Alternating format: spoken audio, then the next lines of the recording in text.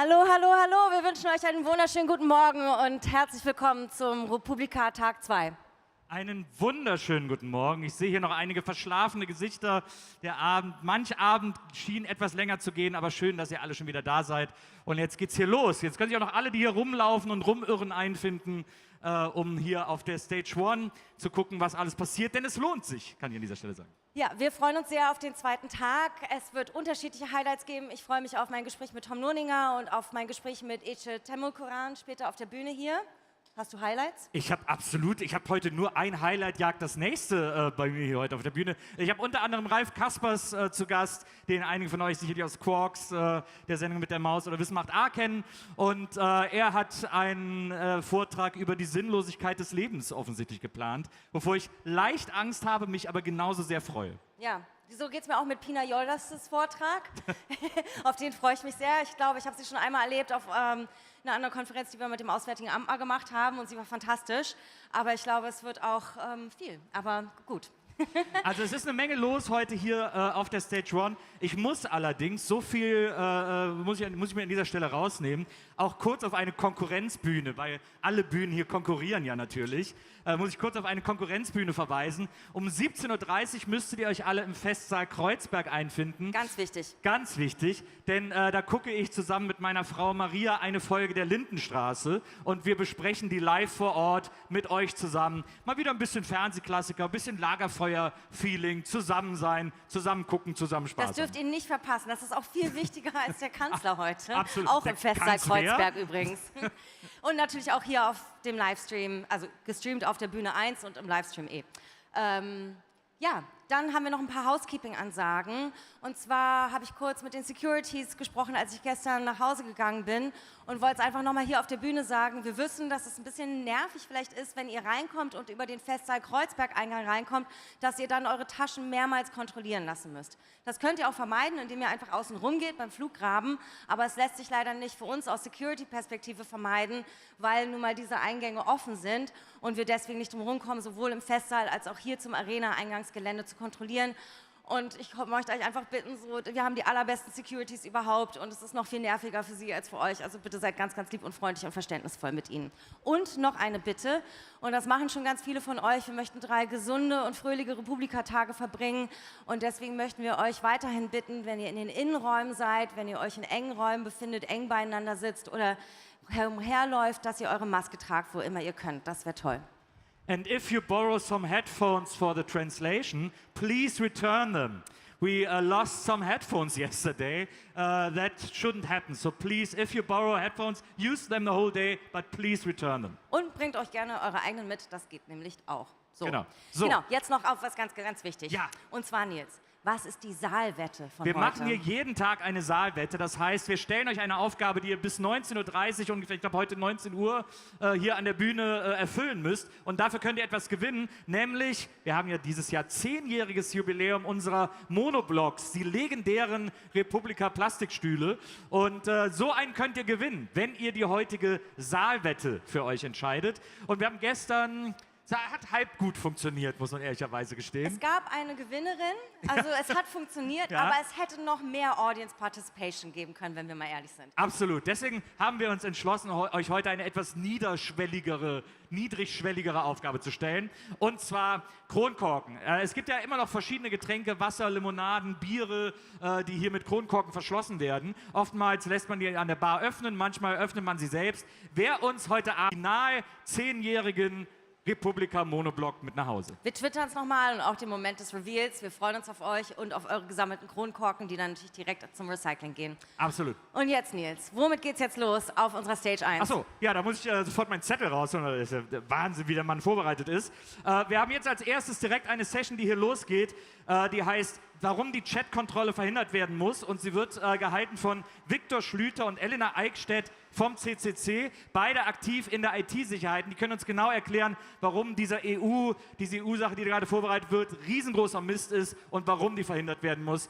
Und ja, das wird sehr interessant. Viel Spaß. Bitte einen sehr großen Applaus.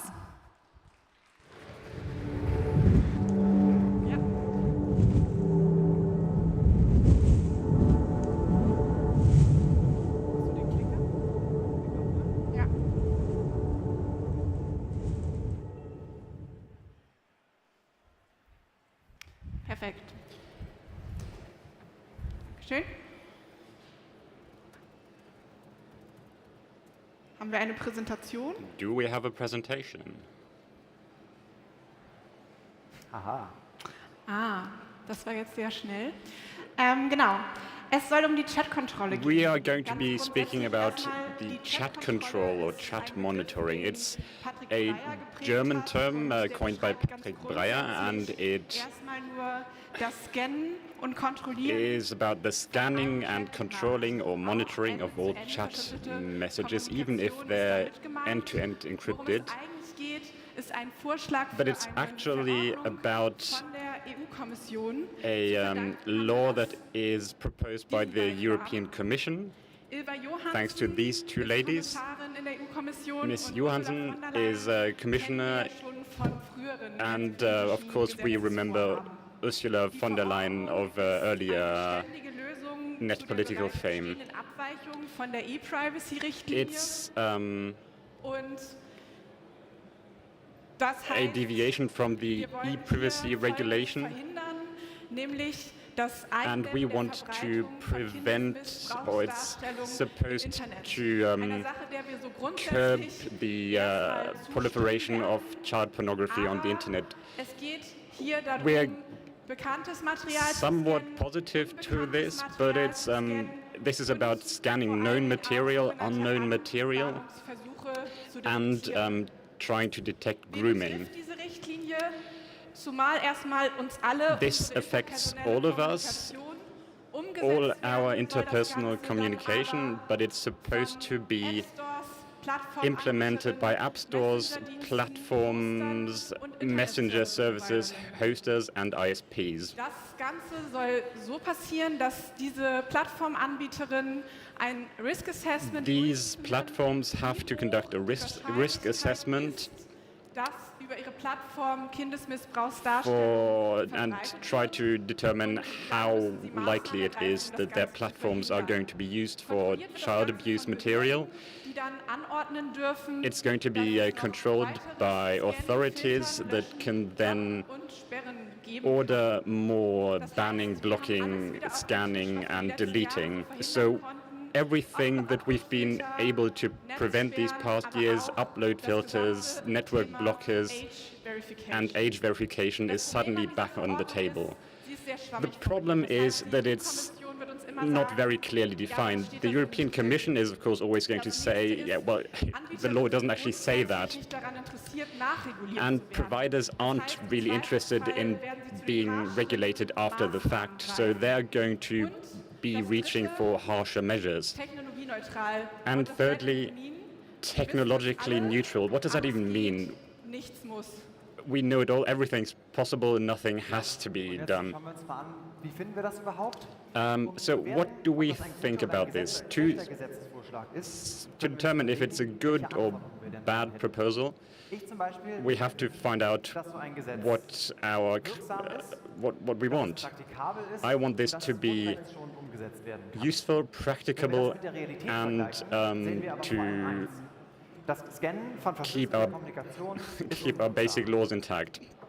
Aus The problem is it doesn't work. dass die Kriminellen From Messenger gar nicht für die the media, we Verbreitung know von that most Kindesmissbrauchsdarstellungen nutzen. people don't use messengers for proliferation of child abuse material.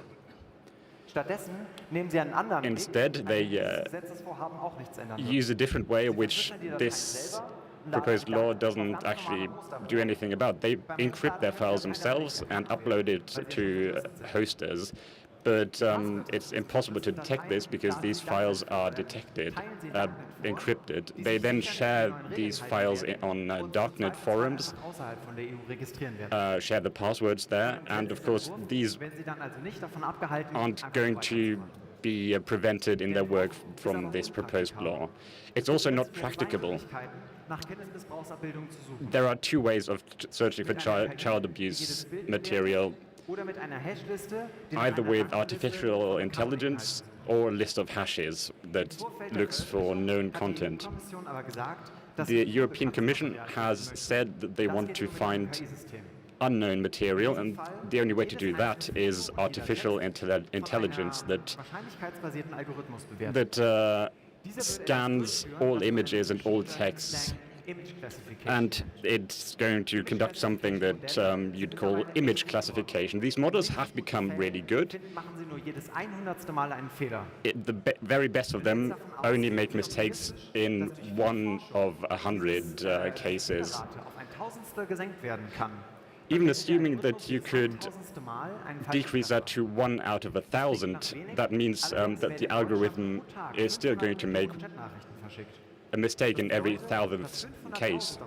That sounds like very little, but it means that it's multiplied by the number of messages. It's still going to be a huge number of messages.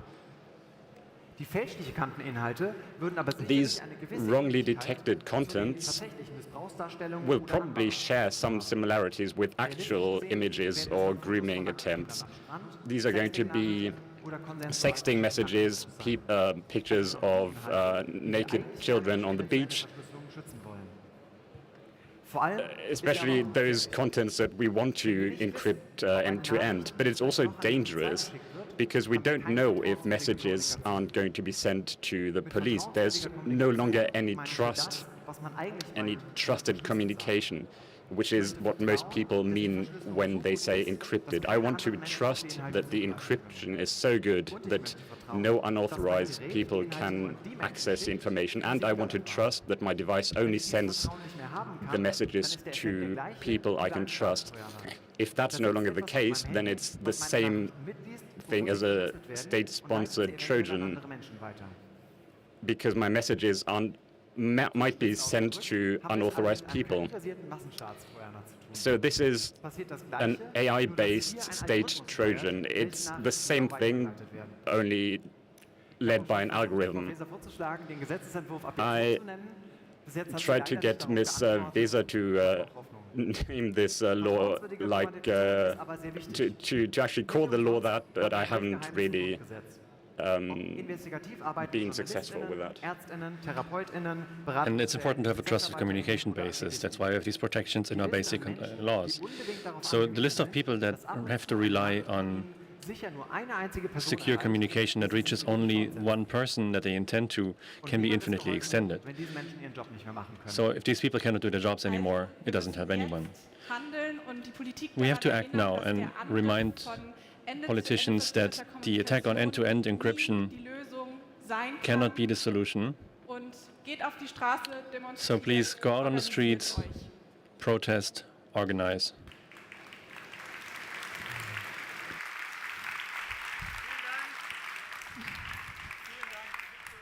Schlüter und Elena Eickstedt, IT-Sicherheitsexperten, die uns nochmal erklärt haben, Victor Schlüter and Elena Eickstedt, IT security experts, who told us why we have to have this discussion once more, that we already had so many times in the past few years. It's interesting that Ursula von der Leyen always plays such a central role in this. Will somebody please explain computers and internet to that woman? We keep coming to our limits here. So wouldn't it be great if somebody, explained to Ursula how we can do these things properly and rightly? Thank you very much for that talk. Now we have a speaker here on stage who brought a fascinating keynote. They said themselves it's the first time in 2 years that they don't talk about Corona.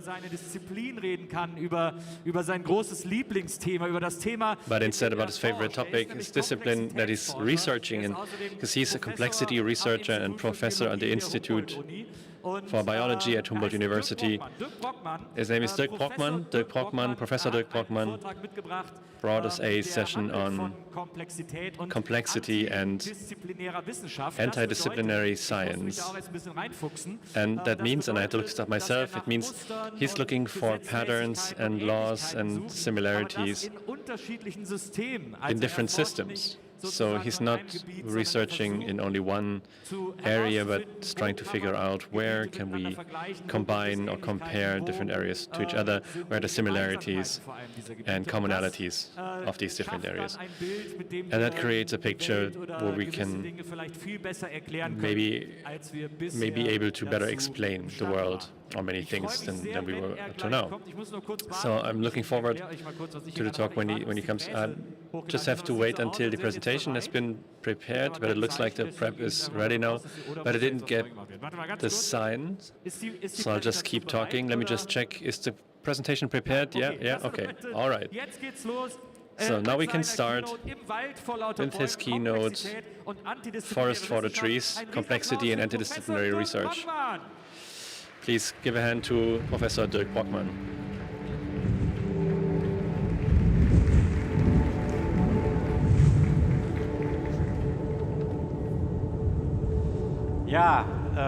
Vielen Dank für die nette. Thank you very much for the very nice introduction. I'm super happy to be here today. And like Niels already mentioned, to finally talk about something different than COVID again. My favorite topic, namely complexity and complexity research. For me, that's a very important topic because I believe it's an area of research that will help us quite a lot to master the crises of today and better understand them. And I want to advertise this area of research a little bit because, especially in Germany, it has not grown as much as, for example, in other countries.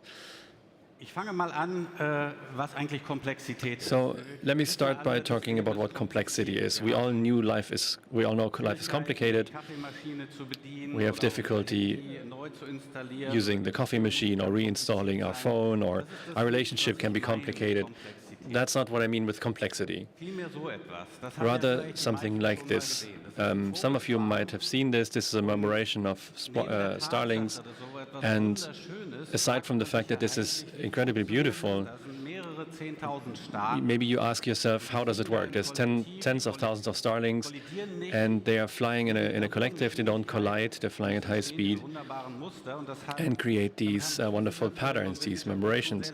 And scientists have researched this for quite a while. In the 1930s, for example, it was so little understood that Edmund Selous, an ornithologist of this time, hypothesized it must be something telepathic.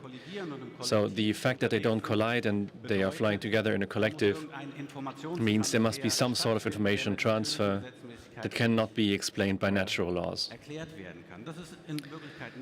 So in reality, it's not telepathy. I will come back to this example soon. Another example is this. This is an experiment that has been repeated many, many times.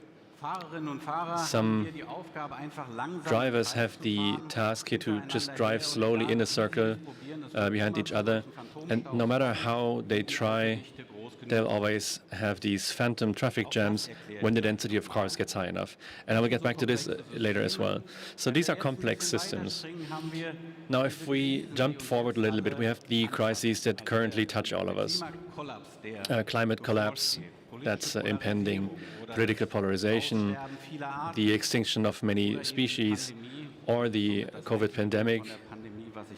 This is the only pandemic-related image that I will show, luckily. And all of these crises cannot be seen as singular phenomena. They are connected. They build a network and influence each other. And looking at it from a bird's eye view, the idea of complexity research is to figure out what the significant elements are so that we may better understand the complete picture. It can be quite hard sometimes because if you take one of these nodes out of the graph, for example, the pandemic, then that is a very complicated thing in itself. You will all remember in the beginning of the pandemic, everybody is talking about the virus. And makes sense, the virus is being passed from person to person. Biologists and virologists were talking. But of course, it's a much larger phenomenon. In particular, it's a phenomenon that's related to us as hosts. And it's a behavioral psychology problem. How the virus spreads, how rapidly it spreads, how it can be slowed down. That is largely influenced by how we behave. And if the virus spreads and case numbers are rising, then our risk assessment, our risk perception plays a role, and that changes how we behave, and that then influences the spread of the disease. And so we have this circular the circular system. And there's also politics in the middle of it, and they might be influential or not. That makes it even more complex. So what can you apply complexity research to? One of my biggest heroes is Stephen Hawking. And in an interview about 20 years ago, he said, when asked what the next science, the next big science for the next millennium will be, he said, I think the next century will be the century of complexity. And everybody was a bit surprised because he was a hardcore physicist and has already seen this on the horizon. And what did he mean with this? So complexity research is a scientific area of research, but one without boundaries. It connects many different traditional areas of research, such as economy, ecology, or ecology and neuroscience, or biology, and all kinds of areas, really. And it does that by trying to find similarities in different areas, similar phenomena, and then try to get to the bottom of that. So just one example, two very different systems. On the left you see a tree and its root system, and everybody knows that. It's a very fractal, very complex image, not just over the earth, above the ground, but also under the ground. And what you see on the right is the shortest path to Rome. So 3 people calculated for each city in Europe how you can get to Rome on the shortest way. And here also you can see this artery-like construct. And if you compare them and see that the structures are similar, you can ask yourself, why is it so? And the answer is very fundamental. And namely, that something as linear as paths on roads can cover a very large area, best. So it's a question how we approach things. In Germany, we really value expertise. We like experts that have a lot of knowledge on a very narrow area of expertise. But now we live in a time where knowledge is in everybody's pocket, on their smartphones, and that means the accumulation of knowledge is not as important anymore because we can look it up anyway if we know how to search.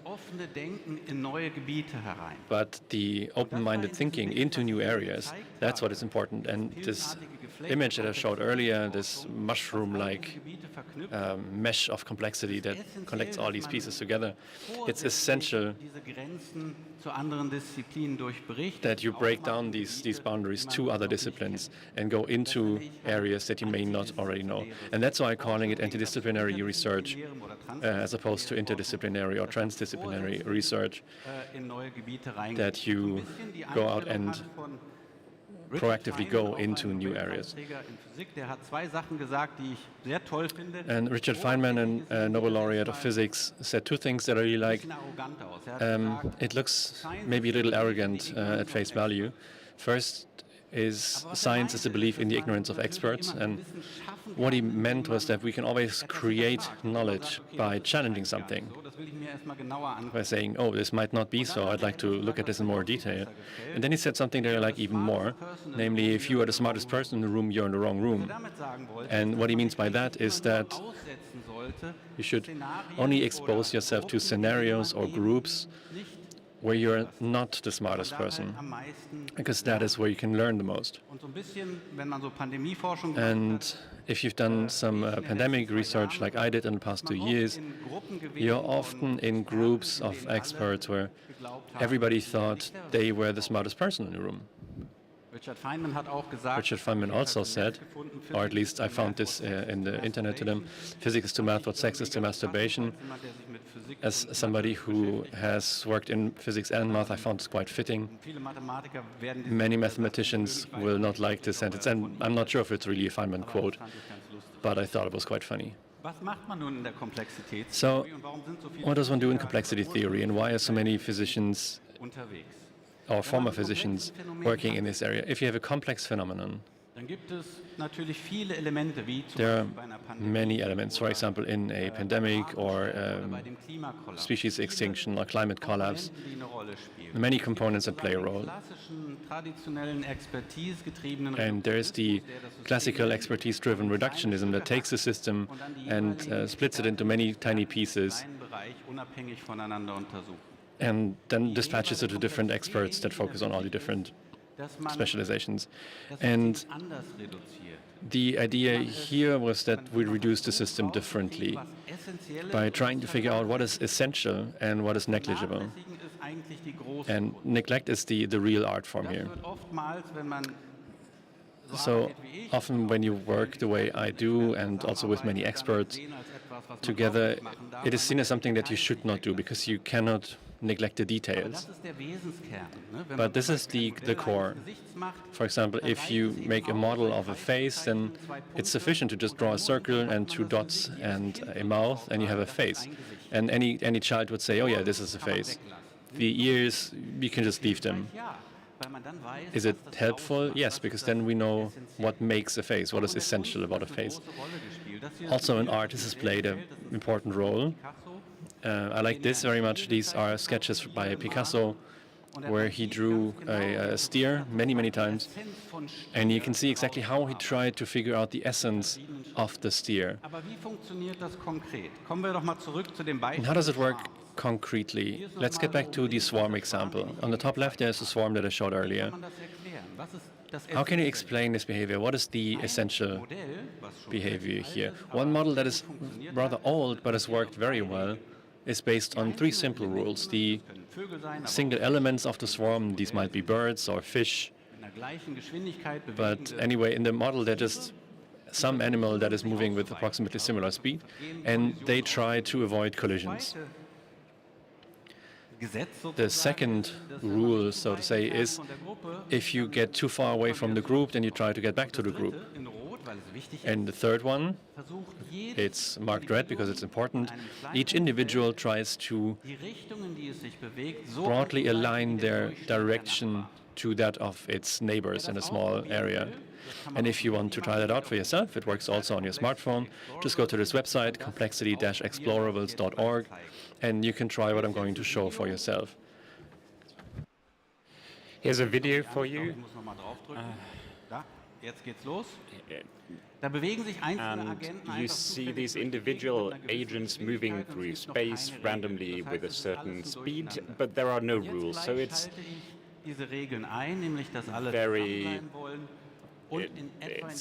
very chaotic, but as soon as I turn on the rules, you see this swarm behavior. It doesn't look like a real swarm yet, but it gets very close.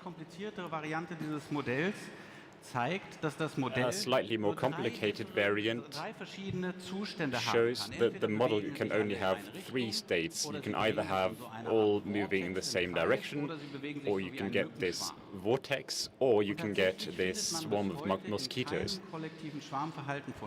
And in fact, we haven't found any different states in nature than these 3. That means that this simple model is a good qualitative description of this swarm model, of swarm behavior. Jens Krause works in Berlin with some colleagues, and he conducted this experiment with humans, some 200.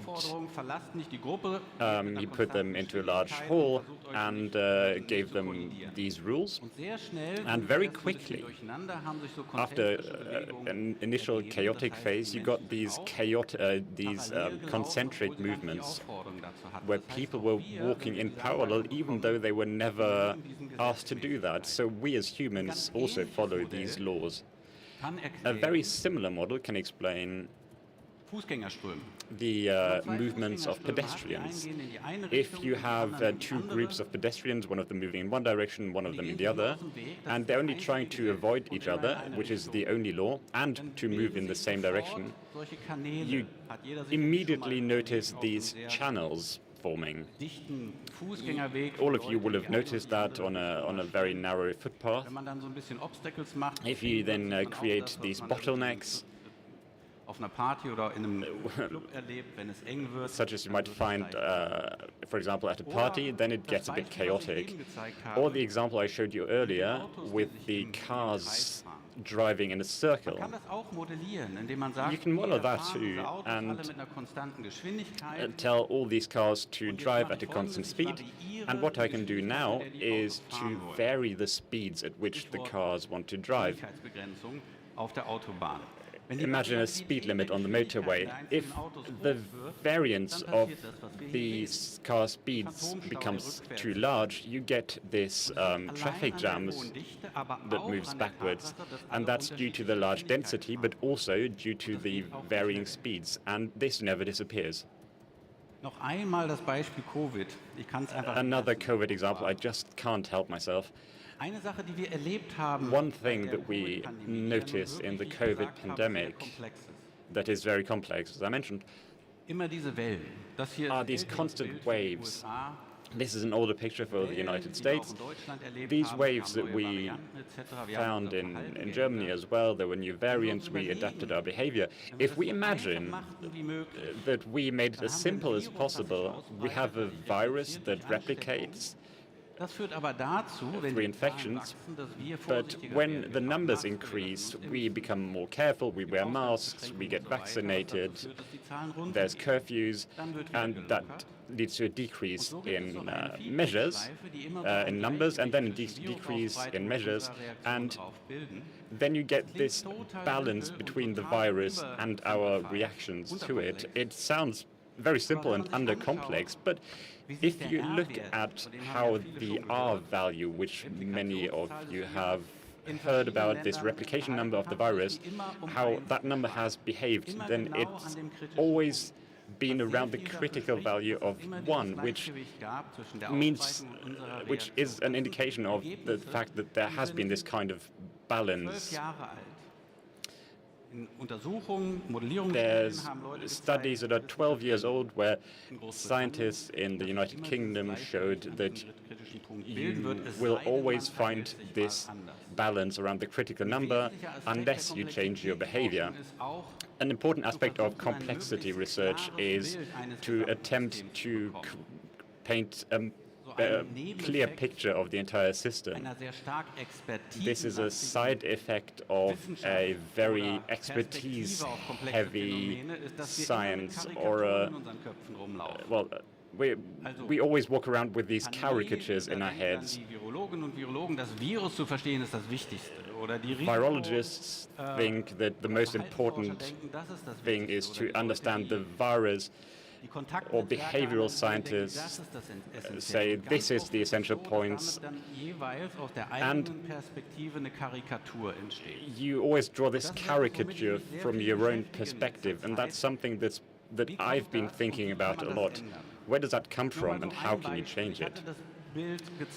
To give you one example, I showed you this picture of the extinction of species. It's a massive problem, but only few people know that the diversity of higher order life forms is only a fraction of the number of microorganisms.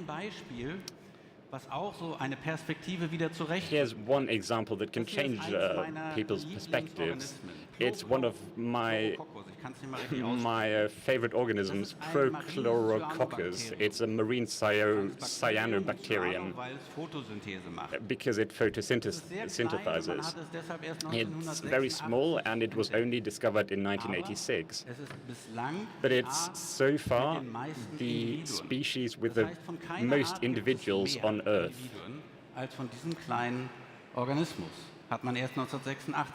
It was only discovered in 1986, though, and this species alone is responsible for 13 to 46% of oxygen in the atmosphere. So if this thing disappears, we are finished. And that's the kind of thing that you don't normally think about, and that can change your perspective. Here's another perspective for you. Bacteria and viruses are bad, aren't they? The pandemic helped that. When we think bacteria and viruses, we think bad. It infects people, it gives us diseases, and this has been hammered into our brains for the past 200 years since Robert Koch. But if you look at the number of bacteria that are actually pathogenic, so that actually cause diseases, it's only a fraction of them. Most of them don't cause diseases, and a huge number of them keep us healthy. Another element that's always in people's heads is competition and conflict. And this idea that evolution and innovation happens through competition and conflict and growth. This goes all the way back to Darwin. The phrase survival of the fittest came from Spencer, though. He took Darwin's theory and brought it to society and was responsible of social Darwinism. As an aside, back in those days, there were a lot of scientists in mostly the UK, also in Germany, who thought that was a clever idea and lay the foundation, the scientific foundation for imperialism and also the Third Reich. And it's still in our heads. When we watch nature documentary where a crocodile eats the gnu and resources are scarce and the one who's best at fighting is going to survive, those are important elements, but something is changing. For the past about 20 years, mainly triggered through new technologies, metagenome studies, we discovered that especially microorganisms are hugely important to our survival. Everybody knows what the microbiome is, which is colonized by thousands of bacteria. They influence our behavior. They're important to our health. Looking at me, I consist of as many bacterial cells as I do of human cells, so I'm not really a human at all because I'm half bacteria. And for the past 20 to 50 years, we developed this concept of a holobionte that says that we are a collective of various species working together. And it's not just that we are dependent on our microbiome. There is no animal, no fungus, and no plant on this planet that doesn't live in a cooperative, symbiotic relationship with microorganisms. That's never existed either. It's a generic concept of nature. And what we are only now discovering and finding more and more evidence is that innovation and evolution happens not just through small changes, but also we get these massive boosts through new connections that are created, new links. Lynn Margulis, one of my idols, an evolutionary biologist, saw this coming in the 1970s. She said, and I love this phrase, life did not take over the world by combat, but by networking. In his entire career, she only researched these subjects, and she was responsible for the discovery of endosymbiogenesis. It's a long word. A quick biology lesson for you. This is what cells of plants, animals, and fungi look like. They're very complex. In biology, you got these crazy terms thrown at you. These cells are very complex. Bacteria are much simpler. They don't have this kind of complex structure. And Lynn said, okay, this complexity, which has existed for about 1.5 billion years,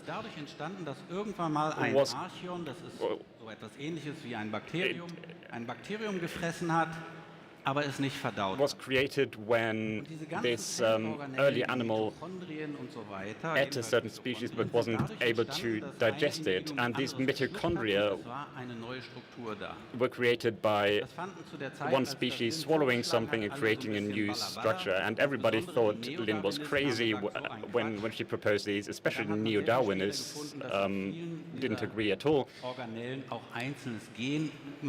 And eventually we discovered that many of these contain gene material that proved her theory.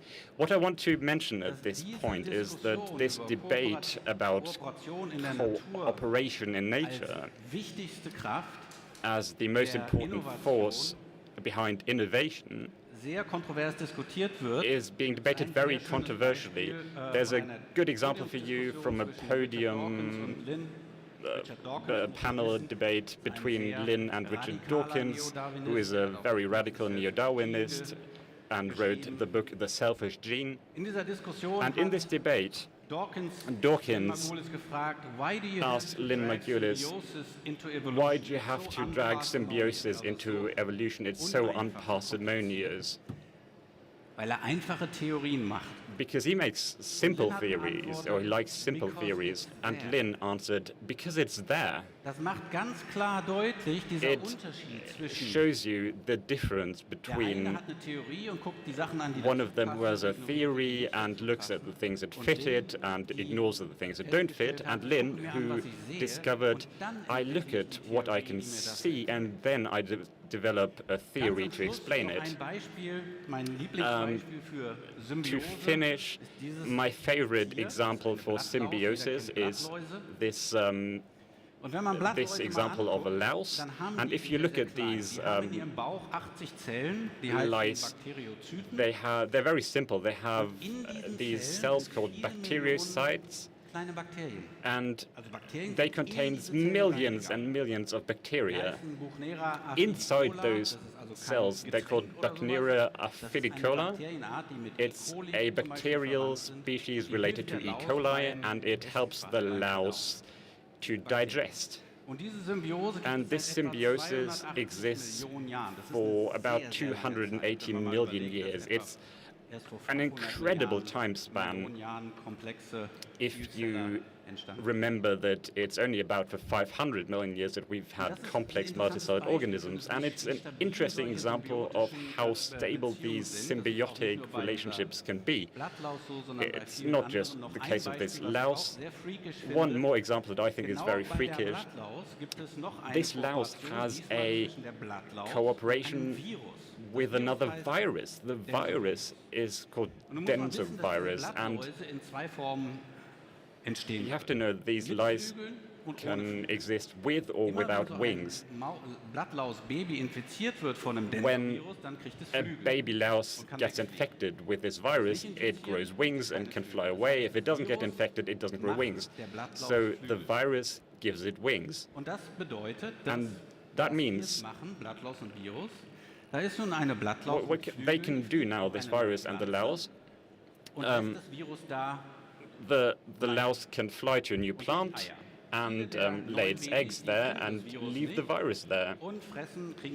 Many of the babies aren't going to discover this virus, aren't going to get wings, but when the first babies do get infected, they grow wings and spread the virus further. So this symbiosis between the two mean that the lice are going to spend a certain amount of time on a plant until it gets overcrowded, and they're going to fly away to the next plant.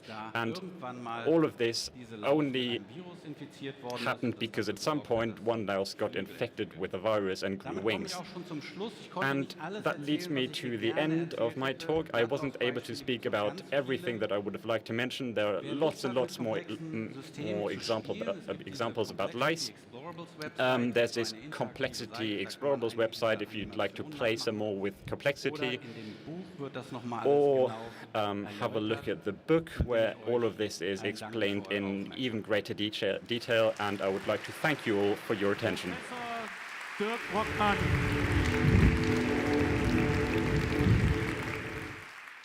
Dirk, komm gerne zu mir, sei mein Gast. Schön, dass du da bist. Das war ein sehr, sehr faszinierender Vortrag. Ich hole mal noch jemand dazu, damit wir hier die Runde erweitern, denn wenn ich schon einen Komplexitäts... Thank you. I'm going to take somebody else up on stage here, because if I have a complexity researcher on stage here, I would also like to have an expert that helps us to simplify complex things. And you all know her from her column Pies of Truth, Torten der Wahrheit, and der Podcast Fix und 40. Here is Katja Berlin. Hallo, komm zu uns. Hallo. Hey, join us. Hi. So, das ist doch eine großartigere Runde, kann man sich gar nicht vorstellen. Couldn't imagine a better round up here. So, Dirk, maybe let's talk about your talk first. You showed us how complexity research works and what some of the key facts of this area of research are. I thought it was pretty fascinating when you had this graphic that showed complexity in the center, and then out of these disciplines around that flow into each other and affect each other and work together. Towards the end, you spoke a lot about symbiosis, the aphid that gets wings from a virus. So the question is, what's next after symbiosis? What can we expect next from symbiosis? Or to get to the core of our question, will we also get wings? Yeah, in a certain way this might happen. I touched on this, that a lot of the way we think in the natural sciences, in the social sciences, but also in society,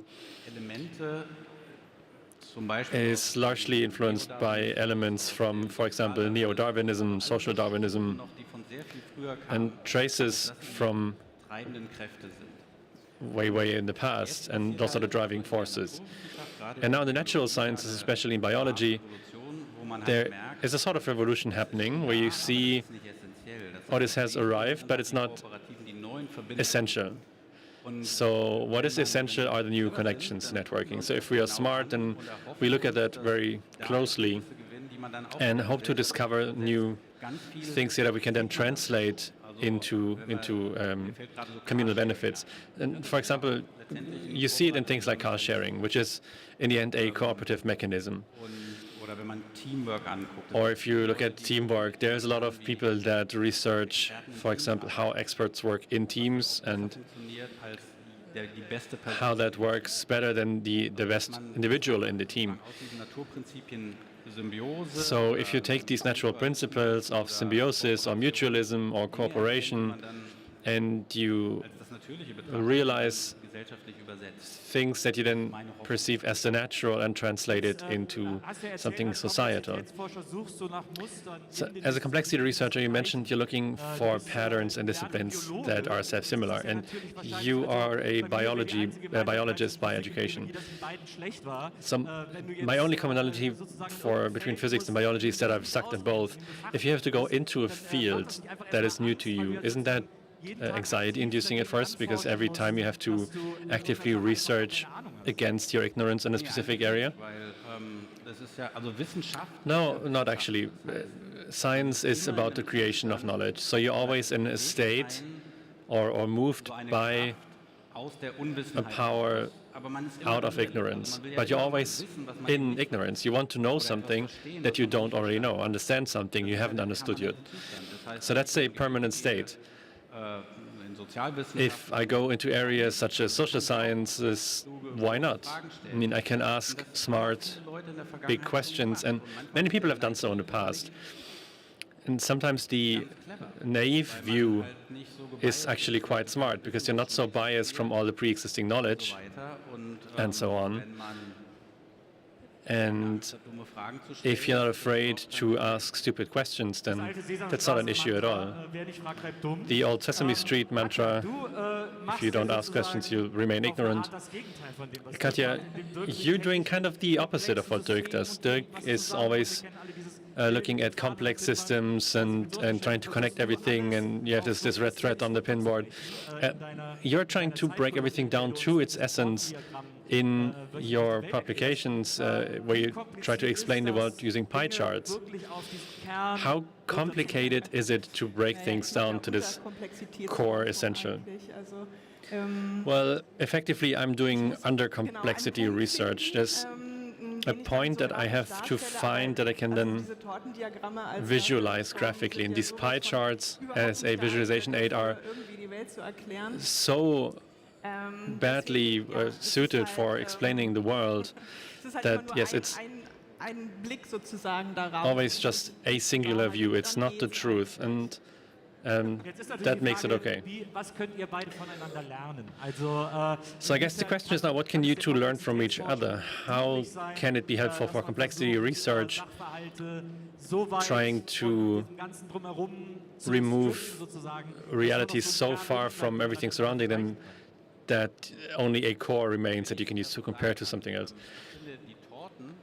So, if I may comment on this, I think these pies of truth are exactly the essence of complexity research.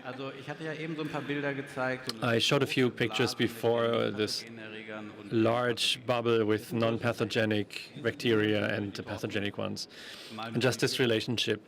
And this is very similar to what motivates the pie charts. You compare two numbers, but in our heads, the relationships are often wrong. The pie charts are important because they visualize very clearly this much versus this little. And I have to get back to the COVID pandemic again. Lots of people said, oh, you know, we've handled this pretty well, but now we have 2,500 deaths per million inhabitants, and Japan, for example, has less by a factor of 50. And, you know, that's a factor of 50. It's like going for a walk versus flying on a jumbo jet. So that's the kind of relation we're talking about here. And that works very well in the pie charts because it shows relations. And that is just a fact you show, but we always have these caricatures in our head. So when I hear somebody like Dirk has to get into all of these different fields of research to find patterns and then compare them, how is it when you create the pie charts? Do you have to spend a lot of time researching these facts to then figure out how you can simplify them down? Or is it a similar approach? No, they always look very small, but I actually spend a lot of work on them. So the biggest part of the process is reading and understanding and thinking. And then I think for me it's often the way that I look at the narratives around the topic.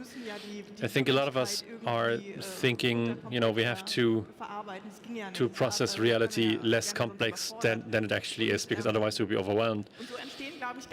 And I think that's how often narratives are created, or perspectives that are just accepted as given.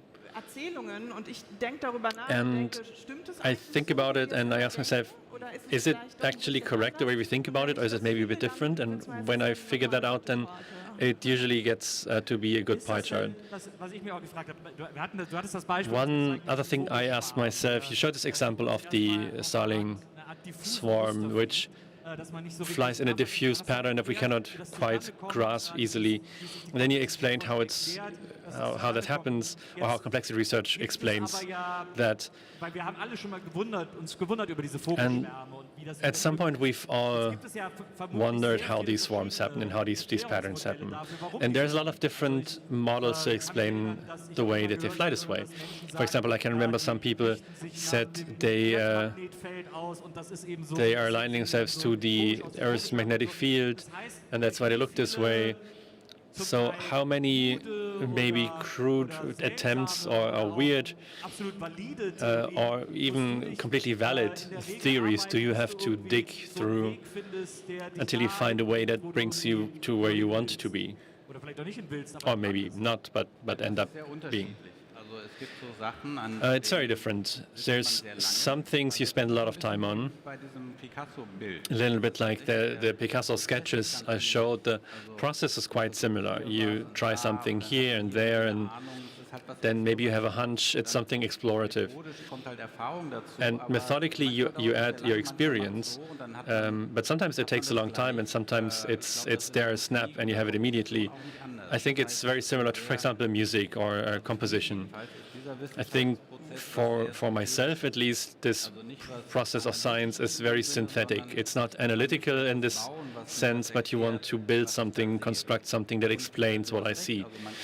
And you're completely right. Sometimes there's this model, and they're competing with each other, and some of them might be a bit more stable or less stable, and sometimes things crystallize out that let you make very stable forecasts or predictions or conclusions. And do you have to sometimes go into your own research and challenge that? Oh yeah, all the time. That sounds exhausting. Yeah, a little bit, but it's like wandering through the jungle. It can be quite exciting, and sometimes you get stung, and some things are maybe a bit less comfortable. And I have to fight a lot against my own exhaustion, but yeah, we all do. So there's ups and downs. Vielen Dank, lieber Dirk, dass du heute bei uns warst. Thank you very much, Dirk, for being here today and giving us a bit of an insight into how your research works. You will also be signing your book here soon. We've seen the title before, Forest for the Trees.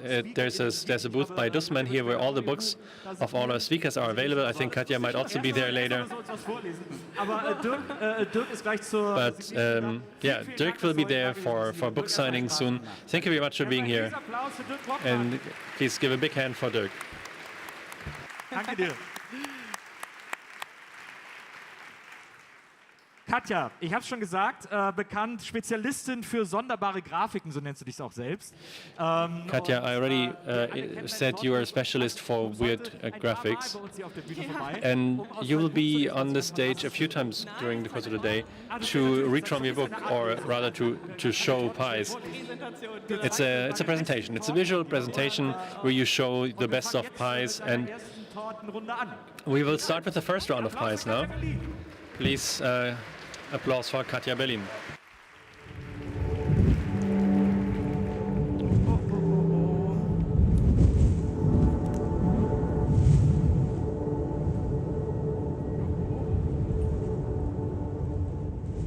So,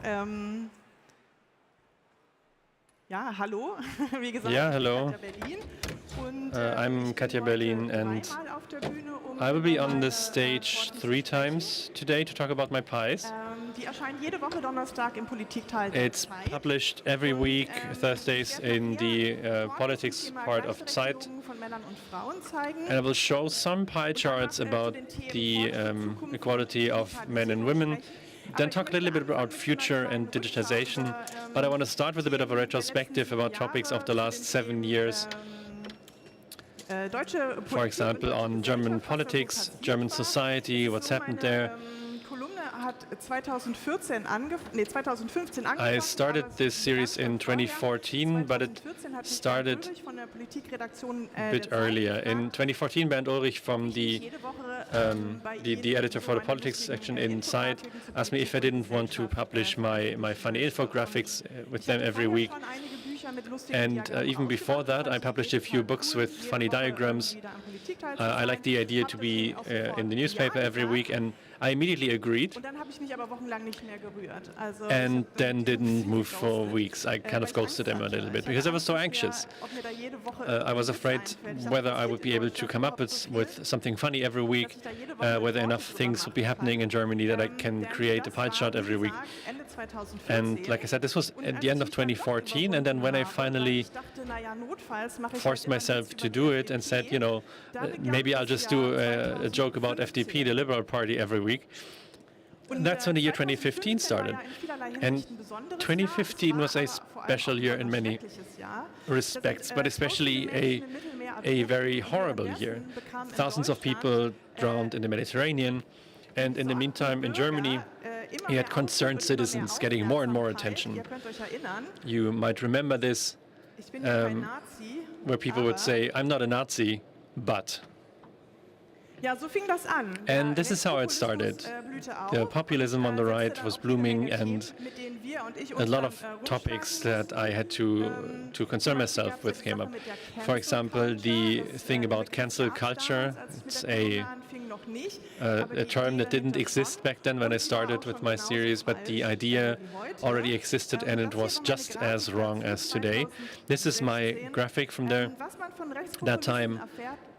What right-wing populists say, where right-wing populists say that they cannot say anything anymore in online media, in newspapers, in talk shows, in books, in magazines, in conferences, in public fora, on the radio, and in public demonstrations.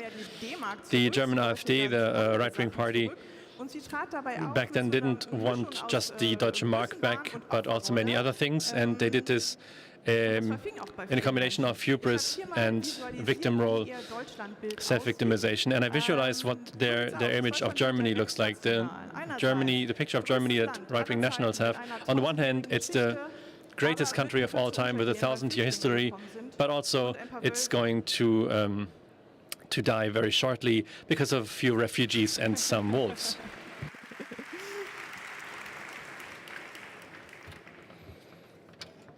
And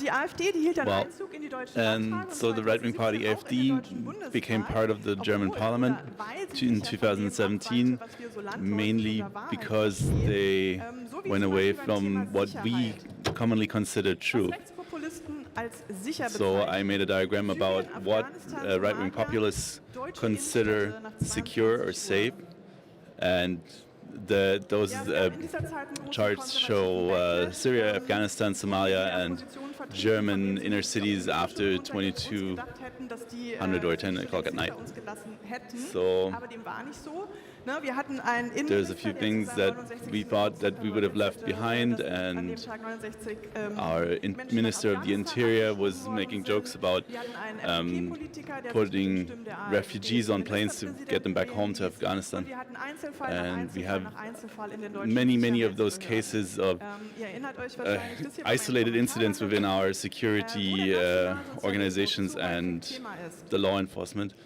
And thus I made a topic about where National Socialism is a topic way too much, and the colors show in school, in university, and in police chats. But yes, also the middle, or what they consider the center, the political center, was subject to my video. So this shows what conservatives are mostly annoyed at. It used to be immoral people and other things, and today it is moral people instead, and very little others. But they also have an inclination for denial. If something looks like racism, sounds like racism, and feels like racism, then it must be either our chancellor's fault, a misunderstanding, an invention of the press, a legitimate worry, a distraction from left-wing or far-left violence, or basically someone calling you a Nazi. Also, another topic that they were really worried about is the gendered language. There was no TV program without gendered namings or phrases. To summarize it, it looks like this. Who brings up the topic of gender or gendered language? It's the feminists, or the conservatives, all in different forms of gender. For this topic, scientific results or something like this didn't play in a very big role. It's less about how language is being interpreted and what that does with you as a human. It's more about how you feel about this problem. German words where readability is supposedly a problem. So this is a very long, complicated German words, and then the gendered word for citizens. Well, even without Donald Trump in Germany, fake news are a really important topic for us, and they have a big impact on political happenings, but also on people.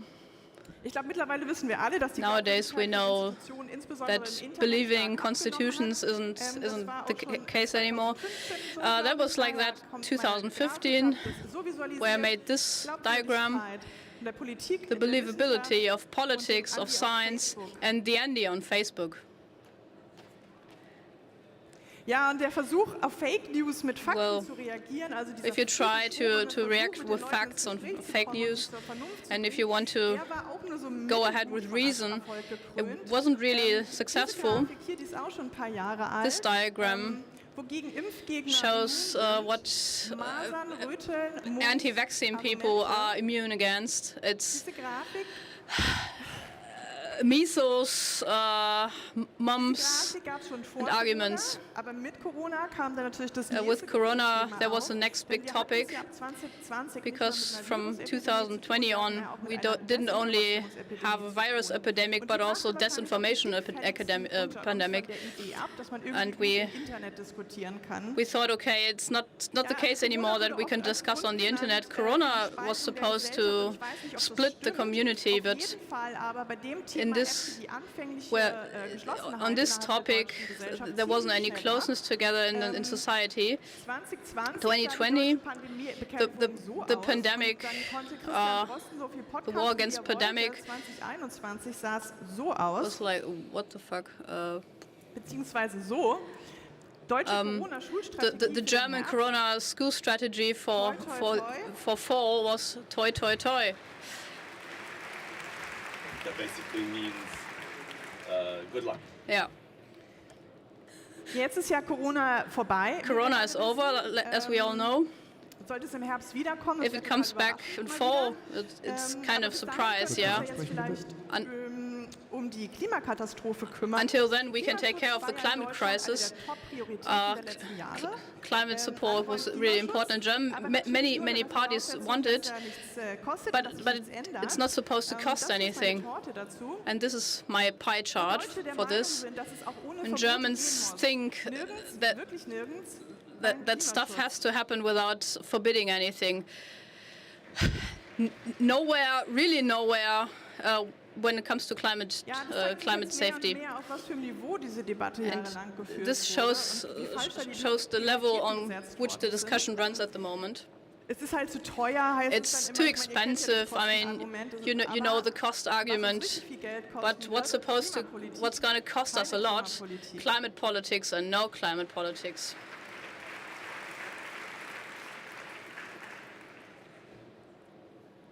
Ja, also das Kostenargument zieht nicht mehr richtig. The cost argument isn't there anymore. It's even about more than just money.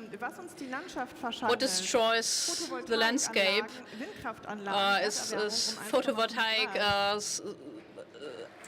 wind energy systems and the climate change to 1.5 degrees. And the war in Ukraine shows what's wrong with this, with the world at the moment. It doesn't look like it that I'm out of topics soon, but I can still count on the FDP. It's the base of the liberal. Yeah. Vielen Dank. Heute noch zweimal bei uns hier auf der Bühne 1 zu sehen im Laufe Okay, there's two more of these today on this stage. She will show you more of her pies and her pie charts in order to explain the world to you. The next speaker on this stage is, he was a guest on my podcast. It was a bit of a surprising talk because we were thinking we were going to talk about this and that, but it was very interesting, and then it got dark pretty quickly. And he's someone who's not, he's has a very sober view on reality, and sagen wir mal, belustigt. He's also kind of bemused by what is happening. So that's why his talk today is called Everything is Pointless. And this is also the sentiment that he gave us during his podcast. But I still enjoyed it and I went out of it happy. And mit einer sehr positiven Grundhaltung und einer sehr hoffnungsfrohen Stimmung vermitteln kann. he's also in a very optimistic mood that he will show us today. Otherwise we wouldn't put him in front of our children. He's also moderating a children's show with the mouse in the German public broadcast. But he also has other shows that also target a more mature audience. He has a lot of expertise in communicating facts in a way that everybody understands them. I'm now waiting for his speech to be ready. Should be any moment now. But it's not done yet, apparently. Soll ich jetzt einfach schon ansagen? Ja, komm zu mir. Shall I introduce you now? Come to me. Okay, this is Ralph Kaspers.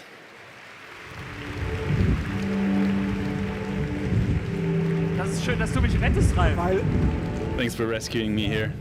Jetzt müssen wir dein Intro abwarten. Okay, now we have to wait for the intro. Aber schön, dass du mich so rettest. Thanks for saving me. That's how you treat each other as moderators. Passiert das oft, dass die Leute denken, Does it also happen to you a lot that people talk to you and that you can just chit-chat and you're surprised that you start with a deeper complexity? Actually, for me, it is the other way around. Everybody expects that I'm deep and knowledgeable, but since I don't have a clue of anything, it just stays shallow and superficial. Okay, so I'm really curious to know what you're going to tell us today. So you have the stage. Ralph Kaspers, everybody.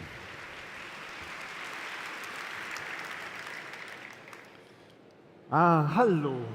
Hello, good morning. Ich freue mich sehr, dass ihr hier zum Very nice that you all came here to the most pointless talk at the Republica. If you still doubt whether you're in the right place, you're here. Und das läuft alles And gerade woanders. this is all going on somewhere else. Es gibt nichts Schöneres als ein There's bisschen FOBO am nothing better than FOBO, the fear of better Warte noch, options. bis die ersten aufstehen und gehen, damit die Unruhe I'm weg waiting ist, aber for trotzdem the people to get up and leave so that we have a little more quiet ist ja here. so. Gerade wenn man sich so ein Programm anschaut, vor allem The wenn way man it is, selbst if you einen Vortrag halten look at oder a Konferenzen, die können program like this, einschüchternd sein. these kinds of conferences can be very intimidating. There's a lot of people who are very creative, who are very intelligent, that say smart things, and in general are very impressive. Ich nehme genau diesen And I was thinking, Beeindrucken mal raus. I want to take this pressure to impress Was Aufbauendes. and just do something positive, uplifting. Everything is pointless. Ich weiß, dass mit allem, was I zurzeit know los ist, also that with everything that's going on at the moment, like Ukraine and Corona and klingt das nicht unbedingt wie eine gute the Nachricht, climate crisis, vor this allem doesn't nicht sound etwas, like a was very die good news. Situation auf der Welt irgendwie besser machen würde. Aber Especially trotzdem, it's nothing that will improve any of the situations in the world. But also there's something positive to be had within this pointlessness that I promise. über Sartre I reden werde. promise also not to talk about Sartre, even though it would be very on Ich kann topic, das mit den Augen auch gut machen. Achtung. but I can prove it because I can actually do the thing with my eyes as well. Danke. Und ich werde auch nicht über Nietzsche I sprechen. also won't talk about Nietzsche either, Sinnlosigkeit who beschäftigte. also dealt a lot with Aber pointlessness. ich werde ein bisschen But I Shakespeare will einstreuen, sprinkle in a little bit of weil Shakespeare und because außerdem macht sich Shakespeare beer. immer gut. Bevor ich And aber besides that, zu Shakespeare komme always und, is great. Was er zur But before I get to Sinnlosigkeit Shakespeare and what he has to say about erzähle ich erst mal ein bisschen futility, was von mir. let me tell you a bit Mein about Name ist myself. My name is Mein Ralph, Lieblingsfilm ist Groundhog Day. and my favorite movie is Und Groundhog Day. spätestens seitdem ich 15 bin, versuche And ich, ever in since I was allem einen 15, tieferen Sinn zu I entdecken. tried to discover hidden Überall messages versteckte within Nachrichten zu everything entdecken, and a deeper an meaning mich gerichtet sind. that are Ich like weiß, messages das that war are deshalb so directed genau, at me. weil mein And Vater I know gestorben this ist, so als ich well 15 because my war. father died when I was Das ist so 15. ein Ereignis, And ja, this is an event that da fragt man sich natürlich, warum? you're asking yourself Was ist der Sinn why. dahinter? What is the Was ist meaning überhaupt der behind Sinn von everything? allem? What is the point of this? Und And I thought he's not really dead. He's just in the underground and sending me messages so we can meet in a conspirative way. This was probably just my way of grieving for him. Is something missing? Ein Brummen auf dem Ton. All right, the sound is a little off. Must be my voice. Inzwischen bin ich mir ziemlich sicher, dass tot ist. By now I'm pretty sure he's dead actually, but there are still signs and hints directed at me and I still find them. And I brought you an example so you know what I mean. This Joker card I found on the sidewalk and I had the feeling that someone left it for me to give me a message. Mainly, it is the best card in every game because it can take any kind of value or the place of any other card. It's the wild card. And a few weeks ago I found another one of those and this was a clear message to me, totally you. This was a message I got from cashiers at the supermarket. And this shows me that I'm more than a cappuccino and a muffin that I just bought. But when you start with it once, it basically is like a radio that you put onto one frequency and you get all sorts of messages that are directed to you. Like this license plate. This Vespa is from the place called Borken and it has the sign BOR and the K and 514 where 5 is the fifth letter in the alphabet is an E and 14 is an N, so it's Borken. So this is another one that I saw it when I went back home from the studio and it also said true. And I had to laugh when I saw which song was playing at that moment. It was Big Lie by Joyce Manor. So what is the universe trying to tell me with this? And just yesterday when I finished up the presentation, I noticed something else. I don't know if you can see it, but my telephone was charged for 78%, and this is also the number on the license plate. So it's really funny, actually. While I'm on the subject of music, and 2 years ago in May, Bad Vacation from Liza Ann came out. Often, when I hear songs for the first time and I have time, I read the lyrics. And in Bummer Days, it was the same. At first I thought, okay, the lyrics were typed out really sloppy, some letters were written in capital in between. And I know it when I'm typing really quickly, because the deadline was like last week. It happens to me that I have problems getting the letters right. But I didn't have anything better to do, but, well, I had a deadline in front of me. But I got the idea of, okay, let's see if these letters make any sense. And I wrote them down, and it was T-R-Y. Ah, that's a promising start. And in the end, I had the sentence, try, mess up, forgive yourself, try again. I thought that was so nice that someone actually bothered to hide a message. So I tweeted this photo to Liza Ann, and I really got a reply back. Und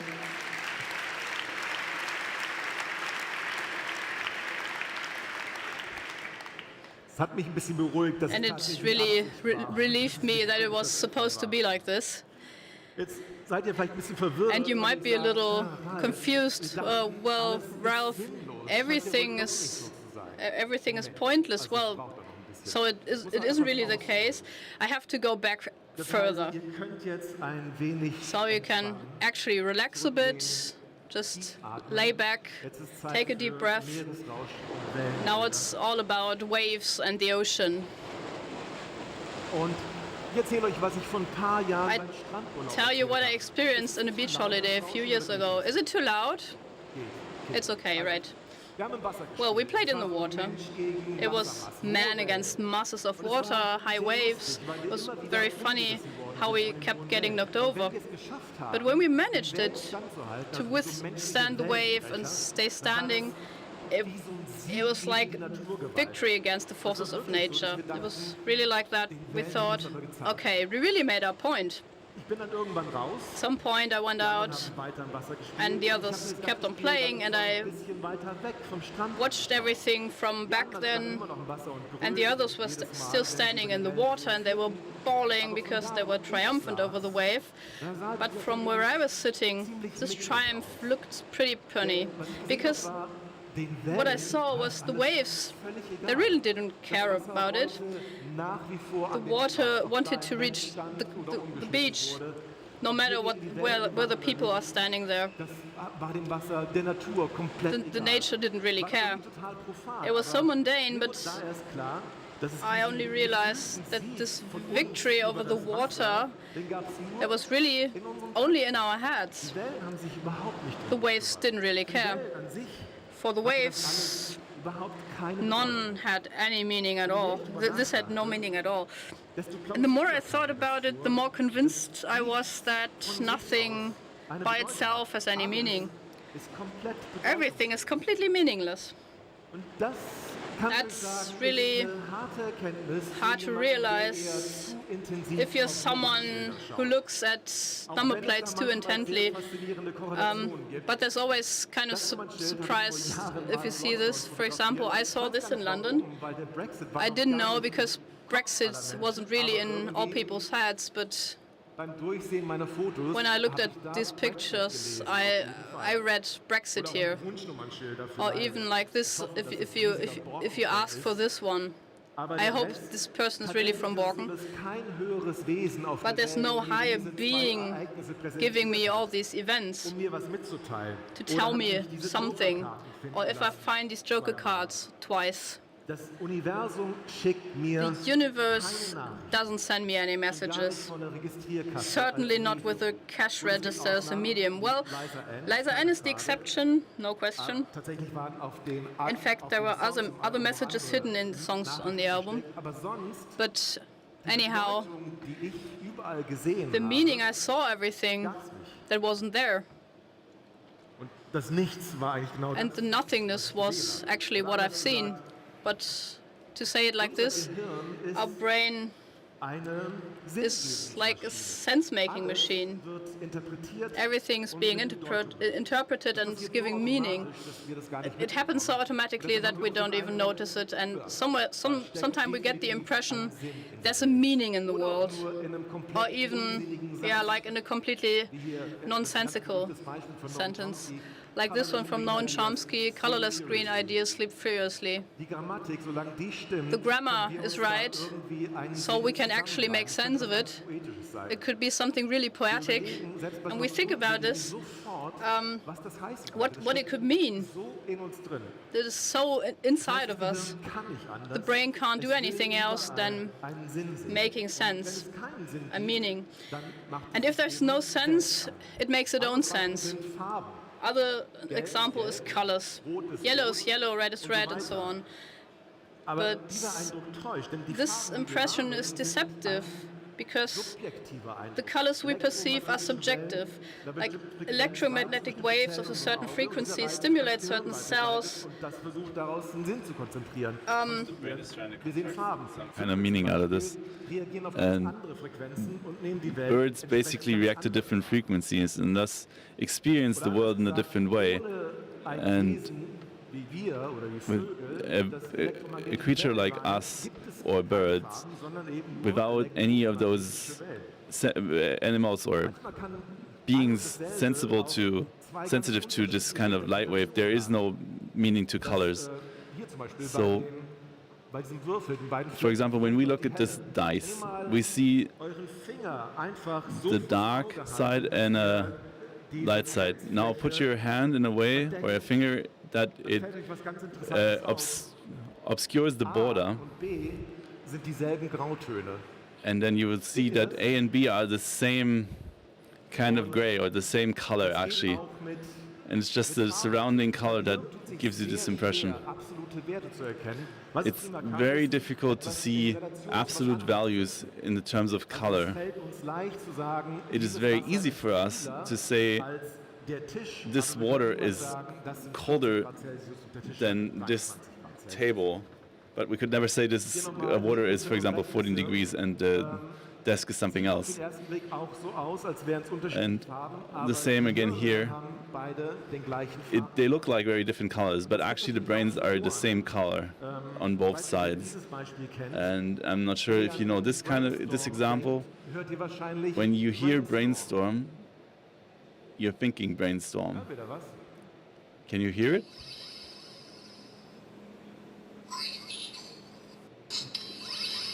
Bisschen schwierig, aber it's a little difficult, but brainstorm.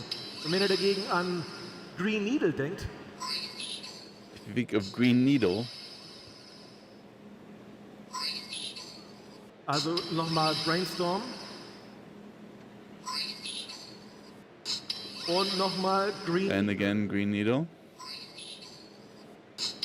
Kann sein, dass es nicht ganz so deutlich ist, weil es natürlich auch immer noch. It can be, it's possible that it's not as clear. Tatsächlich an eurem Ohr rankommen. Das heißt, it depends on which kind of frequencies reach your ear first, mainly the position of the speakers.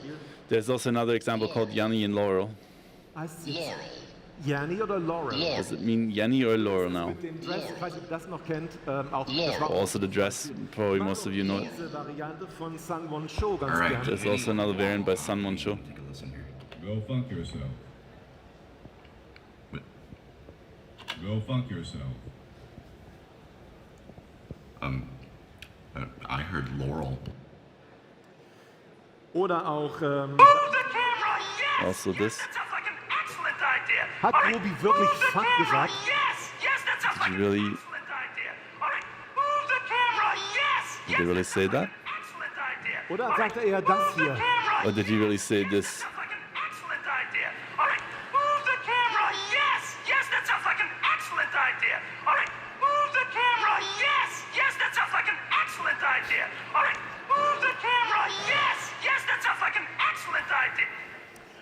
Also, unser Gehirn nutzt alles. Our brain uses any kind of information it can get to create something out of the perceptions it gets.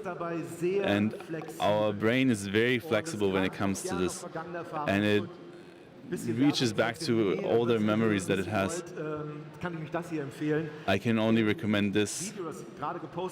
The video I just showed, it explains something, or it explains what science knows about this topic. And it's very hard to grasp. So let me get to a conclusion. In nature, nothing has the meaning that we see in it. And we give everything around us a meaning. If I look at this sticker that I saw in Cologne, you don't see the world as it is, you see it as you are. We react with an interpretation of the events that happen to us. And to say it with Shakespeare, Shakespeare said, why then tis none to you, for there is nothing either good or bad, but thinking makes it so. It's Hamlet. And I always have to think back to the binary system. Have you ever tried counting on your hands in the binary system? It works quite easily. Just relax a little bit, stretch your hand, put up your right hand, take a look at it, fold your fingers. The way it works is the thumb counts 1. In binary system, the thumb is 1. The index finger is the double of the thumb. The middle finger is double the index finger. The ring finger is double of the middle finger, and the pinky is double the ring finger, so 16. So if you count binary, 1, because the thumb is 1, the thumb back in is 2 with the index stretched out. That's 3 because this is 2 plus 1. 4 is the middle finger. And this 4, it can be interpreted quite differently when you take, for example, some parents or... But it means exactly the same thing can have very different meanings to different people, and you can interpret it this way or another. And then this is 5, because it's 4 plus 1, then this is 6, 7, 8, 9, 10. You can try. It's if you're bored. Thank you. Übrigens habe ich das letztens der Süddeutschen erzählt. And I did this counting example in a German newspaper. This is not 3, this is 5, because it's 4 plus 1. So back, everything is pointless. Our brain is a sense-making machine, I want to call it. I want to try to remember as much as I can that events don't have a preordained meaning. It doesn't mean that I give this or that I give it value or meaning. It makes my life easier because I can decide what I want to think about something. I can try to change my own mind and lead my thoughts where they should go into a more positive meaning than a negative one. And this freedom, this decision to be free is very empowering. And it's not something that the universe or life tells you, but it also means that the search for meaning, for example, for the death of my father, or the meaning of life, is just completely pointless because there is no point. There is no meaning. If there is no meaning, but I am free to give my life any meaning I want, then I'm completely free. So my thoughts shape my reality, and it can be fun. I can make my work fun. Even if I create fun, then others can have fun watching me. So put it another way, if I have fun, if I enjoy what I do, then there's at least one person who got something out of it. So that's why I really enjoy the movie Groundhog Day. It's, yeah, he gave the German name of the movie. If you don't know it, Bill Murray plays an arrogant TV anchor who ends up in the small town of Punxsutawney, where he has to report on the annual Groundhog Day, and he really hates it. He does a very poor job of moderating the program, but because of a snowstorm, he cannot leave the town and wakes up the next morning, and it starts all over again at the same time. And he has to relive the same day over and over again. And he's kind of caught in a time loop, and he's stuck on the 2nd of February, so this is 4 again. And the interesting thing about the movie is, even though everything is pointless and nothing has consequence and meaning, over the course of the movie, he came to the realization that he actually wants to self-improve and that he's on a path to become better. The pointlessness enabled him to become a better person. Even if nothing has meaning, he wants to be better. Phil is a symbol for Nietzsche's idea, because he relives the same day every day, and this is something that we sometimes feel like we do as well. This is one of my favorite scenes in the movie. It's a key moment. The guy with the hat. He also is called Ralph. So he relives the same day over and over. And it feels a little bit like Sisyphus, who has to push up a rock up a mountain forever and ever. And this inevitability of pushing up the rock, you can still try and help others. You can take a stop on the mountain and enjoy the view. And the anchor here, Bill Murray, said, "I do the weather," and then it's kind of ironic that he's stuck there because of the weather. And the same way, I will also create my own weather, my own summer and my own winter. We are a tiny speck in the universe. And how Sartre said, there is no meaning ordained to us by God or the universe. We can create our own meaning.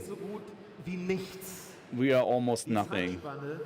The amount of time that we exist in is infinitely small, especially compared to the time that we don't exist. And thus, we can only be great, we can only be generous. But it's always important to remember with everything that you do, to be kind, to be nice. Das war mir doch noch wichtig.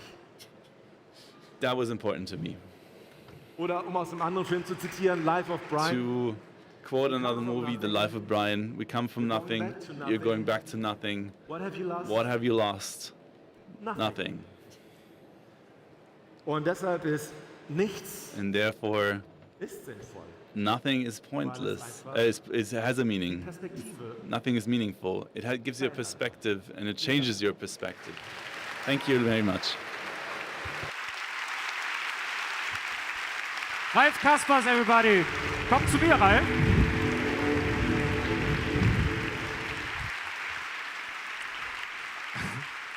Wenn alles so sinnlos ist und du jetzt sagst, dass man daraus ziehen kann, dass man auch trotzdem oder gerade deswegen nett zueinander sein soll. Es ist aber ja ein Mindset, ab dem gewisse Sachen nicht mehr gehen. Also man kann zu gewissen Sachen eigentlich nicht mehr zurück, wenn man sich das so verinnerlicht, oder? Was denn zum Beispiel? Religion. Doch, habe ich mir auch überlegt. Aber für manche Leute, also wenn du allem versuchst, oder wenn dein Hirn allem versucht, einen Sinn zu geben, ich glaube, das ist halt für manche leichter, diesen Sinn eben in Gott zu finden. Und ich finde es völlig legitim. Es ist einfach dann auch eine Art und Weise, wie man einer Sache einen Sinn geben kann. Es ist vielleicht nicht mein Sinn und auch nicht deiner, aber ich finde es völlig okay, dann auch an was Höheres zu glauben. Ja, grundsätzlich finde ich das auch okay, aber wenn ich mir dessen bewusst bin, dass eigentlich alles nur mein Gehirn ist, dann ist Glaube ja für mich eigentlich ausgeixt. Ja, tatsächlich bin ich zurzeit auch in so einer Phase, wo ich jetzt nicht wirklich so an Gott glaube, wie ich es vielleicht mal gemacht habe. Es kann aber auch sein, dass sich das wieder ändert. Also ich bin da auch völlig offen. Ich glaube nicht, dass man da nicht auch nochmal die Richtung ändern kann. Hast du denn, es ist ja, du hast jetzt gerade schon Monty Python zitiert, es gibt ja auch den Sinn des Lebens als Film von Monty Python. Ist das etwas, was sozusagen, das ist ein Film, den man klassischerweise so im Alter von 14, 15 guckt oder so, ist das etwas, was dein Weltbild damals begonnen hat zu erschüttern? Ja. Ich glaube, ich habe da gemerkt, wie sehr ich auf Kotzen und explodierende Körper stehe. Weil das war die großartigste Szene, wo dieser Gast im Restaurant noch ein Pfefferminzplätzchen bekommt und dann wirklich einfach so voll ist, dass er platzt. Es gibt ja auch diese schön sinnlose Szenen in dem Film, mit dem Fisch, wo sie da, die Mitte des Films ist das, heißt es in dem Film, wo sie einfach nur über diesen Fisch reden. Das ist ja, ich finde, in Sinnlosigkeit steckt ja eigentlich das Schönste, wozu der Mensch imstande ist. Ich finde, was die Menschheit am aufregendsten macht, am spannendsten macht, offenbart sie immer, wenn sie die sinnlos möglichsten Dinge tut. Ja, also ich meine, Kunst ist ja was total Sinnloses eigentlich. Du machst ein Bild, weil du ein Bild machen möchtest. Aber es hat eigentlich normalerweise keinen weiteren Zweck. Es ist einfach nur, weil du es vielleicht auch schön findest, mit den Farben rumzumatschen oder... Aber es hat insofern Kunst hat im Großen und Ganzen keinen eigentlichen Sinn, keinen Zweck, so wie ein Löffel, mit dem ich eine Suppe essen kann. Aber ist dann Sinnlosigkeit sozusagen der Hauptdaseinszweck?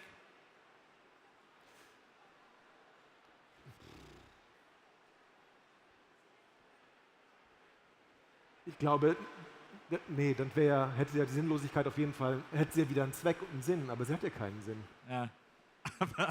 Aber sozusagen, ja, aber wenn man jetzt über den Kunstbegriff, also es gibt ja auch Kunst, die mit Bedeutung aufgeladen ist. Ja, es gibt ja Kunst, die uns was sagen will. Politische Kunst und so, klar. Ja, und auch Kunst, diese Frau muss gemalt werden, weil der König das will. Oder Kunst, die etwas erhalten soll. Ich muss diese Landschaft malen, damit auch Generationen nach mir diese Landschaft noch sehen können und so. Also es gibt ja oft einen sehr, sagen wir mal, narzisstischen Grund für Kunst, auch sich selber zu verewiglichen und so weiter und so fort. Was ja auch aus einer Angst vor einer eigenen Sinnlosigkeit entsteht. Und einer eigenen Bedeutungslosigkeit. Genau. Phobo kann ja auch eigentlich heißen Fear of being ordinary. Haben wir auch, es ist ja auch in uns drin eigentlich. Das stimmt. Also ja. Wird man Fernsehmoderator, weil man Angst hat, sonst nur sinnlose Dinge zu tun? Nee, weil man nichts Besseres gelernt hat, ehrlich gesagt. Also, das war bei mir nur Zufall. Ich wollte das gar nicht, aber meine Mutter hat gesagt, du kannst nicht weiter von meinem Geld leben und hat mir dann ein Praktikum besorgt bei einer Fernsehproduktionsfirma, bei Geh aufs Ganze. Kennt jemand von euch Geh aufs Ganze noch? Jörg Dräger, natürlich. Jörg Dräger, ja. Und eine der sinnlosesten Sendungen aller Zeiten. Total. Da habe ich angefangen beim Fernsehen zu arbeiten, bin dann nur reingerutscht vor die Kamera. Okay, aber wenn man halt so jung dann anfängt, bei Geh aufs Ganze zu arbeiten, dann ist natürlich klar, dass das Leben sinnlos erscheint. Ja, das stimmt. Wobei ich da viel gelernt habe, ehrlich gesagt. Du wärst ja sonst eigentlich, würdest du jetzt mit deiner Hardcore-Band durchs Land ziehen? Ja, ich würde sonst weiter ganz straight edge Hardcore spielen und das Set 3-mal spielen, weil die Songs so kurz sind. Glaubst du, du schreibst ja auch Bücher und interessanterweise 2/3 der Formate, die du hauptsächlich moderierst, richten sich eher an Kinder und Jugendliche als an Erwachsene. Das ist ja ein Ort, an dem man diese Sinnlosigkeit, ich habe das gerade eben erzählt, als du bei mir im Podcast warst, da sind wir auch sofort richtig dark geworden, weil es sofort darum ging, es ist egal, was wir machen, es bleibt nichts von uns übrig. Ist das eine Thematik, die du auch Kindern vermitteln kannst? Oder sollte man sie ihnen vermitteln? Das ist ja wahrscheinlich die erste Frage. Ich glaube, was man vermitteln sollte, ist einfach, sich Gedanken zu machen und einfach über alles Mögliche nachzudenken. Und wenn das dann sich ergibt, ist es ganz gut, weil auch Kinder kriegen ja irgendwann mal mit, dass zum Beispiel Haustiere sterben oder Eltern sterben. Und dann fragt man sich natürlich, was ist denn der Sinn von dem allen? Und wenn man total intensiv nach einem Sinn sucht und keinen findet, dann kann das sehr frustrierend sein und sehr, sehr schlimm. Wenn man aber irgendwann mal für sich vielleicht, und für manche Menschen ist es vielleicht auch ganz anders. Ich kann mir gut vorstellen, dass einigen dieser Vortrag total sinnlos vorkommt, was auch okay ist.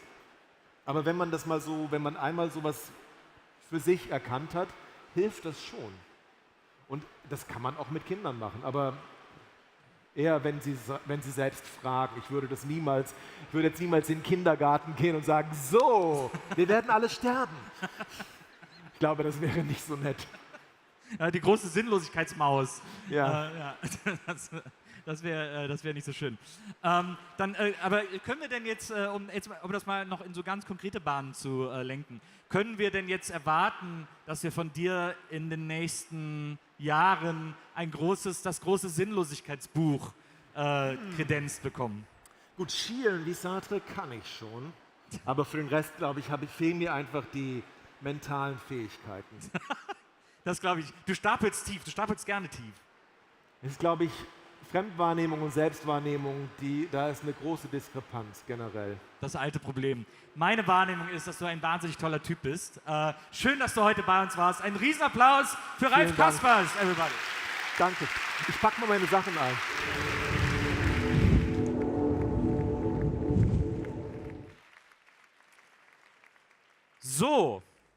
So viel ich weiß überhaupt nicht, wie ich euch jetzt wieder was Sinnvolles erzählen soll.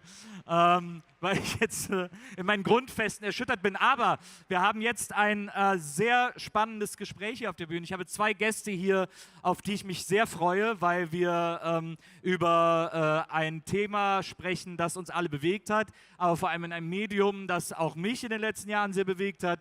Und die meisten hier natürlich auch. Zu mir kommen jetzt nämlich Corinna Henning und Katharina Marenholz, die beide beim NDR verantwortlich für das Coronavirus-Update waren, also quasi den Podcast, der, nachdem Angela Merkel das Wort Podcast gesagt hat, das Medium Podcast in diesem Land irgendwie in aller Munde gebracht haben und die Menschen dazu gebracht haben, mehr damit anfangen zu können.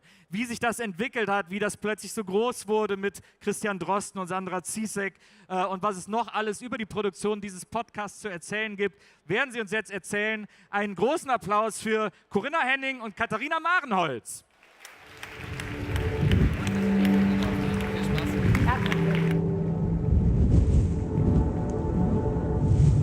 Hallo, kommt zu mir, hier nehmt Platz. Have a seat next to me. Macht es euch gemütlich. Get comfortable. You brought something to drink. Great. I'm very happy to have you here. Thanks for coming. Das Coronavirus-Update. The Coronavirus Update. Dieser Podcast, ich habe das gerade schon in der Einleitung gesagt, der wirklich auch dieses... This podcast, as I mentioned initially, has popularized the medium even more than it was before. Tell me about your beginnings. How did you get in touch with Christian Drosten, star virologist? Of course, he was a star virologist even before, but nobody knew it. We had an audio lab at the NDR public broadcaster, and the director saw Christian Drosten in a talk show when the first news reports about coronavirus were hitting in February 2020, and he was saying, well, we're probably going to be needing a daily update soon, and so he wrote an email to Christian Drosten. Could we do a daily update? And he replied very quickly and said, yes, of course, let's get started immediately.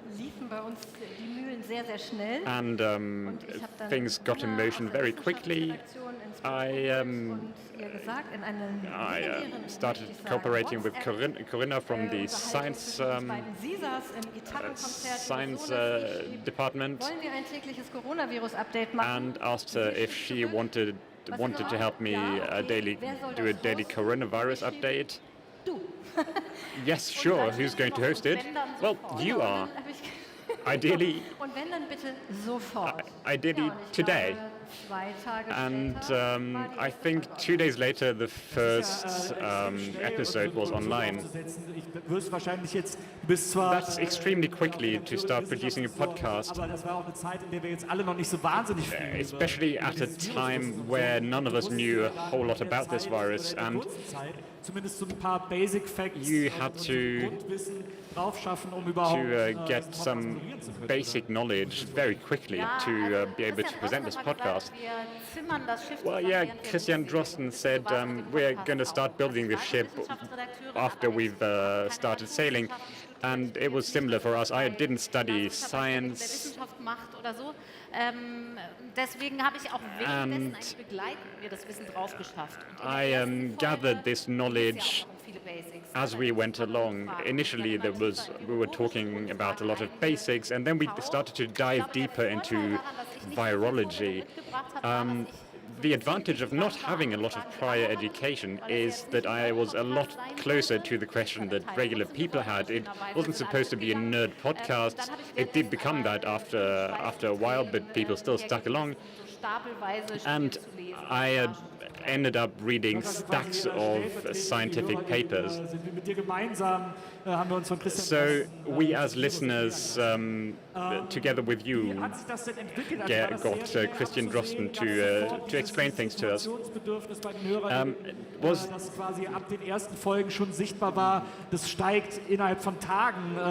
this need for knowledge obvious from the very beginning, or did it happen more slowly. Yeah, we were surprised by that as well. We were planning for 5 to 10 minutes, and even the first episode was a lot longer than that, and then the episodes got even longer. It was really well received from the first episodes. We got so much positive feedback. We had an email address from the first or second episode, and we got more than 500 mails per day, with a peak of 2,000 daily emails after the first lockdown. And that showed that there was a huge need for information. And that the health ministry was unable to cover that need for information, and people were looking for something that could explain this new situation to them. So they used the podcast for that. So the government's subpar information politics helped promote your podcast, and Drosten was this voice of reason that explained things without alarmism, in a calm voice. Yes, absolutely. What we did in the podcast increasingly was to talk about doubt and open questions and things we don't know yet, things that virologists and epidemiologists didn't know yet. And lots of people told us, please don't stop doing that. That's exactly what calms me. The fact, I'm afraid, but the fact that you don't give me these black and white answers is very calming to me, and it gives me competence in my daily life. And that's great, of course, because that makes people excited about science, and it was fun. You work in radio, and an advantage is that these podcast episodes can scale up. It's not as formatted as radio, and you're free to say, if it takes longer, it takes longer. I keep working on science podcasts, but also for radio, and I got spoiled because we used this and said, if we have to talk a lot, we have to talk a lot, and it's not as easy in radio because you have to fit things into the number of minutes you have. And still, I kept saying we can't grow these episodes too long, because who knows if people will stick along. If people might be reluctant to listen to 2-hour episodes, for example, because they don't feel they have the time. You're in charge of podcasts at this audio lab that you have. Did the Corona Update podcast open doors to professionalize the medium and make it be taken more seriously? A few years ago, podcasts seemed to be second-class citizens in a lot of public broadcasters. But the coronavirus update showed you that the medium has its own possibilities, its own laws that you can use to transport content. Did it help you to take down some prejudices? Yes, but not necessarily at the NDR where we work. It was really a breakthrough for the entire podcast market. It was our serial moment in Germany, this podcast that we made. In our audio lab, we developed podcasts even before this. Of course, we had our correspondent podcasts, where we told our foreign correspondents, don't just make things for radio, but also talk about stuff behind the scenes. We developed some other podcast formats as well, so it didn't change a huge lot, but of course the way it was received, well, we got to a whole new state of knowledge. For example, shortly before we launched a different project, we got hit with COVID, so we put it on the back burner, but about half a year later, also vor allen Dingen für euch in der Wissenschaftsredaktion Riesenbelastung, nochmal noch einen zweiten Podcast dann online zu bringen, aber bewusst gemacht, weil es eben deliberately started publishing that podcast, even though it was a lot of effort, because it hit this fertile ground of a lot of people who were interested in podcasts, and that helped us a lot. You said you got 500 emails a day, lots of people thanking you because it helped them. But we all know that the COVID pandemic also showed us a lot of bad sides of people, and we had people who denied the entire pandemic, and I imagine that these people ended up sending a lot of emails to the central authorities in this pandemic. So Mr. Drosten and you, did you get a lot of critical or a lot of negative feedback as well? No, surprisingly little. Sometimes you get constructive criticism, sometimes you get this whole bucket where you open the email and take a step backwards, but it's very rare. A lot of it happened on Twitter, though. I have to spend a lot of time on Twitter because that's also where scientists communicate. Sometimes you can find these preprints there, for example, and see how professionals think about a subject. It saves you a phone call sometimes. I try to spend as little time there as possible, but when I tweet something that's not necessarily even polemic, then the comments are heavy. It's different to email. Yeah. I think Christian Drosten, though, got a lot of that, though. Yeah, I think if the scientists would have been known, then maybe it would have been directed directly at them. But yeah, we also got a lot of really nice feedback where people were thankful. They said, I'm happy to pay my radio license for this. So we got a lot of really nice mails as well. So what is your learning from this podcast? Because it was created in an extreme situation, in extreme circumstances,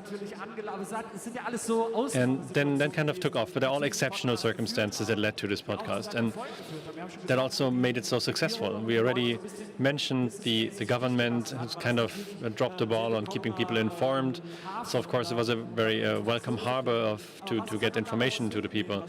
What can you take from that? What have you learned as podcast makers from the production of this podcast?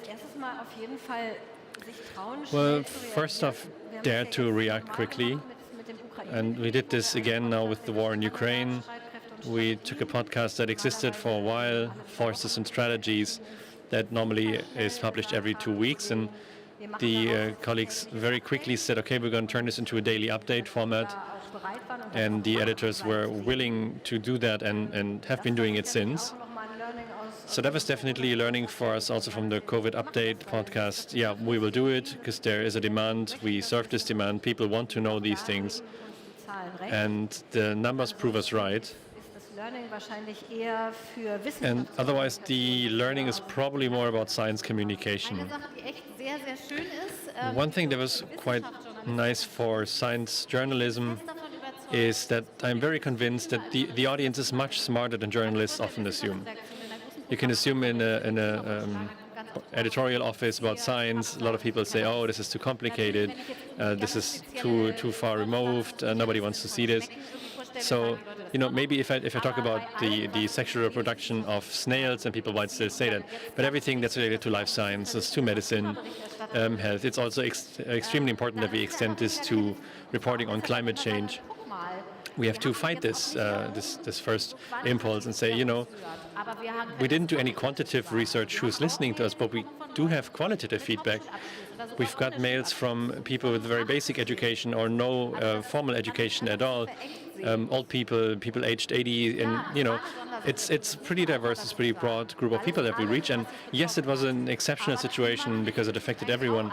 But it's the same with the climate crisis. It also affects everybody. So the challenge for us is how can we make it, how can we achieve that similarly, make it happen, because it's a bit tougher with the topic. We've been talking about it for quite a while. Everybody says, oh, boring, I know already. But we don't have to be complicated in the content. As long as we find somebody who can explain things in a simple fashion, we can get very far. And for example, we did not ban terms of art. Often journalists will try to simplify everything down and explain it with analogies. And we don't do that, and people understand it. I think it's great. Wie sehr glaubt ihr, dass irgendwann wieder Notwendigkeit besteht? The pandemic is still ongoing and coming in waves. Do you think there will be another opportunity where we will need to inform people daily, maybe in fall when the next wave hits and things go bad again? Is that a recurring topic that has enough content to, keep being touched upon, or are we through with the daily information format? Well, I sure hope that we will not need to do daily updates again. That would be quite bad. We also have to say, when we started, there wasn't a lot of knowledge within the scientific area either. We kind of did a live documentation. There were some basic terms that we had to get clarity on first. Are they applicable to this virus? There's a lot of time we spent on how much masks help, and it also took a while until we figured out how people that are asymptomatic are also part of spreading the virus.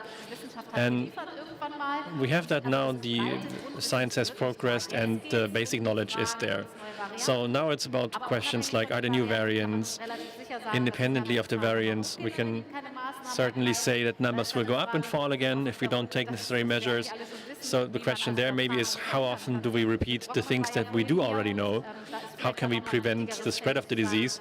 Dirk Pockmann was already here earlier, and maybe it's also important, what do these networks of disease spread look like? How much is about our behavior, not so much about the virus itself? So I think it's definitely going to become necessary again to talk about these things.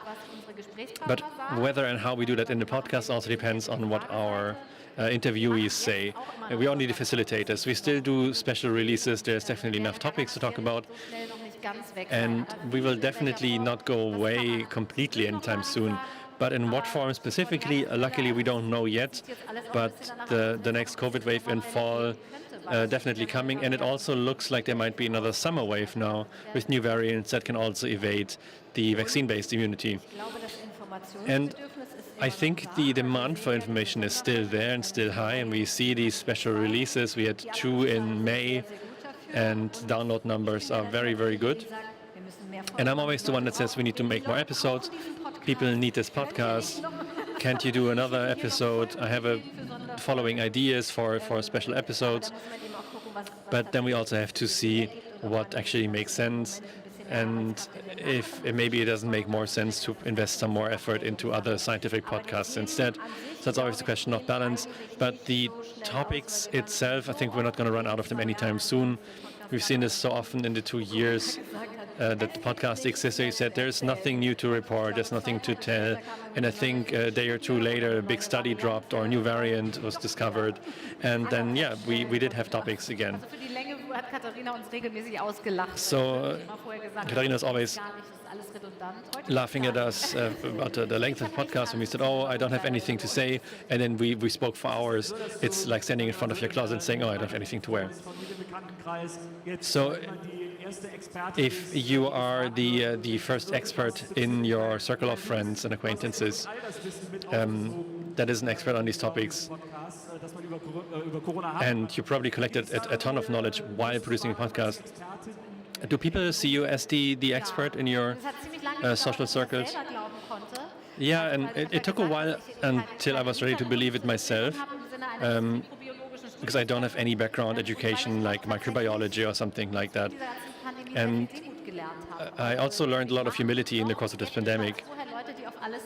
People that have an answer to everything make me even more skeptical than they did before. There's always questions, but there's rarely answers. And also, Katharina mentioned about the development of the vaccines. She's not part of the science editors, but podcast editors. And she accompanied that editorially and kept saying, you know, I still don't quite understand how does the approval process work, how do the approval studies work. And that made me realize how often we just, you know, throw out answers, but we only know exactly what we've asked there. And as soon as somebody asks a follow-up question, then we're struggling. So then I learned I don't really know a lot of things. And we talked about vaccine information. There was a lot of things accumulated. And my sister told me, oh, I have 2 colleagues that don't want to get vaccinated. I don't get it. And then she asked me a few questions, and I could give her arguments. I could say, you know, please explain why you're skeptical, and then maybe I can help you figure out what's wrong with the information that you're basing your decision on. So that's something that I liked and I still like doing now when I get questions. Was there any time during the production of this podcast, for example, when the lockdown started and your podcast was the #1 information source for everybody, because everybody was sitting home alone, you know, the moment you leave the house and go for a walk, you're getting jailed and fined. So everybody was referencing the Coronavirus Update podcast. Was there ever a time during where you had the impression that, you know, from the outside it looked like you were kind of driving the policymakers in this pandemic? So did you have these delusions of grandeur, these feelings of power? I feel that scientists would have been happy because they were often despairing about, you know, we cannot tell you how to exactly do something, but we can tell you that you have to do something. And one of the topics, the recurring topics in the pandemic, was that the political reactions came too late and were often too weaker than what would have been required. So that was a bit frustrating when people write us emails saying, oh, you know, we understood, but somehow this has not come into politics. Then that taught us humility, and that maybe also protects us from getting this delusion of grandeur. I definitely don't think that I had like crazy power. I still remember the Christian Drosten despairing the first episode after our summer break, how exhausted he was, that despite all of these chances with the vaccines and so on, that we were running full speed ahead into the fall wave. And everybody was like, oh, no, you know, it's going to happen this time. It's going to be different. And then, of course, it happened exactly as predicted. So really frustrating, this feeling of, do we really have to say that again? Katharina often said, oh, we said this 5 times before. But yeah, some people still didn't understand what's going on. So there is a lot of things recommended, and nobody really understood everything that was going on. And then there was this step in politics where it looked like nobody understood anything anymore. That's really, really quite frustrating, I can imagine. So yeah, I mean, there was the election cycle, and there's always this comparison drawn with Denmark, and I can only interpret what I've gathered from research, what I read there. There's a well-known politologist in Denmark that wrote a lot about it. And during the election cycle, it looks like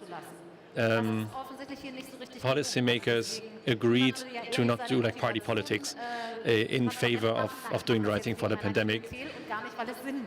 And they didn't really do that here. And also, it's not very transparent. People wouldn't say, you know, I'm doing this to get votes. So a lot of things were kind of mixed together here. I heard a northern German minister in the radio that said something like there is no disease spread between asymptomatic people. And I was like, what the hell is going on? I mean, part of it might have been ignorance, but also part of that might just have been motivated by other interests. And that is the problem, that also when doing the communication was often only rudimentary. The main message was, get vaccinated, the vaccines are safe. But nobody touched on the open questions that did naturally exist, the conspiracy theories, the potential side effects of the vaccinations, and that also in medicine there's nothing that is ever 100% safe. That is something you have to communicate, and nobody really dared to do that anymore, because then you'd have to go in depth, and people don't do that. Looking at the listener numbers of the podcast, does that reflect the waves of disease when people were more or less interested, if there's some triggering event outside that was in the other media, and then the listener numbers went up again? Can you correlate the listener numbers to something else? Yeah, you can probably map it directly to the infection cycles, and whenever a new variant comes, numbers go up. Then the listener numbers also went up. That's just logical, because then our people are directly confronted with the topic again. If there was any uncertainty, or when the vaccinations became available, that was definitely reflected. What surprised us, but also makes us a little bit happy, is that there's a long-term effect. People listen to episodes from the back catalog that are not quite up to date anymore, because science obviously has progressed since, and that is not something that we expect in a format like this. But it still happens, and that's nice. A lot of things are still relevant, of course, and indeed, interest is not slowing down as much as we would have thought initially, after Christian Drosten and Sandra Zizek said that it would not be available for the next period of time. So now we do special episodes, and we also have very interesting guests, and I think they rightly have a lot of listeners. But it's not what we expected, especially not to this extent. And that also again speaks to people's interest in science, and of course the interest in the NDR. Maybe there's people that say, let's get back to this 2020 feeling. So we covered everything that people can do again. We want to go back to the full-on lockdown feeling now, maybe. So at some point you had this move from Drosten to Zizek that passed the crown. Did that change anything? Did a lot of people just join because they were fans of Christian Drosten, and then they left the podcast, or was it more of a fluid handover? Yeah, they were both on the podcast every other time, and it was not so much somebody else is joining the podcast, but was also a different approach in how we approach things, how we explain things. Sandra Zizek has a different perspective. She's much closer to patients. She has much more of this physician's role in addition to the virological one. She has been involved in medical research, pharmaceutical research, and more so than Christian Drosten maybe. And so that was more of an addition in scope. And a bunch of people were also fans of Drosten. They said, Zizek also does a good job, does an adequate job. But also some people said, I actually prefer listening to her, because she could often answer direct questions from patients directly, which we tried to avoid a little bit, but because there's a lot of things that people need to talk to their doctors about individually. But if they email us and we could make it generic enough, then we can answer it in the podcast. So she's also maybe more relevant for the current phase of the pandemic, because now we're waiting for the new drugs, So maybe she can say something more insightful than Drosten. Yeah, I think they complement each other pretty well. Thank you very much for giving us this little bit of insight into the most successful German podcast has happened. It was quite fascinating. I hope that we will not have any large catastrophes again anytime soon. But thank you very much for being here today. Please give a big hand to Corinna Henning and Katharina Warnholz. Thank you very much. So, jetzt gucke ich auf die Uhr. Achso, ich warte jetzt, dass quasi Geraldine, glaube ich, wieder kommt. Oder ich weiß nicht, ja genau, ich erzähle jetzt ein bisschen und dann kommt Geraldine. Hier geht es natürlich gleich weiter auf der Bühne. Ich muss mal ganz kurz auf meinen Zeitplan gucken, damit ich hier bestens informiert bin. Es geht jetzt gleich weiter mit einem Vortrag, den euch Geraldine bestens erklären wird. Sie muss jetzt allerdings so von einer anderen Bühne kommen. Das gibt mir die Gelegenheit, euch zu sagen, dass um 17:30 Uhr im Festsaal Kreuzberg, das ist so da hinten die Bühne, ich mit meiner Frau Maria auf der Bühne sein werde, um gemeinsam eine Folge der Lindenstraße zu gucken und mit euch zusammen. Und wir besprechen die dann auch, denn bei der Lindenstraße gibt es immer eine ganze Menge zu besprechen. Wir hatten auch mal einen Podcast zusammen, der hieß Meine Freundin hasst Lindenstraße. Ich bin großer Lindenstraße-Fan. Sie hat Lindenstraße noch nie in ihrem Leben geguckt und fragt sich, warum wurde das produziert? Und mit jeder weiteren Folge versuche ich sie davon zu überzeugen, dass das, wie natürlich die meisten hier im Raum wissen, die beste Serie aller Zeiten war. Und es eigentlich kaum einen rationalen Grund dafür geben kann und geben darf, dass hier abgesetzt wurde. Wir werden die Folge 53 gucken. Das nur als kleine Nebeninfo. Die erste Folge des 2. Jahres Lindenstraße. So, ich glaube, ich habe genug Eigenwerbung betrieben. Ich kriege Mixed Signals. Was willst du mir damit sagen, Stefan? Okay. Wir machen eine kurze Pause von ein paar Minuten und dann geht es hier gleich weiter mit Geraldine. Bleibt unbedingt dran, das wird sehr, sehr spannend. Bis gleich.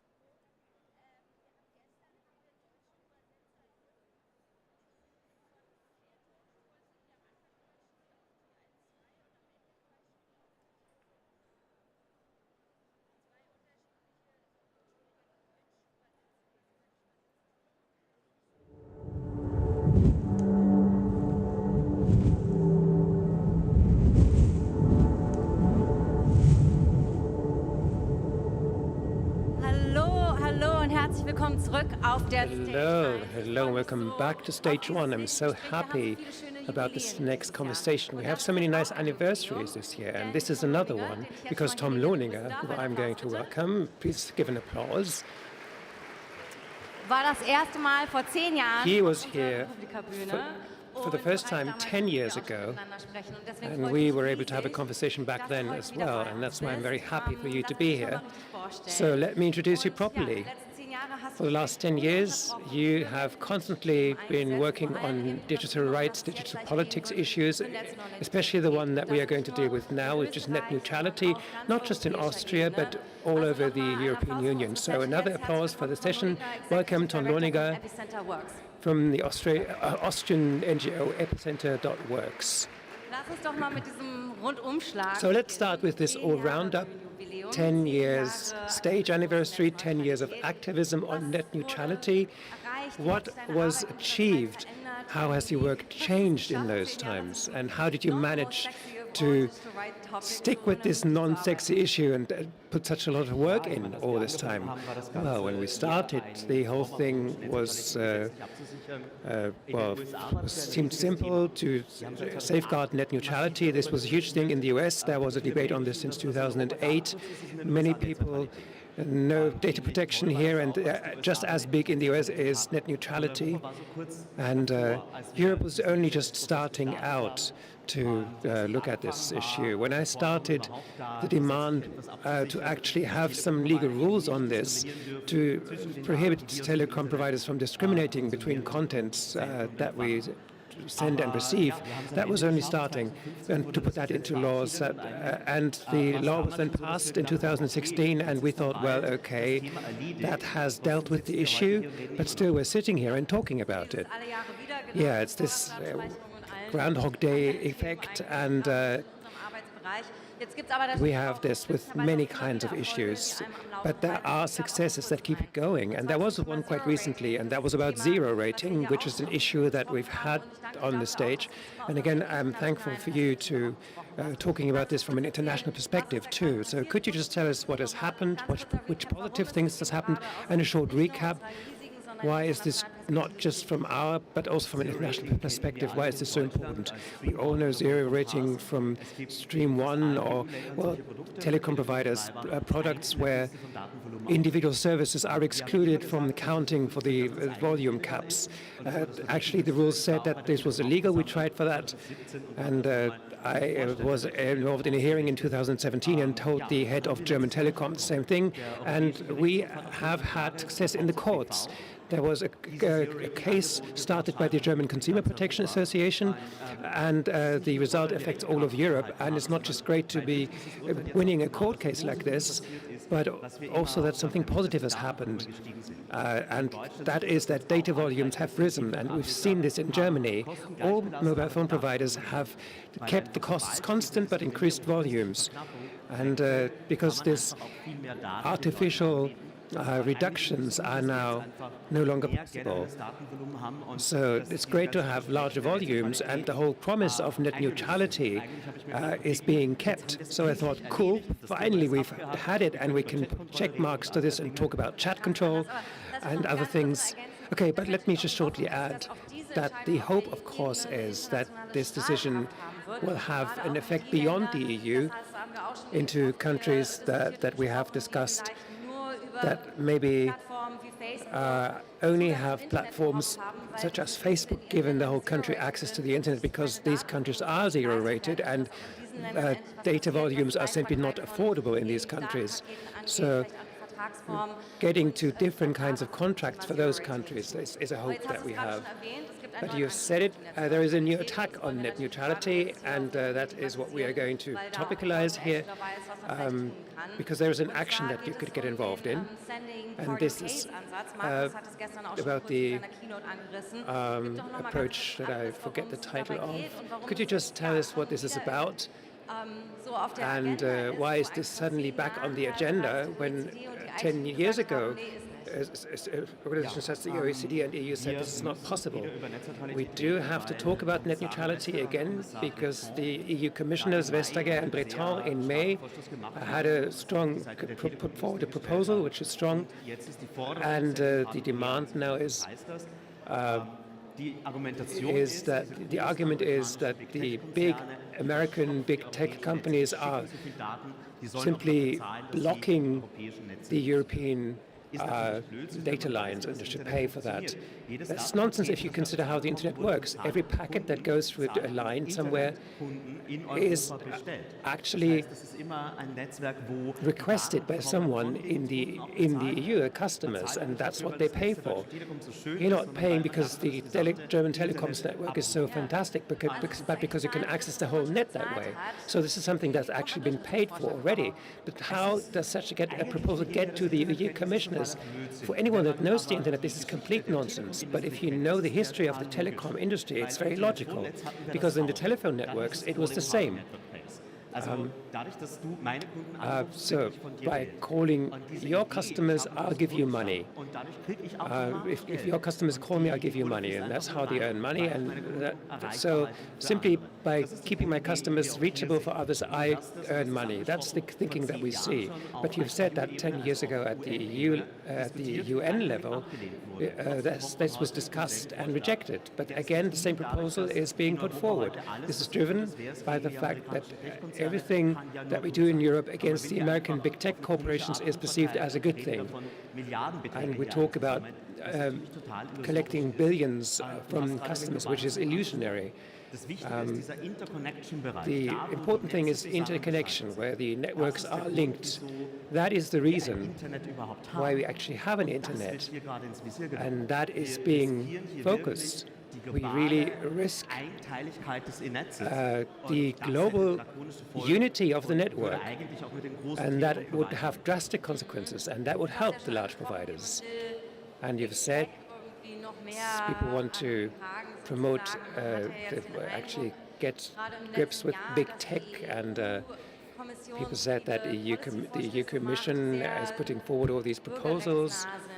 They have done forward a few that are good for civil rights, for redemocratization of the internet,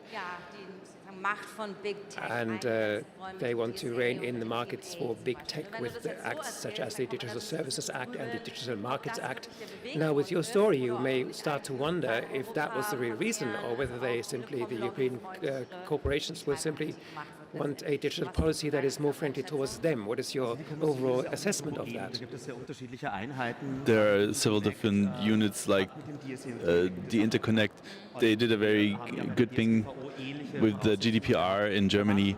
There's a very good basis to start from. There are good people who understood what's happening. And with telecom, it's quite the opposite. And with net neutrality, it's also the same thing.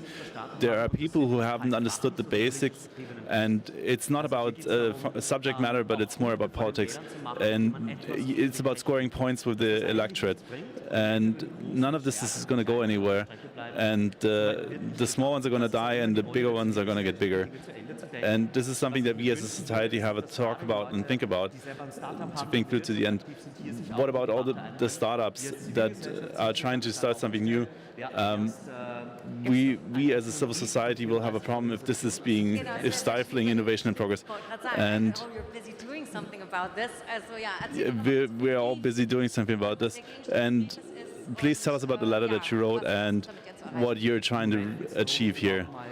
At the moment, the problem is that this is not something that cannot be done, where there's not something that can be done against. If you look at South Korea, if the EU as the biggest economic union cannot set their own standards and has to follow this, then we will have problems, because then there will a splinter net will arise. And if an internet startup will have to pay to the ISP in order to be reachable via the net, then there will be a more democratic variant that can take better care of the requirements. And this is all driven by the opposite side thinking they're not earning enough money. So in the end, it's all about the business case of the ISPs, especially telecom. If you're talking about connecting fiber, this is similar to utilities, and this is high risk, low yield. And we need to have a change of mind here. We need to reorient ourselves and use some money to get the fiber infrastructure going. And if the more people are taking part in this debate, the better our chances are to avert this scenario. And I want to put your attention onto another talk today about the split internet. This public utilities approach to ISPs that is not being thought through and done to the very end. This is something that we would need. It would need to be a public infrastructure, not something that companies can earn a lot of money with. So what are the next steps? What can the people in this room do for this problem? We have more and more visitors here who work in different startups and agencies, and where we might need the collaboration. Is there, especially about the common good oriented thinking, what can they do very concretely? At the moment, we have a lot of political talk about this and not a lot of action. For the end of the year, something has been announced. Maybe the deadline is going to be pushed further into the future. And at the moment, we're just in the baby steps situation. We need to make our stance clear right at this very moment. And the earlier you get it out, the more people you have, the bigger your impact is. If you try to get a lot of your voice out just before an election, your impact is going to be low. But if you do it early, then you can achieve much more. So now is the time to get in contact with your political representatives and so on. We need to lead the discussion right now. Definitely. That would be very good if everyone here is going to go out and take part in this. You can find the letter that you wrote online. It was featured yesterday. It's easy to find, and you can multiply it, give it a signal boost, and take the statement from it and carry it forward. And I found it very good that you pointed out that we always expect these big changes, and on the other side how difficult the actual process is, all the baby steps you have to take in politics, all the things you have to put the work in. So we're talking about things that will happen in 10 years in net neutrality, but maybe we don't need that vision about the distant future, and instead just put the work in now. I have a very interesting story now. I was asked by a French newspaper to write an article. They basically said, we completed net neutrality, what's on the horizon now? And in the week where the article was due, the EU Commission basically rewrote the law and had a new proposal. So I basically just went back to the drawing board and rewrote it back to where it was 10 years ago. They don't want to be a pipe anymore for the internet, the ISPs. They just want to earn money. They only give us access to the internet. Net neutrality is something that we should put behind us in the sense it should just be a guarantee and we shouldn't talk about it. But the same thing with indiscriminate storage of information, similar problem. And it's all hands on deck to get this discussion going. So if you missed the talk, just look it up. I would be really happy if we were in a lot better situation 10 years from now in this very topic. But I would also not be surprised if we see each other back again in 10 years on this stage. A warm round of applause for Tom Lohninger. Thank you.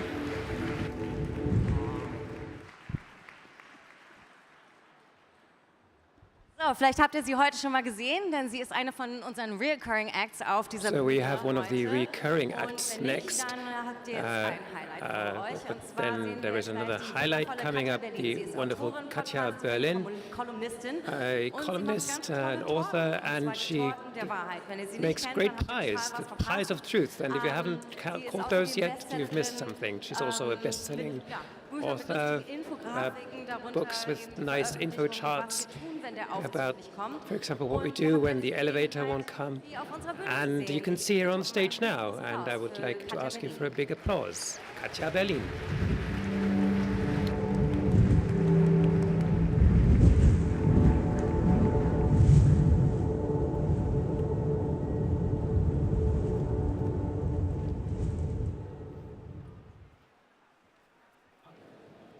Ja, hello. Right, hello again. Heute mehrmals. I'll be talking several times this year, and I had the option Deswegen of, I'm not going to do the same thing.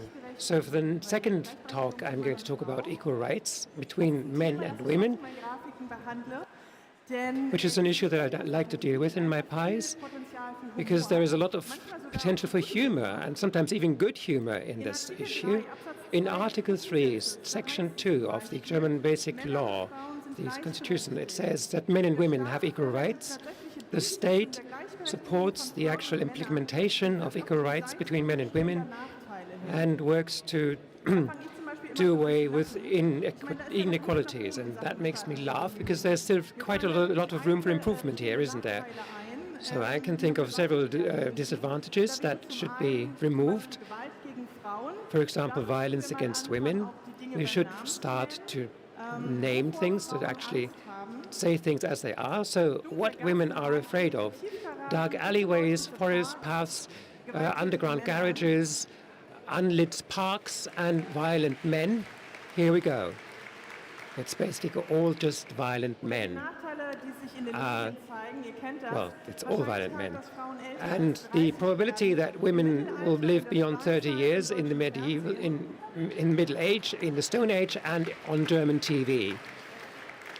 Probability that women will get older than 30 years. Sexismus mit Rassismus zeigen. And things regarding the connection between sexism and racism.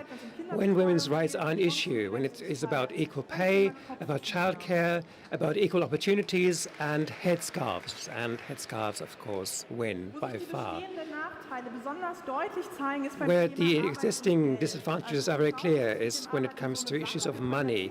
Work for women is a thing. There's a lot of things that we can do wrong there. It's quite a hot issue. So what women have to justify themselves for: only kill children, just a career, children and career, no children and no career. Equal share for each of these. Und die wenigsten Frauen in Deutschland The, entscheiden sich well, in ihrem Leben auch very nur few women in Germany decide to just have a career, and that is shown in terms of pay, because women each month 18%.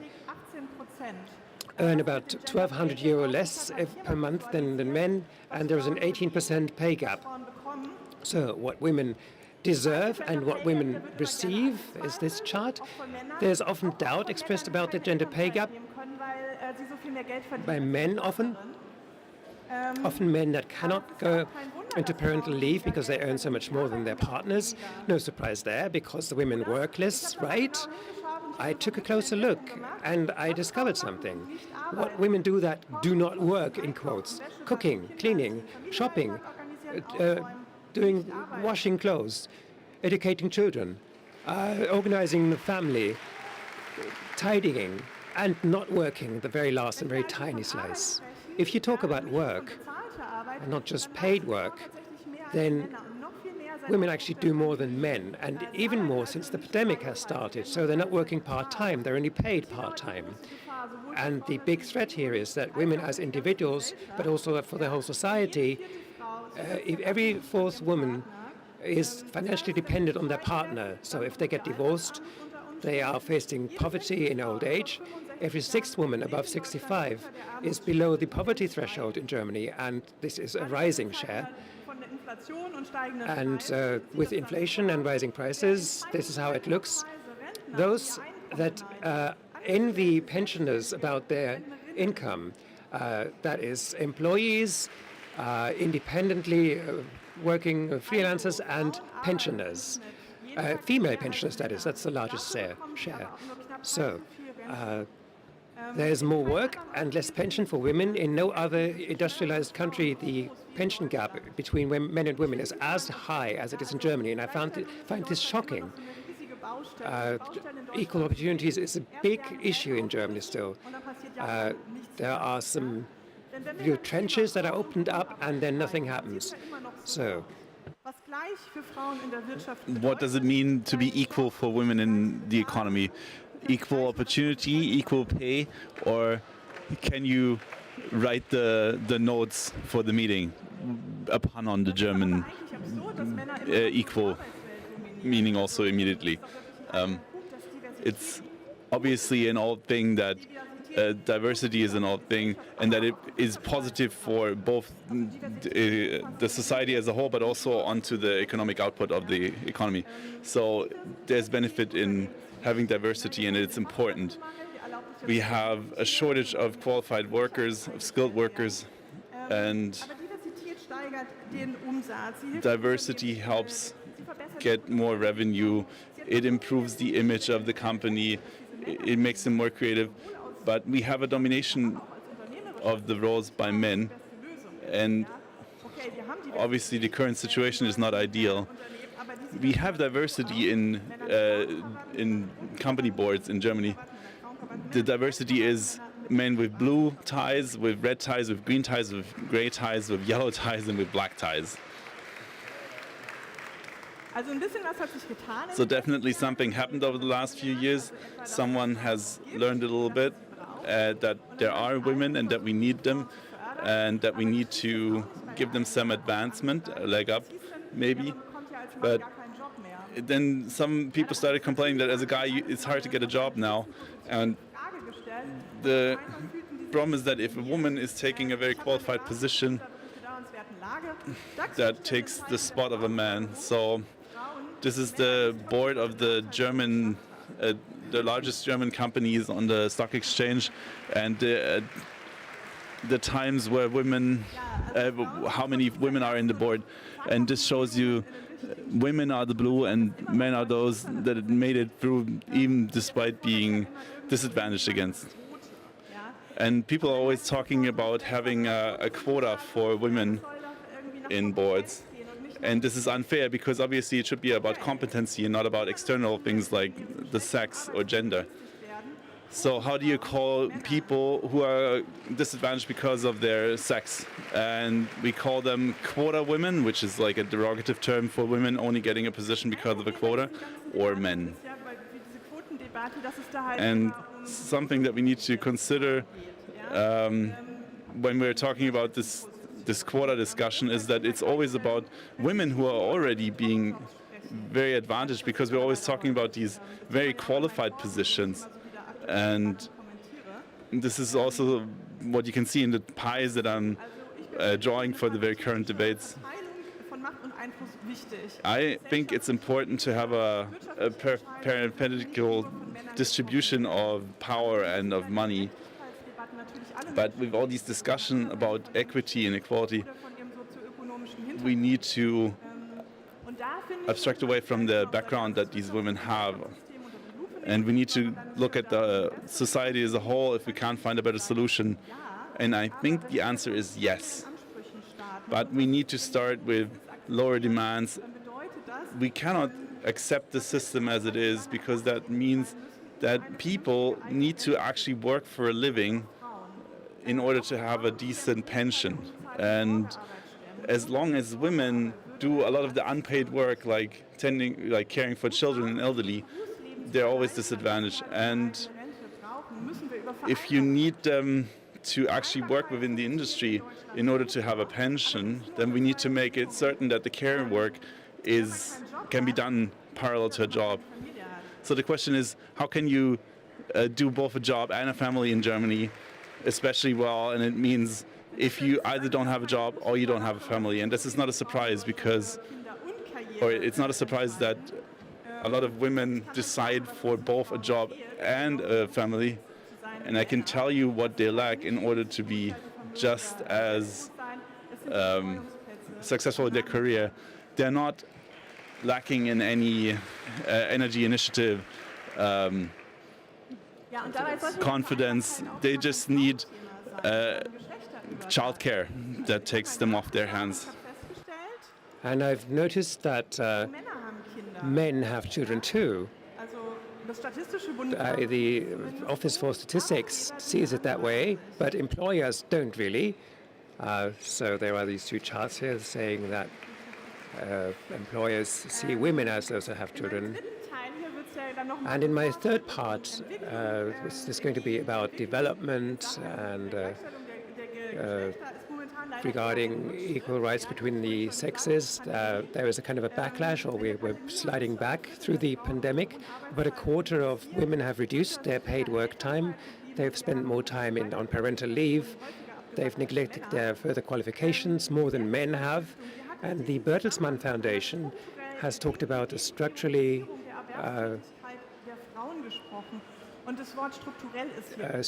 determined change in the work conditions. We have to stop telling women that they have chosen their own work conditions. People don't choose work conditions because of bad pay. Women are offered worse conditions.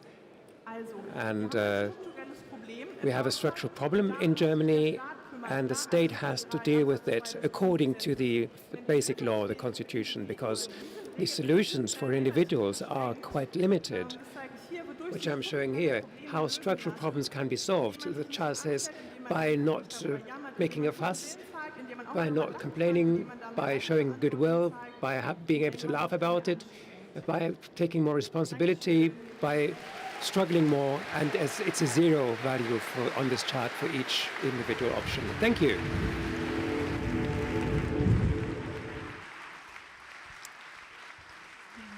Ein ganz großes Dankeschön an dich, Katja, und ich freue mich sehr, dass du noch einmal heute A huge thanks. So ein Highlight. This is a highlight. It's so great to have you here.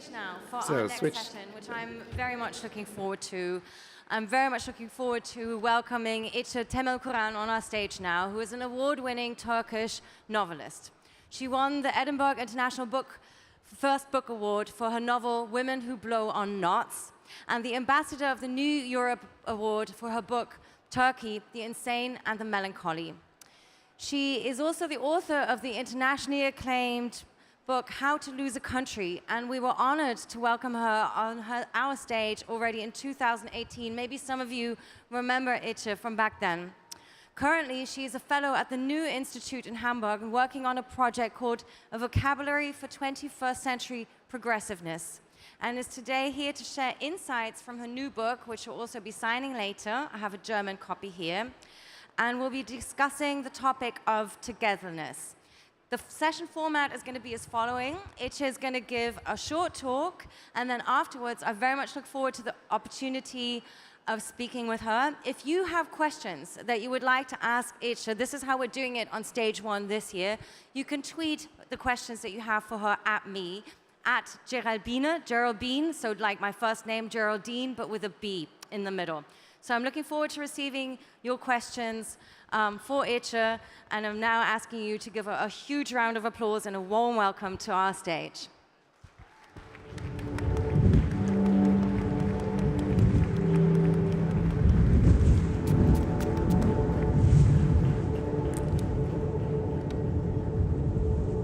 Hello, everyone. Hello, hello. I'm going to bore you to death with fascism right before you go to lunch, so we're going to have some fun today. I'm very happy to be here. Thank you, Geraldine, for the amazing introduction. I wrote this book, that's why I'm here. It is in English called Together, but my German editor, who is here, thought that Wille und Würde would be a better title because it's more Nietzschean and Germans would take me seriously. A few years ago, I wrote this book called How to Lose a Country. I laid out 7 steps from democracy to dictatorship. I was on the stage giving a big talk saying that I'm coming from Turkey, but this whole political craziness is not specific to Turkey. It will come to Europe. It will haunt the Western democracies as well. Don't trust in your democracy. Don't have too much confidence in your democracy. Blah, blah, blah. I was going around the world, actually, saying that fascism is on the rise, and we have to do something about it. And I laid out 7 steps, which were already also global patterns of right-wing populism and new fascism. So I was like Cassandra, going around telling everybody that it will come to them, and eventually, actually it happened. In France, nobody would think that Le Pen would be so powerful. In United States, nobody would think that Capitol Hill will be invaded by bizarre people. And in Germany, which is the most interesting country when you speak of fascism, you are also talking about fascism today. It is very interesting to say this word in this country, because Germans get a little bit jealous with this word. They go like, no, no, no, no, you cannot use that word. We know what that word is. So it's not easy to speak about fascism. Just hold your horses. But then I think we shouldn't wait for fascism to be fully formed and to seize the power. Because when it's too late, as you already very well know, there's nothing to be done. But it's not only fascism that we are facing today. We are also facing this incomprehensible evil on several levels. One of them is climate change. It is almost impossible to understand that this planet is going to be over and we will become ultimately homeless. This is too much for human mind. We also face the incomprehensible evil when refugees are pushed back to sea to their death. This is too much to understand for a normal person. And it is also incomprehensible that this system, which we call capitalism, is doing all these things to us, at least most of them, and we cannot change it. We are so used to living in this capitalist world, and it's almost a planet called capitalism. We cannot even start to imagine that we can actually create another system.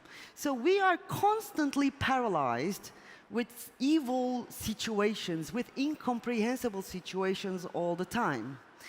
We are afraid, we are angry, we feel helpless, we feel inconsequential, and we feel very, very lonely in this planet, although we are many. So, right-wing populism or new fascism is mobilizing these feelings, these emotions, and they are creating political reality out of it. They are mobilizing anger, they are mobilizing the organized ignorance, and they are coming to power by only managing the politics of emotions.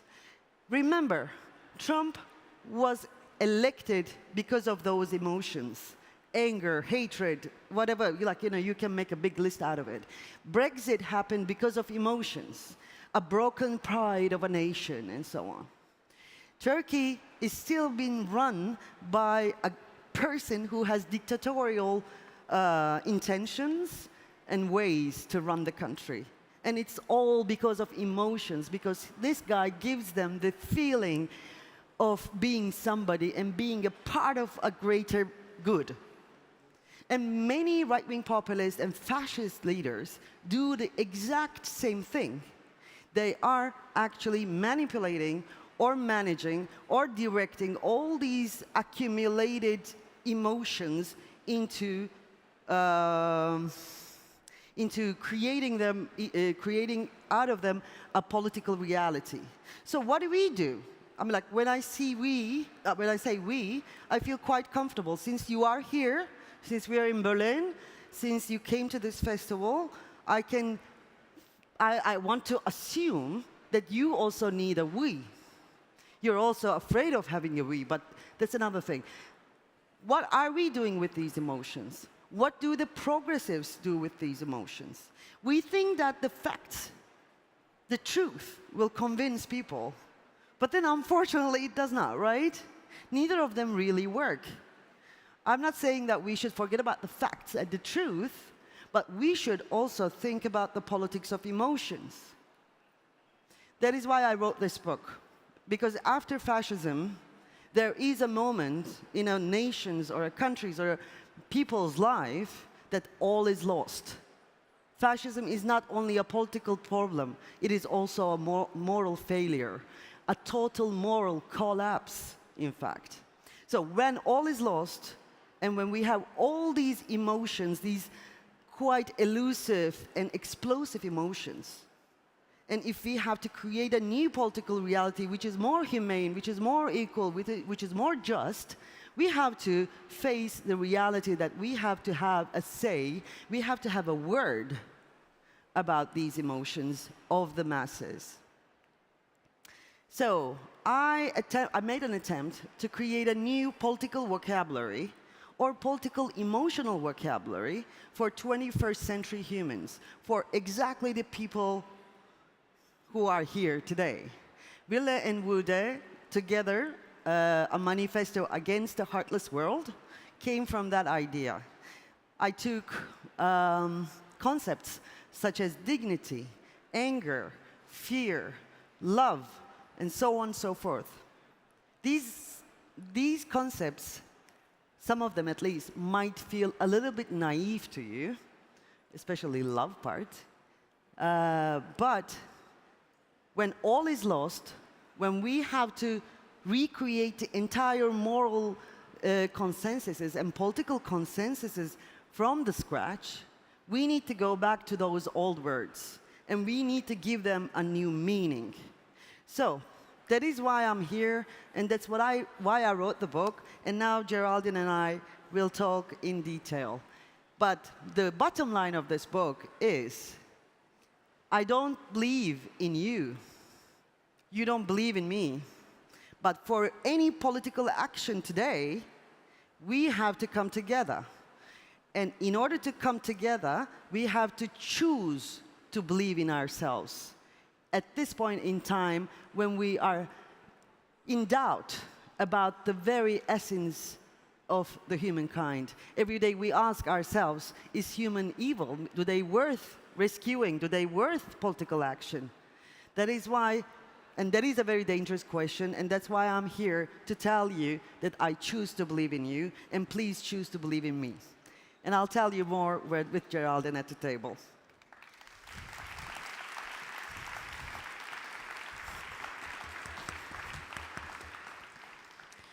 Thank you so much, Ece. Of course, the time doesn't do justice all the great concepts that you have packed into this book. And just a reminder, I will just be checking my phone casually on the side to see if you're sending me questions as well. So let's start unraveling a little bit. You know, it just got me that perhaps one differentiation could be that when people speak about togetherness coming from a fascist context, it's a very exclusive term. So you would concentrate on being together only with those who agree with you and those who you would see as befitting to your society, whereas we want to see togetherness as a very inclusive term and something that we understand on the local as well as on a more abstract and global level. Would you agree with that? Absolutely. I think we lost that understanding of togetherness, especially after the American invasion in Iraq. Mm-hmm. Because that was, I don't know if you remember, I see many people here from my generation, so they would. That was the last time, actually, we came together globally to say no to war. And the international organizations, national powers, and everybody who runs this world told us very openly that you don't count. I mean, like, you might have, you know, poured to the streets of the world on the entire planet, said no to war, but then we don't give a shit about you. So since then, I think we are in doubt about coming together. Of course, there is the Occupy movement, there is Black Lives Matter, there is, you know, several Tahrir, Gezi uprising, and several other things. But I think in somewhere deep inside us, we started to think that we don't count anymore. Democracy is not for us anymore. Democracy is now a theatrics of itself, and the decisions are made without us. Yeah, I mean, I was really contemplating this, preparing for our session, just thinking about when did we ever have this state in society, or is this like a elusive concept that we wish for, but in fact has never really truly taken hold. I mean, I think that's why it's so interesting to hear your perspective on it, because of course, from the perspective of having grown up in a country torn by the Second World War and Cold War, and looking at the globe very much from this perspective, togetherness perhaps existed in this sort of romanticized idea on the local level, but did it ever really exist in a more global sense? There are moments of togetherness. It is not a, this eternal concept, but those moments of togetherness that people live throughout Black Lives Matter, for instance, or through these uprisings that I mentioned earlier, those were, and they still are, the miniature models of the life of togetherness we are, looking forward to. Yeah. But then it is not possible with this moral collapse due to the system that we come together in such carnivalesque or such sustainable manner. But there are moments of togetherness, despite the fact that these moments of togetherness have been attacked by police and state power. Those moments of togetherness, I think, should be leading the way. Yeah, and especially to or not maybe regain, but to keep the sense of hope and refueling hope from perhaps one movement to the next. That's perhaps an essence also of this togetherness. And I think there are so many examples now where you have the sense that people are losing that sense of hope. And one example for me was when I was listening to women rights activists speaking about the overturning of this is a very US-specific example now, but the Wade and Roe verdict, so basically making abortion illegal in the US. And I think what was really striking in this example was the long haul of the right-wing power that, ever since this Supreme Court verdict was made, basically made a plan to overturn it. So decades of strategic work gone in to make sure the world is shaped the way they want to see it. And it's working.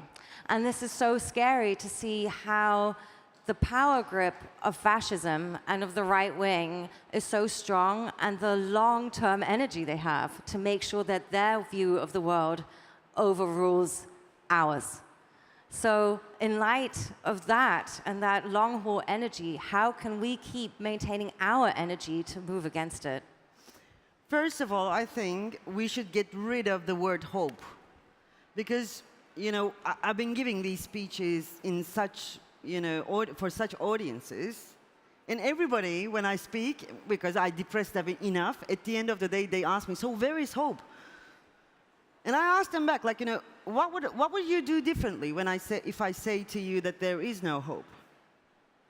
Or what will you do differently tomorrow if I tell you that there is hope? So this question is first inconsequential to me. Second, asking for hope and looking for hope turns congregations like us to a flock of sheep. We don't need hope. And hope is too fragile for these times as well. And also, if you ask for hope, there are so many, hope advertisements all around. Go to, take a walk on any commercial street in Europe, and you'll see all these advertisements. Buy this T-shirt and be the hope. Use this nylon bag, this cotton bag, and change the world. Hope has become a commodity already. The system is trying to make us believe that it can change itself without our contribution, with this commodification of hope. We don't need hope. What we need is faith. And we didn't lose hope, actually. What we lost is the faith in ourselves and in each other. And that is the biggest and the most dangerous consequence of fascism. Fascism is not about uniforms and boots. It's about this moral collapse that makes you think that we cannot do anything. They are too powerful. We are nothing. You can applaud, please applaud. I thought you were going to say we need a strategy and not face. So it's really interesting, like, because, of course, that can be an elusive concept too, or a concept that is very much based on, let's say, also the belief in something external. So I'm glad that you also said it's about having faith in oneself and seeing that as an internal concept. But don't we also need a strategy and a plan next to faith? Absolutely. By the way, when I say faith, I don't mean religious faith. I think that's obvious. Yes. Strategy. Very good point.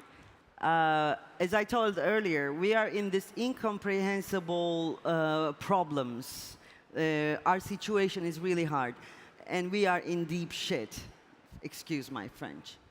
So, there you will see people all around coming up with these strategies, coming up with ideas, and so on and so forth. But I do think that this is a time that brilliant idea that cannot save us. It is only through the collective action the ideas will come. Since 1980s, we have been used to this understanding, this perception. Understanding is a different thing. Action is a different thing. They are apart from each other. Journalists, academics, gurus are here. Activists are here. This is something that the system imposed on us. They are together. There is no understanding without action. Therefore, there is no solution, there is no strategy without the action. The strategy will come through the action, I think.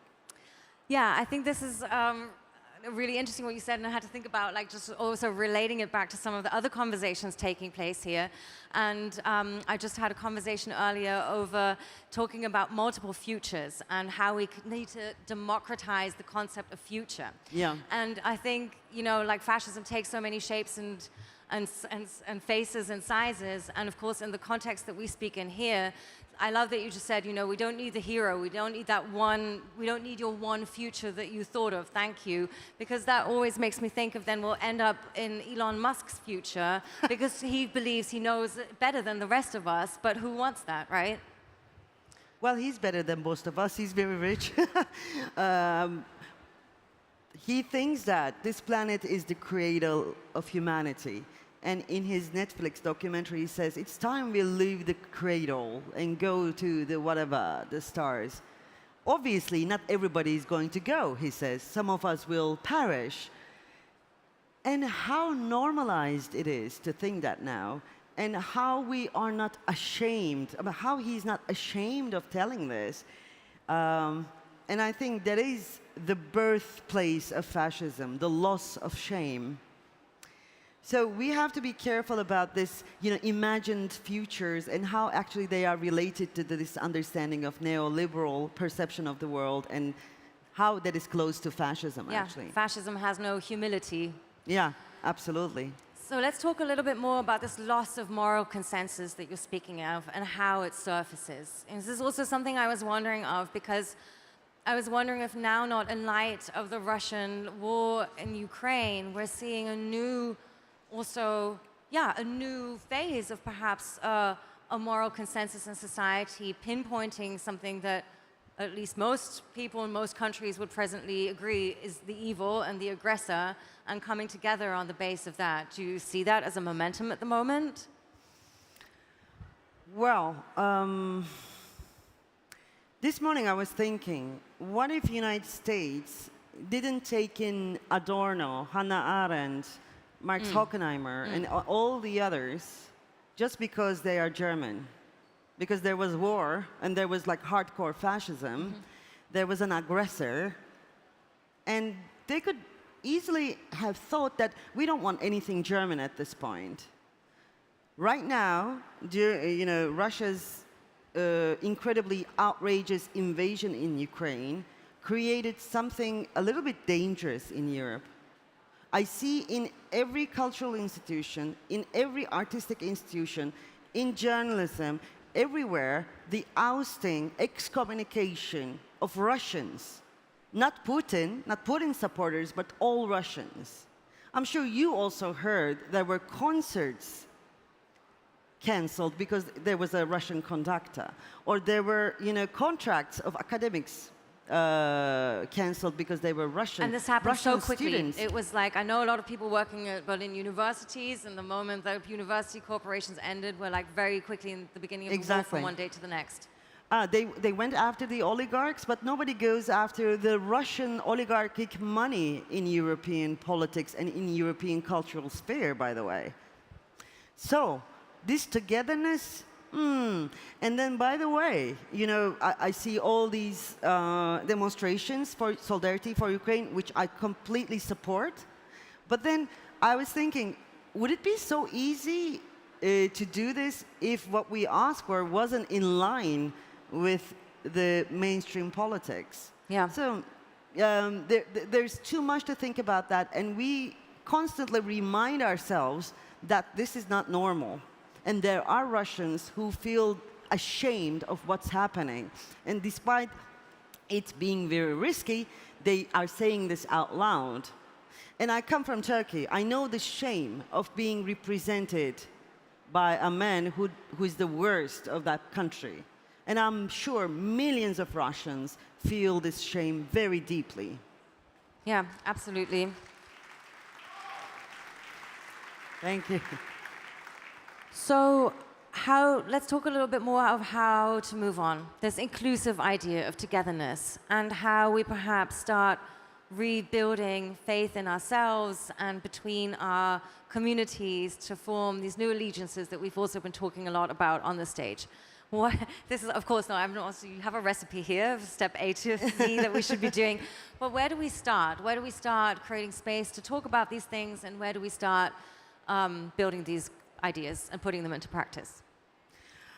There are other concepts in the book. One of them is friendship. And, throughout the history of philosophy, many people thought about friendship. Spinoza, Aristotle, Spinoza, Simone Weil, Hannah Arendt as well. So I am trying to rethink friendship as a political concept. Citizenship doesn't hold. Political membership, things are really collapsing. All the things that we have taken for granted are collapsing now. So can we imagine our political connections as friendships, or our friendships as political connections? There's a lot more about that in the book, but togetherness, I think, should be built on human love. When I say this, I cannot stop smiling because cynicist and sarcastic side of me thinks that, oh God, people will think I am me as this, heart, naive girl. But then if you are a leftist, if you are a progressive, you are already coming from love for humans. The moral core of socialism, the moral core of being progressive is human love. So we have to go back to that. I think we have to remind ourselves that we love humans, because it's not easy to love humans at this point in time, is it? On social media, you see the worst representations of our kind. You hear about the worst things on the news. So it's not easy to remember that we are better than this. So I think to renew the faith, we all have to make a moral decision. We have to choose to believe in ourselves and in each other. I don't want to be too anecdotal about the very philosophical statement you just made, but I think it does tie in with what our opening speaker talked about yesterday too. We are trying to build allegiances between our communities, the digital, the climate movement, other civil rights and democratic movements. And within that, we really need to rekindle solidarity in our society and kindness in our society. We are so quick to point the finger and say, oh, you drove a car today, or you didn't switch off the light soon enough, or whatever it is that we're like penalizing each other with, instead of trying to find ways to support each other and be kind to each other. So yeah, I do think there's a tie-in there. That is a defeatist thing, oh, you did this wrong, this, virtue signaling thing. It is only done by defeated people, by people who feel themselves defeated. Because when we are winning, we love each other more, as you know.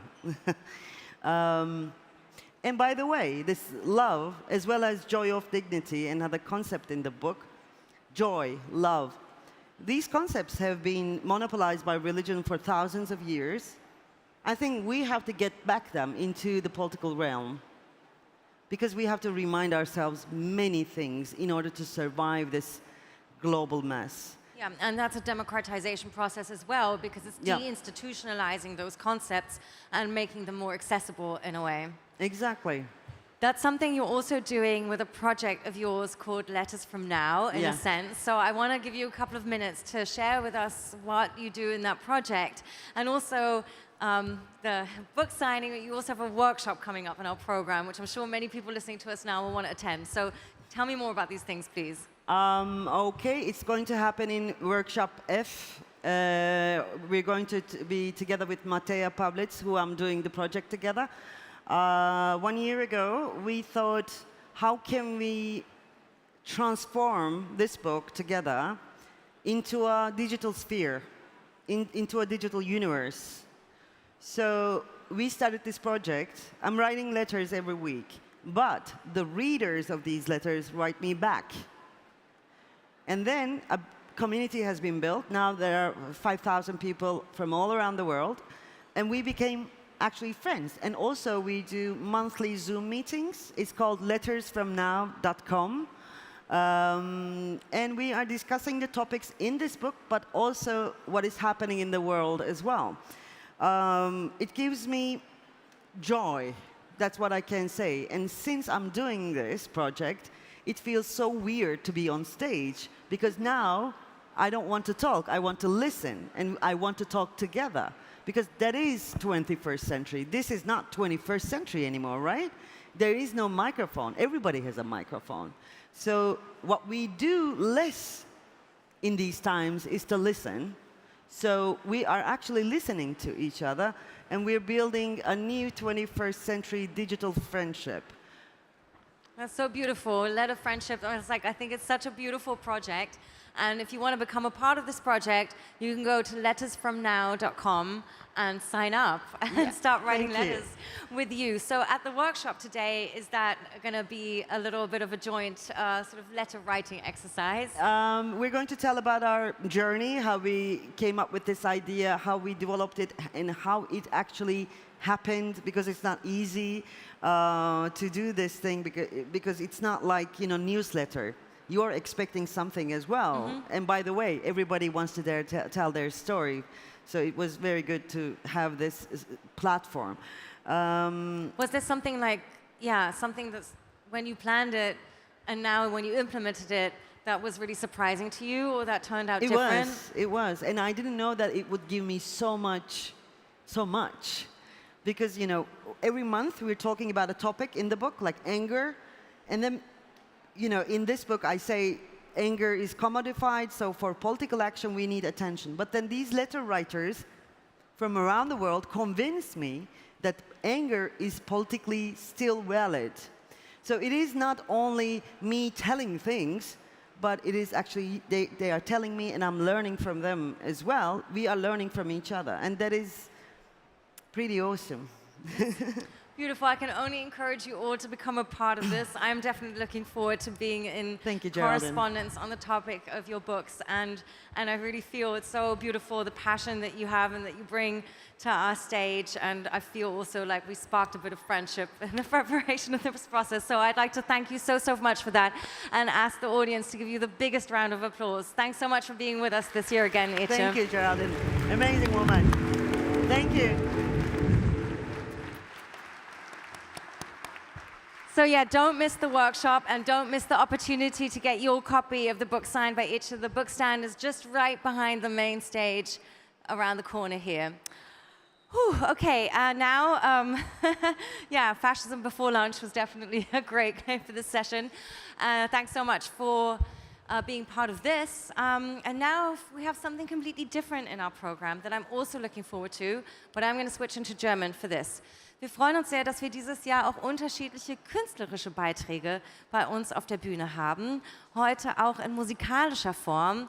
Und dafür darf ich ganz herzlich Mina Richman auf der Bühne begrüßen. Einen großen Applaus für Mina, bitte. Mina, bevor du gleich für uns spielst, komm doch erst mal kurz zu mir.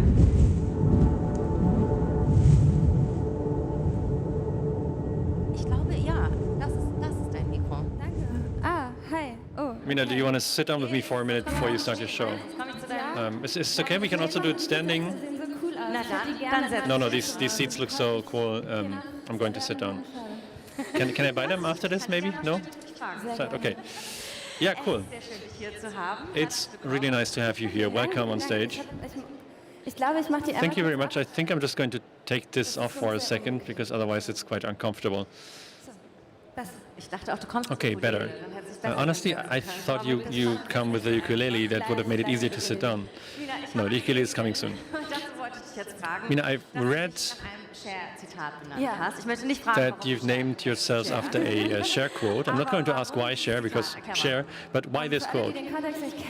So for everybody who doesn't know the context, Cher told in an interview that her mother asked her, isn't it time to settle down and marry a rich guy? And then Cher said, Mom, I am a rich man. And I thought it was really cool. And particularly because I feel very similarly. That's how I was raised.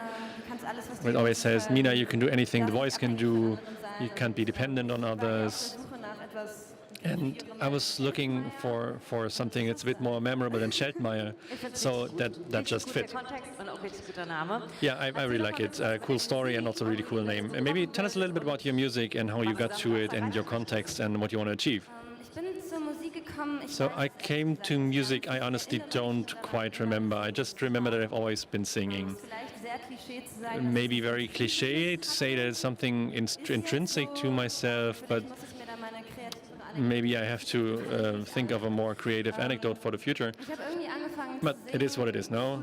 I started singing in a school choir and so on, as one does. Then I took singing lessons. And then my singing coach got a request from a rock cover band and wasn't interested. And she was like, do you have time? Go do it. And everything kind of followed from that. That was the beginning of this beautiful story. I'm not doing rock, and I haven't been singing Dennis Joplin in a while, but here I am. And it's nice to have you anyway. And would you like to tell us something about the songs that you're going to perform? Well, in the first set, I'll be playing 3 songs. What should I say? The one is about emancipation in a way, the other one is sad, and the third one's quite feminist. I'm looking forward to hearing all 3, but before that, I would like to do some shameless advertising for a sampler.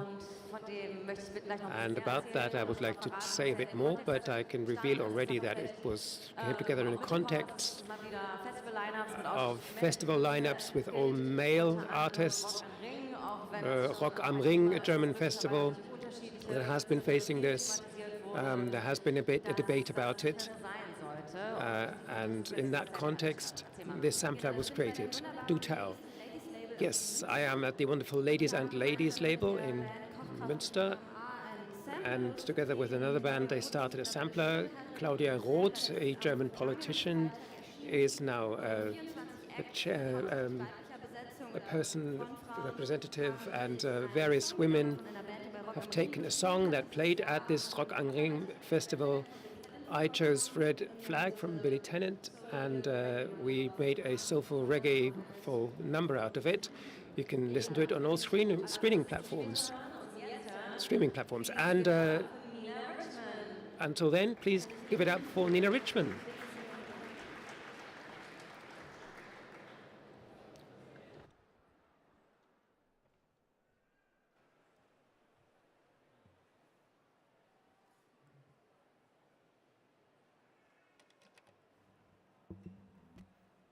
Hi, hört ihr mich? Ich nehme Nicken wahr. Ich habe eben schon gemerkt, als ich den Beitrag von Ralf, Riesen-Fangirl übrigens, großer Kindheitstraum heute wach geworden, als ich den Beitrag von Ralf gehört habe und auch den Vortrag von Katja Berlin, ich würde übrigens gerne... When I heard this contribution by Ralf, a childhood hero, and of Katja Berlin, Also ich war so allein im Publikum immer so, ihr dürft es gerne ändern, ihr dürft es aber auch beibehalten und dann... Sorry, I can't interpret anymore because we don't have the original sound on the headphones, and probably you can't listen to me either because I've probably switched off.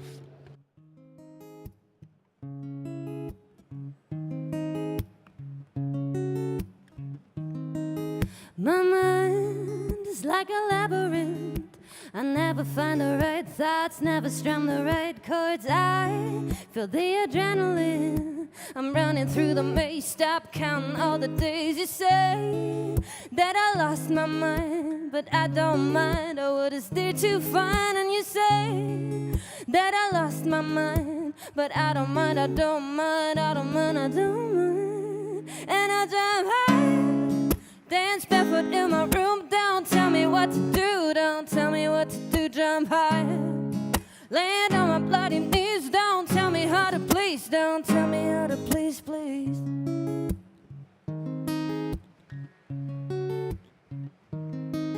My heart is like an endless well, rounds deep into the darkest to where my affection fell. I'm starved.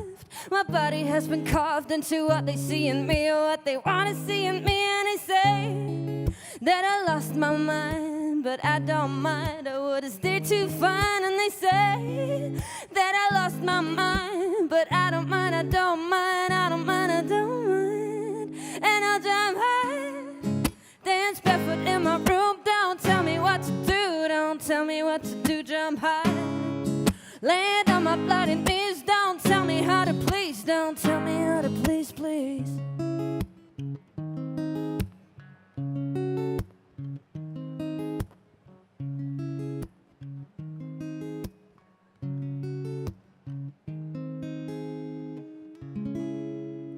Vielen Dank.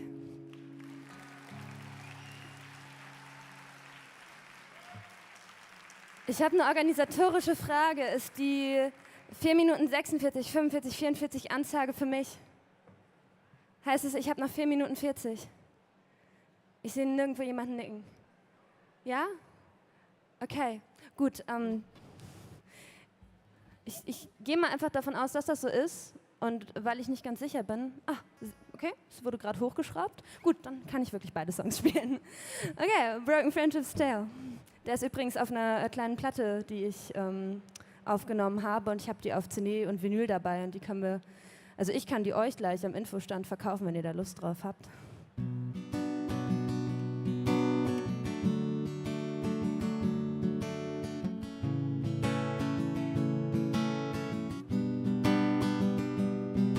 Tell me, are you scared?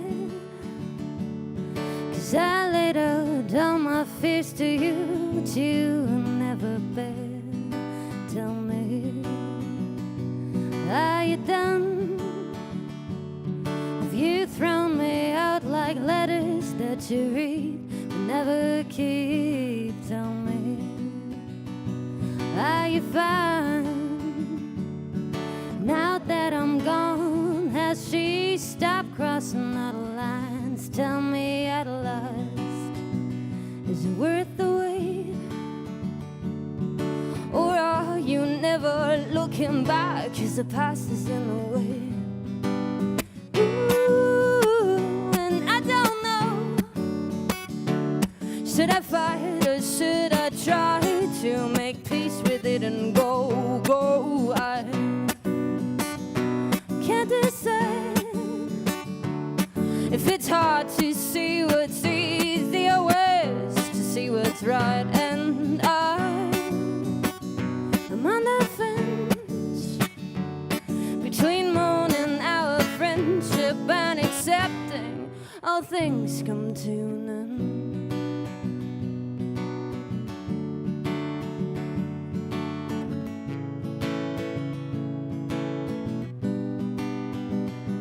Tell you now, I never meant for everything to happen how it happened in the end. And I've thrown them all away, all the poems that I've written about this broken tale. But you should know that it's not fair. But I guess you measure friendship not in love, but in its spirit. I won't beg or plead. I kindly asked you once or twice, and I'm not getting on my knees. Ooh, and I don't Should I fight or should I try to make peace with it and go? I can't decide if it's hard to see what's easier ways to see what's right, and I'm on the fence between mourning our friendship and accepting, oh accepting. Jetzt kommt so ein Mitsingteil. Ich stelle mir das eigentlich ganz schön vor. Wenn wir das so alle machen, und dann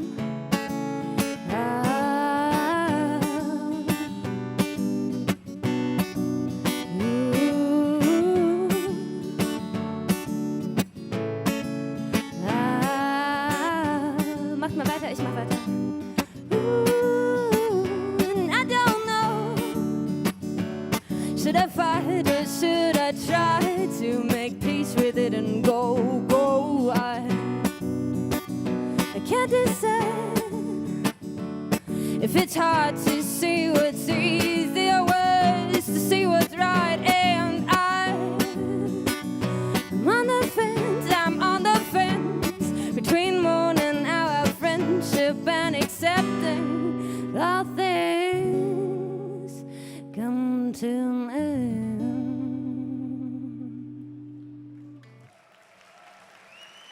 Vielen, vielen Dank. Ich quatsch gar nicht mehr so viel, weil ich habe gar nicht mehr viel Zeit, aber es kommt jetzt noch Song of Consent, der ist feministisch, es geht um Consent. Ihr seid im Thema und wenn nicht, lest euch ein. Bis gleich. 1, 2, 1, 2, 3, hey!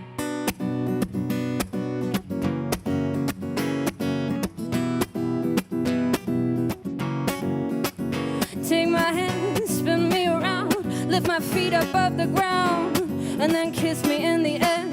After asking for consent, I'll take my hand, take me home. We could be alone. I know your type is rare, 'cause you truly care. And you may have me, but you must ask me. And if I don't say yes, don't put it to the test. You may have me, but you must ask me. And if I tell you no, respect, that means no.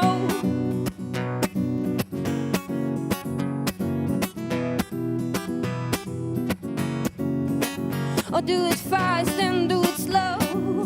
See how long you can go. Do it soft and do it rough. I haven't had enough, but it's sweet that you asked me. If I like how it feels, if I like what you do, oh, I wish there was a new. And you may have me, but you must ask me. And if I don't say yes, don't put it to the test. May have me, but you must ask me. And if I tell you no, respect, that means no. Vielen Dank, ich bin Mina Richman, ich spiele um 1:15 an einer anderen Zeit. Ich bin auf sozialen Medien. Wenn ihr mir da hinterher folgen, laufen wollt, dann freue ich mich. Bis später.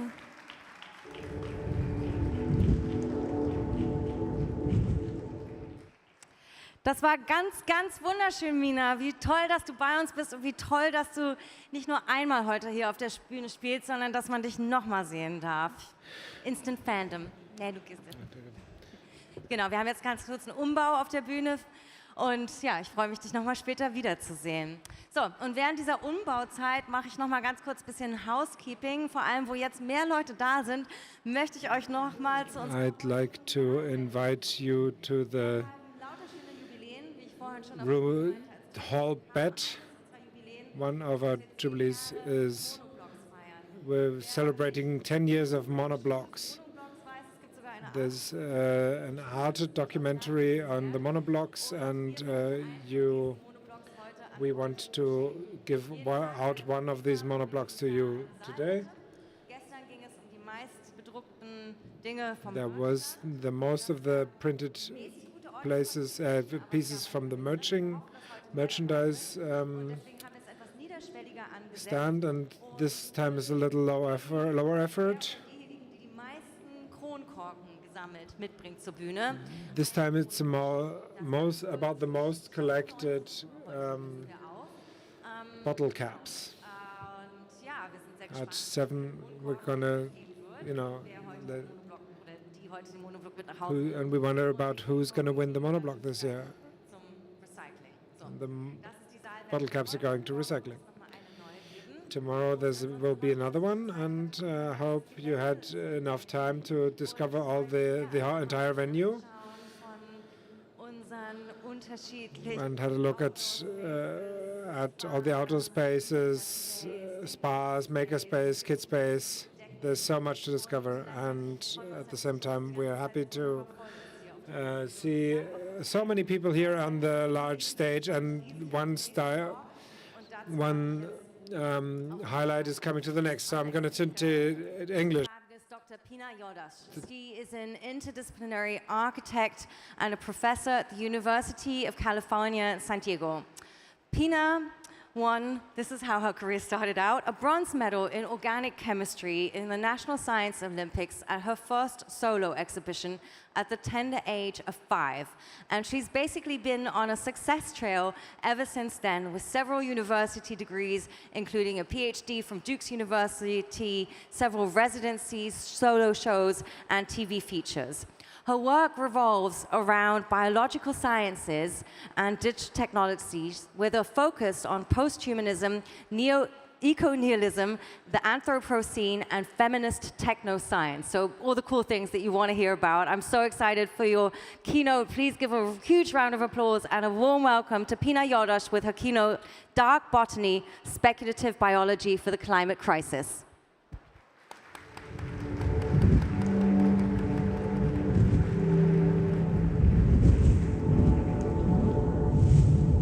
I stay here. You can use the stand if you like. Okay. Hello, everyone.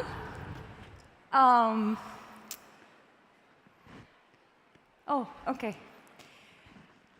It's a pleasure to be here. It's been 4 years since I last visited Berlin, and I'm super nervous, so I think I'm gonna ramble. Let's just dive right into the slides.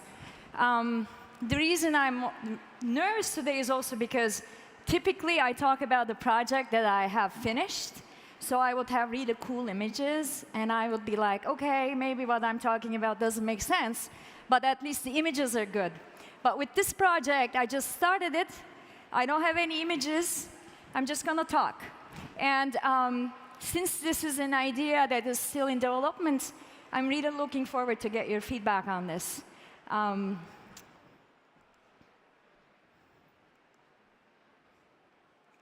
The project is titled Dark Botany.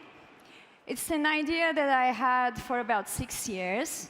Earlier, the name was Black Botany, but then Black Lives Matter happened, and then Black Botany became a completely different, it had a different meaning, so I turned it back to Dark Botany. It's actually not a dark project, it's a lot about light.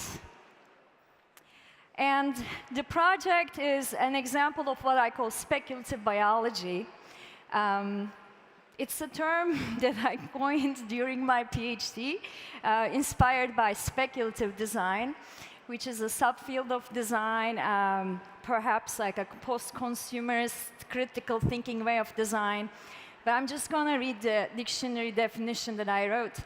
It's a multidisciplinary, multimodal, multi-layered, often multinational knowledge production system that lies at the intersection of speculative design, synthetic biology, and cultural criticism.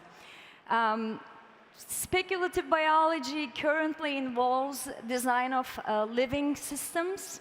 Therefore, it could start with cells, can go to tissues, it could be about organs, organisms, and could lead up to an ecosystem altogether. So in the past 15 years, sometimes without knowing what I'm doing, I've been actually creating a lot of these biological entities. So at the organ level, I think the first design I had was neolabium. I'm going to show an image. Stomaximus plastoceptor. Whenever there's a TM next to the name, it means that it's synthetic design. It's human-made. At the organism level, I came up with a creature called foolsful, Pantone birds, and Pacific balloon turtle. And at the ecosystem level, I currently have 2 projects. One is an ecosystem of excess, which was premiered here in Berlin in 2013, and dark botany, which I'm talking to you about today. Just kind of like, to give an idea of what speculative biology is, I'm going to talk about a couple organs that I made. And, oops, let's go back. The first one is neolabium. This is an idea project that I came up with in 2006, 2007, finally realized in 2008. It's a sexual organ that can be attached to an XY or an XX body. And it's heavily inspired by the female genitals, basically, but it's more advanced in that, as the name suggests, it has multiple labia, and it has a lot more nerve endings in these labia than what we normally have. And I was really interested in designing genitalia for a while when I was exploring gender identity, what it means to be, male or a female, the cultural definitions of it, etc. So it's an old project.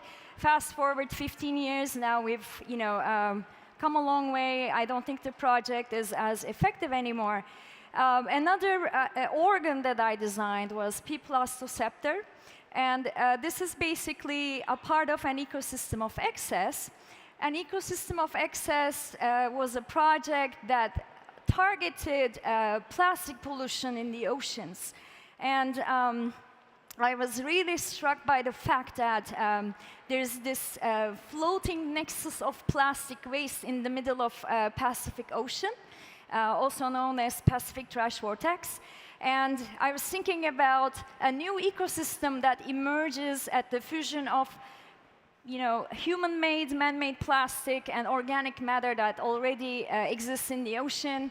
I was thinking about the possibility of new life forms emerging in this contemporary primordial ooze. So P. plastoceptor belongs to that, and it's a sense organ that can detect plastics, basically.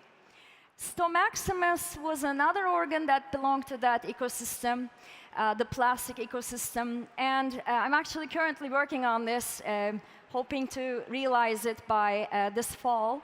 And it's a maximized stomach that can digest plastics. So these are, again, old ideas from 2013.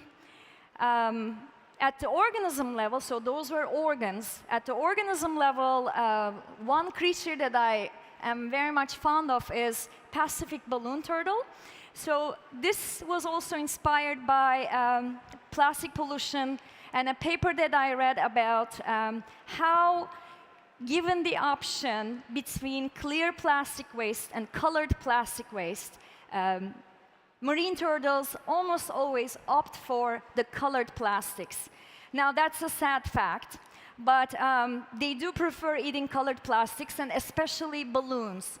Now, in California, where I'm coming from, there is this interesting type of pollution called balloon pollution. Because back there, we love celebrating our joys and, emotions, etc., by releasing balloons in the air. And then they fly away and end up in the Pacific. Then the marine turtles find them and eat them. And they basically suffer through a lingering death because their digestive tract is clogged. So in this version, in this, organism, I was hoping to come up with a novel digestive tract so that the marine turtles could survive plastic waste. Another creature, and I actually really like this one, is foolsful. And this was my attempt to come up with like a kitchen utensil / creature that can offer us a constant supply of eggs every 28 hours. And again, living in the States, I was, encountering this fact called cage-free chicken. And having come from Europe to the States, I was like, okay, what is going on with this cage-free concept? And I spent about a year doing research on what happens to, industrialized chicken farms and what happens to chicken that are actually in these facilities. Then I discovered that they are the chicken, also Latin name Gallus domesticus, goes through this process where they are experiencing muscular atrophy because they're like confined in a very tiny space, about 18 inches by like 7 inches. They go through all kinds of neurodegenerative diseases, and they are basically living a horrible, horrible life, since the whole animal is designed to move and look for food, but when it's confined in this space, it can't move, right? And I made this connection between how we punish ourselves as well, how we punish humans. When we want to punish someone, we take their freedom away, and that usually translates to taking their movement away, and that's how we invented prison. So I thought, well, we love eggs. This is a thing that's not going to go away.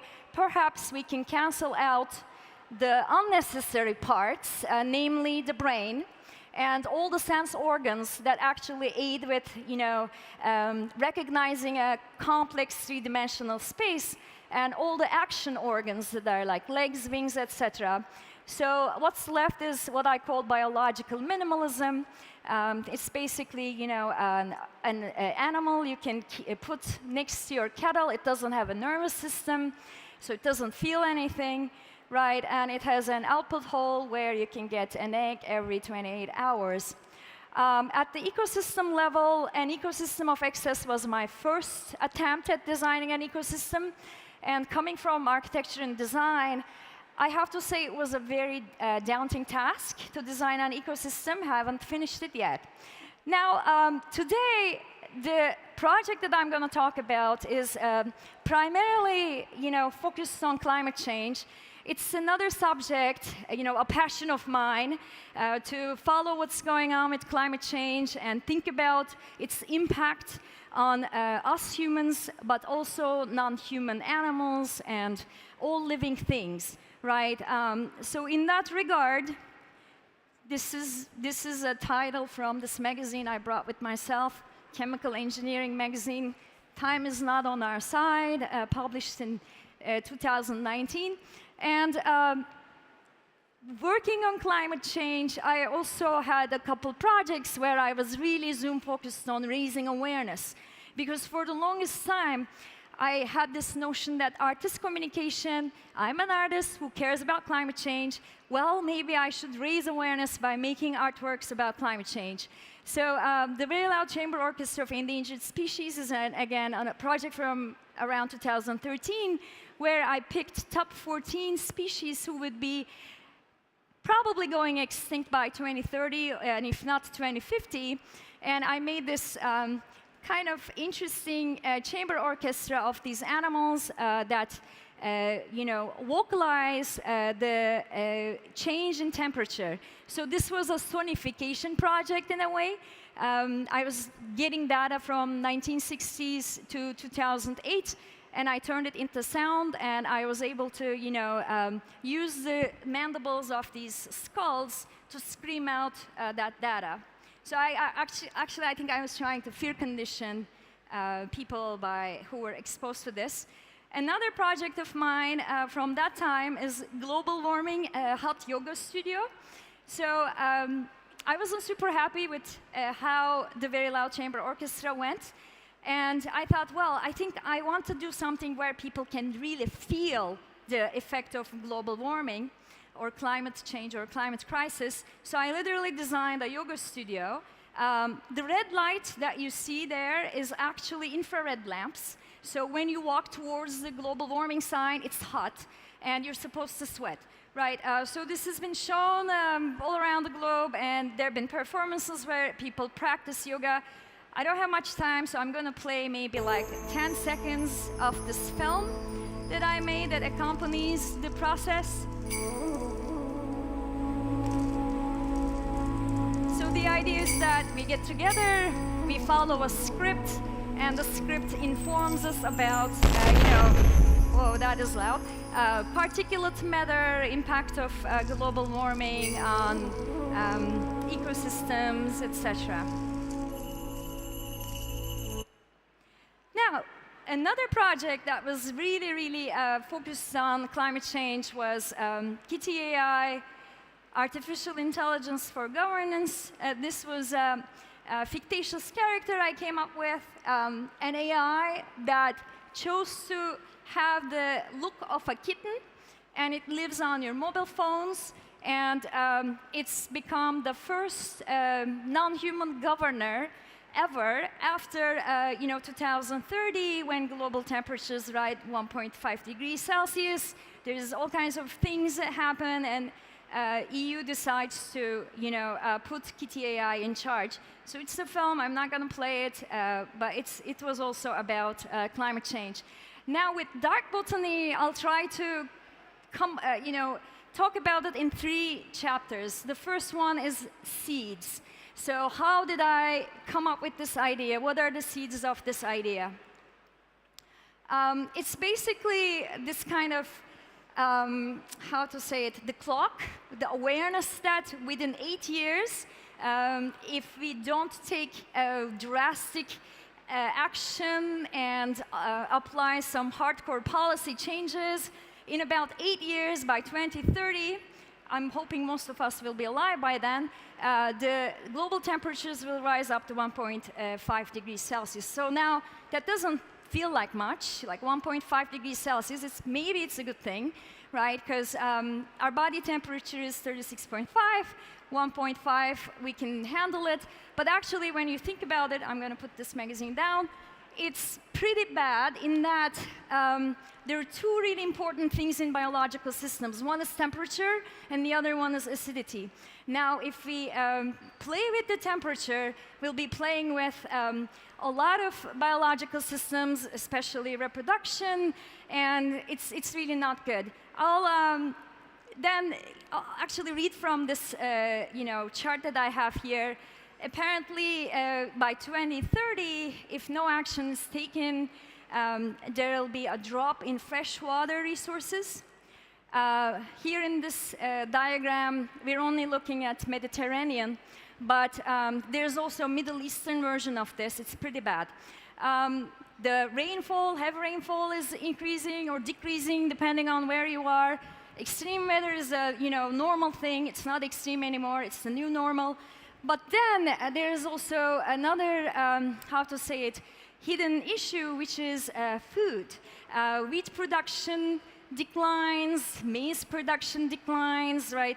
Certain produce goes up, like soy and rice, but in general, there is going to be a heavy impact on how food is produced by 2030. Now, the sea levels, that's the other thing. We all talk about this. 40 centimeters, again, it's not that much. But when you think about it, around the coastal regions, there is a huge negative impact on marine ecosystems. I'm not even thinking about how it impacts people that are living in coastlines. And this item is also very interesting. Coral bleaching, by 2030, 90% is gone. If no action is taken from 2030 to 2050, 98% of coral reefs are gone. The rainfall is going up. Extreme weather gets really messy, right? Sea level rise, again, it looks like 10 centimeters. Okay, it's not that much, but when you think about it at the ecosystem level, it's actually a lot. And I don't know. By 2050, the temperatures, global temperatures, raise 2 degrees Celsius. We will be losing a lot of species that we enjoy. Side note here is this I took from Coca-Cola's website, so the actual numbers are a lot bigger than this. So the actual numbers are a lot bigger than this. Coca-Cola adds 5.24 million metric tons of greenhouse gases pretty much every year. That's from 2020. It's bigger in 2021. Actually, they're claiming it's gone down, but I'm not going to make corporate claims there, so I'm going to move on. But that is an interesting coincidence there. Let's go on to the next slide. Now, with all that data, and given my anxious personality type, I started freaking out. I was like, oh my God, okay, I've been trying to raise awareness with my art. I'm not sure how effective it is. Maybe from the awareness space to solution space. Can I do that? So I was really intrigued by this term called NETs, much better than NFTs. It's negative emissions technologies. And if you look at any report that uses IPCC, or how global CO2 levels will rise by 2050, any prediction algorithm, any paper on this, you come across negative emissions technologies. This is basically the dictionary definition is these are technologies that will permanently remove the greenhouse gas carbon dioxide from the Earth's atmosphere. There are 4 major techniques. I'm not going to go into detail. And I'm focusing on the last one, which is basically using biological systems to capture carbon. Side note, I was amused by these 2 graphics. One of them is trying to catch CO2 with a net. It's gas, net won't work. And the other one is just like dialing CO2 as if it's some music, I don't know. So I thought that was interesting. Now, how do we take NETs and combine it with another passion of mine, which is synthetic biology? I'm a big fan of Freeman Dyson, who is a visionary British thinker. He claimed in a 2007 paper called Our Biotech Future that domesticated biotechnology will become a common thing. And just like the history of personal computing, most of us would be able to genetically modify organisms in our kitchen, etc. And then in 2013, CRISPR happened, so it's actually really possible. Now, that was the seeds of the idea. Now, let's focus on the leaves of this project. One fact is that photosynthesis is not efficient. We live in a culture of efficiency and progress, and I had to find out that photosynthesis fails us. The efficiency of photosynthesis is only 11%. Now, with dark botany, with us, and the research is there, it's happening, but it's not fast enough. So how can we come up with a more efficient photosynthesis? Then we have to think about chlorophyll, the green pigment.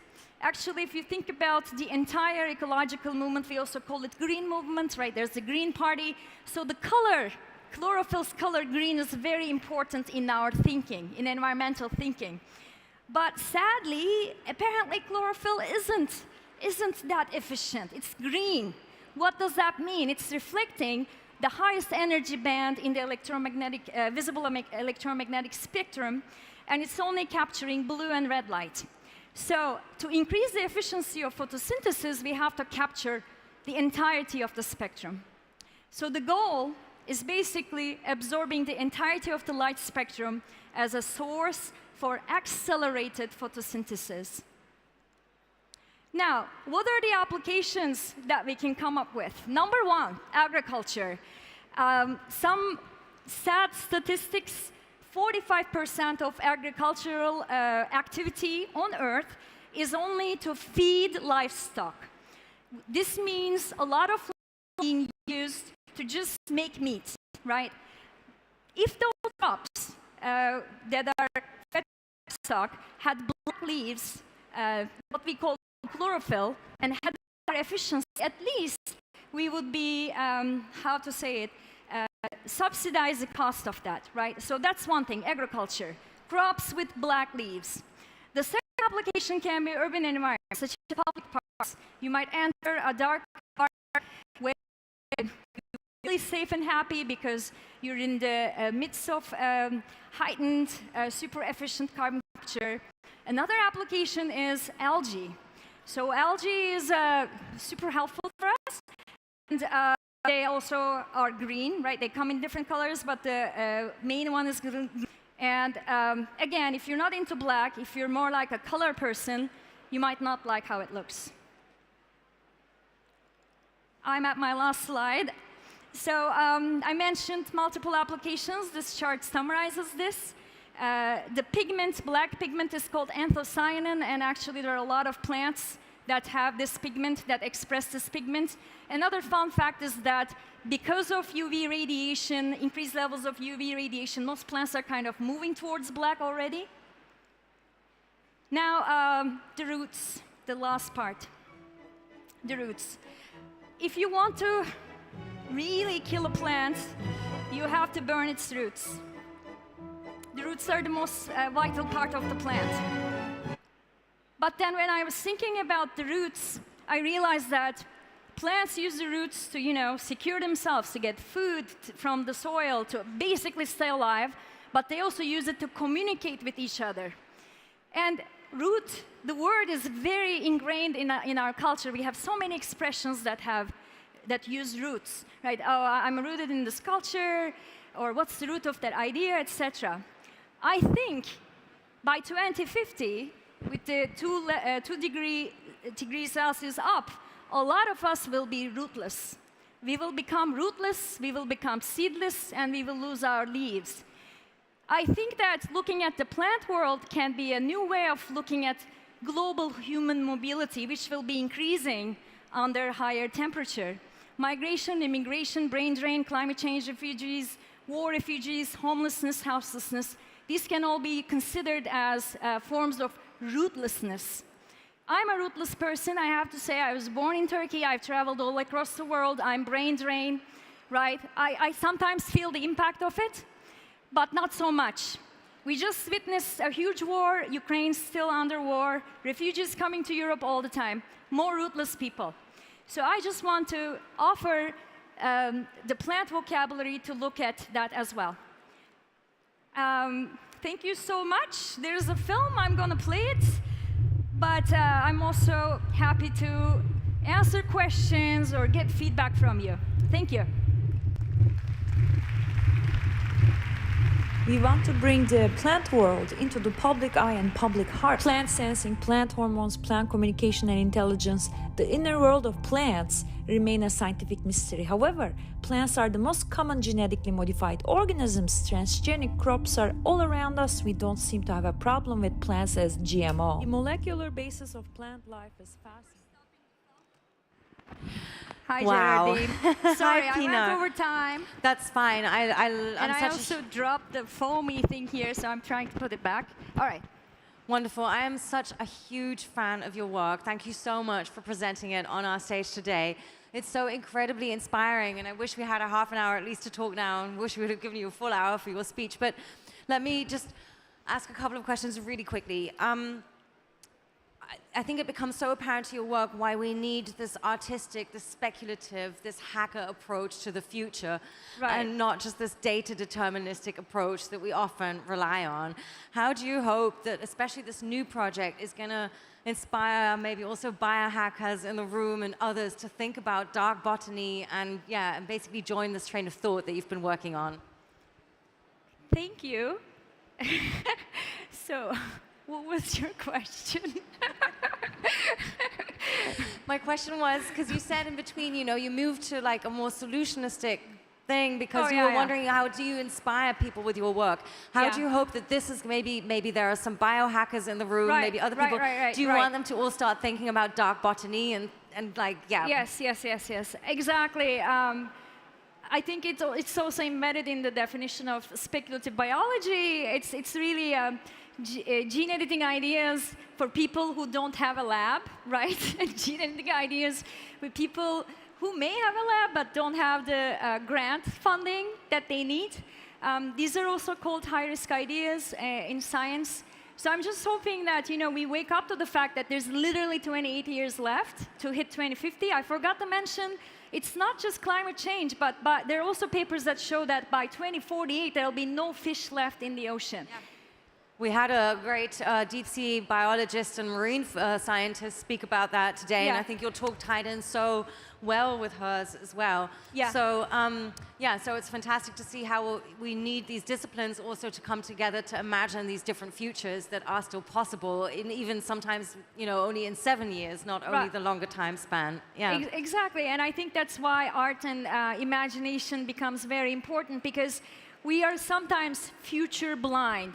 I like to think of it as blindness towards future. Obviously, we haven't evolved to think, down the path 28 years later what's going to happen, I don't know. We're also out of that kind of cyclical historical path where, for generations and generations, you do the same thing. 600 years pass by, you're still wearing the same type of shoes. It doesn't happen anymore. So it's hard for us to imagine or to kind of see through our mind's eye what's going to happen. And I believe that art can help us open that eye or sight for seeing the future. Yeah, absolutely. I agree. I wish we had more time. I really hope somebody's already making a sticker saying NETs, not NFTs. Right. And let's have another huge round of applause for you and the amazing work that you do. Thank you so much for being here with us today.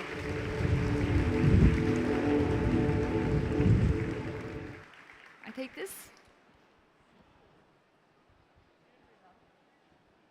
Lolo? Ah, da bin ich. Vielen, vielen Dank. Hi, thank you very much for this. And now we'll directly continue to, she's going to be on the stage multiple times. This is the second time. It's totally worth watching all of her sessions with her pie charts of truth. Katja Berlin.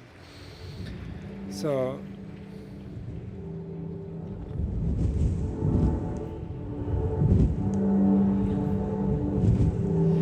Ja, hallo, ich bin sogar schon das dritte Mal. I am already the third time here. This is the end. This is the last time, and glad that you have come again.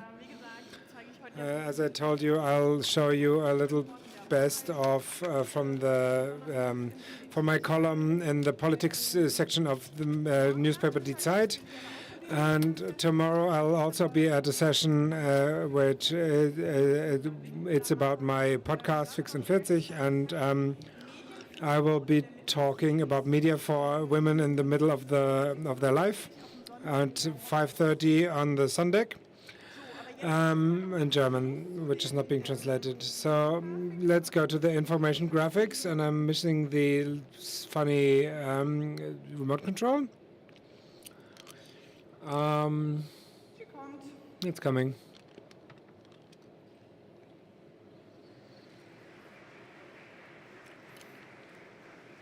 Dankeschön. Thank you very much.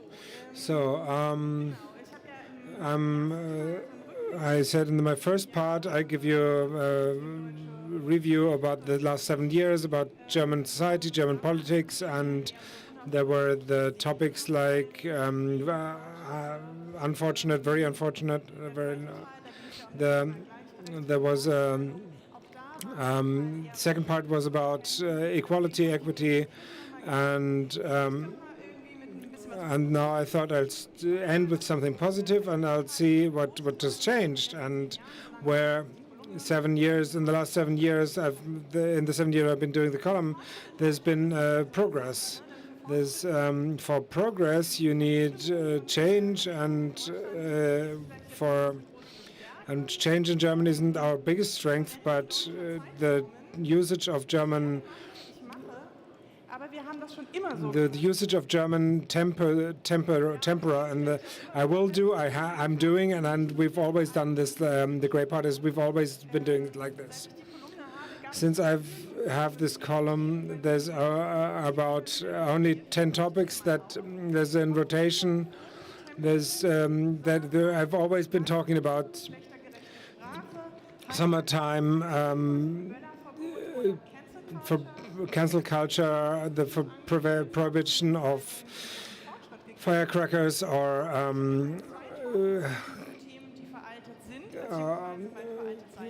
headscarves, and I've found.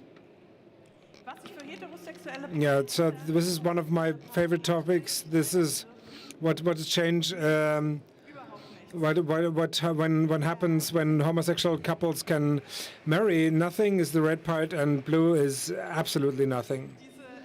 This pie chart is from 2015, and since 2017, the marriage for all is possible, and that was really overdue. Since old pie charts, what you're not allowed to say today, racist words, sexist jokes, and then on The gray part is about being allowed to advertise, or not really advertise, notify people about that you're doing abortions. So there's a big debate about the paragraph 219a in Germany, and the not being allowed to notify people about abortions, that you're doing this because you didn't know, maybe not know that abortions in Germany are forbidden. They're only decriminalized. There's I found this pie chart. This is an in-joke about German politics, about the politician Friedrich Merz being a big part of German industry, and now he's come out of the board of directors of many places. So it's not enough to fill this box. The progress is always also about technology, and because we are on Republica, the Festival for Digital Society, I've been looking. What do I have? What kind of pie charts did I do for this topic? The technical or digital progress has happened. We have different opportunities now to get angry about things on social media in Germany, since it's different from 2015. One, digitalization in Germany. This is a pie chart that's still working. And the next one is a few years old too. Mobile network, 5G, 4G, 3G. Go to that hill behind the village. Maybe you can have a little reception there. But still a little older, but I think you still feel it. You don't have to go to the past. You just, that's Tarif Zone C in Berlin. C in Berlin is enough. Not in all areas, but there's high-tech enthusiasm in Germany for modern energy and modern. The last part is about modern function clothing.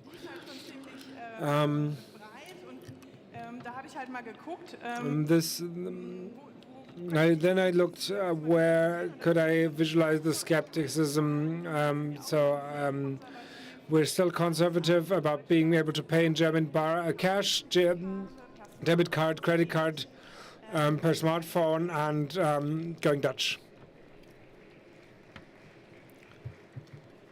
Ehrlich gesagt verstehe ich gar nicht, weshalb es in den letzten Jahren nicht. I don't understand why hasn't been more progress. I mean, Andreas Scheuer was Prime Minister for Digital Infrastructure, which could have gone wrong there. But I noticed that we haven't had a killer game debate in the last few years. The things that cause digital aggression, killer games is yellow and Windows updates is blue. And my assumption is that the killer game debate has been changed about another debate, switched out by another debate about a debate that we have to lead about hate on the internet, and we need the digital frameworks to be safe from digital harassment.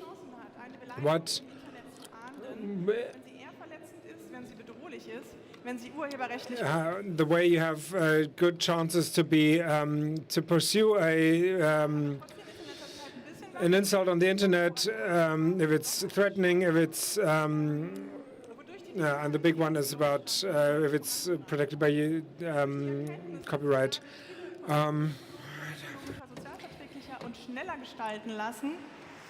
Digitalization in Germany, how has it been advanced?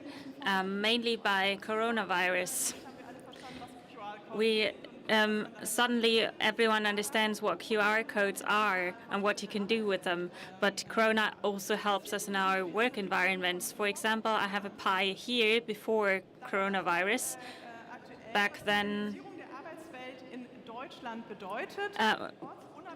what does modernization of the working environment in Germany mean? And the big one is English terms for our jobs. That was before coronavirus. In comparison to that, my pie from last year, what we learned from video conferences, that you don't need pens, that you don't need to travel for meetings, and that digitalization in Germany is very slow.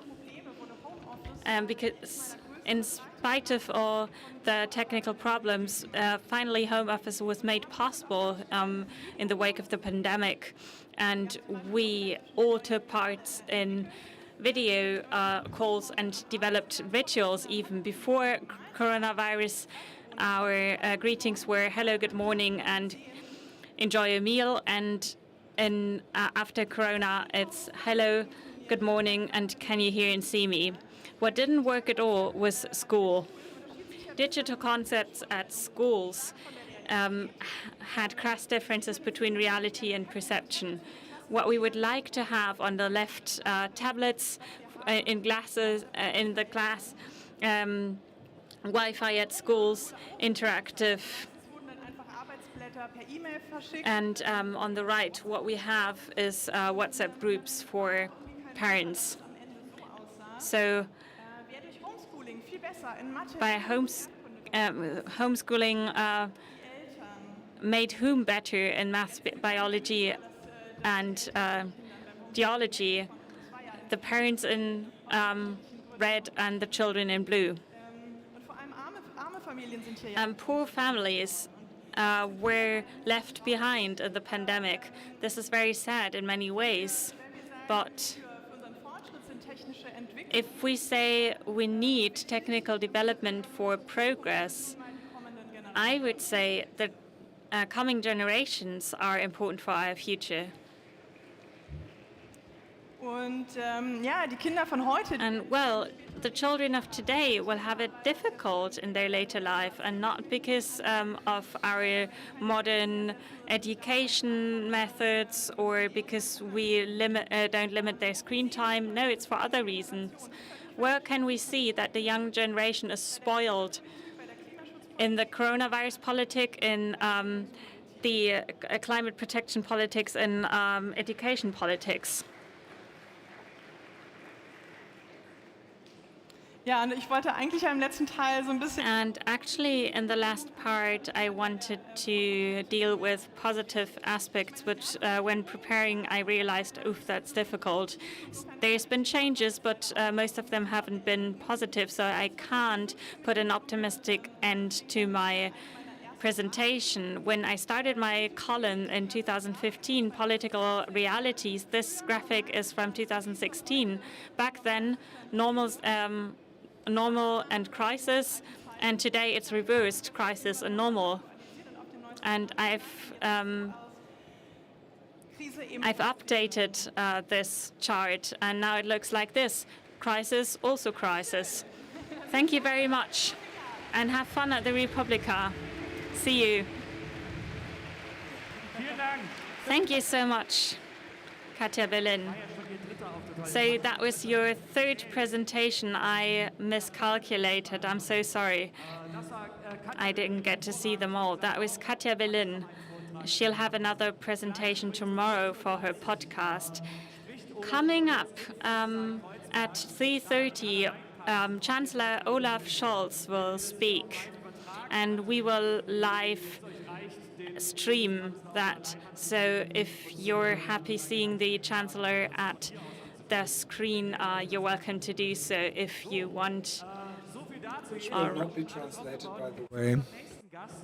Our next guest, I should have it here somewhere. She has brought us a vinyl record which she's selling, but now she's here on stage and will play some wonderful music for us.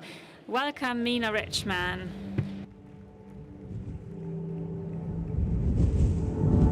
Hi, ich bin Mina Richman. Ich beeile mich ein bisschen, damit Olaf Scholz mir nicht ins Wort gerätschen muss. Das wäre tragisch. Ich spiele euch mal als erstes eine Single, die ihr vielleicht aus dem Deutschlandfunk Kultur kennen könntet. Ist meine Ukulele da? Ich höre sie noch nicht. Kabel steckt. Was ist los?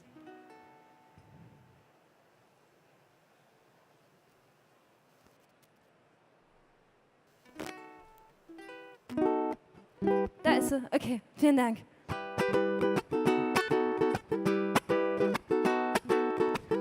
Down tobaccos, wrapped in leather and in lace, and her face is a grace to the human race. But I'm a good girl, never will break the rules these days. She came with her wicked smile and crossed my ways, crossed my ways. You're too cruel. Play me for a fool like a violin. Loving you is my only sin. You're too cruel. Play me for a fool like a violin. Loving you is my only sin. Meet me at sunset. Bring the fruit, I'll bring champagne, and we'll kiss while we dance under the summer rain. A bed of flowers, and I can tell you cast your spell. And I never, never, never believed in heaven or hell, or in hell. But you're too cruel. Play me for a fool like a violin. Loving you is my only sin. You're too cruel. Play me for a fool like a violin. Loving you, loving you, loving you. You is my only sin. Vielen, vielen Dank.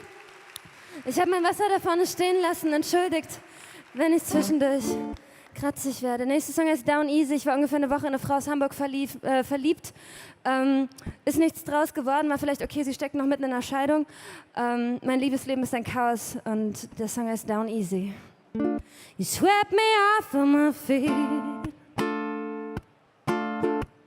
You were quick to take the lead. Now I'm floating midair. Or will I fly or fall too deep from all your lips? Painted red and obsessed. 'Cause I don't know if they are made to be listened to or kissed. Don't let me fall. Don't let me fall. For you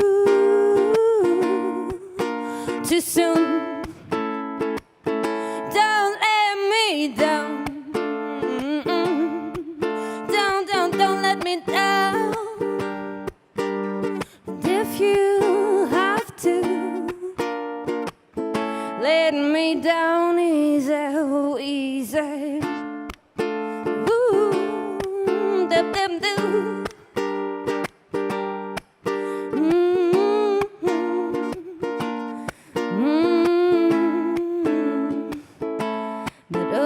Kiss by the altar at the church, what did it mean? Oh, probably less to you than it did to me. And oh, that kiss by the altar at the church did not remain unseen. And now I have a picture to take me back to the memory. Don't let me fall. Don't let me fall. For you too soon. Don't let me down. Don't let me down. And if you have to, let me down easy, easy. Ich bin Mina Richmond, die Uhr ist abgelaufen, meine Platte und meine CD könnt ihr am Infostand kaufen. Ich geh weg, ich geh weg.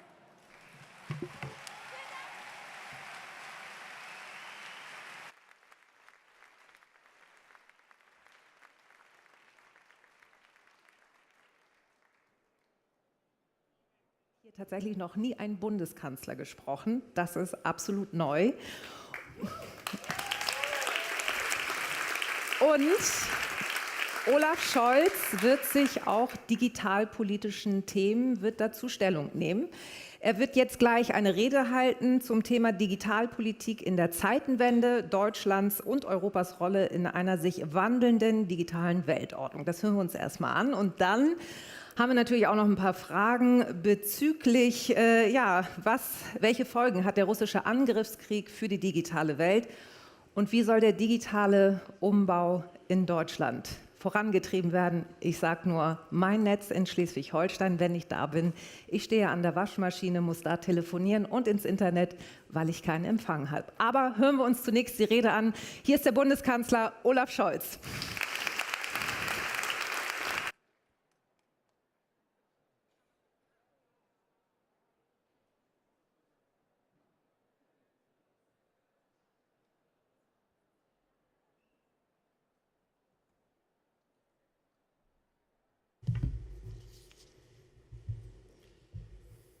Ja, liebe Teilnehmerinnen und Teilnehmer, meine Damen und Herren, ich möchte meine Rede mit einem Geständnis beginnen. Ich war zwar schon früher zu Gast auf der Republika, zuletzt 2019 als Bundesminister der Finanzen, aber noch nie bin ich ganz zum Schluss geblieben. Mein Fehler.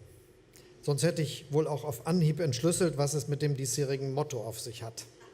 Stattdessen habe ich erst bei der Vorbereitung auf meinen heutigen Besuch erfahren, dass jede Republika mit dem rituellen Singen von Queen's Bohemian Rhapsody endet und dass Any Way That the Wind Blows damit sozusagen the famous last words der letzten Republika vor der Pandemie gewesen sind. Daran anknüpfen zu wollen, und so verstehe ich die Wahl des Mottos, ist mutig. Mutig deshalb, weil uns als Gesellschaft der Wind doch ziemlich brutal ins Gesicht geweht und einiges mit sich gerissen hat in diesen vergangenen 2,5 Jahren. Da war natürlich die Pandemie mit all ihren sozialen, gesellschaftlichen, wirtschaftlichen, politischen Herausforderungen und Brüchen. Ihre Folgen werden uns noch lange beschäftigen. Die geopolitischen Gewichte haben sich noch rasanter verschoben als ohnehin schon. Die Welt des 21. Jahrhunderts wird nicht multipolar, sie ist es längst. Und schließlich seit dem 24. Februar dieses Jahres tobt ein grausamer Krieg im Osten Europas, der uns alle erschreckt und beschäftigt. Ich habe das eine Zeitenwende genannt. Eine Zeitenwende, weil ein einziges Land, Russland, mit der Macht seines Militärapparates und ohne jeden Anlass internationales Recht auf brutalste Weise bricht. Um knapp 80 Jahre nach Ende des Zweiten Weltkrieges Grenzen zu verschieben in Europa, um ein anderes Land zu unterwerfen und sich zumindest Teile davon einzuverleiben. Das ist blanker Imperialismus und den können und werden wir nicht akzeptieren, niemals.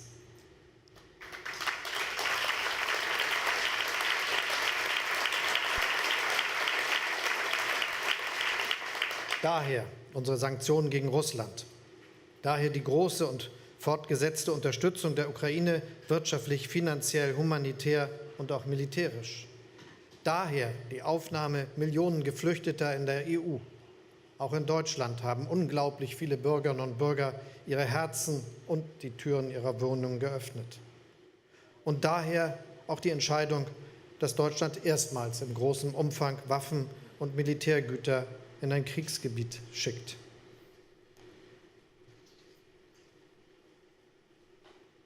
Wir tun das alles auf engste abgestimmt mit unseren Freunden und Partnern in der Europäischen Union, in der NATO, in der G7, der Gruppe der wirtschaftsstarken Demokratien, in der Deutschland gerade den Vorsitz hat. Diese Einigkeit ist ganz wichtig. Putin hat jedenfalls nicht mit ihr gerechnet. Und unsere Einigkeit zeigt, wenn es ernst wird, dann leiten uns dieselben Werte und Überzeugungen, dann ist auf gewachsene Partnerschaften Verlass. Aber diese Geschlossenheit sollte nicht darüber hinwegtäuschen, für viele Länder und Weltregionen in Asien, Afrika, in Südamerika ist der Krieg in der Ukraine weit weg. Ganz nah hingegen sind dort die Folgen des russischen Angriffskriegs. Die Sorge vor Hungersnöten, vor Rohstoffknappheit, vor Energiemangel, vor unterbrochenen Lieferketten, vor einem abgehängt und vergessen werden vom Rest der Welt. Darin liegt ein großes Problem. Denn es droht eine neue Teilung der Welt, jeder gegen jeden und jeder für sich, statt globaler Verantwortung und internationaler Solidarität.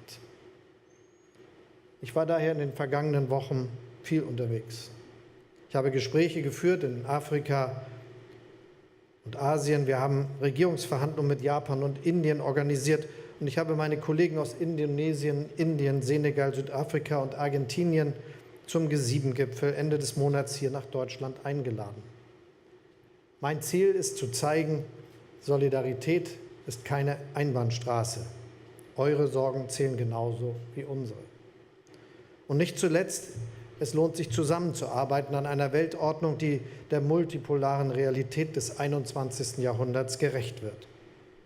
Ich bin fest überzeugt, die Deglobalisierung, die manche derzeit propagieren, ist ein gefährlicher Irrweg. Niemand kann sich abkoppeln vom Rest der Welt. Das gilt für die analoge Welt, wo Klimawandel, Gesundheitskrisen, Armutsbekämpfung, Handel und Wissenstransfers internationale Zusammenarbeit zwingend erforderlich machen. Aber das gilt genauso, vielleicht noch stärker, für den digitalen Raum. Das Internet lebt davon und da erzähle ich gerade Ihnen natürlich hier nichts Neues, dass Daten frei in jede Ecke der Welt fließen können, dass Informationen von überall her zugänglich sind. Das hat das Internet auch groß gemacht.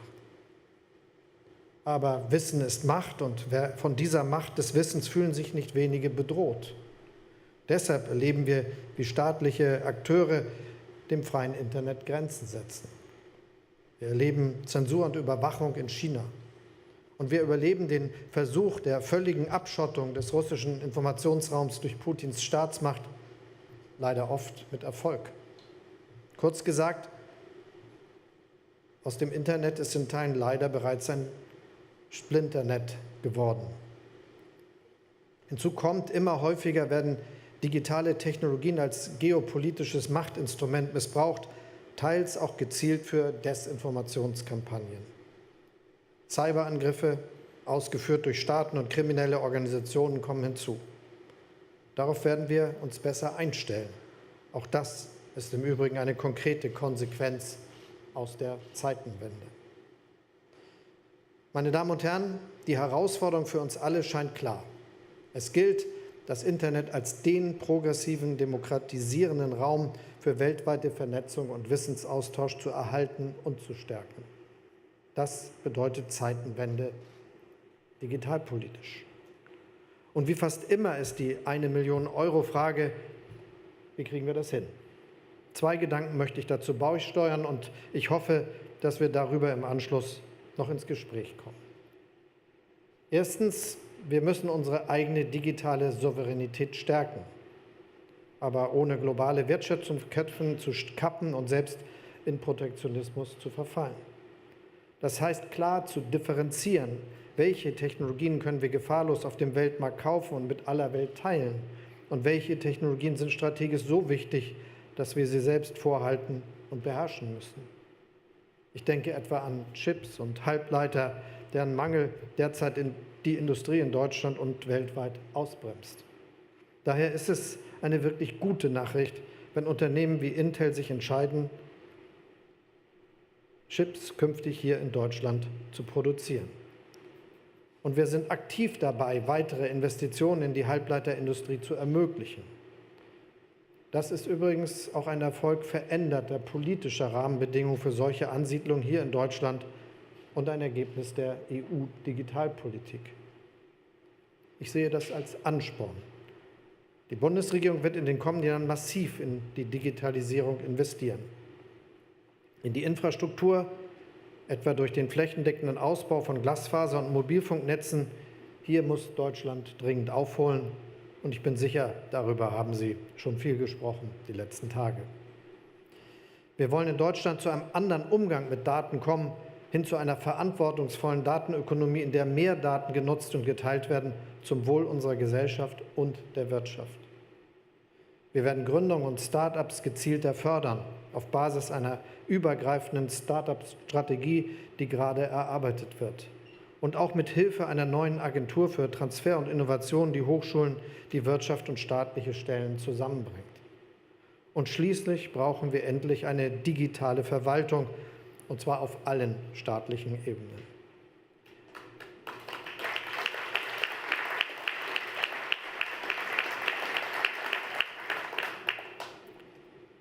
Man sieht die Not und hört sie.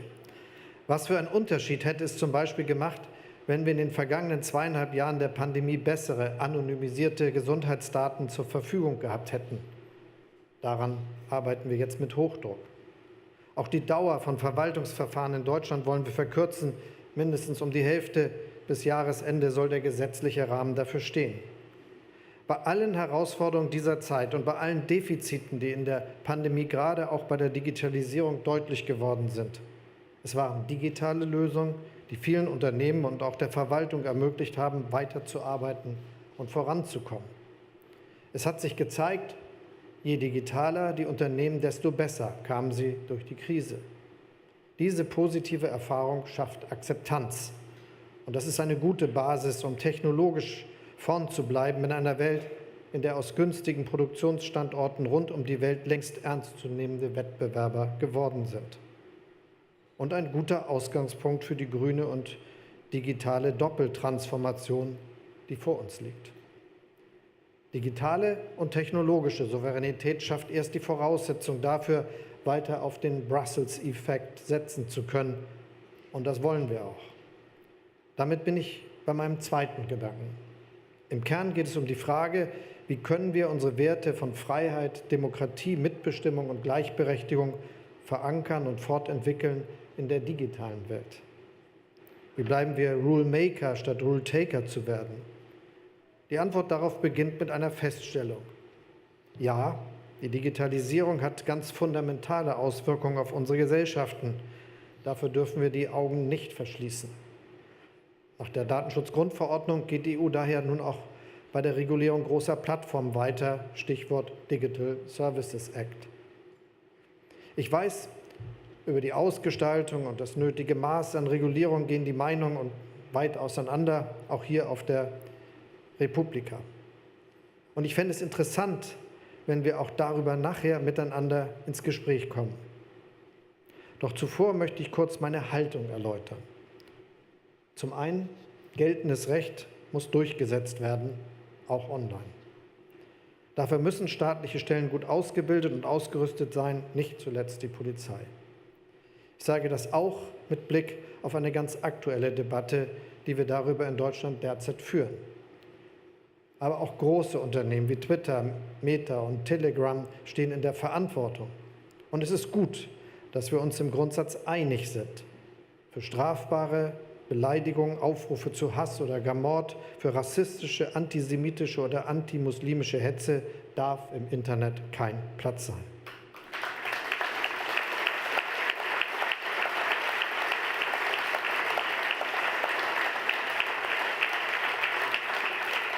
Schwieriger ist es mit all dem, was sich im Graubereich unterhalb der Strafbarkeitsschwelle abspielt. Tag für Tag erleben wir, wie Grenzen des Sagbaren bewusst verschoben werden. Wie eine immer größere Lücke klafft zwischen dem, was man sich von Angesicht zu Angesicht sagen würde und dem, was man sich auf Twitter, Facebook oder sonst wie um die Ohren haut. Hier kann und darf der Staat nicht Moderator, Schiedsrichter oder Wahrheitsministeriums spielen. Die Meinungsfreiheit ist ein hohes Gut. Doch allein der Hinweis auf die Meinungsfreiheit hilft auch nicht weiter. Es braucht Plattformen und Unternehmen, die ihre große gesellschaftliche Verantwortung erkennen und auch wahrnehmen, so wie wir es von Unternehmen in der analogen Welt kennen und erwarten. Darüber hinaus braucht es ein gestärktes Bewusstsein bei jeder und jedem Einzelnen von uns über angemessenes Verhalten im Netz. Das beginnt damit, Kindern und Jugendlichen ganz selbstverständlich Medienkompetenz beizubringen, auch in unseren Schulen. Und nicht zuletzt braucht es eine wache, aufgeklärte Zivilgesellschaft. Eine Zivilgesellschaft, die erkennt, Demokratie braucht Diskurs und Kontroverse, aber eben auch ethische Leitplanken. Kurzum, wir brauchen den Weltgeist der Republika. Und zwar gerade dann, wenn der Wind uns hart ins Gesicht bläst. Insofern schön, dass die Republika nach 3 Jahren endlich wieder live zurück ist. Und ganz herzlichen Dank für die Einladung.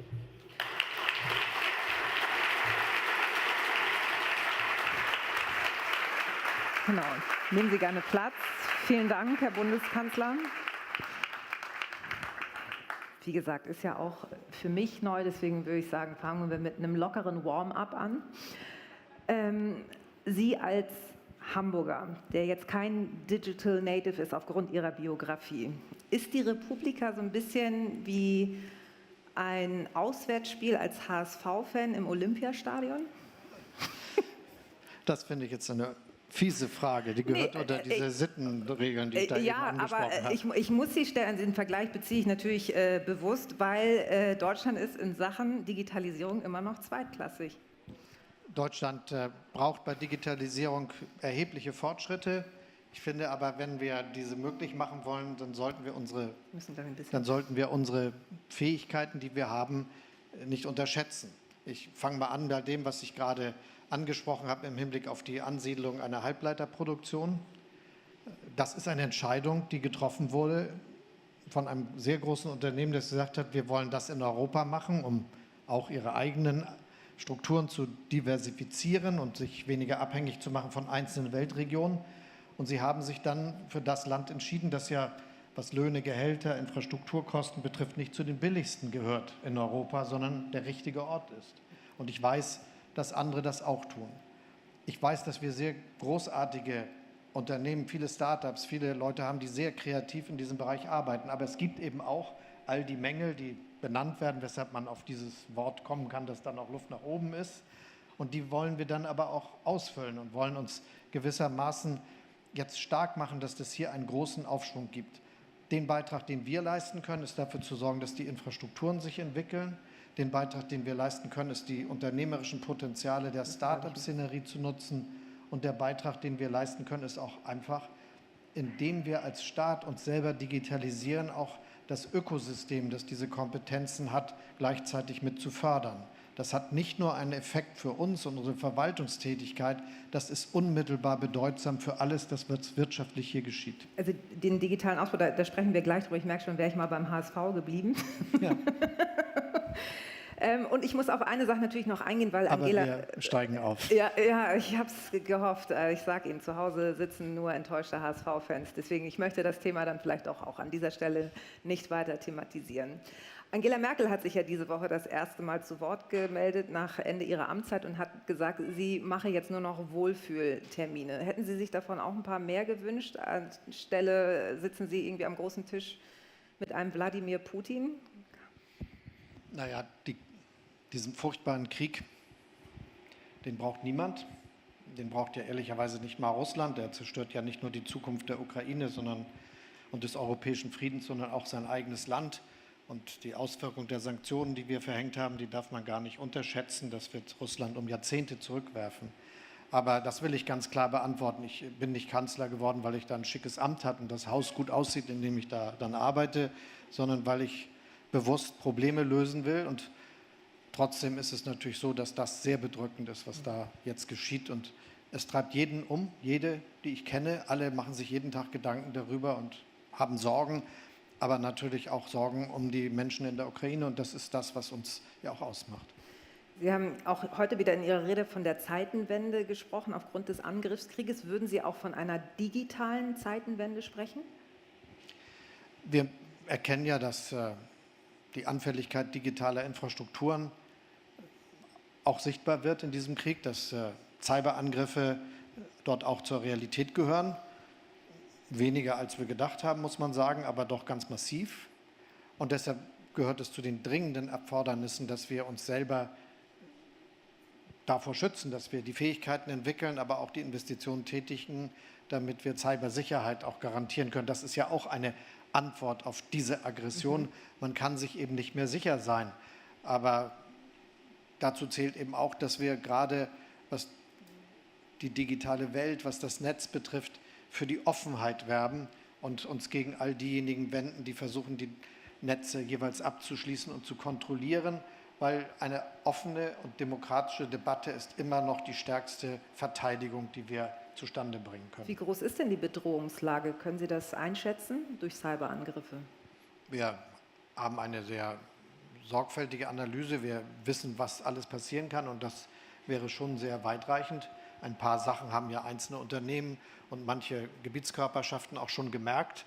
Und deshalb ist das jetzt wirklich allerhöchste Eisenbahn, um jetzt ein Bild aus einer immer noch modernen Technologie zu verwenden, um das jetzt hier in Ordnung zu bringen. Der parlamentarische Geschäftsführer der FDP-Bundestagsfraktion, Stefan Thomé, sieht die Cyberangriffe ganz klar als Teil der Kriegsführung des russischen Präsidenten. Und er sagt, je mehr Putin unter Druck gerät, desto mehr müssen wir mit groß angelegten Angriffen auch auf Deutschland rechnen. Können denn groß angelegte Cyberangriffe Deutschland tatsächlich lahmlegen? Wir haben unsere eigenen Analysen. Wir bereiten uns auf solche Gefahren vor. Wir haben auch mit all denjenigen, die in solchen Strukturen sind, immer wieder gesprochen und werden das auch weiter tun. Deshalb will ich lieber so antworten, wir haben das genau im Blick. Das ist vielleicht die beruhigende Auskunft. Und beruhigender wäre für mich, wie wollen Sie solche Angriffe abwehren? Haben Sie dann ein Konzept? Wir haben jetzt das, was wir jetzt können, und das ist natürlich alles da und wird genutzt. Aber dass da noch viel zu tun wäre, um noch besser zu werden, das ist ja nun gerade auch von uns nochmal neu gesagt worden. Als wir unsere Entscheidung getroffen haben über das Sondervermögen für die Bundeswehr, haben wir in dem Errichtungsgesetz ja nochmal deutlich gemacht, dass eben zum Beispiel Cyberfragen dazugehören, was wir besser hinkriegen wollen in Deutschland, wo wir auch neue Prioritäten in unseren Budgetplanungen vorsehen werden. Und deshalb kann man nur sagen, man kann das nicht ernst genug nehmen. Gut, mein Wohlfühlbarometer sagt mir gerade 5 von 10 Punkten, ehrlich gesagt. Aber es gibt ja einen Zusammenschluss von IT-Experten, die ehrenamtlich zusammenarbeiten. Also ähnlich wie das THW, quasi ein Cyberhilfswerk, ein CHW, die ja auch angeboten haben, zu helfen bei solchen Angriffen. Nehmen Sie diese Hilfe an? Ich bin überzeugt, dass die zuständigen Behörden sich über jede Hilfe freuen und damit ganz unbürokratisch umgehen. Gut, ich sage mal ja. Also wir stehen wahnsinnig gut da, habe ich gerade so das Gefühl. Gut. Das habe ich nur nicht exakt gesagt. Nee, aber ich versuche das gerade. Wir versuchen hier auch nach all den schlimmen Meldungen ein bisschen gute Stimmung zu verbreiten. Gut.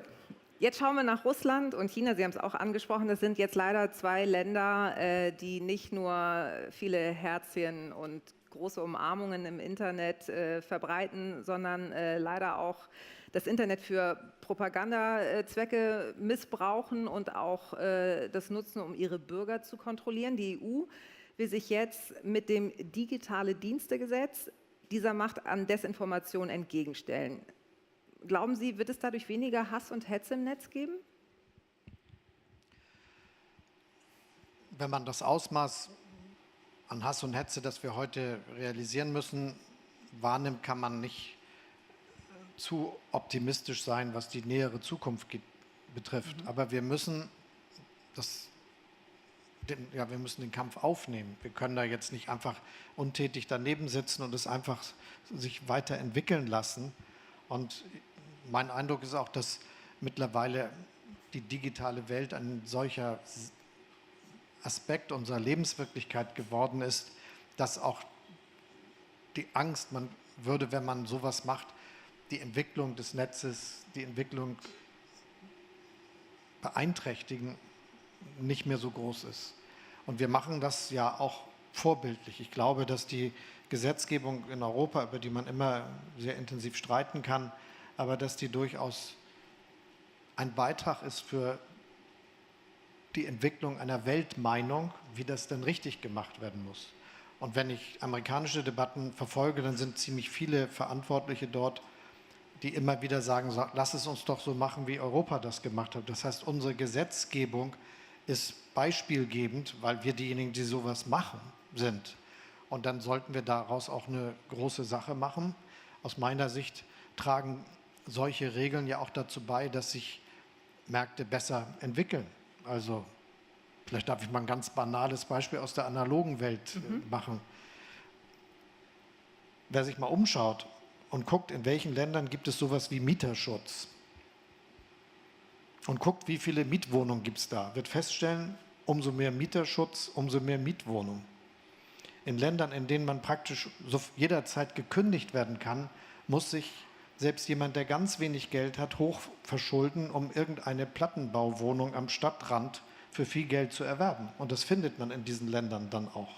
Das heißt, durch die Gesetze, die wir machen, schaffen wir funktionierende Märkte, die sich entwickeln können überhaupt erst. Und insofern glaube ich, geht es nicht nur um gute Regeln, sondern es geht auch in Wahrheit um die Schaffung von Wirtschaftsbereichen, von Märkten, die gut funktionieren, weil sie einen Regelrahmen haben, der dazu beiträgt, dass das sich gut entfalten kann, was dort wachsen soll. Jetzt gibt es ein bisschen Kritik auch an dem DSA-Gesetz wegen der Regelung zum Löschen von illegalen Inhalten. Das heißt, Firmen haben relativ wenig Zeit, um bestimmte Inhalte zu löschen. Und es gibt so ein bisschen die Befürchtung, dass dann vielleicht eher mehr gelöscht wird als zu wenig. Und droht da jetzt von EU-Seite so eine Art Zensur durch die Hintertür? Nein. Also ich finde, die Debatte ist notwendig, ganz einfach, weil es ja auch schlichtweg um gutes Demokratiehandwerk geht. Man muss es auch richtig machen. Aber aus meiner Sicht ist das nicht wirklich eine Gefahr, sondern das wird eine Praxis entstehen, mit der wir alle uns gut zurechtfinden werden. Und wir wissen, dass das auch in vielen anderen Bereichen so ist. Es wird ständig kuratiert. Alles wird, überall, wo eine große Verantwortung existiert, kann man sich nicht von der Verantwortung frei machen. Das ist, glaube ich, das, was uns gerade im Digitalen an vielen Stellen fehlt, hier in diesem Bereich der Netze und wie sie sich entwickeln. Übrigens auch, da kommen wir ja wahrscheinlich noch zu bei der Frage digitaler Infrastrukturen, weil wir zu wenig vernünftige Regeln gemacht haben, haben wir so ein schlechtes Netz und das muss man einfach gut begreifen. Und ich bin sicher, dass es eine Praxis geben wird, über die sich hinterher niemand ernsthaft beschweren wird. Das ist vielleicht auch ein bisschen Learning by Doing, so peu à peu, dann gucken, wie es am besten funktioniert? Muss ja. Also wer glaubt, dass es eine konfliktfreie Welt gibt, dass irgendwas überhaupt einfach ist und es immer nur die Sonne scheint, der ist echt ziemlich naiv. Ich bin Hamburgerin, mir kann das nicht passieren. Aber wer in Hamburg aufgewachsen ist, weiß, es wird dort häufiger schön als anderswo. Das stimmt. Abschließend vielleicht zu diesem Themenkomplex auch nochmal, was auch hier auf der Republika ein ganz, ganz großes Thema ist, dass die EU-Kommission an einem Gesetzespaket arbeitet zur Bekämpfung von sexuellem Kindesmissbrauch. Und im Visier soll das Gesetz auch private Kommunikation haben, also Stichwort Chatkontrolle. Jetzt gibt es natürlich Kritiker, die sagen, das könnte ein bisschen eine Gefahr werden für die Privatsphäre. Was sagen Sie dazu? Erstens, es muss was getan werden, weil das, was zum Beispiel an sexuellem Missbrauch stattfindet,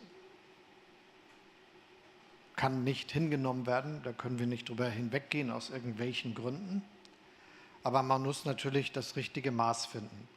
Und wenn ich den Digitalminister Wissing, der ja hier war, und die Innenministerin Faeser richtig verstanden habe, haben sie eigentlich beide im Blick, dass es da eine pragmatische Lösung geben wird, die die notwendige Kontrolle ermöglicht, aber nicht zu sehr eingreift in private Lebensräume. Okay. Dann kommen wir jetzt zum Komplex digitaler Umbau hier in Deutschland. Im EU-Ranking sieht es nicht so gut aus, sind wir im letzten Jahr auf Platz 18 gelandet.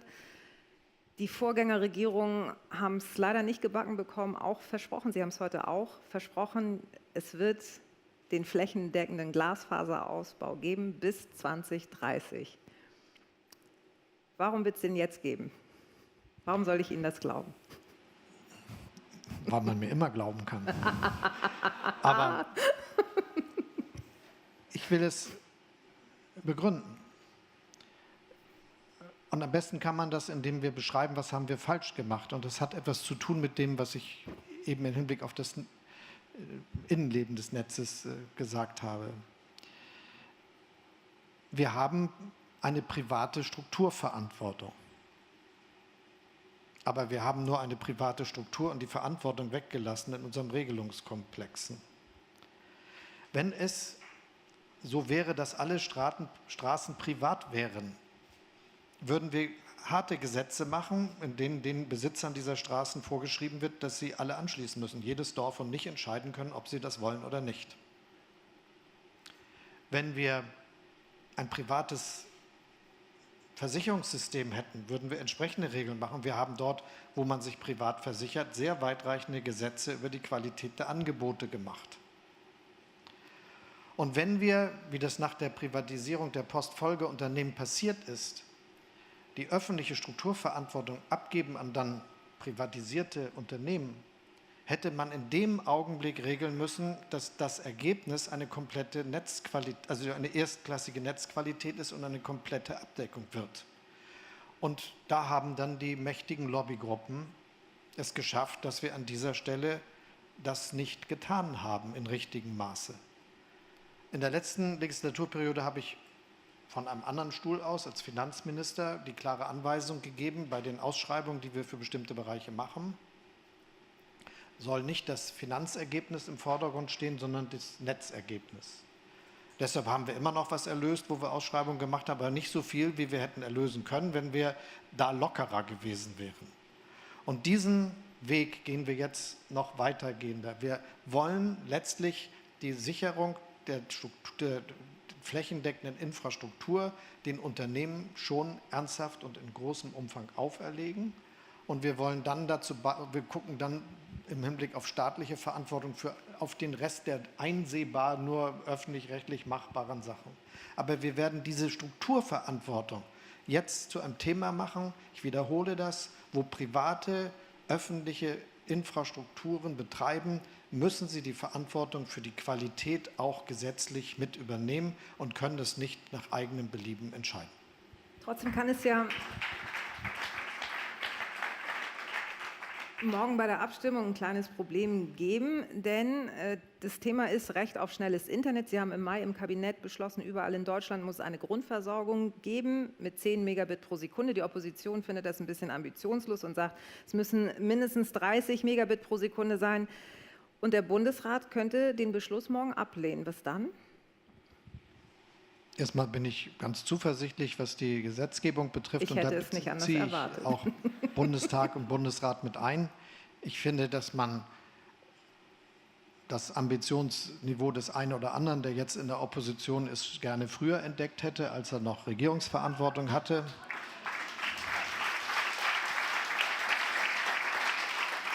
Aber unabhängig davon ist das erstmal ein ganz großer Schritt nach vorne.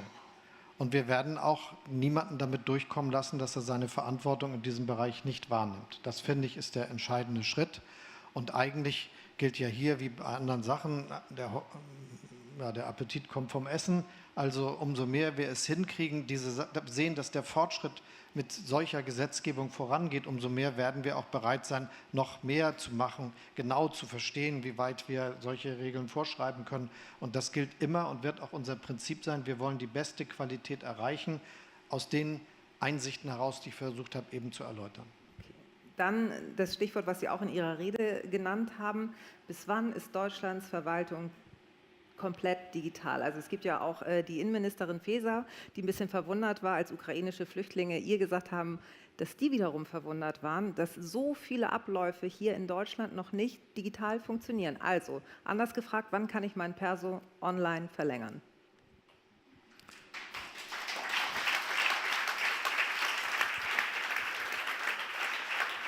Ich habe heute einen neuen Personalausweis und Pass offline beantragt. Da bin ich vorbeigefahren, das ging nicht anders. Immerhin.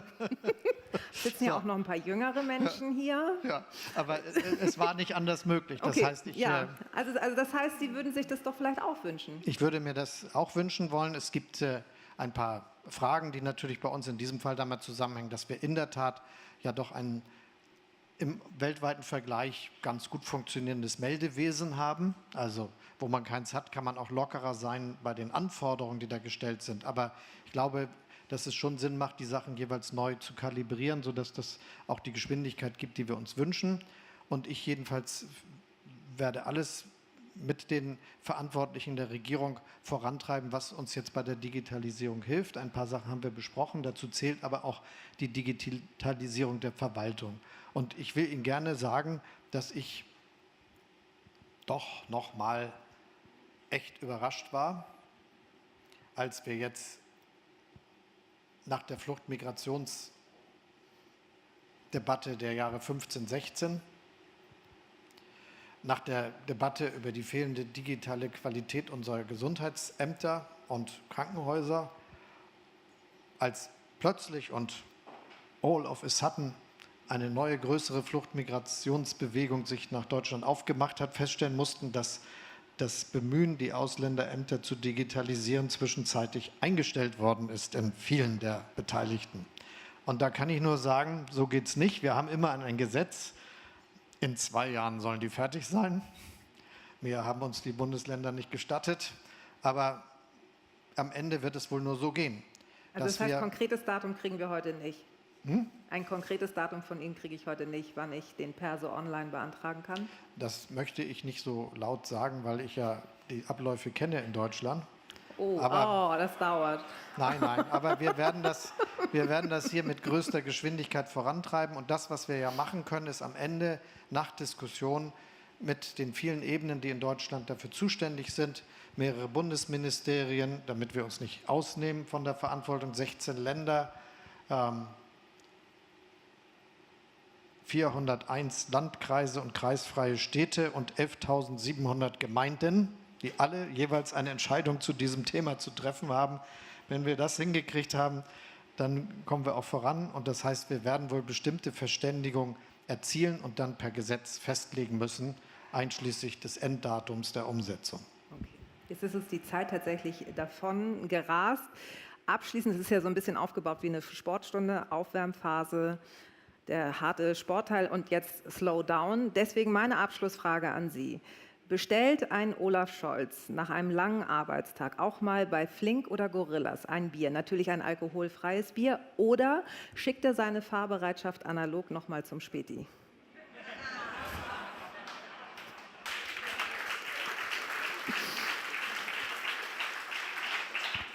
Es wäre jetzt schön, wenn ich zu dem einen oder dem anderen Ja sagen könnte, aber die Wahrheit ist, dass weder das eine noch das andere stimmt. Ich habe was zu Hause, das ist auch ganz gut. Und ansonsten will ich gerne zugeben, dass ich nicht zu den Leuten zähle, die im Internet viel bestellen. Wow. Gut. Und aber ich außerdem habe noch das Problem, dass ich immer, wenn ich irgendwo mich mal eintrage als jemand, der was bestellen möchte, mich identifizieren muss als herausgehobene Persönlichkeit des politischen Lebens und irgendwie beeinträchtigt mich das. Das habe ich nicht bedacht. Herr Bundeskanzler, vielen Dank für das Gespräch.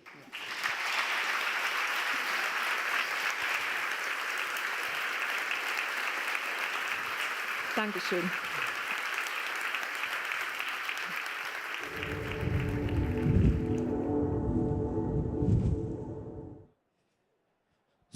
So viel also live aus dem Festsaal Kreuzberg nebenan. Hier geht es jetzt direkt weiter mit einer sehr interessanten Session, die wir für euch im Angebot haben, nämlich ein Gespräch. Ihr erinnert euch alle, 2020, die riesengroßen Unruhen, Proteste, Demonstrationen in Hongkong und wie die chinesische Regierung damals alles daran gesetzt hat, diese Proteste niederzuschlagen. Und es gab eine Person, die da sehr hervorgestochen hat, nämlich der Student und auch Studentenprotestierer Nathan Law. Und den haben wir jetzt hier im Gespräch mit einer Expertin vor allem für China und Internet, aber eben auch für ostasiatische Politik, nämlich Katharin Tai. Und die beiden unterhalten sich jetzt in einer Session hier auf der Bühne namens How to Fight Authoritarianism, Lessons Learned from Hong Kong. Viel Vergnügen!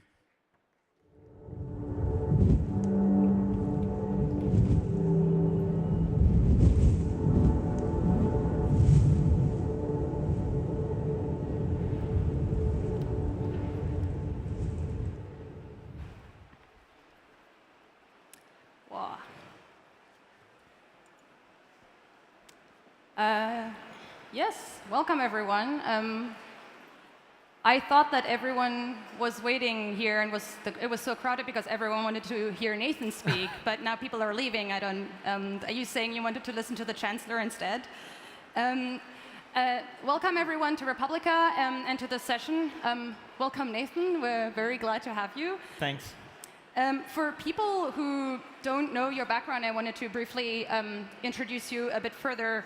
So you've been many things. You were a student leader at the Hong Kong protests. You've been a legislator. In fact, the youngest legislator ever elected to the Hong Kong Legislative Council until your election was overturned. You've been a political prisoner, and now you're an activist in exile who has left Hong Kong.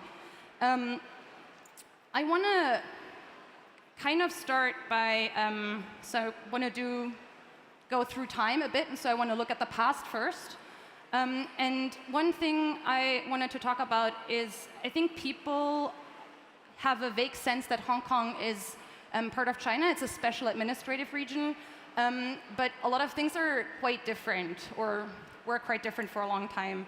So I think for you, what are the things that make Hong Kong distinct from China, or what's similar? Well, thank you, Catherine. So today's topic is about how we can fight against authoritarianism. And one thing that we must recognize before we get into this topic is that there is a rise of authoritarianism, and that's the reason why how we resist the expansion. This is a crucial question for many of us, not only for the people who are living in authoritarian regime or under totalitarian regime, but we can, of course, seeing democracy being eroded in the democratic countries that we used to think. So I think this is not only a problem for Hong Kong, not only a problem of China, of Russia, but actually it is a problem that we face together, and we have to find solutions together. And I always think about Hong Kong's example as a way that you could see how authoritarianism can erode a city with freedom, with a really deep ingrained civil society in such a quick way. It's just like a slap. Hong Kong's freedom are all gone in just a few years of time. So when I look back to my trajectory as an activist, as a political figure, I started campaigning for democracy in 2014 when I was a student leader. We had a massive civil disobedience movement called Umbrella Movement that hundreds of thousands of people occupied the major runway of Hong Kong in order to say that we want democracy, because Hong Kong, our chief executive, the leader of our city, are by no means elected by Hong Kong people. It is purely appointed by Beijing. So we demanded for democracy, and there was certain room for us to discuss, to do civil disobedience, and to kind of engage in civil resistance. And when the time goes, when I was elected as the youngest lawmaker in Hong Kong history, at the age of 23 in 2016, we still had certain leverage in the legislature, that we can talk about policy, then we can try to hold the government accountable, that we can propose something that people have their power back. But after that, if the situation of Hong Kong deteriorated so rapidly, in 2017, I was unseated because Beijing's intervention. So I lost my seat because Beijing doesn't like me. And then I was being put in jail because my participation in the peaceful demonstration in 2014. And for now, because of the implementation of the national security law, which criminalized Hong Kong's free speech and put basically all of my friends in politics in jail, I had to leave Hong Kong. And through looking at through my prism of my trajectory, you could really see how quick Hong Kong has deteriorated and how much its impact has been to the people, making people to be imprisoned, to flee, unable to go back to Hong Kong. If I were to go back to Hong Kong today, I will be facing decades of imprisonment just because of my political activism. And for now, I'm actually a political refugee in the United Kingdom. So that kind of change of my personal status can give you a hint or an understanding of what Hong Kong has become. It's just an authoritarian police state. I think one thing that you just mentioned regarding the erosion of freedoms speaks to something that I think is important to talk about, because in 2012, so 10 years ago, Hong Kong wasn't a democracy by most standard definitions. Hong Kong is not a democracy today, but you say that there is a substantial change, right? And I think being in Berlin, for example, looking towards, for instance, Hungary, I think people are starting to get a sense of how slow change can happen, and that it's not just from one day to the next. So can you maybe help us understand what's changed in the last 10 years? For example, what are things that would have been possible 10 years ago in Hong Kong, but that might not be possible anymore? Yeah, so 3 years ago today, in 2019, 9th of June, there were more than 1 million Hong Kong people marching down to the streets. Hong Kong is a city with 7.5 million people, and on 16th of June, which is 1 week later in 2019, there were more than 2 million of them marching down to the streets. Just try to imagine in Berlin, in any city or even in the country, that if there are more than a quarter of your population going down to the street and saying that we want change, we need democracy, the German government would probably collapse, another regime will come up, another ruling party, but nothing happened in Hong Kong. The chief executive came out and said that, oh, we recognize your voice, but we will continue to roll out our campaign to limit your freedom. So basically, that was what happened 3 years ago. And by then, we could still protest. We could still go down to the street and hold a sign of saying that I want democracy, or we are against dictatorship.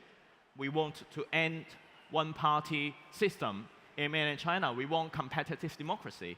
But for now, if you were to do so, it is most certainly you will be arrested. And many of my friends, they were involved in a primary election, which it happens everywhere. In every democracy, every major party, they have own primary election in order to pick the best candidate for election. But many of my friends who joined 2 years ago in the primary election are for now being locked in jail for more than 1.5 years without a trial because of the national security law. They were basically saying that under that law, if you wanted a majority in the legislature, if you wanted to oppose government's bill, you are committing a subversive action which destabilizes the country, which damage the national security, and then you will be submitted to a court that there are no jury, the government handpicked the judges, and the law is vaguely defined in order to persecute you. So nothing like that would take place like even 3 years ago, even 5 years ago, or even 10 years ago. Everything changed so rapidly in just a few years of time. And the result is the Hong Kong we used to know is gone. The freedom of speech that we used to have to freely criticize the government, to freely propose a political opinion, to have a different voice other than the one Chinese Communist Party is having, is gone. And people who have said those things are paying the price now. My friend Joshua Wong, for example, he's in jail for more than 1.5 years.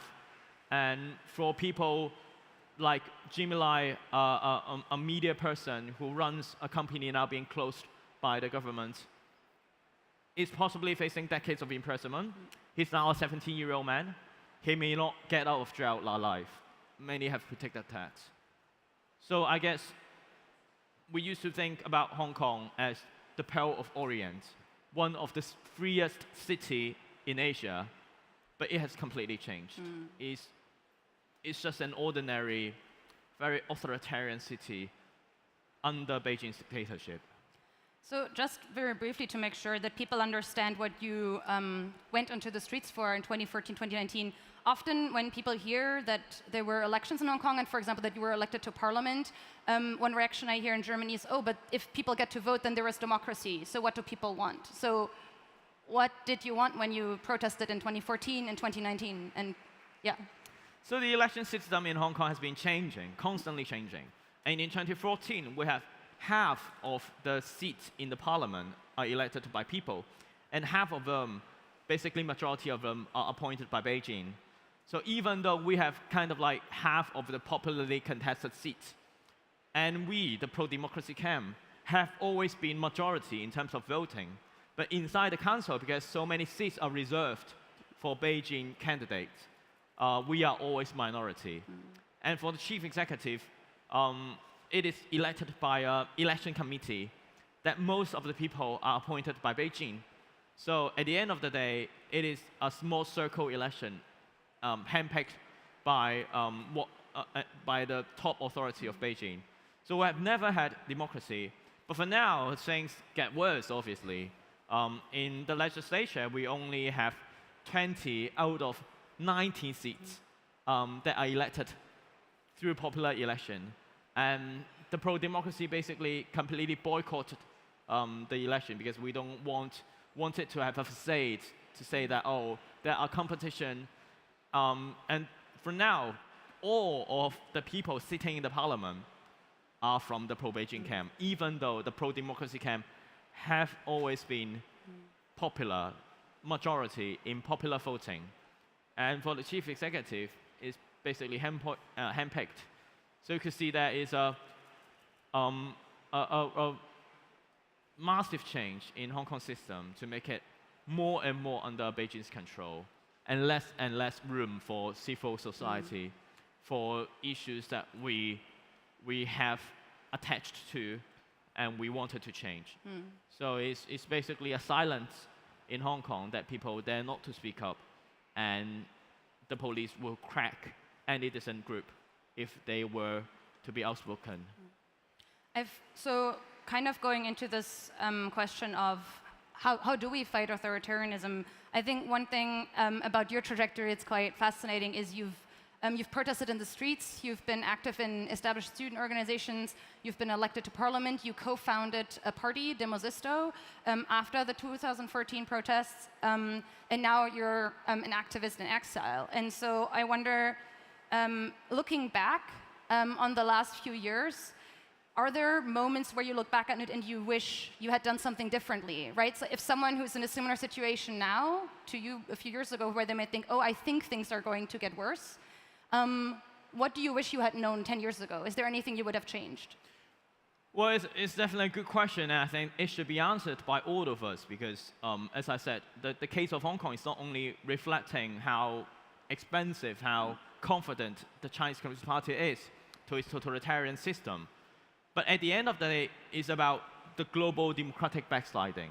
We've been seeing even member states in European Union is also rolling back its democracy, it's also persecuting minority, rolling back its progress throughout the time. And even though we're in Germany, we're in democratic country, we also have to answer a question, is how we can fight against this wave. It's not only the problem of Hong Kong, but Hong Kong is just an implication of that. It's one piece of puzzle in a big picture that actually we have been so complacent and reluctant to react for the past decade, or two, possibly. I think the invasion in Ukraine, the Russian invasion in Ukraine, really exposed a lot of these complacency that we had. Germany has been changing its strategy. It was severely criticized at the beginning for being very inactive in helping. The same applies to the European Union, to many different countries. And the reason why is we just presume that things are doing well. We presume that if we engage with these dictators, they will someday, well, magically turn our ally or believe in what we treasure, believe in our democratic values. Or even worse, we know that they're not going to listen, but we pretend that it's okay for them to continue their trajectory. It's okay for them to continue to persecute their people. And we just increase our reliance on them. We just have more engagement with them. And suddenly, when an unimaginable invasion broke out, it was like waking many people from that kind of wishful thinking. And we started to really think about, oh yes, actually things are so bad that we should have reacted a decade ago. And I think that that awakening is what we need. As I said, before we address the rise of authoritarianism, we must first recognize that. We must first be aware of our complacency, why we were not reacting to that for the past decades. And for now, what are things that we can do to better equip ourselves is, of course, reduce our reliance on them, continue to develop global pushback, work with like-minded allies. All these things are crucial for us to have a global pushback. But if we're talking about what it will happen if a society itself turns to more authoritarian, and in my book Freedom, I've just published a book about my story and the story of Hong Kong last November. I dedicate chapters to, for example, the situation of press freedom in Hong Kong. The government will use a lot of ways to dissolve independent media organization. They will restrict the means to do investigative journalism. They will even prosecute journalists for doing so. They will be targeting political organizations. They will be continue to campaign about living under a dictatorship is fine. They will roll out massive propaganda campaign.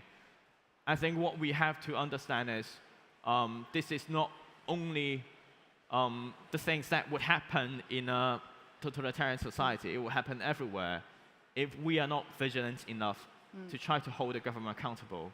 So I think this is the one lesson that Hong Kong could bring out. Like what we have suffered for the past few years is actually like a toolbox. It's like a list of the authoritarian reform that you would have. And if you take a look at what had happened and maybe compare it to where you're living, you may see some signs of it. I really like this idea, or your comment regarding complacency, because I think it's easy to just think that things are the way they are and maybe not see what privileges or freedoms you have. So I'm really curious, were you complacent at some point before? And if you were, what made you change your mind? What made you realize, oh, something is happening and I need to go and occupy city center? Oh, definitely. I grew up in a blue-collar family. My parents are immigrants. Like my father, who was from mainland China, he swam and took a raft boat trip for 3 days and smuggled from mainland China to Hong Kong. And he was a political and economic kind of like refugee, but they don't have that term. So he successfully migrated to Hong Kong, and they have that kind of like refugee mentality that they knew the political turmoil, the famine, and every problem in mainland China was actually the cause of totalitarianism. But they don't really want their future generation to mess up with them because they think they're unwinnable, they're just too strong. So I grew up in a family in the roughest neighborhood in Hong Kong. My childhood was following my mother, who was a cleaner, to go to pick up garbage. I didn't learn about democracy. I didn't learn about human rights in my home education. All they wanted me to do was to be educated, to find a good job, and to climb up the social ladder. But I think for me that being involved in politics and activism was really a lot of coincidence, a lot of options that I didn't know it will make me the person I am today. So in my high school, I was inspired by the work of Liu Xiaobo, who was a Chinese dissident who was awarded Nobel Peace Prize but died in China's custody because of his campaign for China democracy. And then when I was in university, I decided as a half intellectual, that's how I branded myself. I needed to be involved in activism. And when I was the representative of my school's student union, then we had the umbrella movement. And I subsequently was stepped into the limelight. So a lot of the options that I had been taken, I didn't know what it would lead me.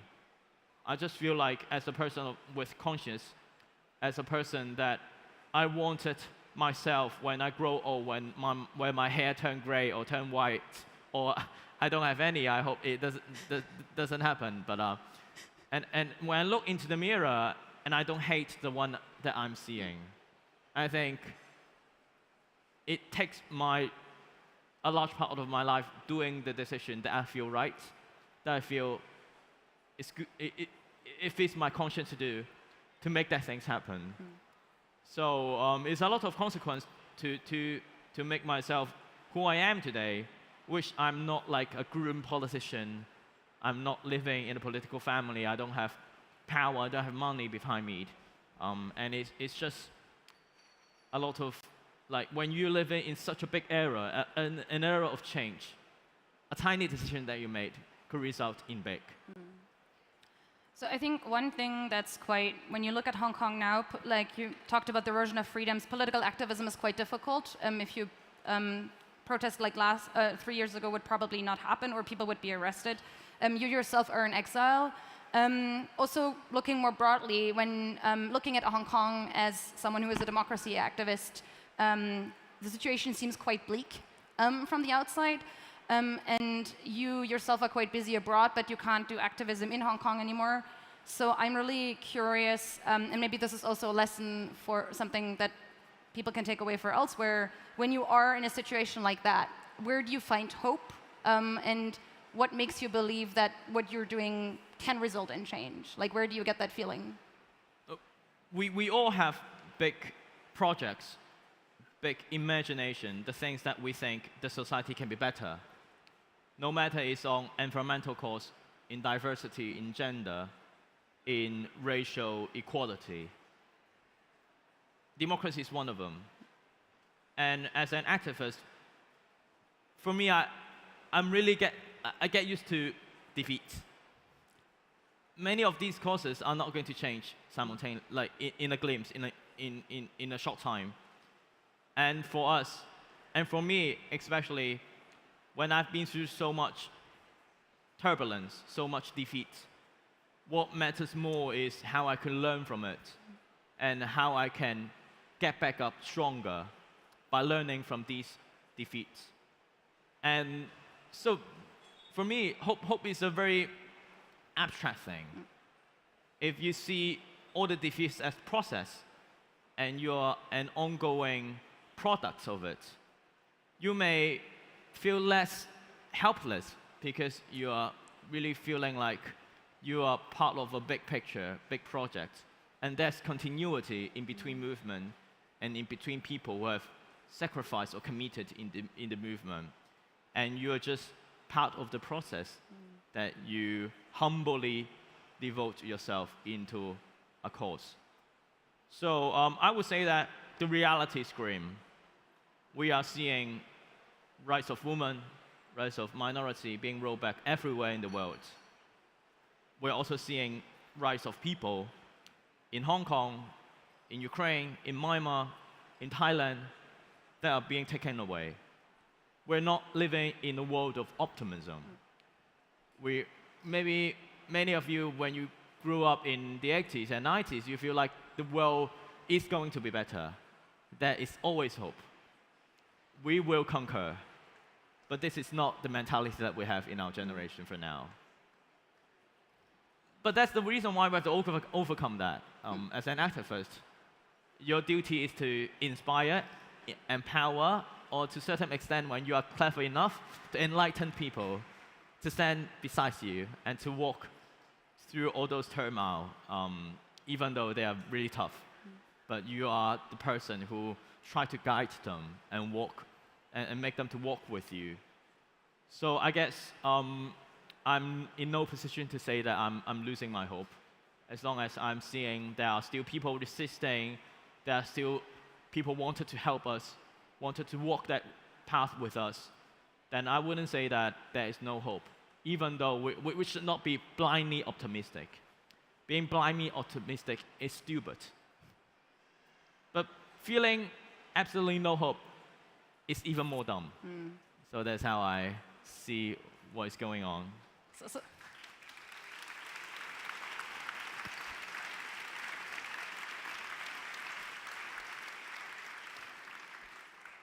So a call for keeping going and maybe at the same time being pragmatic. So very briefly, so we don't run over time, do you have one, you mentioned learning from defeat.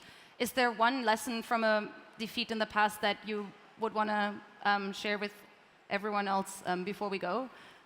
Yeah, so I think one of the things that I've had a huge impression on was sometimes when you are in the middle of something, you feel like it was so bad. But when you look back, it was actually a lesson to help you grow. It reminds me the life when I was in prison. I spent several months there because of my peaceful advocacy work. I was surrounded by like gangsters, people who like really did crimes, and I was living in a completely different world from them. But I had the opportunity to listen to them. I had all the time because in prison, what you needed to do is to kill time. You just have so much time that you don't have outside of the prison bars. And you have the opportunity to listen to them, to hear about how they think, to hear about why they would end up doing things that they're doing. And most of the time, actually, sometimes they're good person.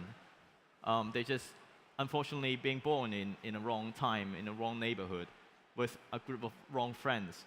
And when you don't have that kind of like conflict of interest with them, they actually treat you nicely. They were polite. And they were also showing a world that I didn't know. I was a legislator, so people voted for me. I got 50,000 votes from people. And I was supposed to know about the society. And spending time in jail actually made me know a bit more about society, made me know a bit more about how a trajectory could affect a person. So I think looking back, even though I was like, I was it was so difficult for me, but it was actually making my life more compassionate, more able to understand from the other's shoot, and making your actions and your advocacy more impactful and affectionate in that term. So when you look back, sometimes when things are past, what you originally feel like it was so terrible can actually become a blessing for you. Well, thank you. Please give a round of applause to Nathan Law. Thanks so much for coming. Thank you for having me. Thanks. Vielen Dank. Vielen Dank, Nathan Law und Katharin Tai. How to Fight Authoritarianism. Lessons learned from Hong Kong. Vielen Dank dafür.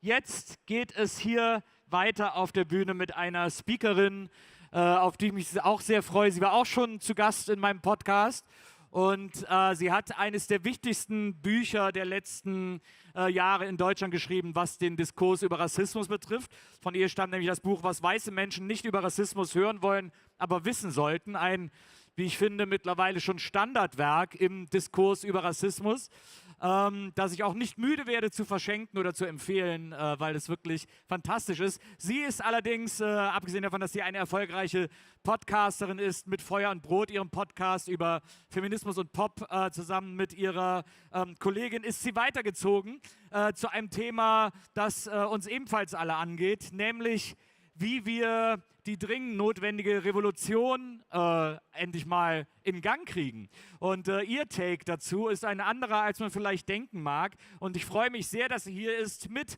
ihrer Session, die Revolution der Erschöpfung. Ein Riesenapplaus für Alice Hasters.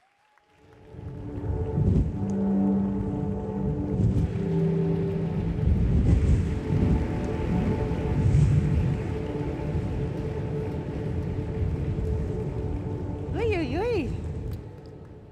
Hallo, Republika. Hi, Republica. Ja, mein Name ist Alice Hasters. My name is Alice Hasters. I'm a podcaster and author, as Niels so kindly said. And I was asked if I might like to give a session at Republica, and I was very happy and said yes.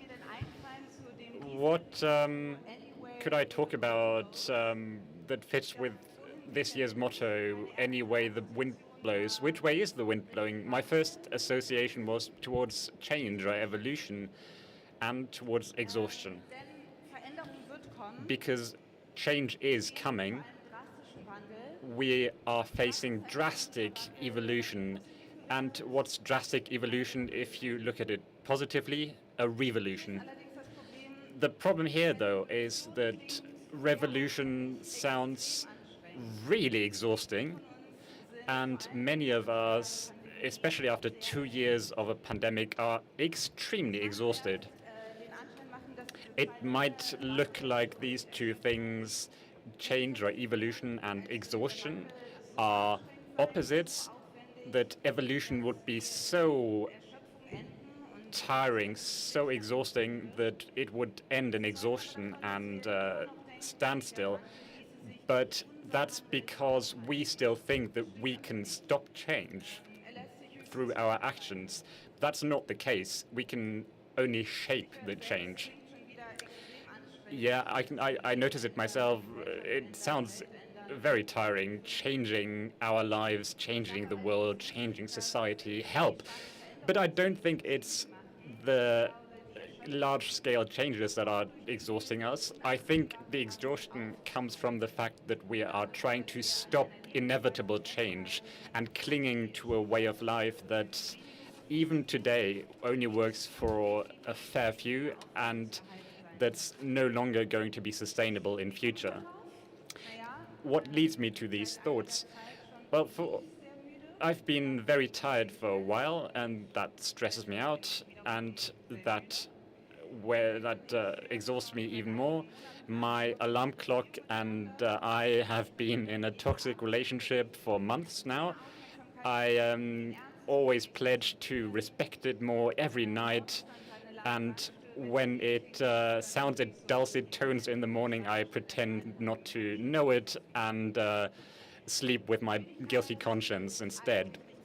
Exhaustion isn't really something new for me. I've always worked a lot. I had to as an ambitious person with not a lot of money, but ironically enough, these days with financial security and job offers that I didn't even dare dream about, I noticed that I've run out of energy. At a point in time where everything should be easier, I really, really struggle to make decisions, to go shopping, to call people. Every day, the simplest tasks defeat me, and not a day goes by where I don't ignore a call or fail to reply to an email.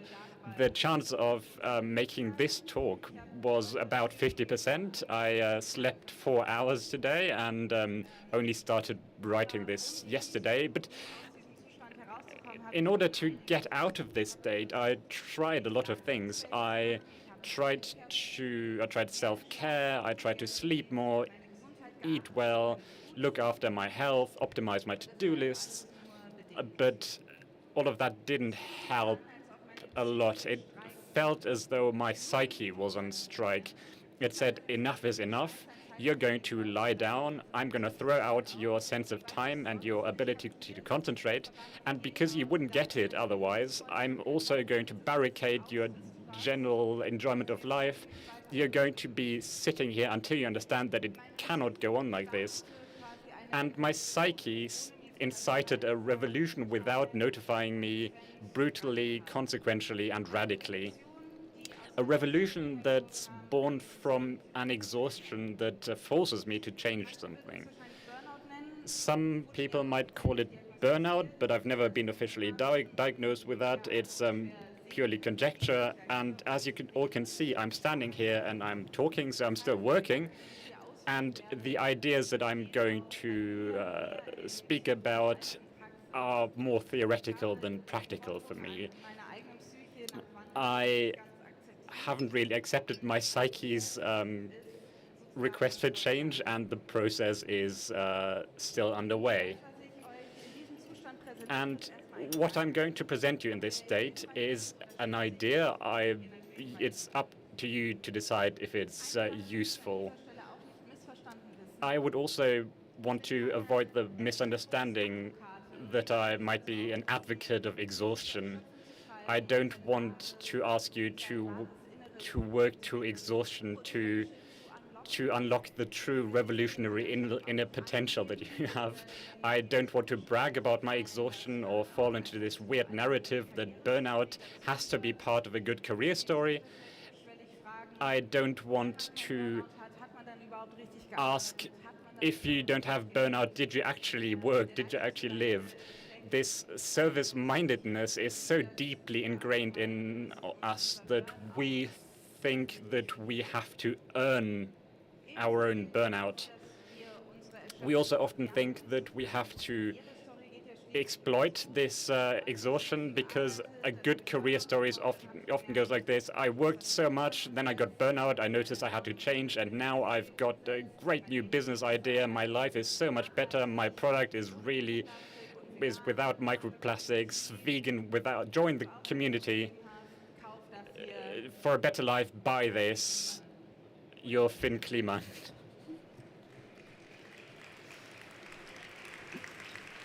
Spaß.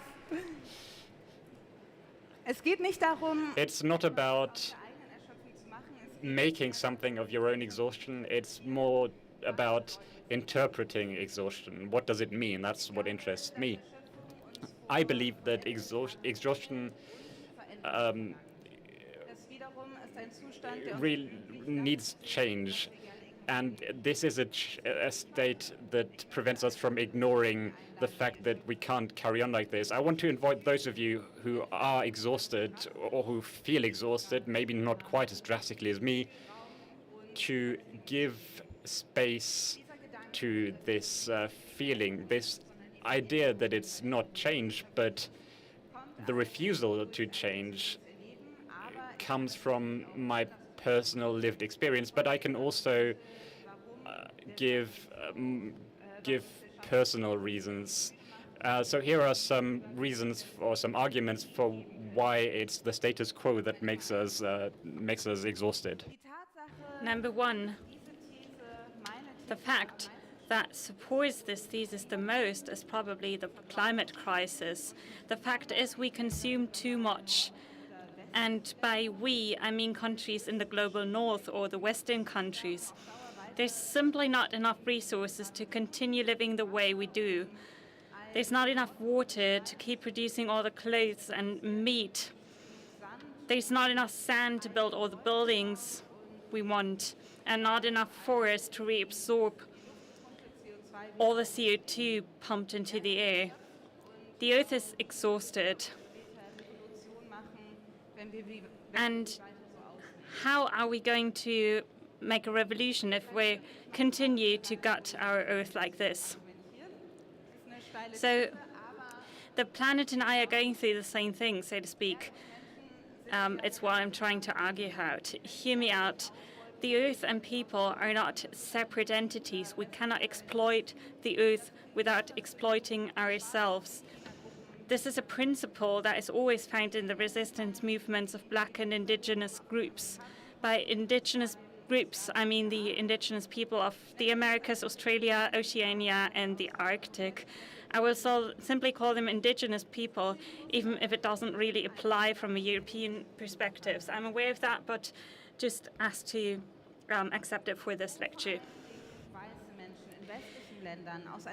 White people in Western countries come from a tradition that experienced the exploitation of the earth as an enhancement of their own quality of life, whereas most Black and Indigenous people are descendants of those who experienced a drastic decline in quality of life through that exploitation. This is so drastic that I find it cynical to even use the word quality of life here.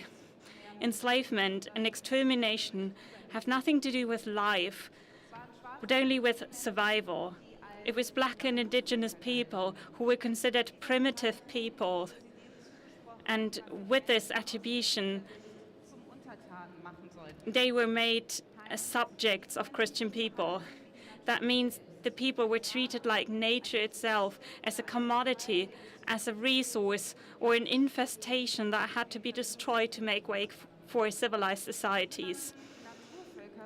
These so-called primitive peoples were constructed as the opposite of so-called European civilized peoples, meaning those who were attributed civilization and culture.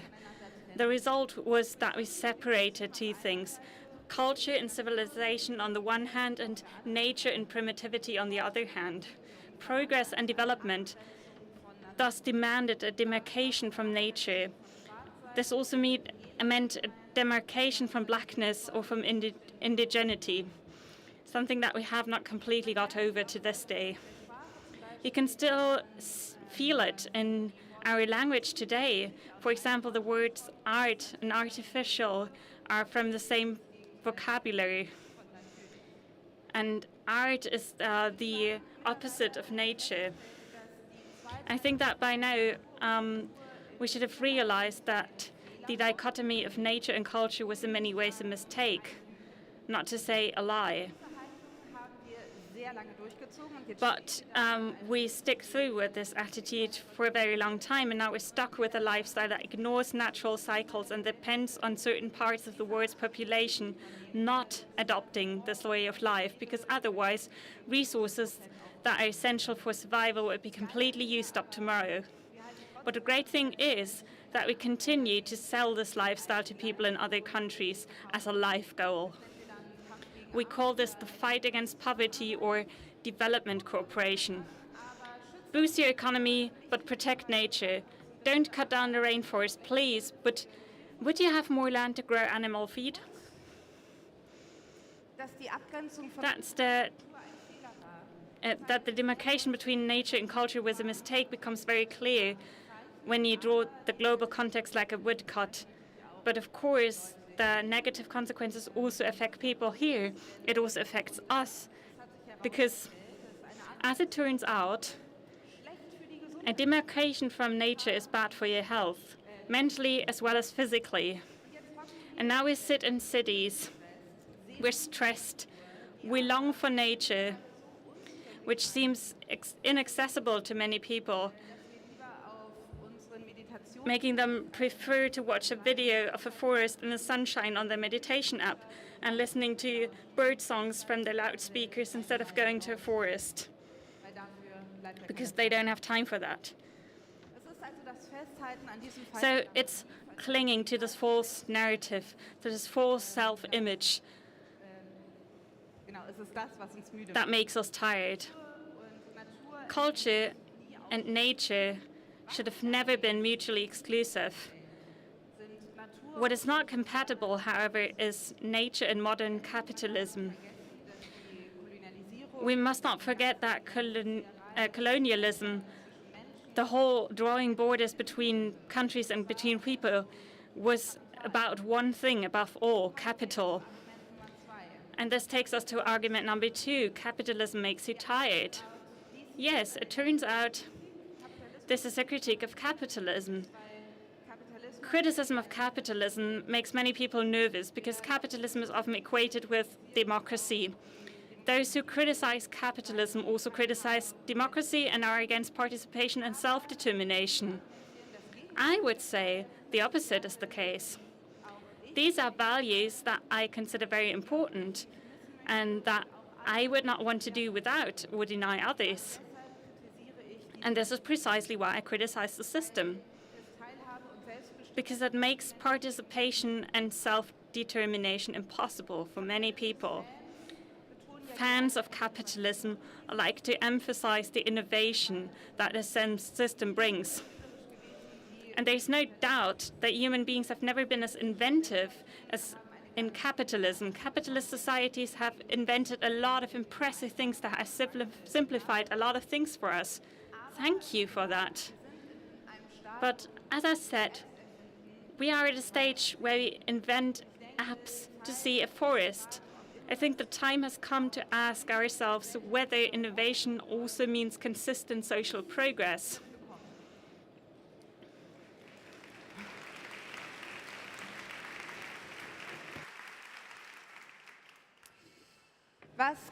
One thing fans of capitalism like to emphasize is freedom.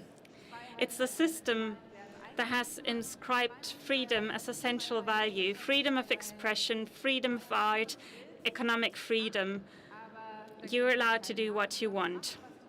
But there's a little catch. You're allowed to do what you want as long as you have enough money to support your lifestyle.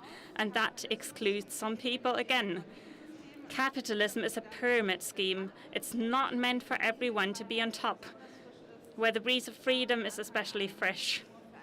It was only intended for a few from the beginning.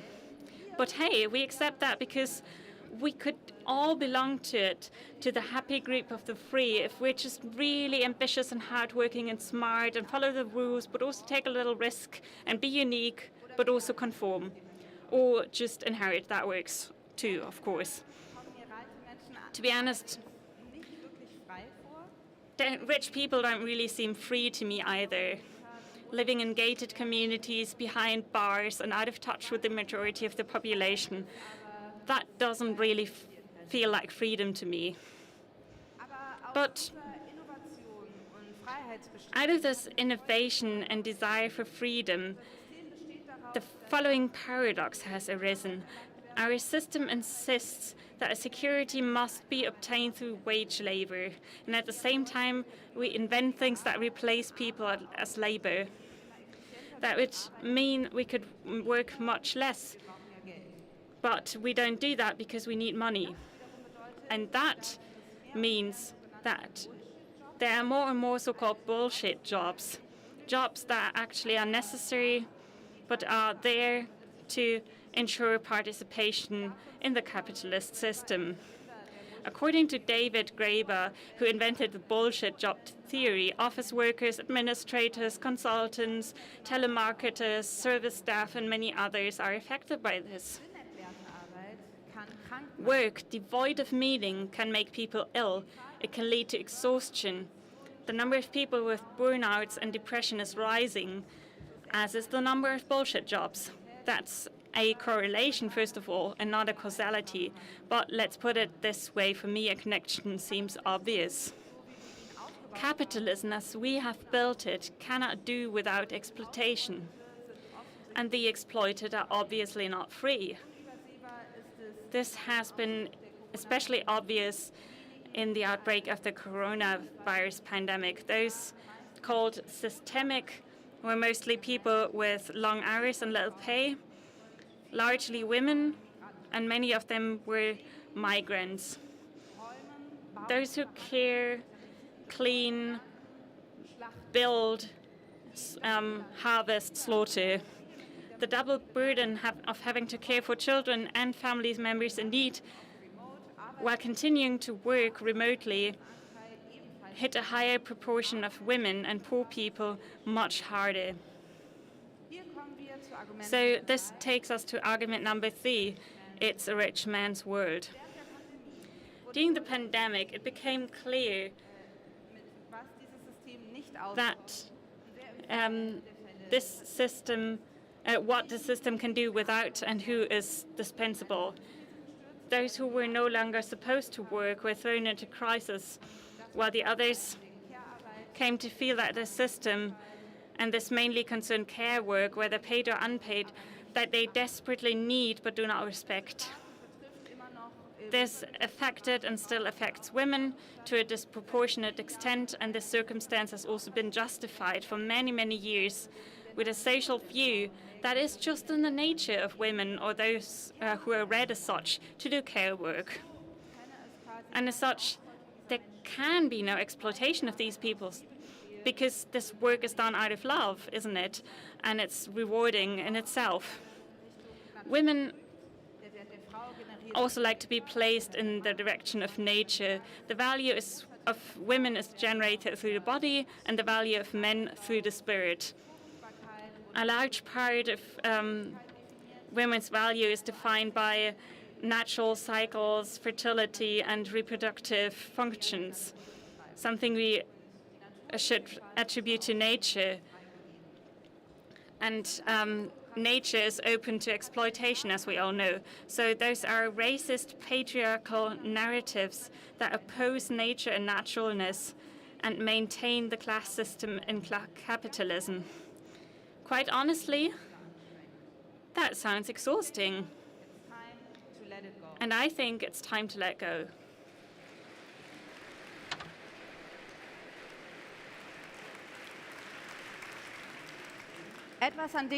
To change something about these circumstances doesn't necessarily mean mobilizing forces from the last corner of one's mind, but can also mean consistently giving into exhaustion. Exhaustion is a huge motive in some of the greatest revolutions of our time, such as the Fridays for Future movement, who was exhausted of going to school with an uncertain future. At Black Lives Matter protests, a state of exhaustion was described over and over again. I can't breathe. And the Me Too movement was exhausted of perpetrators being protected. Pursuing exhaustion and giving into exhaustion is a step into the unknown. It is scary and risky. Paradoxically, most of all for those who had the greatest right to exhaustion. Being exhausted may seem selfish, and I don't think it is. It's a way to call for solidarity and a sense of community. Even if I'm not the best example, even if I don't practice what I preach, I want to offer you this thought. And even though it's a bit lame, I use a sentence here that I've written before, but that I find quite appropriate in this context. What it takes is courage. Courage to be vulnerable and to trust others to be as uncomfortable as ye are. Thank you very much.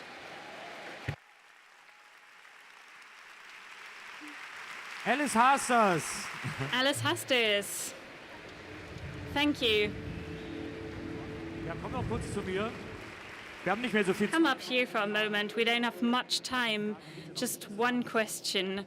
It's nice to have you here. Nice to see you again. So what I find interesting about this idea of exhaustion as a revolutionary act, this also contains the notion that if you accept exhaustion, if you accept it as a sign of the end of the capitalist idea, that's in the same moment a revolutionary act. Yeah, it is. So we like to say you have to create something good out of every bad situation, generate capital from everything, but I think exhaustion at some point doesn't allow for it. From my experience of being exhausted, I learned this the hard way, but I think this is the way to go for me. I'm very glad that you shared this with us and that you came here even though you didn't sleep well last night. So please give another big round of applause to Alice Hasters. Thank you so much. Und wer ein Buch von Alice kaufen möchte mit Widmung, wie gesagt... And if you want to buy Alice's book, head over to the Dussmann stand. Bücher, also ich meine, groß diskutieren wird man nicht, aber die eine oder andere Frage wird man ihr dabei auch stellen können. Und ja, sie signiert euch dann euer Buch. Das lohnt sich, falls ihr es noch nicht habt, auch als Mitbringsel, weil das jeder gelesen haben sollte, vor allem die Weißen. So. Das war Alice Hasters und jetzt geht es auch direkt weiter hier bei uns auf der Bühne, denn wir haben jetzt ein sehr interessantes Panel von Menschen, die auf unterschiedliche Art und Weise Medienpersönlichkeiten sind und uns alle jeden Tag oder in ihren jeweiligen Formaten mitnehmen, die Welt ein bisschen durch ihre Augen zu sehen. Das Ganze sehr politisch, aber trotzdem sehr eigen und sehr interessant. Das Interessante dabei ist natürlich, wie weit sollte man als Journalist überhaupt zur Marke werden? Wie weit ist es richtig, als Journalistin Social Media zu nutzen, um sich selbst zu einer Marke zu machen und zu kreieren? Und dafür haben wir 3 der tollsten JournalistInnen und Social Media Creator hier, die interviewt werden von einem ebenfalls sehr, sehr potenten, möchte ich sagen, Kollegen. Nämlich hier auf dem Panel sitzen nun Eva Schulz, die kennt ihr aus Deutschland. So in the panel we have Eva Schulz, who you know from Deutschland 3000, and Thilo Jung, who you know from the format Jung and Naiv. So our question is, media makers as a brand.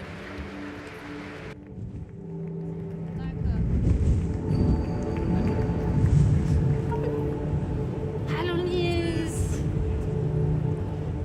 Hi everyone. Dann würde ich sagen, Wo gehe ich hin? In die Mitte? Da, da, da, Eva? da, da. Okay. Hallo. Hallo. Ach, schön hier zu sein. Hi, nice to be here. So we don't have much time. Let's start right away. I don't need to introduce Eva and Tilo.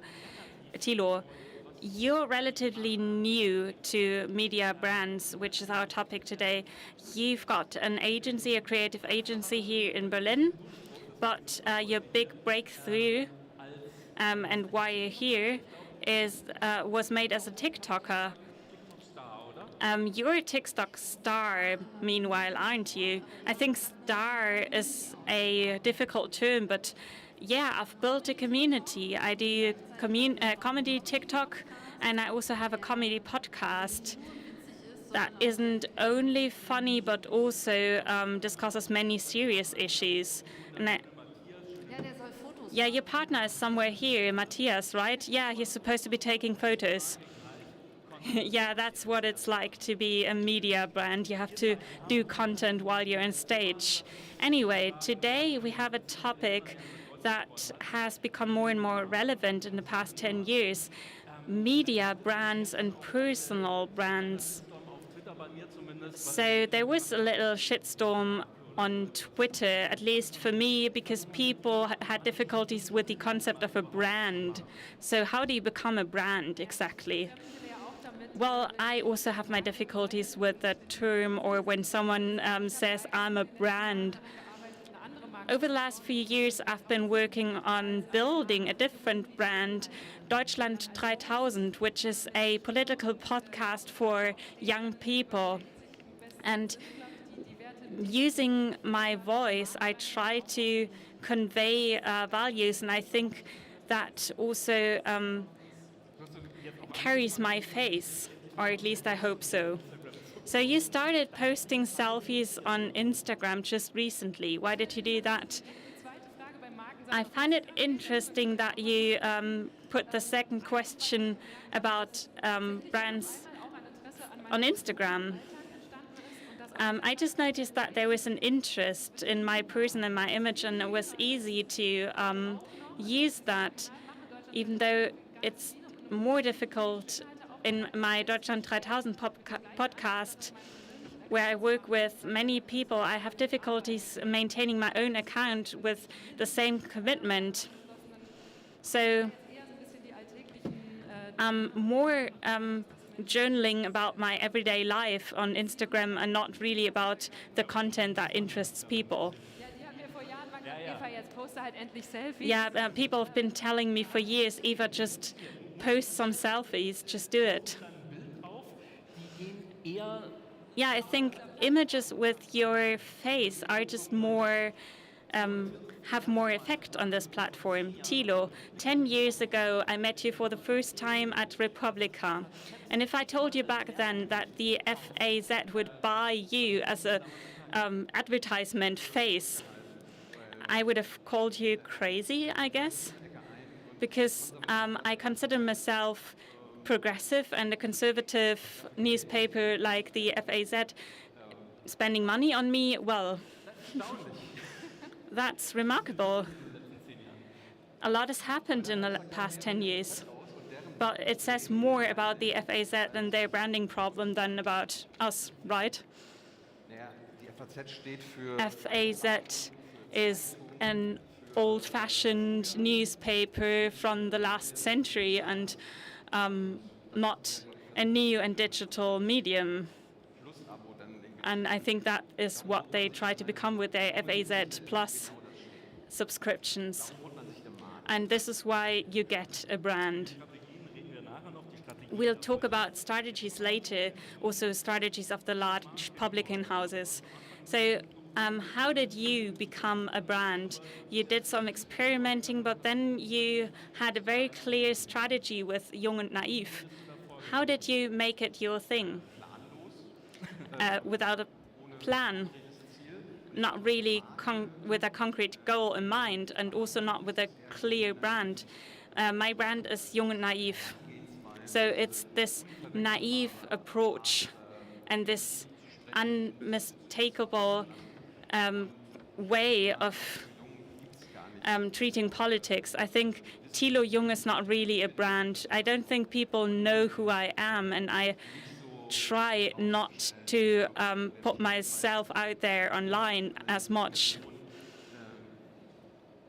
So I think as a person, I'm still different than what I'm portraying at Jung und Naiv. This is a role I can play with, and this is what I experimented with in the last few years. Jung und Naiv is a journalistic brand. I never tried to make myself a brand. I basically hide behind the Jung und Naiv brand.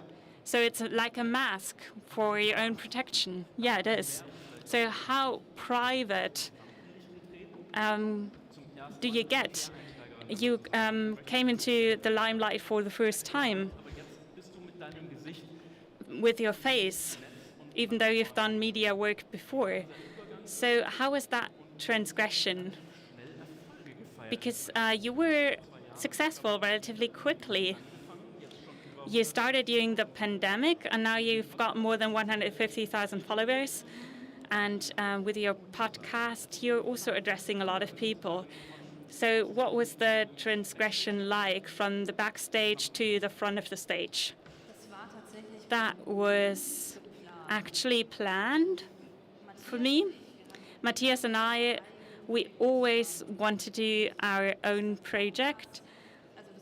And this podcast, the concept, well, the fact that it became a podcast and we talk about serious topics in an entertaining way, that was because of the community, because they wanted a podcast.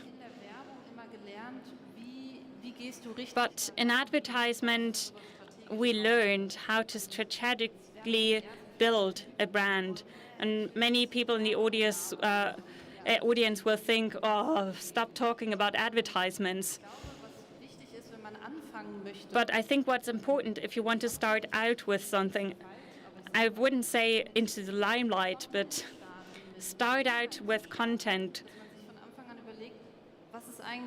You have to think about what is your role, what do you want to say, what are your contents from the beginning.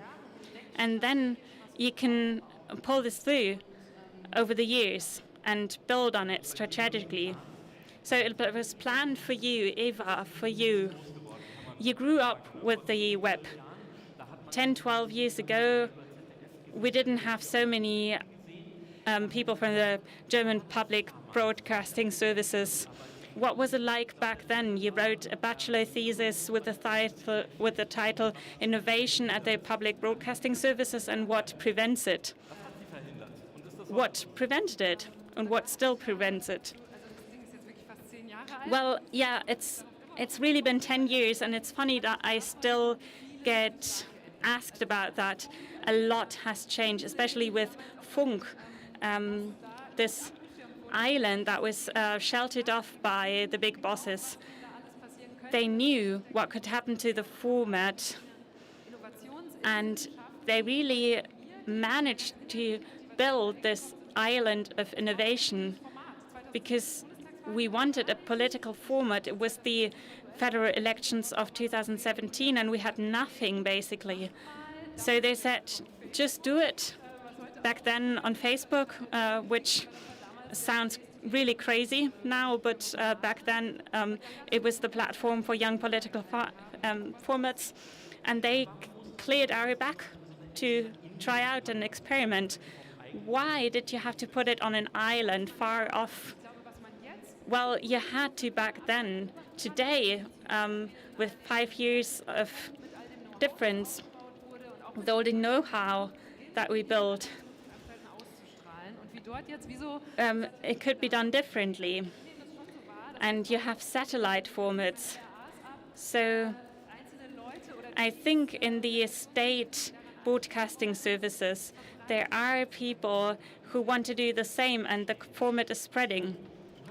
Okay, Thilo, you used to work for the public broadcasters as well. Yeah, you could say that.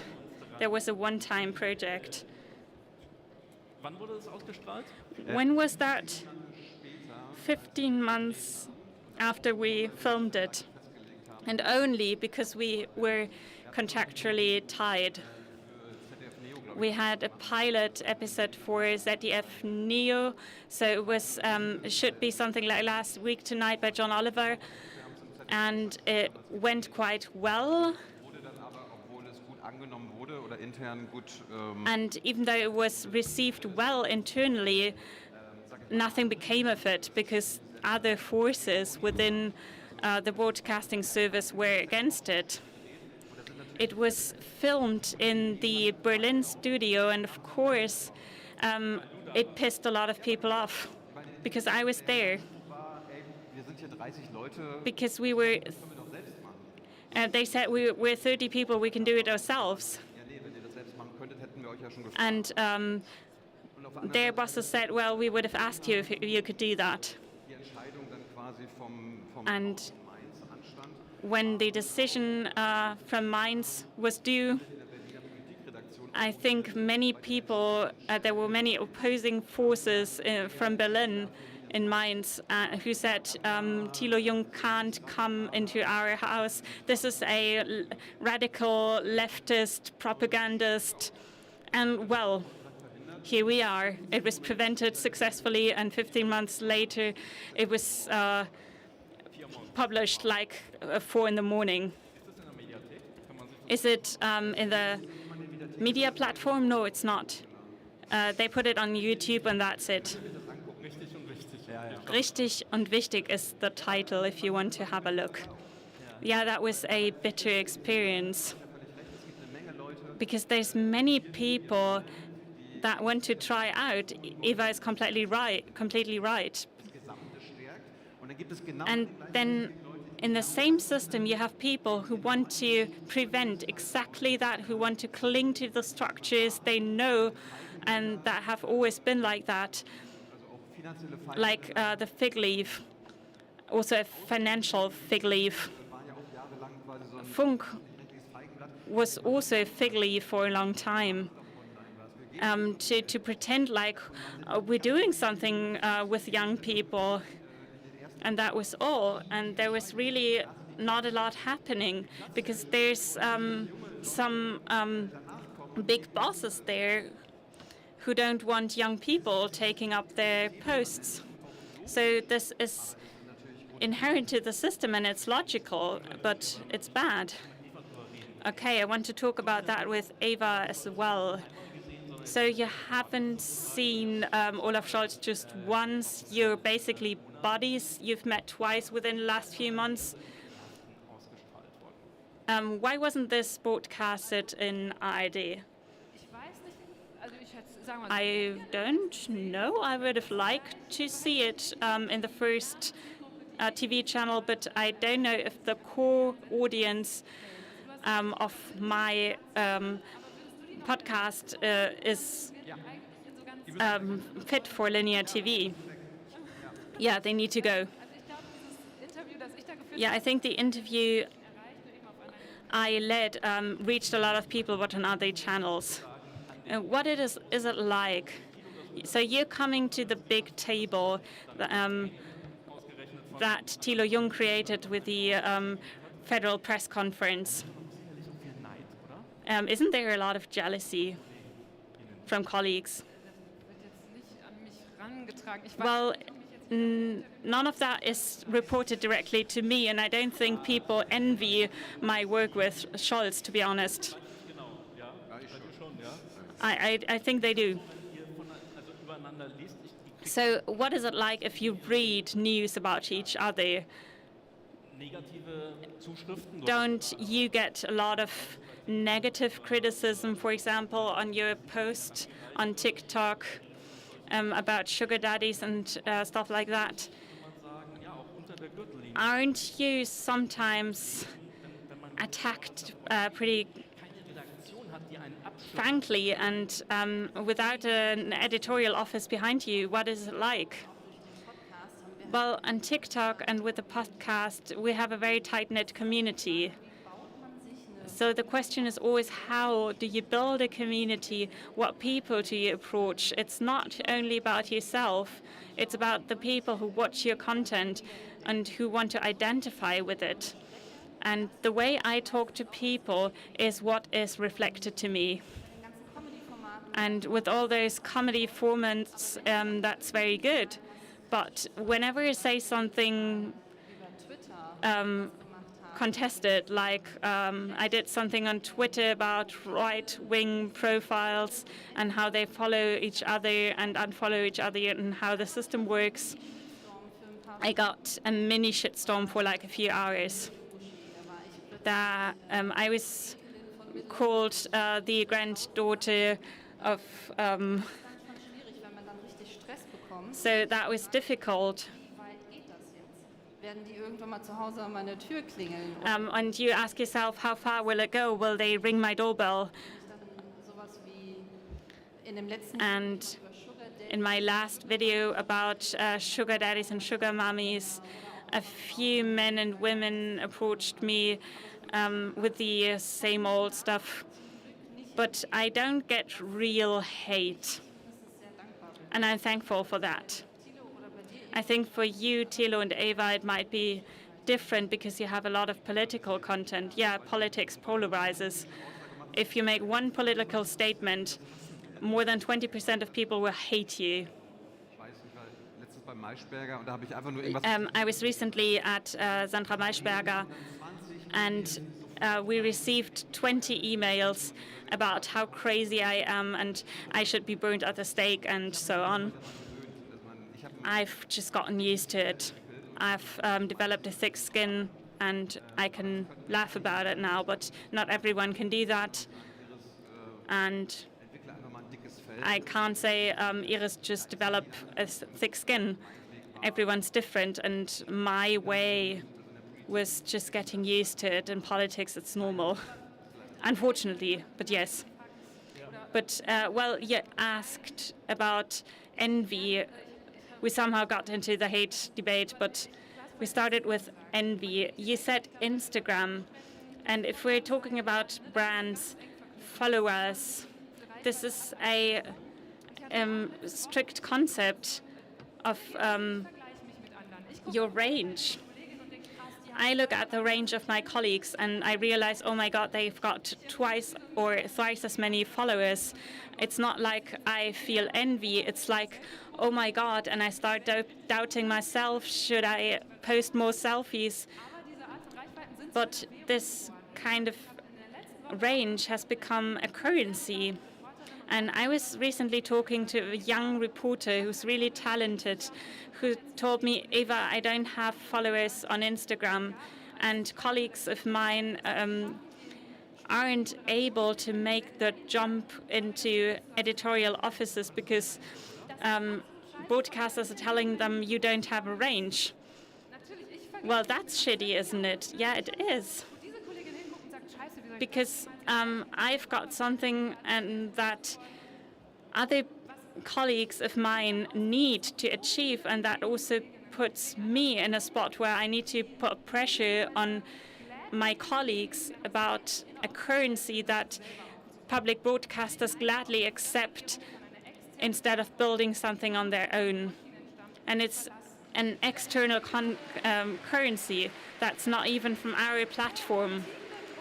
And it's such a situation of pressure, and it's so complex. And those gatekeepers, the people we wouldn't even need because they have their own range. People who criticize us all the time,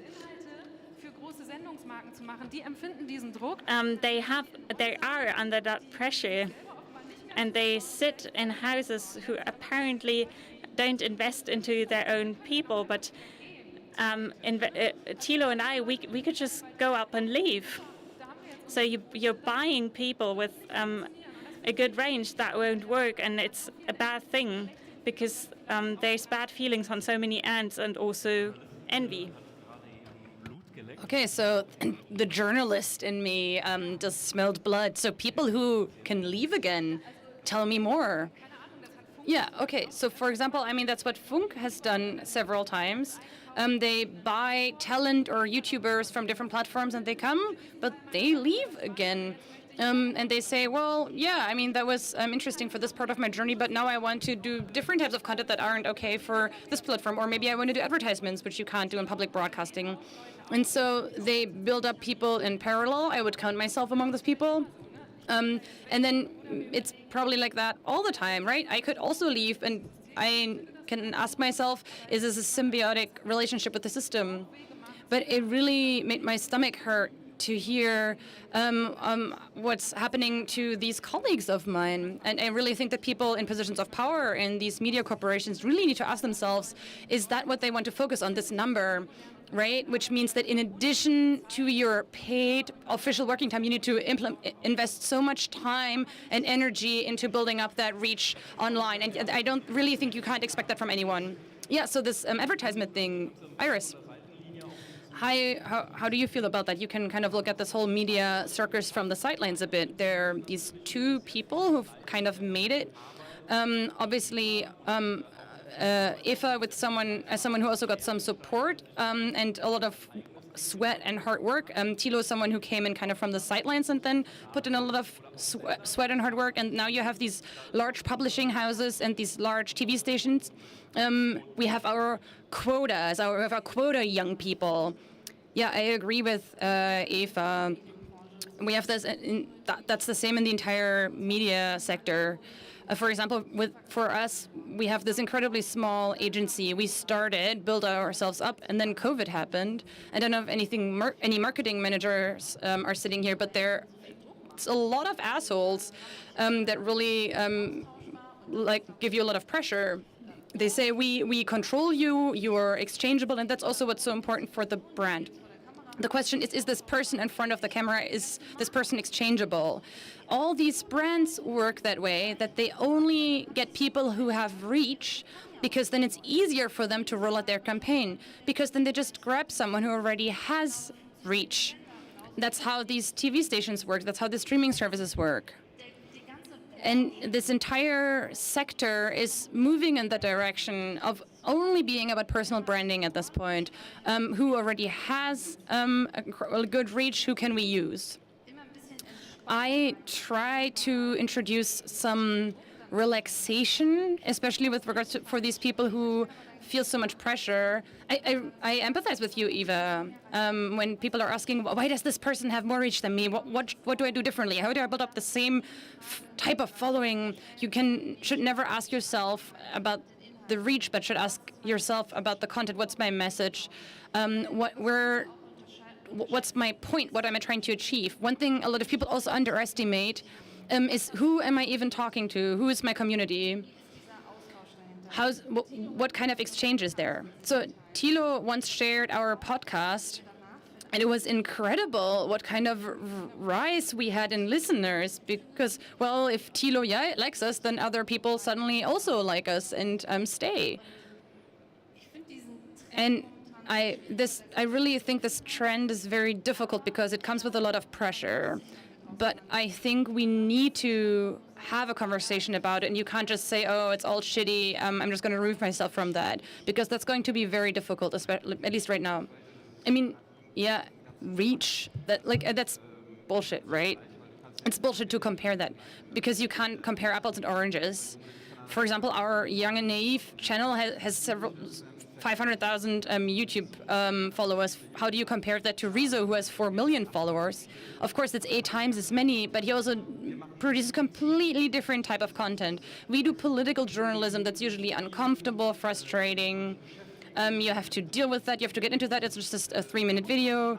Most of the time, I don't feel like doing that. And the other thing is, much more, it's entertainment, right? We learned that on TV as well. Of course, we don't compare the viewership of the news with the football game.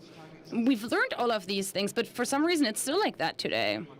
And I mean, I did modeling in the past, and it did used to be that way, that when models were booked, that you wrote on your set card how many followers you had on Instagram, but that's how it is today.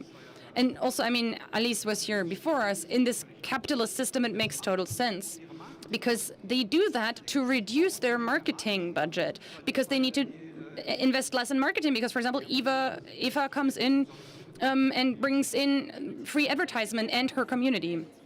Oh yeah, and there are these compilations of incredibly sad musicians who need a viral TikTok before they can really publish this new album. So there's these people who I really celebrated as a teenager. A few times we kind of stumbled when we talked about branding and reach and kind of use those interchangeably, but I really think branding also means that your values and your mission are very clear. And so when you can write those down, it is often much more value to have a relatively small target audience, but that is an incredibly good fit for what you're doing and goes along with everything you do. It's better than having like millions of people who say, oh, I just want to watch one of those videos once in a while, or like a funny reel. Yeah, and I mean, I could tell you as an ad person, it's so easy to reach an audience of millions immediately. Imagine you want to become a moderator. If your concept was that you would always shout at your guests, you would immediately have millions of followers. Oh, I should have done that when I interviewed the German Chancellor. Everyone would watch it. Everyone would watch that, like Olaf Scholz just being shouted at constantly. But then you need to play that role for a long time. Then you need to be that moderator who permanently shouts at people, and you don't want to be that person, or who uses informal you in German constantly. That was a very German joke. But yeah, also having that reach is also kind of dangerous. For example, I don't want to be Finn Kliman right now, a German YouTuber who built up a brand based on apparently lies, exploitation of his own community, fraud, deception, right? Like we can also see what that can cause. There's a degree of self-importance, megalomania, and in the end, well, you can also see when you look at those analytics, just because I only have 1/10 of his followership, maybe it's possible that my followers are much more valuable, quote unquote, because maybe they like what we do and very engaged. And for a lot of these large people, maybe 90% of those followers maybe don't even see these things. They have followers, but those are worthless. Iris, when we spoke on the phone the other day, you also had this term, the Kliman effect, on the telephone. Yeah, not. Yeah, so we're back to envy now, right? On the one hand, as a personal brand, you need to be holier than the Pope. It has to be honest. It doesn't have to be holy. Okay. Okay, but we're talking about Kliman, where basically you had good content. You have to present that constantly and create it. Once you stop, you are gone. You should not sell yourself and not do advertisements. And once you start selling things, or when you make money, you need to donate that money for a good cause. Is Kliman also a product, a logical product of the system? I mean, Finn also had an ad agency. I think he understood very well how do you build yourself up as a brand. And I can imagine that in that case, over time, you might think, I need to present myself that way all the time. I need to be perfect. I need to be the guy who buys these masks elsewhere and does everything better and differently. And then you can't stick to that, right? Like you can't actually be that. And that's what happened, like just happens. And then, so I mean, you need to really strategically think in advance, how can I remain honest? Eva is completely right. You need to be honest. People will catch on to it. They're not stupid. And when you're honest and build that up, then you won't have the algorithms. You won't just go all the way to the top right away. It's difficult. right? You need to control certain algorithms in a way so they push you to the top all the time. And for example, if you're just have this rise that is just very thoughtful, that's very, very prudent, very sober, but in this cacophony of information on the internet, do people even have time to just do that? And to like, do people even have the ability to get through that, right? Like, because Thilo started at a time when YouTube, right? Like that, he had 10 years. Eva, you already started writing and earning prizes at 19. Does a young person nowadays even still have the chance, right, in this system of algorithms, in this attention economy, does this young person even still has the chance to build up a name for themselves? Is that even possible still in this, given the loudness and the noise? What do you mean, like a name? I mean, right, build up a name and a brand so that you can live off of that. We will talk about money later as well. Oh yeah, absolutely. I mean, that sounds slightly idealist. Also what you just said, but I would totally sign onto that. If you as a person have a topic that really drives you, or a job, or you've kind of found like this twist, and you just kind of play into that constantly, and you are transparent about that, then it's easy to find people who are interested in that and will continue following that. And I think people think it's sketchy when people make money off of that. I completely disagree with that. And there's so many YouTubers and influencers. Everyone knows how the business model works and completely celebrates when those people go to those luxury hotels in Dubai or something. I would say it's the opposite. I mean, I was born in 1990. I was in that transitional period, right? Thomas Gottschalk, every day after Wetten Das, would always have looked at his fax machine after the show to see what his viewer numbers were, but that wasn't transparent. No one would have shared that. But now, every follower of Diana zu Löwen or Rezo, everyone knows that they need views and likes, and they think I support them by watching this video. So it's the first generation that makes it transparent what they rely on. But Rezo is a great example, right? In the days after the CDU video, he was taken apart in the classical media. Right, yeah, the classical old media, not by his target audience, because they know exactly how this works, because they're motivated by it. Many young people want a career exactly like that. They want to become a brand and can just get all these incredible ad deals. I mean, all three of us are very much motivated by content and certain types of themes. But some people just say, oh, I just want a life like Caro Dauer. I mean, yeah. The old media took him apart because they were envious, but we're back to envious, right? Because he did their job.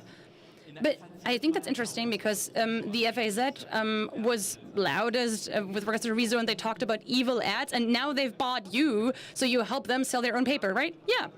And I was able to go on holiday with that money. I was very happy and very thankful, so I didn't have to use the money from my community for that. Oh, yeah, I mean, that's the other problem. How do you live? What do you live off of? We live mostly off of, I'm not allowed to donate from the money that our audience, the donations that our audience sends to us. And how much of that is YouTube ads, percentage-wise, single-digit percent in terms of percent. So we really have the most minimal ad settings on YouTube because we are scared that if we demonetized entirely, that then YouTube, because that would mean that YouTube wouldn't make money off of us either. So, for example, like with the Deutschland 3000 video, they wouldn't recommend us to anyone. Right, for example, if someone watches Deutschland 3000 and then recommending our content as well. So you basically just have ads so you don't get shadow banned. Yeah. Oh, wow, okay. So just the money you make off of Google, you can't live off of that. No, we can't and we don't want to. Because then we would be ad financed, right?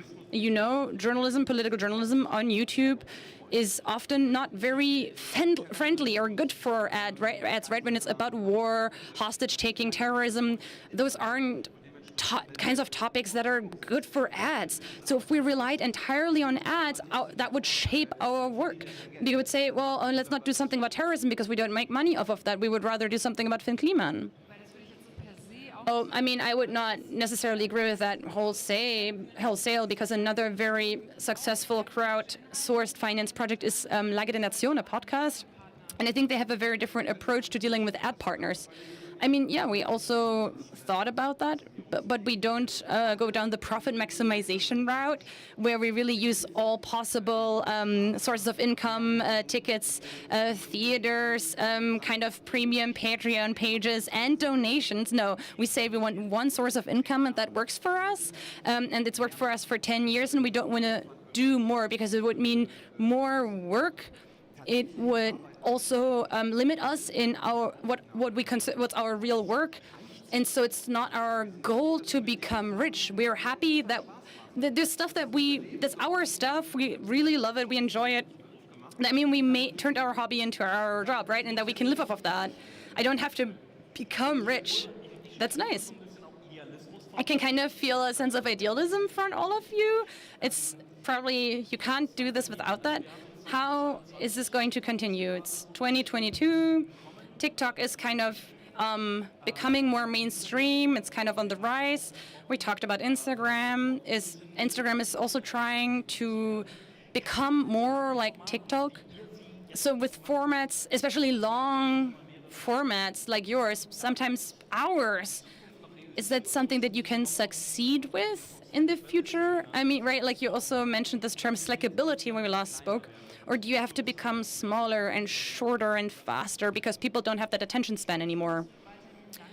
I think you can still have long formats, but you just need to make sure that you have, snackable content that you can, within a minute, you maybe can't explain something very complex, but can at least make people interested in learning more about that. I also think that's like an incredible challenge in journalism because it's really difficult to represent complex topics well. Matthias and I, with our channels, we really struggle once we want to make people pay attention to a serious topic and we look at every single word and we look very precisely how exactly do we write this. It is hard work, but I think it's really worth it because I see a possibility there, an opportunity to push those longer formats and to create more of those longer formats. All the criticism with regard to TikTok is around, but I think it's useful to look at that with a constructive view, what it can do for you. Do you have any suggestions when it comes to kind of like harder topics? Or, I mean, we've been practicing that at Deutschland 3000 for years, how to present harder topics at Instagram. You can look at that. But I mean, podcasts are the best example for how people become a brand and build an incredibly loyal community.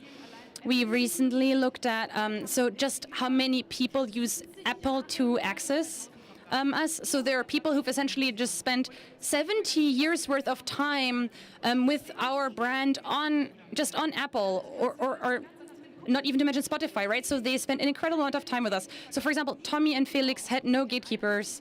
They just created this podcast and just consistently worked on it. And now the ZDF comes and is like, oh, Tommy Schmidt, he has incredible reach, we can incredible viewership.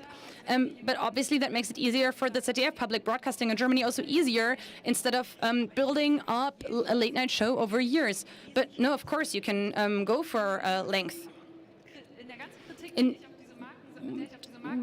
Of course, there's all this criticism of these brands because it also creates pressure, but there's an enormous chance for young people who have one topic, who have one passion, for example, especially when it comes to marginalized groups who've often been excluded from older publishing houses because they weren't interesting enough. Now, with a comparatively small target audience that would be negligible for TV, you can build something up. You can build something that you can live off of, like Thilo just described, that will take time. So that's why I think this beginning, the early times where you're starting to build it is the hardest because you need to finance those early days. Maybe you're doing it on the side while you're also working full time, or you need to get some financing. But the chance is much larger than it's ever been before. I mean, yeah, you could have told me that 10 years ago, what you just said. Oh, the people just want short stuff, right? Like, that's bullshit. There are people who want short formats, and there are people who want to listen to Eva for 3 hours while they're in the car, or Lage der Nation, or watch YouTube, right? There's these people and those people. And at some point, we just stopped worrying about, oh, how long does this video have to be? How long can this interview be?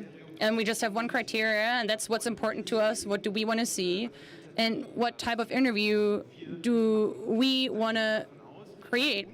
And that's our starting point, because we assume that because we are interested in this, then that also kind of touches the audience, right? So if it interests us, that will interest them, and that's the basis for journalism. If the audience knows, oh, Thilo's interested in this, then there's got to be a reason for that. So, oh, I'm also going to be interested in that. And so it's just, yeah, we have to make them interested in the interview. I think that's fascinating, because when we spoke yesterday and talked about if Jung und Naiv would work on TV as well, and you said, yeah, oh yeah, of course.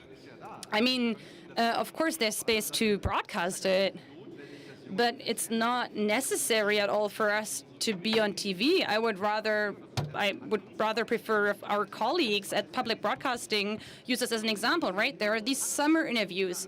They're exactly 18 minutes long. So, okay, so you pre-record it. It doesn't have to be 18 minutes. You can also talk to them for 2 hours. With Olaf Scholz, the German Chancellor, right? You can put it onto your media platform, make it transparent, and just send a best of, like an 18-minute best of in the evening. Why aren't you doing that? There's no good reason other than journalistic laziness.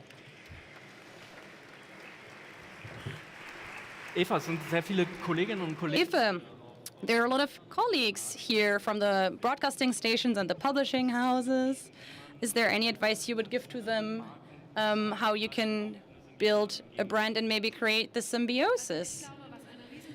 So I think there's an enormous opportunity here. Media houses need to think about recruitment more. There's much more competition for this talent, both regards to their know-how in terms of the content, but also their distributional knowledge, right? Because they know these platforms better than most of their bosses. So it would be interesting to be able to have something to offer to these people, right? We will help you build up your brand. We want to work with you if you tell us where you want to be. And we're trying to figure out how to get you to that point, so that entire pressure is not on the shoulders of a single person who has to do this in their free time. So it would be the amazing symbiosis if your boss said, oh yeah, so you want to become that type of brand, and they work with you, right? BuzzFeed did that. They had beat reporters, so they had a beat, and so they picked that, and they say, for example, I'm interested in LGBTQIA, I want to be the expert for that, and it was a win-win situation. Because at some point, those people stood for the brand BuzzFeed, but also stood for that topic, and were established in the communities. But BuzzFeed profited from that content and from that reporting, and I think a lot more publishing houses and broadcasting stations can use that as an example, instead of always saying, oh, nobody can become big, and then there's envy, and so we make sure that everyone stays small. No, recognizing passions and topics and helping them, enabling, that's something what I would want to see much more. Yeah, you know the pressure in media houses. You work with both sides. So you've got customers and also influencers who are looking for content partners. So how do you gauge this? What could the publishing or media houses do better, and what could influencers do better and maybe not rely on that much? I think a lot of that was already put very well by Eva. I think it's important, media houses should look for influencers who really fit their topics. You could also build them yourselves. But I think there's a reason that media houses don't build their own influencers. They're not scalable. As soon as you have a personal brand, growth is impossible because people want to work with that person. And how difficult would it be for a media house to have a lot of names who could, as Eva said, basically go anywhere, be their own brand? So they try to keep people small. Is that a reaction of fear? Yeah, I do think so. It's a philosophical question. It's a question of property and control. How do you deal with your employees? Do you want them to know they're good, or do you want to keep them small? And when I see people, how great they are, how much potential they have, and who just say, screw reach, I just want to do a good job. I would wish for the industry to reflect and acknowledge that. And I think the way is leading towards more quality, also for influencers. In the past 10 years, we've only looked at reach, who's loud, and now we're sick of it. And now we take a close look at people, who's good, who's honest, who's transparent, who delivers content. And this makes me hopeful for the future.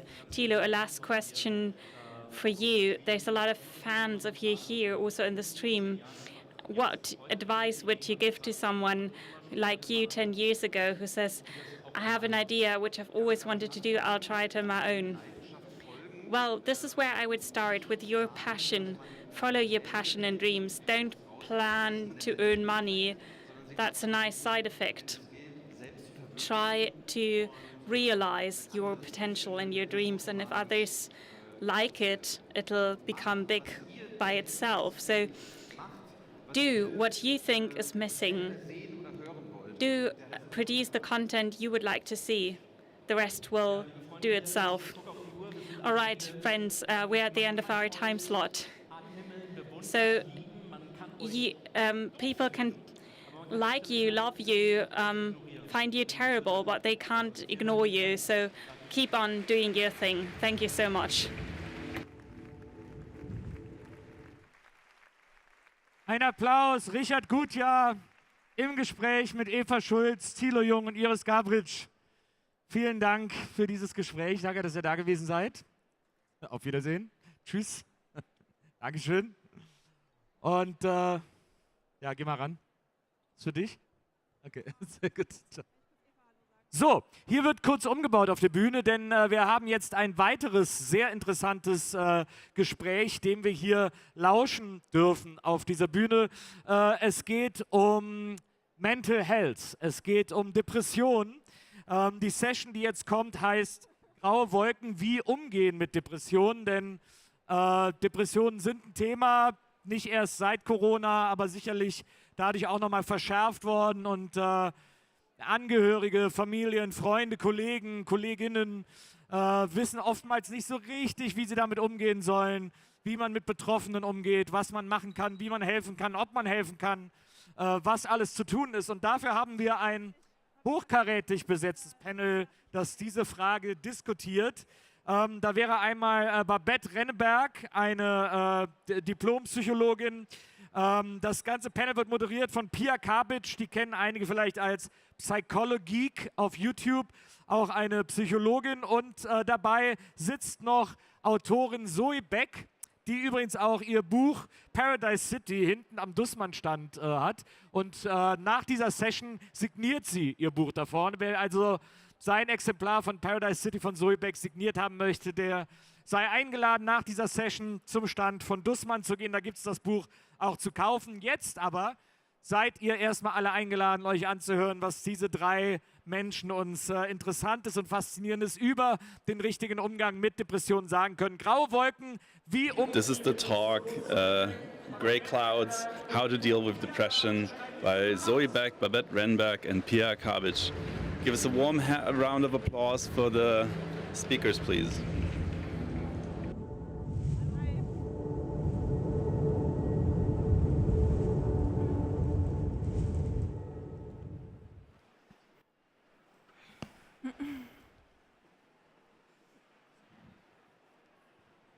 Ja, hi, mega cool, dass ihr alle Hi, great to see you all here. I'm very happy that this topic of depression has the big stage and that there's so much focus on it. I'm actually really excited because of the amount of people I see here, but unfortunately we only have 30 minutes, so we're going to get right into it. Zoe, depression has a lot of faces. Affected people usually have a lot of different symptoms. They're quite diverse. How about you? What does it look like for you? I told you I'm gonna go right at it. Well, what does it look like for me? I usually have a very mild to medium course that when it runs. I have this for many years already, and I say easier or medium sort of way that it shows for me. I don't have the catatonic state where you can't do anything. For very long times, I don't have that, but I have a very chronic depression together with anxiety, which is quite often the case. This is roughly what it looks like for me. What other symptoms do you have? For example, me sitting here, honestly, this is the main result of the pharmaceutical industry. It's the only reason why I can be here. I took the train, and this was actually quite a feat for me. There were times where I couldn't leave my home. I have a lot of social anxiety, and the question about the symptoms is something I really didn't expect. That's why I'm stuttering about and fishing for words. Several million people are affected in Germany, so you can sort of do the mental math and figure out how many people in your extended family are affected. And the question can be, how do you deal with that? What do relatives of affected people deal with it? What relatives think is obviously quite diverse. It obviously also depends on how severe the affection is. The question is, what could I do? What would be the best for my partner, for my child, for example? And often the relatives think you actually have to get help and are getting desperate or despair over the fact that affected people have this thought that they cannot do it, and this is very typical, that they have this feeling that they can't do anything about it, that nothing will work, and they can't concentrate, they can't focus.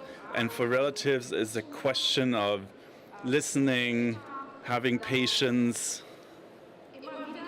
again and again, like connecting with the person, and still you may, as a relative, feel quite helpless, just as helpless as the depressed person. And this question of helplessness is a very strong sign of depression.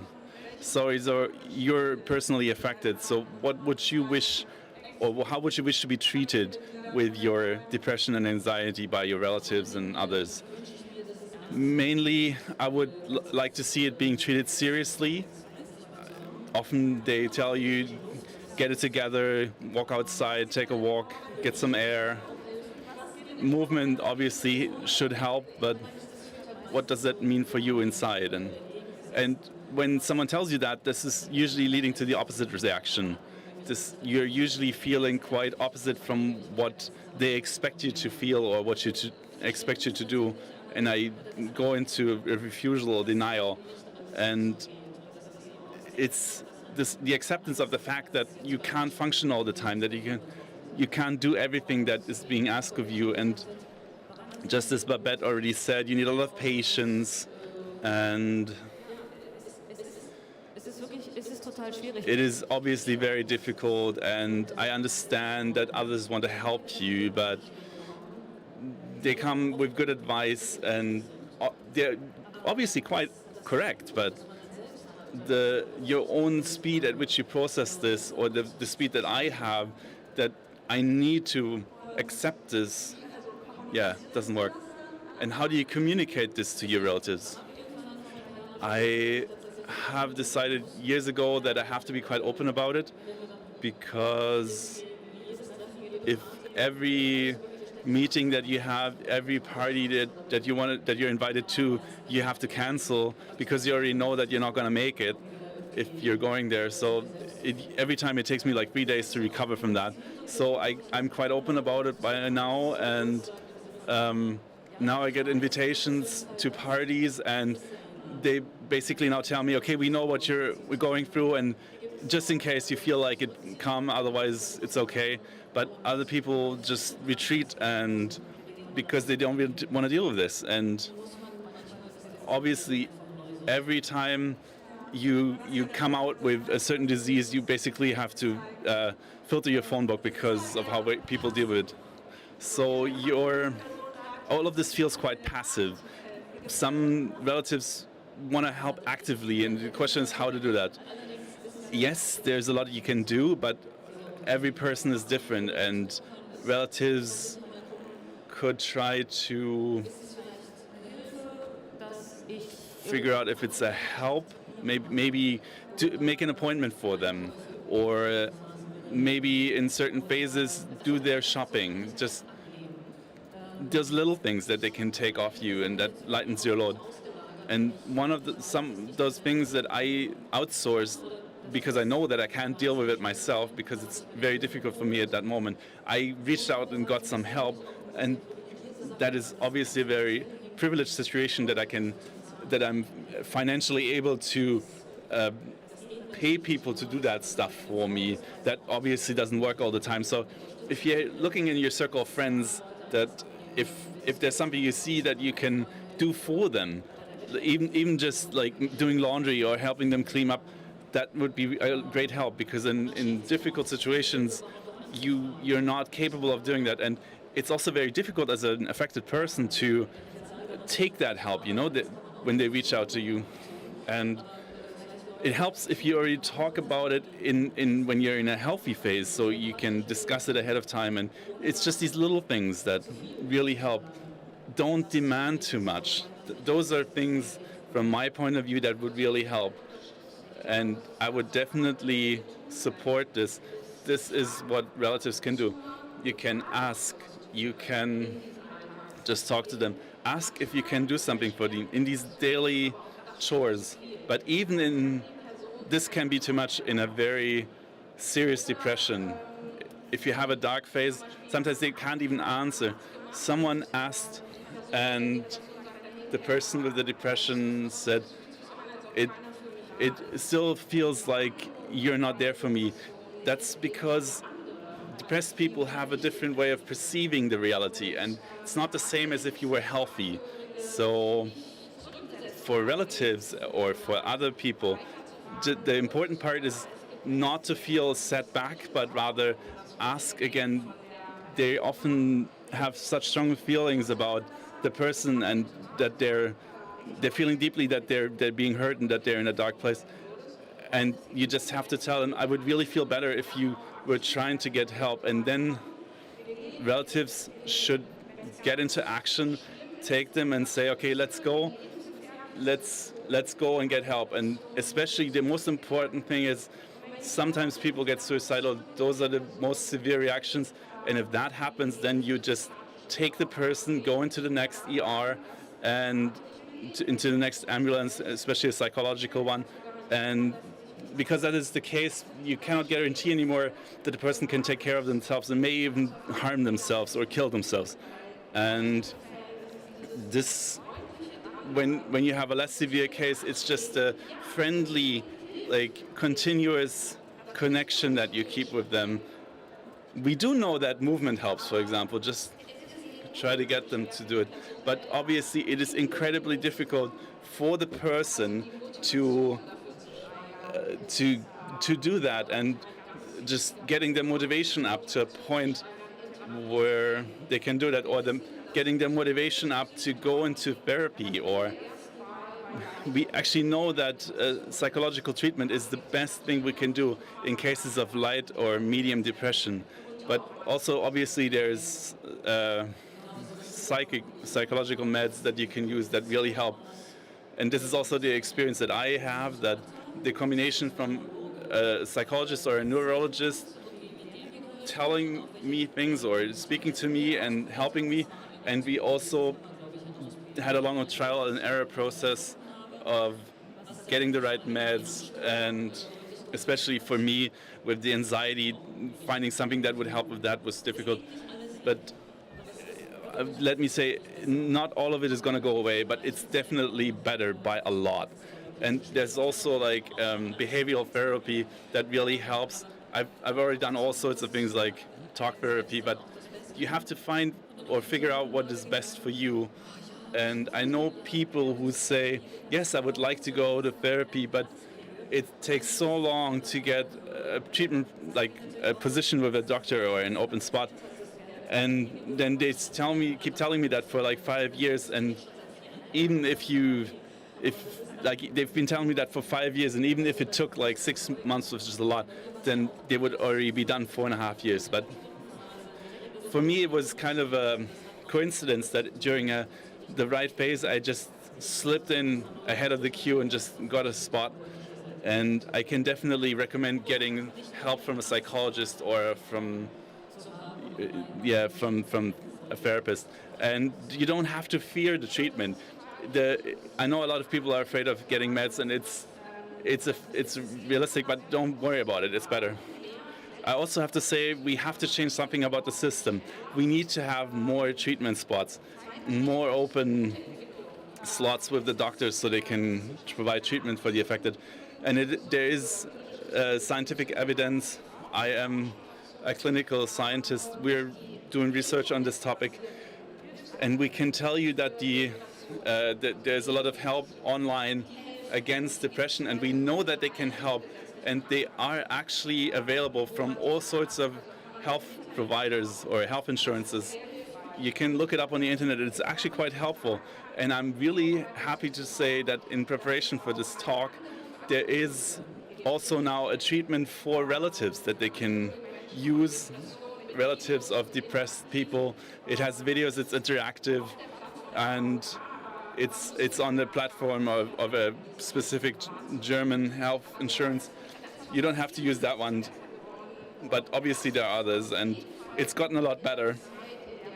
It's great to do this during the time where you have to wait for your treatment spot. Is it on the homepage? Yes. For the AOK, the specific German health insurance, it's on their homepage, and if you find the right link, you'll find it there. Okay, another question about this point that we just talked about. If I'm a relative of an affected person, how far should I push them, or where's the point where I need to stop? Zoe, what are you saying? What was it for you? What do you mean by push, you know? And what do you mean by where's the end, or where should you stop? Should I write them every day? Should I write them every morning, every evening? Should I like stand in front of their door and just say, okay, let's go out and do some physical therapy? I have a list of therapists here. Let's just call them all. Maybe not every 10 minutes, you know? I mean, obviously this is different for everybody, and it always depends on the phase that you're in, and you can also look for the signals that they're sending, and if you don't wait for them to come, maybe just like approach them. Even if you're saying you just wrote them yesterday, maybe ask them, hey, what is up? Of course, it's quick for it to get too much, you know? It's one of those sentences in that situation. Anyone who has someone in that circle who is affected, if the person says everything's too much for me, then this is a warning sign that you have to really look out for. And the person often cannot say what is too much, because everything is too much. Like even the simplest things, walking through the kitchen, getting up, using your dishwasher, anything, saying it's too much, I can't do it, I'm sorry. Those are the signs where you can see that something's happening. And Babette, just listen, you know? What is the affected person saying? What do they want? Just make them offers. Just very baby steps. Maybe don't get them into the gym, but just get them outside, take a walk, and do that regularly. Offer it again and again. But still be okay if it doesn't work out and if it doesn't happen. Those are, depending on how severe the depression is, and obviously also what your relationship to the affected person is, the idea is just communicate, ask. And ask what is good, what works for them. I liked all of your ideas that you just said, just to communicate with them and ask them if that's what they want to do. Yeah, I mean, we've had a lot of, well, okay, when dealing with depression, it's not just about knowing as someone who's related to you how to know how to deal with the person who's affected, but you also need to find a way of dealing with the situation for yourself, right? For example, imagine suddenly the best friend or partner is a different person, was maybe incredibly active, always up for doing anything, and all of a sudden they're not even interested in sex anymore. So how can friends, family deal with that? I mean, I think the first thing is they should know that, for example, losing your libido is a symptom of depression. So that means knowing things about depression and gathering that knowledge probably makes sense. And then there's still the question of, well, what do I do with that? And that's what I meant earlier when I mentioned patience. It requires an enormous amount of patience. Staying with someone for a period of time like that, not leaving. For people who are affected, for them it feels like it's never going to stop. But the good news is it will stop. It does get better, and there is help and support.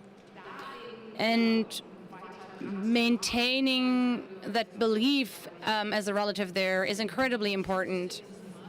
I think in those phases, I'm afraid, I mean, you are almost a different person or may seem like a different person, and you can't act or react the same ways as you usually could. And as a relative, in those situations, to stick with it, right, and to persevere, because all of a sudden there is a different person sitting there. I mean, I think sentences such as, but usually you like that, or you used to like that, and that's not very helpful, unfortunately, because, okay, well, maybe there's a different phase right now, and you need to get to know this person in a new and different way. And with, I think, like all grave illnesses, there isn't just the single patient, but even people who are close to them are ultimately also patients. Yeah, I mean, personally, it seems incredibly hard to me as someone who's related to you, dealing with that feeling of being rejected. For you, did you lose friends or did relationships end? Yeah. I mean, yeah, you essentially rewrite the telephone book, right? Some people are just gone, and you learn that these people aren't willing to give you support, and that for some of them it's too difficult. And then sometimes surprisingly, maybe it turns out that people who you didn't expect to be able to depend on. I think that's where the circle of friends gets remixed, right? So as a person who's affected, you also get to know, maybe unfortunately or fortunately, your friends in a completely different way. So, right, you just mentioned understanding, and being understanding is incredibly important there when dealing with depression, psychological education, learning about depression, understanding what's happening to the person who's affected, being able to place that better. Are there maybe any other tips or suggestions that you might have for people who maybe are in a situation like that right now? Yeah, I mean, this isn't a nice tip, but it means knowing your own boundaries and limits. That's incredibly difficult because you want to help, but there is a limit. No matter how good your intention is, there are limits that you need to accept, also for your own protection. And I think it's important. So when it comes to that self-care, that is important to continue self-care even also as a relative, and to recognize that it's not in your power to make the depression go away. You might want to, but you can't do that.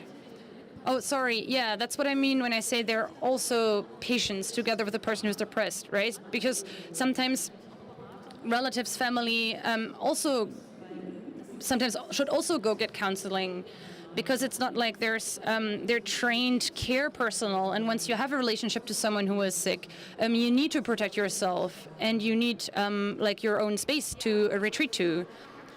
Yeah, and sometimes that's incredibly difficult to perceive that limit or that boundary. There too, communication is important. It helps to talk about it and accepting that something is the way it is.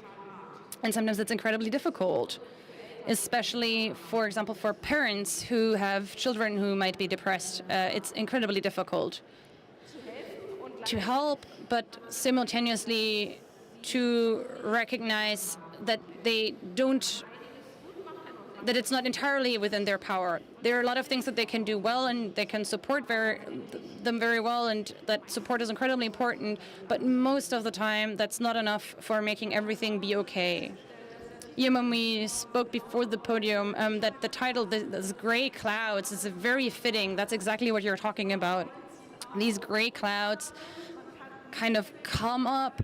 You can't do anything against it. Maybe, like some cases they show up exactly the moment you can't do anything about them. It's the worst possible timing.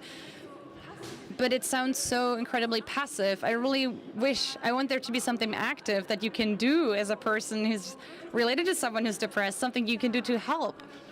Support, right? Like helping to find psychotherapy, supporting with the search for therapy. Isn't there anything that we can give the audience to take home?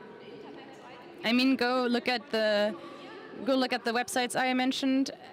Inform yourselves, and with any psychological conditions or diseases, for example, especially dementia, the person as such a different person. That's incredibly hard to accept for anyone, that a person who you might have gotten to know or might have known as someone who's incredibly active, that person suddenly isn't that active anymore. And one thing you can maybe actively do is try to accept that it's a disease, that this person is not doing it on purpose, and understanding that. And that requires a significant cognitive flexibility. It's an enormous task, but I think it helps, and also helps oneself, and maybe also people you're related to. And sometimes it doesn't have to be something incredibly active, because sometimes when there's another person who's just there and accepts you and is just sitting next to you, just being in the same building, and there is someone. For some people, that's very helpful, that someone is just there, I think. And how do you deal with that? How do you feel about it? If you have a very good friend who's just with you, chilling with you. I have 2 cats. Okay, you have 2 cats. Well, no, seriously. How about your consciousness? You know that you can't do anything about it, that you can't be any different. And I obviously have a bad conscience because I just lying in bed and I can't do anything and I can't work. And there's the capitalist afterthought of, always having to work, and you have to be capable to deal with yourself and to help yourself. And you have a bad conscience, obviously. It's always with you. I don't work right now. Like, in a way, I don't function. I'm broken. I fail at life, and feeling as a failure, I have a bad conscience. And obviously I answered with cats because supposedly they help. Some people it helps, yes. And like if you have a dog, for example, that you have to walk, that's also good. But I know which people I can depend on. I know who's there for me. Where I live, it's a very respecting, very reliable community in my house, where everybody knows about each other and where we distributed keys around and everything's taken care of. And over the years and decades, I found a way that works for me and that works. But if you have a very acute case, and if it's like showing up from one day to the next, obviously have to very extensively inform themselves about what is going on, and obviously there's a lot to learn, as she just said, and you also have to recognize the fact that not always can you do something actively about it. yeah, communication is key here. Maybe the affected person is communicating that I have a bad conscience right now and I would like to, you know, a good company for everyone, but I can't. And the related person then has to say, okay, yeah, I understand it, I'm sorry, but it's okay. You can be like that, that's okay. We have 4 minutes left, so should we give the people in the room here a take-home message? What are the most important points that you think is crucial when dealing with depressed people from the view of a relative? Yes. Don't exert any pressure. And I want to emphasize this once more. Just accept that it's not a phase or like a whim. It's just an illness. That needs treatment. And I want to add to that. Just listen, stick with them, make them offers.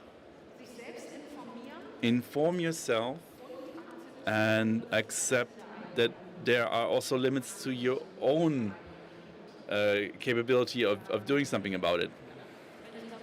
Definitely. As a relative, it's easy to break yourself over this situation, you know. If you feel the responsibility, the weight on your shoulders for this situation, that's just not possible. You have to surrender this, and it's not going to help anyone, even like if the related person to the affected one is also getting a burnout and broken after the situation because they have this feeling that they're responsible for it, and especially all the time. Self-care is a very important point, yes. And obviously help, yes, professional help. There is help, and it is usually psychotherapy. There's also pharmacological help, psychiatric help, you know, by neurologists even just your general practitioner know how to deal with depression. But even the whole society has advanced a little bit. My impression is also that the general practitioners have gotten a lot better over the years. And obviously, again and again, just tell them it would be great if they really now accept help, if they try and reach out. And if, in the worst case, just call the emergency number or the telephone hotline, or there are different hotlines that you can call for psychological support or just for talking with someone if you have issues. We're going to add that on YouTube that show you where you can call, especially in Germany. There are different numbers that you can call and where you can show up. Okay, this is the end. Thank you very much. It was great. I really enjoyed it. Thank you all. And enjoy the rest of the Republica.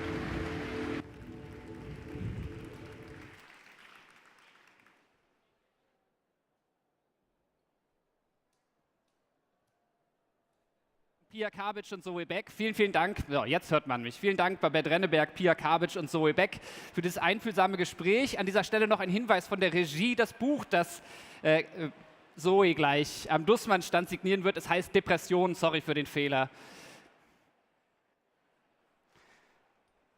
Kurze Umbaupause. Ja, hallo zusammen. Mein Name ist Ingo. Ich bin Journalist und Moderator und heute das erste Mal in dieser Late-Night-Situation. Freue mich sehr, euch zu sehen und freue mich sehr, euch den nächsten Programmpunkt ankündigen zu dürfen. Der russische Angriffskrieg auf die Ukraine prägt dieses Jahr wie keine andere Krise. The attack on Ukraine is very present this year. It was also very present on the Republica this year. Cyber war, journalism within war zones, weapons proliferation, also the change of the eras. Olaf Scholz was just saying that there's a change in the foreign policy and in the security policy of our state. And the amount of money that we pour into the military now has never been seen before. So against this backdrop, this is a very particular entry in our program that should be a contrast to all of this. It should show you that even as far as as far away as peace may seem right now, you can still dream about it. And even if it is not within the reach of what we can achieve or that what we can do something about, beyond anything that you read in the media and in the news, that even though we have so many crises in 2022 that really shape our present, the creators of the Republica have invited our next speaker from her perspective, a very Christian one, to interpret the theme of this year's Republica and to think about the topic of freedom. She's a Protestant pastor from a church in the very north of Germany, and she's also giving insights into her daily life and into her work on Instagram. She's also doing a feminist theology, and in her free time she rips off Nazi stickers from light poles. So I'm really curious about what we're gonna hear here. It's going to be about the talk, You May Say I'm a Dreamer, Dreaming of Peace Despite War and Crisis. The stage is all yours.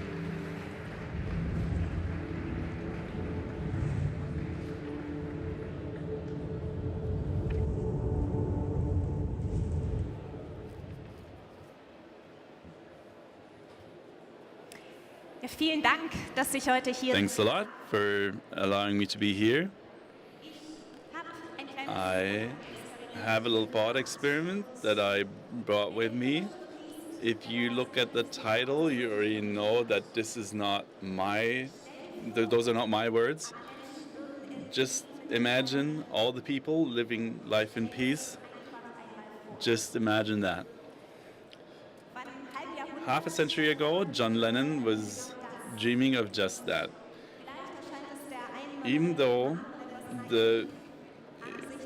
this may seem a little naive to some people, even though the Vietnam War had already cost millions of lives and the Iron Curtain was drawing ever closer, a nuclear arms race in a world that seemed to be sitting on a powder keg. And yet, of all things, John Lennon dared just this very thought experiment of a peaceful world. Imagine all the people living life in peace.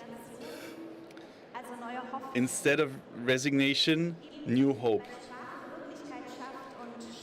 Precisely because language creates reality, and from powerful vision, action can result if only some believe it. As a pastor, I too have to deal with powerful visions and images that I have to work with on a daily basis. And as you can imagine, they're usually from the Bible, and they motivate me to do my daily work, to be there for people, especially in times like these, in crises, in difficult times, but also in wonderful times. They are visions and images that people have developed over thousands of years and that have carried them or led them through the ups and downs of their lives. The Bible is full of them, full of these images. Mainly it tells of as a longing for the paradise, a very peaceful place.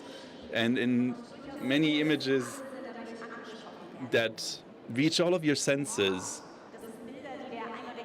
it shows or it paints a place that everybody knows, where milk and honey flow, swords become plowshares, and where wolves graze next to lamb, and what I personally enjoy most, justice and peace kiss each other. A place where there will be no more suffering and no more tears, where enemies will become friends, and where all genders get equal dignity and humanity, and where there will be no difference between slaves and free humans, Christians and those who think differently. A place where everyone really feels that they are wonderfully made, accepted within their diversity. A place that is a complete safe space where people feel accepted, and a longing or a desire for this peaceful paradise. It's basically part of the whole book. It frames it from beginning to the end. But for this peace to become reality, it needs to happen step by step. And it's basically a manual for this peace that I take from the Bible. An instruction to this, how peace might be realizable, and not for only those who have power and take the decisions, but for every one of us. And there's this one sentence I really like. Search freedom, seek freedom, and pursue it. And that has given people orientation for thousands of years. And I really like that it requires taking responsibility from me, because I like to do things and I don't like powerlessness. And you might have experienced this feeling, but in the times of crisis, and it is terrible. And as a hunter, like even staying behind this goal, even if it's difficult. Yes, it is difficult. And as a youth, I read the small history of the world for young readers. It's a small, compact book by Ernst Gomrich for young people, and it's a book that is really difficult as well, because on every war, peacetime, there is a war that follows, and peacetime seemed like a placeholder for me. But for me, freedom is much, much more, just more than just a pause, and it's a process of diminishing violence. It's hunting this peace. It means it takes a lot of effort and persistence. And for me as a theologist, this pursuit can be quiet and silent with a prayer, for example. It can change my perception, my perspective. It can make me strong for those tasks ahead. One of my most favorite theologians said that every prayer should contain an I. Because whenever I pray for something, when I beg for something, it needs to have an I in there to signal that I need to get into action. How is there supposed to be freedom if not you and I will start and know about it? Jesus has no one other than you, no hands other than yours, no feet other than yours. He only has your eyes through which his mercy can view the world. And despite all that, I still feel helpless every now and then. When I look at Ukraine, all of these crises in the world, how am I supposed to create peace within this world? My hands are tied, but there's a small image that helps me. The little mustard seed that is being planted and that grows into a large tree in which even the birds can build their nests. It's those moments within your daily life, those mustard seed moments where I can give peace. Now this is an example from my daily life. It's gonna get concretely. Back when I did my vicariate, that's the practical training as a pastor in a village where it was very different for me, where people were all very blonde and had blue eyes, and they have differentiated very strongly between others and them. And it was 2016 when we have the so-called refugee crisis. And a Syrian family arrived in the village. And there was a family that was prepared to help them where they could feel at home and get peace. And those, yeah, the effort that they did for peace and for making them feel welcome, that led to a situation where two old geezers, basically, and if you come from the village, you know these types, they hadn't talked to each other in like 15 years. It happened that they both helped them out to install a lamp in their living room, and they came back into contact, and they spoke again after many years of silence, and they realized this was the beginning of a network within the city that helped out the refugees and gave them a hand when they arrived. And over the last few days, I heard from the social networks that the Syrian family got their notices of naturalization, and they told me, we've came to Germany and we found our peace, a peace that started like a small mustard seed and that now generated large blossoms, and that gave me hope. From this small story, I can take away that we can dream big, and we need to realize these dreams and put them into reality, but we need to start small with little steps of peace. Those are our path out of helplessness, step by step into paradise. You may say I'm a dreamer, sings John Lennon, but I'm not the only one. I hope someday you will join us and the world will live as one. Words that I would like, that I would really take note of, have them close to my heart. And I wish you all that you don't desist from dreaming, that you do it again and again, and that your dreams still may become reality one day. So just imagine all humans would come together and live together in peace. Just imagine that. I wish you all the best, and I thank you very much for listening. Vielen Dank, Sarah Burkhoff. Ja, komm rüber zu mir in die Talk-Ecke. Thank you for the talk.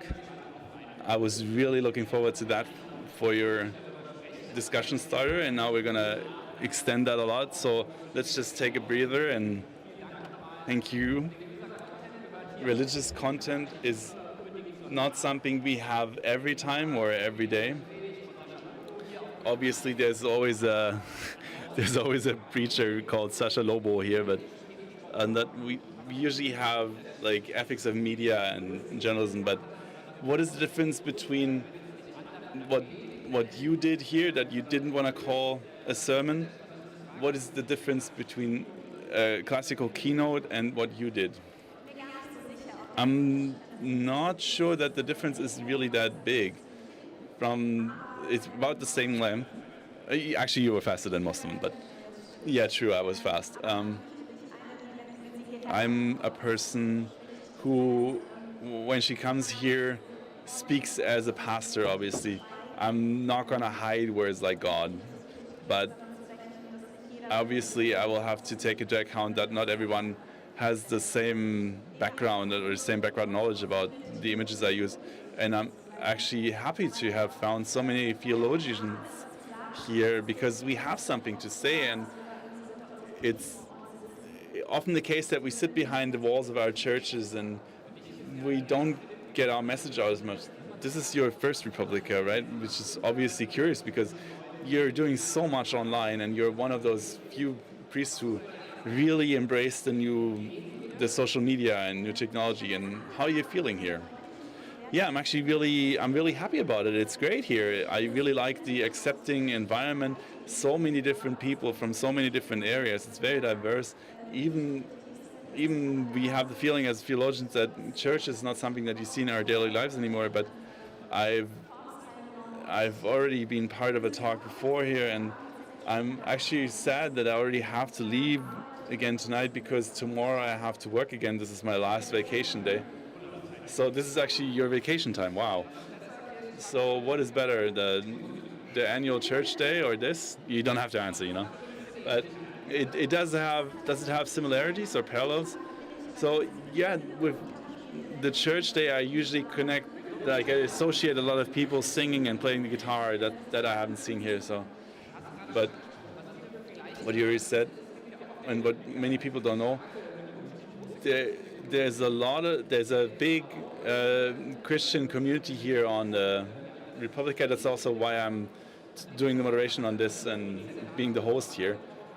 And with this spot, what we thought that we had the idea last year that we should have a connecting point or a meetup where the Christian community meets up here. And you told me in the pre-talk that you in your own history were not that close to the church and to religion, and you feel actually more at home with people who are not part of the church proper. But what is in your message that is Christian? What can they take out of it, specifically Christian? If I'm being very honest, then John Lennon is already walking alongside me in my path through life, and with this message by John Lennon, everybody can connect to it, you know, this message of peace. And obviously, well, you have to forget about the fact that he's saying, okay, a world without religion, because obviously that's not for me. But would you say that freedom is the ultimate thing that everybody can agree on, maybe even all religions? Yes, I really hope that. And I always see that in my daily life within my congregation. I have so many diverse people, like, for example, Russian natives that are now a part of Germany, that are obviously also affected by the war in some way. And we can still dream together as for peace. And through this dream of peace, we can build bridges. And even now, all over the world, in the name of religion, people are being killed. And I have a feeling that church and state are in an unholy alliance in Russia that basically bless the war. And what do you think about that? I think this is horrible. This is horrible. It's not just this patriarch who decides that to be pro-war and also utters a lot of statements against the gay community, for example. Or we're still trying to be in touch and try to talk with him, but which I think is still correct. But it's all up to how you read the Bible. There's not a word for every situation where you can take your immediate course of action from, or if you take yourself the liberty of interpreting how the text came about and what the background motivation was and what led to it. And that gives you the freedom then to also say, okay, this is not applicable to our daily lives anymore. You also said that there's strong debates in the Christian church about the current situation. It's a really, really difficult situation. Churches have a strong history in peace movement. People demonstrated for a long time against any kind of weapons. Well, currently we're in a not really new situation where we have a dilemma that if we develop weapons, there will be a spiral of death. If we don't do it, the same will happen. And how does your belief help you in that regard with this dilemma? First of all, it is a dilemma, and you can't talk this away just with your faith. You're guilty whether you send weapons or you don't, and it's a difficult question you've got to ask yourself. And nobody is coming unscathed out of that, and it knows that to know helps to know that people are not perfect, and we need to live in a world that isn't perfect, and it's an extreme dilemma. And I noticed with my older colleagues who grew up with the peace movement, and they are really shaken at their core. One thing that I know from the Protestant positioning to war topics, to ethical topics, you said that if there has to be a military, if you have to pay for military, let's try and do it and pay equally an equal amount for civil conflict resolution. Now we're talking about 100 billion for the Bundeswehr. What would you do? What should we do with the 100 billion for peace? Well, I think there should be a lot, and we have to think about what to do after this wartime, how to negotiate, and you already have to keep this in mind. You shouldn't think, first, shouldn't intervene first and then make these thoughts. For this moment, that is great. Thank you for your impulse and our conversation. Thanks for all people who are interested thank you very much for your Instagram account. You have a look at I could recommend the Instagram account, sorry. And now we can welcome Nina Richmond to the stage, and I want to point out that there's a record that you can buy at the info point. I'm happy to see you here, Nina Richmond. The floor is yours. Thanks.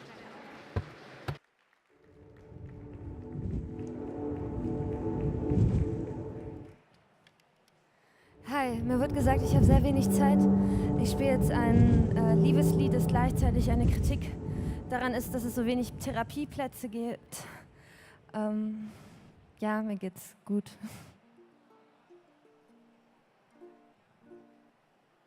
Ja, ich muss vielleicht die Ukulele einstöpseln. Professionell. Habt ihr? Da ist sie.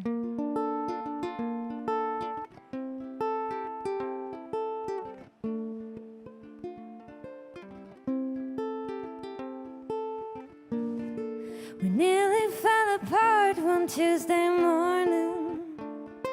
Sadness in your eyes as if you were in mourning. Fear that you would say it was already too late.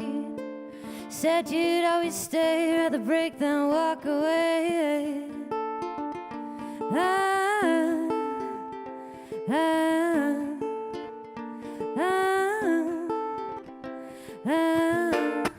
I promised to be brave, we shook our hands on it. You promised not to hate yourself ever again. We swore that we'd be great, we shed our blood for it. I wept when you said that you threw away your news that day.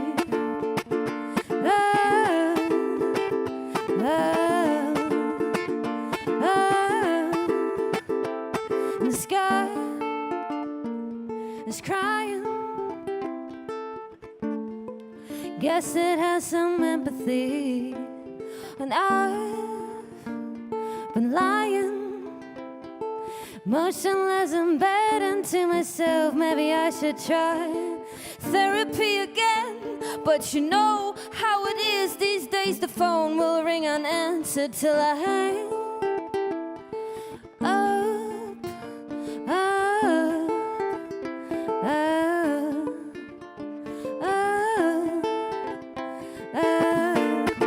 I promised to be brave, we shook our hands on it. Promised not to hate yourself ever again. Swore that we'd be great, we shed our blood for it. I wept when you said that you threw away your news that day.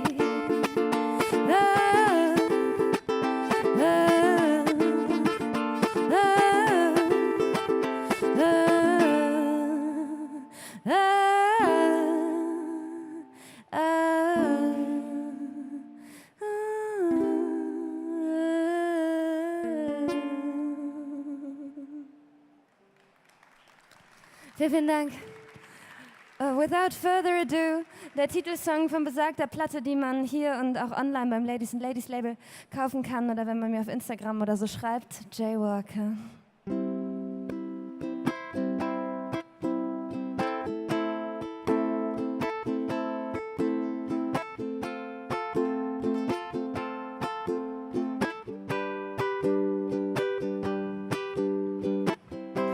Jaywalking, look at the cars that flashing by. Don't tell your mother I'd lie. Do you cross the streets like this? Jaywalking, know you love the thrill of it. Breaking the rules a little bit. It's the adrenaline you miss.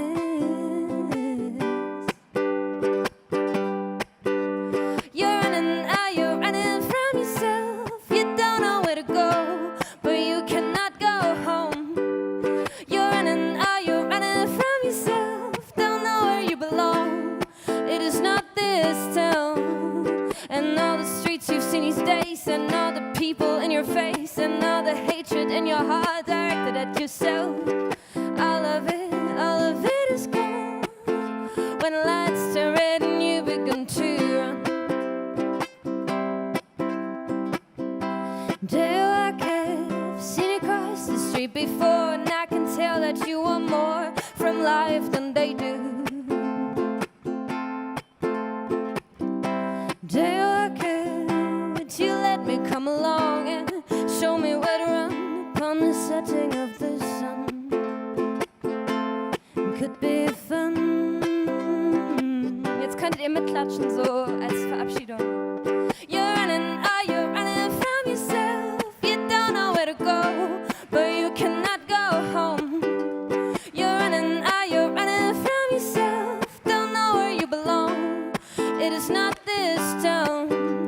And all the streets you've seen these days, and all the people in your face, and all the hatred in your heart directed at yourself.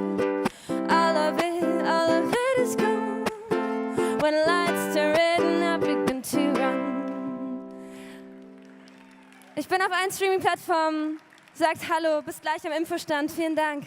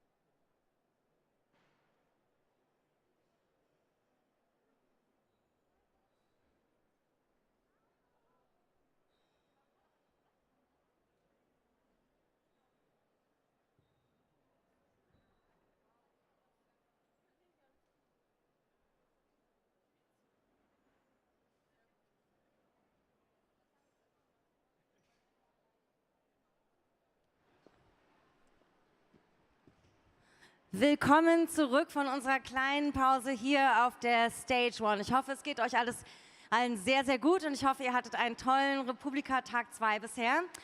Und ja, ich freue mich später auf die Auflösung der Saalwette, aber auch sehr auf die nächsten beiden Sessions, die jetzt hier auf der Bühne laufen, die ich ansagen darf. In der nächsten Session geht es jetzt um eine Bestandsaufnahme der Streaming-Branche und ich darf gleich meine Moderationsrolle abgeben an Daniel Budimann, der 2003 beim TV-Sender Giga gestartet ist. Ich glaube, es gab schon Fanrufe hier in der Audience, sehr schön. Ja, als Moderator gestartet ist, aber mittlerweile natürlich selber eine total feste Größe in der Gaming-Branche ist.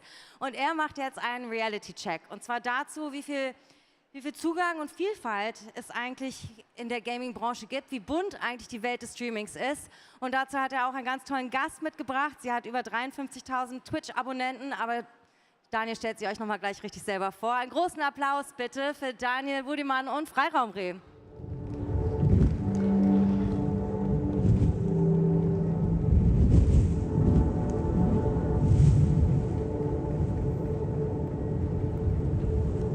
Schönen guten Tag. Hello. Great to have you here. Welcome to this 30-minute session about reality check. Yeah, sounds weird, yeah, but our current reality, like, seats aren't filled completely, but you are here and we are here, so that's good. Nice to see you here in person. That does something with us. Who enjoys being with people again? I didn't think that, okay, I'm really afraid of everything. After a long time off, this is the first stage I'm talking about internet stuff. And you realize this in the last days. The internet is a thing, and live streaming is a thing inside the internet. Who of you is using Twitch? Raise your hands, please. Okay. Who of you uses Twitter? Okay, well, great.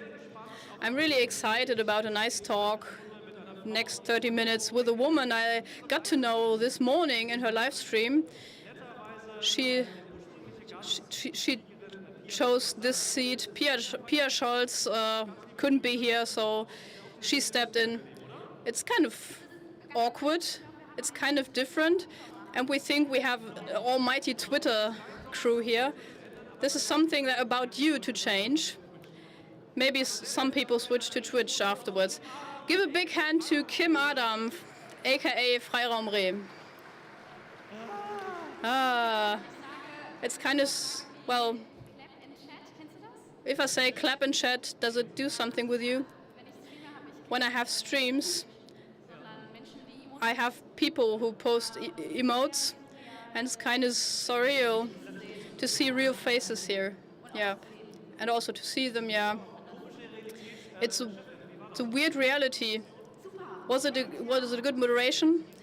From your expertise, you're streaming a lot. We both talked about this morning, and I really slept really badly. Who of you knows Discord? Okay. I stepped in and we just did our pre-talk for this talk to get a little broader. We didn't really have to talk.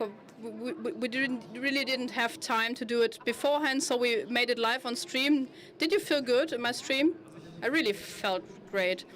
I didn't really feel showered or clean, but I didn't even clean my teeth. But live streaming discourse, you can't really smell how I'm smelling, but you're smelling really good. Yeah, I just, yeah, well, tried your smell. I can smell you as well, so and you're also smelling yourself. This is the real world. We had this chat and I researched a bit. I looked at your face and your craft. During my research, I've seen that a lot. And because Pia is also doing something in the Twitch cosm, which I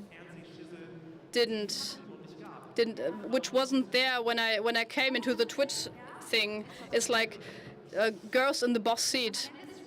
Well, if we just face it in kind of Twitch way, we found ways to get them into the platform that don't only do gaming. Gaming is wonderful, but we are a platform that's open for discussion, for politics. We have our own politics section. We have room for discussion and communication. It's not like this weird place. We didn't really say out loud our opinion, but nowadays we are a little broader, and my community likes all the topics. Sustainability, politics, everything. And this is really, really awesome. And it really works on Twitch. Yeah, and so I want to talk about your persona a little bit more. So who of you in the audience knows Kim? Who knows Freiraum Re? Hi.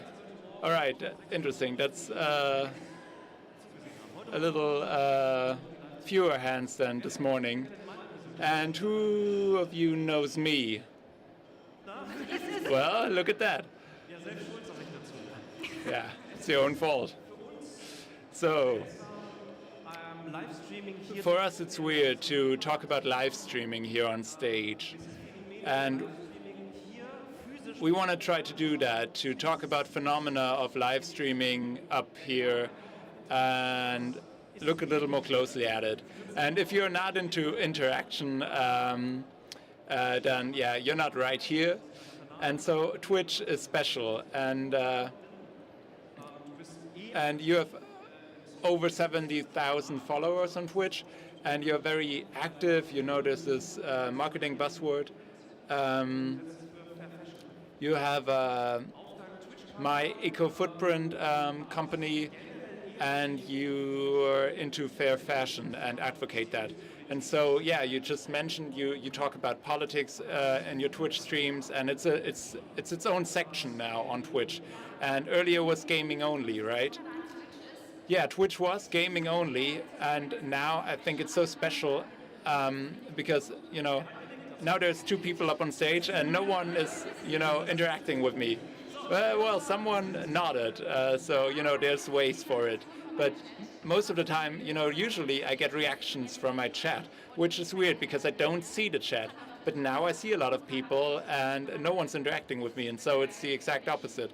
And with the topics that we cover on Twitch, it's really awesome to get to know people and their opinions.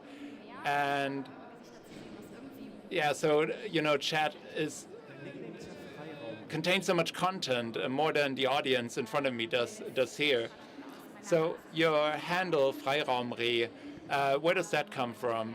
Well, I was, you know, wanted to be very independent, did freelancing in marketing, and Do, Re in German, was something I really related with because, you know, it's kind of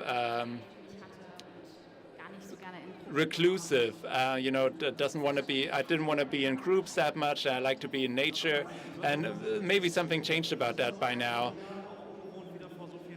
Yeah, for me also, it's so surreal to be here among so many people. There's, you know, people walking around, passing through the audience, and, you know, maybe on Twitter, you see like the count go up, maybe 100, and maybe with you it's like 600, but the number keeps changing, right, of followers. And so how real is that number to you? 1,600, that's like so many, right? Such a large number. Well, me, I don't look at that count, right? For me, something else matters. On Twitch, we always talk about fewer numbers, but I look at chat interactions because that's what my community is all about. So when I look at numbers, I look at interactions, and Twitch can tell me exactly how many people in my stream have interacted with me. And, you know, yeah, that means wrote something in the chat, and that's around 1,000 people as well. And so when I looked at that, we talk about a topic, we discuss it, and maybe like 500 people, you know, shared their opinion on that. And that's so great, like having heard 500 different opinions on a topic, but I can't really grasp it. Yeah, and behind that, you know, you only have the nicknames, right? Their handles. But it's also something that stays the same and that you can recognize. Yeah, and so everyone in the audience tonight, we're really we want you to, you know, share in this reality that we have up here. So we want to play a little Twitch right now. If you have any strong opinion, maybe even political, just shout it out until A, the chat moderation bans you from the audience, or we react to it. Or maybe, you know, what was important to you this week? What happened? Maybe something in the news. Just one person has to start shouting. Penis, yeah, I heard penis. Yeah, it's a great start. It's a great start. It's also, you know, the effect it has on the audience is like, nah, not that again. So, yeah, we're not gonna, no. Where's the moderation? Was war das? What was that? Maskerade. Maskerade. Masquerade? FFP2. Oh ja, ist noch ein Thema, wenn ich mich so... So, a face mask. Ja, da zieht jemand schnell seine Maske auf. Someone really quickly put on their mask in the audience. So you're the Twitch streamer. Like I'm just gonna shut up. Yeah. So I think last year it was a really hot topic. I don't even know. Can I talk about that here? Yeah, it's your decision. So we talked a lot about vaccinations, enforcing vaccinations with health workers, mask mandates, and that kind of, you know, faded out. So I'm active online, and so now fairs start to, industry fairs start to happen again, and there's influencers in my scene talking about, do you go to these events? Do you go to TwitchCon? Do you go to Republica? And how do you handle that? And so that's an important topic right now. Another topic, you make fair fashion. You worked about this in your stream. I have a personal opinion on this. Oh, I just, was quite formal to you. You're shaking your head. Okay, right. It's a big topic. Finn Kliman, masks. Who heard about this? Okay. Who thought this was shit? Who has a differentiated opinion and who doesn't want to raise their hand? It's just black and white, it seems. It's always difficult if you're in the public. And I won't just talk about this in regards to Finn. This is a topic that also touches us and you. It's a topic that comes close to you in a personal area. But if you live in the open and you talk about it openly, and you really shit up, and if you have everything in the media, what does it do with you? Is that actually a reality check that draws you from your feet? Yeah, definitely. It gets a little more real. We're talking about real shitstorms, and we have to think about what kind of area this is in. I'm not really sure if it gets more real. It's still in the internet. When is it a reality check? Well, you're just drawn from your feet. Finn had to realize this. It's a reality check that we are not able to do everything on the internet that we could do. There are, things you have to consider. I'm not really sure if it's a reality check because it still happens in our bubble. I don't know. I was really... There were quite a lot of people who heard about Finn Kliman, but I thought it was a topic, but am I just living in my bubble, in my cosmos? I thought this topic was really big.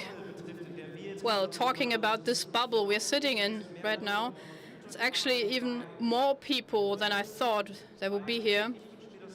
I would wish for, I just got accustomed to this, and I really want to have a safe space here. And I don't want to have fear to say anything that people might shout at me at. Let's share this. In the Twitch game, this can be something that makes a lot of fun, a collective thought, a community thought, in real time, that exchange. Yeah, to have a community. You have that in your stream, but does it actually fit together, a safe space and being able to say anything without being yelled at? I wasn't, you know, it's kind of contrary. I really look at my language and I want to create a safe space for everyone. There's LGBTQ+, it's a real big community. I think about how I form my words, and I really think this brings something extra for me, and it's really important to listen to these groups. And I have to ask them how I address them properly. So the safe space for me is to include these people and to always check what I'm saying. And when there's people saying bad things about me and criticize me, and I should always think about what are they saying and why are they saying this. And you're also being yelled at, not from this including bubble. If I say, like, I want to have a safe space, who should shout at me? We are talking about inclusion. What is inclusion? Where is the attachment point to the Twitch game? Who of you made their own live stream? Hands up, please. Who had more than 100 concurrent viewers? And bro, how was it for you? There's actually, yeah. Is it your brother that just raised his hand? And he just hid behind my mother's jacket. It's kind of awkward to see my family sitting here. No, it's not awkward for me. What is inclusive? Who has, well, access to this, and who has access to being seen, to be listened to, and what kind of measures do you take for this? You have political talks. You played a lot of Minecraft, yeah, it's long ago. There's a lot of many hype topics like Among Us. There's where many Twitches work together. Politics isn't happening a lot, but you're one of these people who do this, and you also invite other personalities to talk about that. Is that an inclusive approach to this, because you invite people, because you have the stage? Yeah, I have topics where I reach my borders or my, well, I'd never made contact with racism, but I have to invite someone who can report something about that, because I don't know about that. So I'm starting to become inclusive as soon as I give them the stage. It's absolute privilege to invite people and to check their reality and to just broaden my horizon. It was also always my basic idea, and it's what makes it so nice. Kim, this morning, how many hours did you do tomorrow? Like 5 or 6? Usually I just start at 9, and this time I started at 8. I saw a video of you where you talked to a colleague. When are you starting to stream? There's not so many, well, Twitchers that really do live streaming. There's like about 4,000 channels that are active. 4,000 isn't so much. No, and you know, it's a huge number of users, and there's these charts, you know, in which you can see, like, I think with 10 or 20 viewers, you're already up in the upper echelons of streamers, and so it's really interesting how many people start with like 0 viewers. It's fascinating, and so the I don't know, the top 1% is really a small number of streamers. Yeah, I think here at Republica we're not that interested in economic systems, right? But so you can stay active here in the audience. Who wants to hear about the economy behind Twitch streaming, dashboard analyses? Who wants to talk about penises? Daring, funny. All right. But also not so funny. You, I'm looking at you. So, do you want humor or serious topic? Raise your hand if you want humor. Middle of the road, all right. All right, so economy.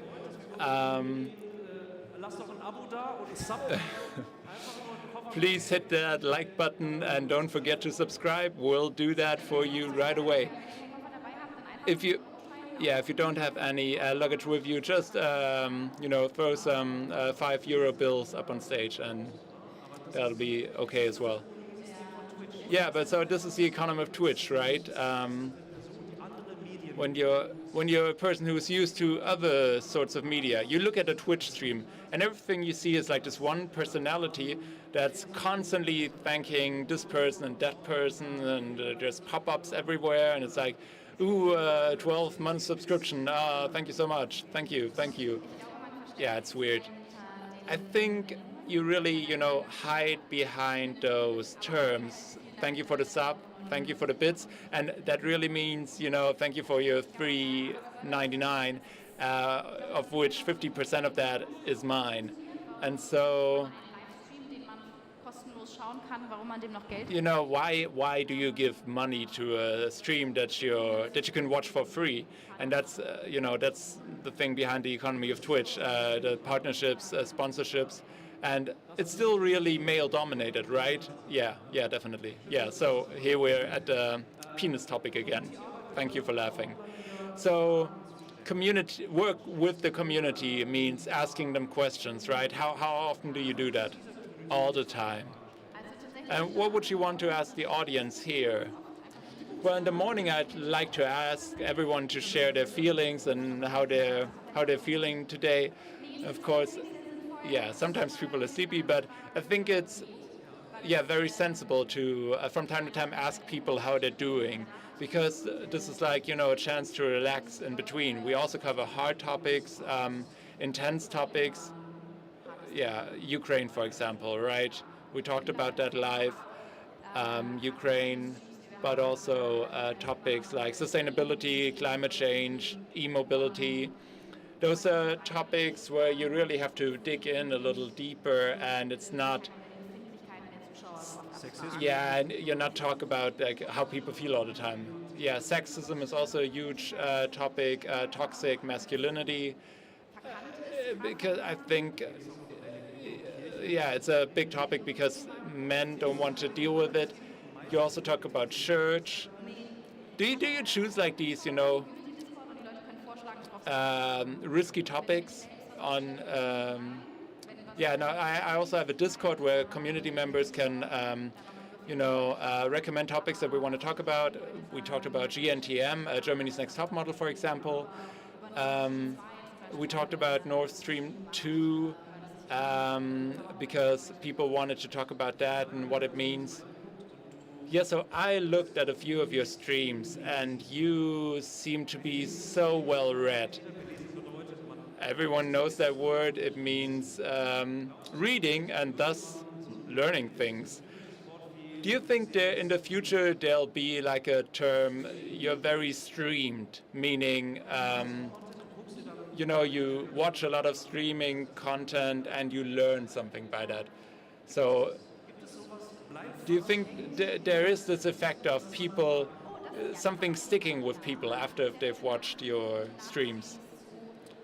Yeah, I really get a lot of messages from people about like, I looked deeper into this and that topic that we talked about today. Or, this morning I couldn't share my opinion, and I just want to share with you this and that. And so there really is a lasting effect. And so how many messages do you get? Yeah, so Instagram is the main platform for that. I think I get like 30 or 40 messages per day. And I think that's still okay, I think I'm on like the lower end of that. So Pia, who couldn't make it today, I think she gets many more messages than me. every day. Yeah, so hi Pia, if you're watching this, regards from Berlin. Oh my, time passes so quickly. Do you want to share anything else? What's on your heart? Like, you have this room full of people and everything you want to, you know, in your fictitious chat wanted to share with people. You could do so. You could do so today. Yeah, so I have a question for you, because this is my first time being up on stage with you, and it's an honor. And you started streaming as well with your brother, right? So what's your plan? Because we're talking about these, you know, really realities of our lives. But you interview me, and you do a live stream with your brother, and that's like interesting, right? Yeah, we don't have a lack of ideas. So I'm really into tech. I always wanted to, you know, like look at new technology. And so Twitch, I knew that back when it was just in TV. And so my brother keeps screwing things up because he doesn't know shit about tech. But we really enjoy this moment, you know, this unfiltered moment, presenting it unfiltered to an audience. And after 2 years of a global pandemic, we want to, you know, get outside. We want to get outside of that flat screen, the webcam look. And, you know, it's society is deeper than this 2D image, and we want to try to do something with that. But we know the rules. We hear from so many people, colleagues, friends. Yeah, you know, that's hard work. You got to stream twice a day, so and so many hours a week, this and that structure. And I think that's what we're lacking. We lack structure. Well, just scream it into the room. Louder. Check, check. Okay. Does it work? Yeah, it actually works. So, can we open up the manual microphone? Yeah, it works. Hi. Maybe you can take a stand. You have moderators in your chats, but how you keep your attitude when you're discussing topics. I mean, you also have to check the opinion on something and the whole feeling of the situation. You have quite explosive topics, especially on Twitch. All the creators are, well, they say, okay, this is leading into the completely wrong direction. How do you handle that? Well, I have a really precise detail where it was about racism and where I just, well, reached the end what I could handle. How you're talking about this is not good. And the first reaction was like, okay, I'm being criticized. I mean, it's not good. And the second step is, okay, just let me read what he or she wrote. And there was one situation where it was pointed at that it's going in the wrong direction, and I read that comment over and over again, and I thought, okay, you're right. How we're talking about this right now, and it's all going about racism. Okay, this is not good. We just check this and just write one or two more things how you meant this, and we have to, well, go step back in the situation, and we also have something, an emote that's, well, producing a cut. We just do a cut and talk about something completely different, look at a cat video, and we go back to the topic afterwards, so people can leave the stream if it's too much for them. These are the situations we had. Yeah, I hope this answers the question. Thank you. Well, thank you for the question. I'm answering as well. I only do cat videos. I don't dare many things you do, Kim. For example, magic tricks. There's quite radical hate going on Twitch. And I don't know how to handle that, really. I mean, there's models how this can work, but I think you can sing songs about this, or you decide not to sing them, but to say, okay, it is what it is, and just have a cat video and go back to this afterwards. We don't have any more time now, and we're really happy you have been here. Just tell us, was it interesting for you? Just raise your hands. Thank you.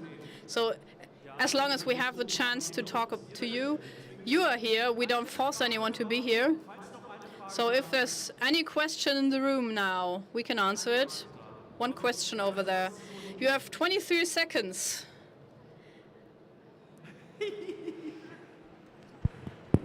Jetzt. Yeah, well, it works.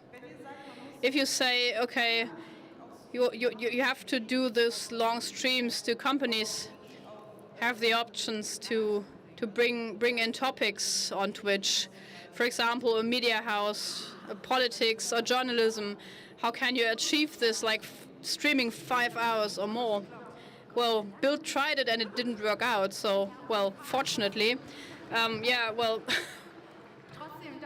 Yeah, of course. Yeah, just search for more people. Media house per se, if they do streaming, okay, but it's not too unpopular that streamers do their streams on other channels. That exists. And I don't think you have to be online for 5 hours if you have fixed times and you advertise those. Do just 2-3 interesting hours to just do an evening. That's actually missing on Twitch. Like one date where people say, okay, I'm coming onto Twitch. Maybe some other streamers see it differently, but that's something we actually need. I have a really interesting topic I want to talk about, and I just catch the community. You don't have to do 7 hours with several hours a day. And what actually failed was office streams. There have been a few companies who did office streams and streamed their daily life. I think it was kind of boring. I would be glad to have all those media houses to do like 1 or 2 shows a week. Just do it and advertise it.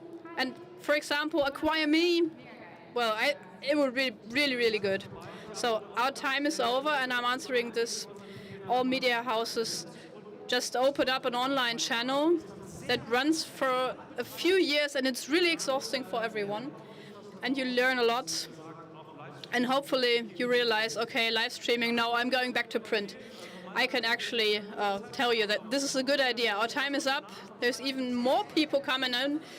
Next talk seems to be really interesting, so we can just keep standing here, and the chat moderation will kick us off. I'm happy you're laughing. Yeah, so please give a big hand. Thank you. Dankeschön, dass ihr da wart. Ja, super. Richtig toll, euch auf der Republika-Bühne zu haben, und ja, hopefully next year again. Tschüss, danke. Und es gibt tatsächlich was sehr Spannendes, womit es jetzt weitergeht. I'm going to continue in English to introduce our next speaker, who's going to give us some insights of his own on the future of the internet. Tarek Krim is a web pioneer and entrepreneur from France, also nicknamed by his friends the tech philosopher, and has several companies that he founded, NetVibes, Jolly Cloud.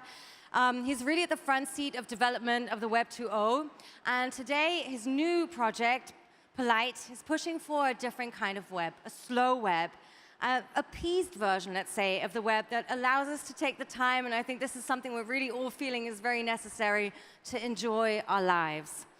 He has also been an advisor to the French government on issues such as digital sovereignty, so really has a multifaceted insight coming from different worlds of economics, politics, etc. And he is now going to share his thoughts, as I said, on the future of the internet. Please give a big round of applause for Tarek Krim.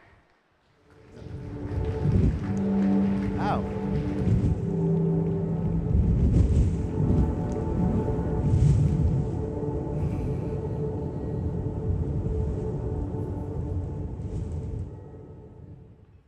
Wow.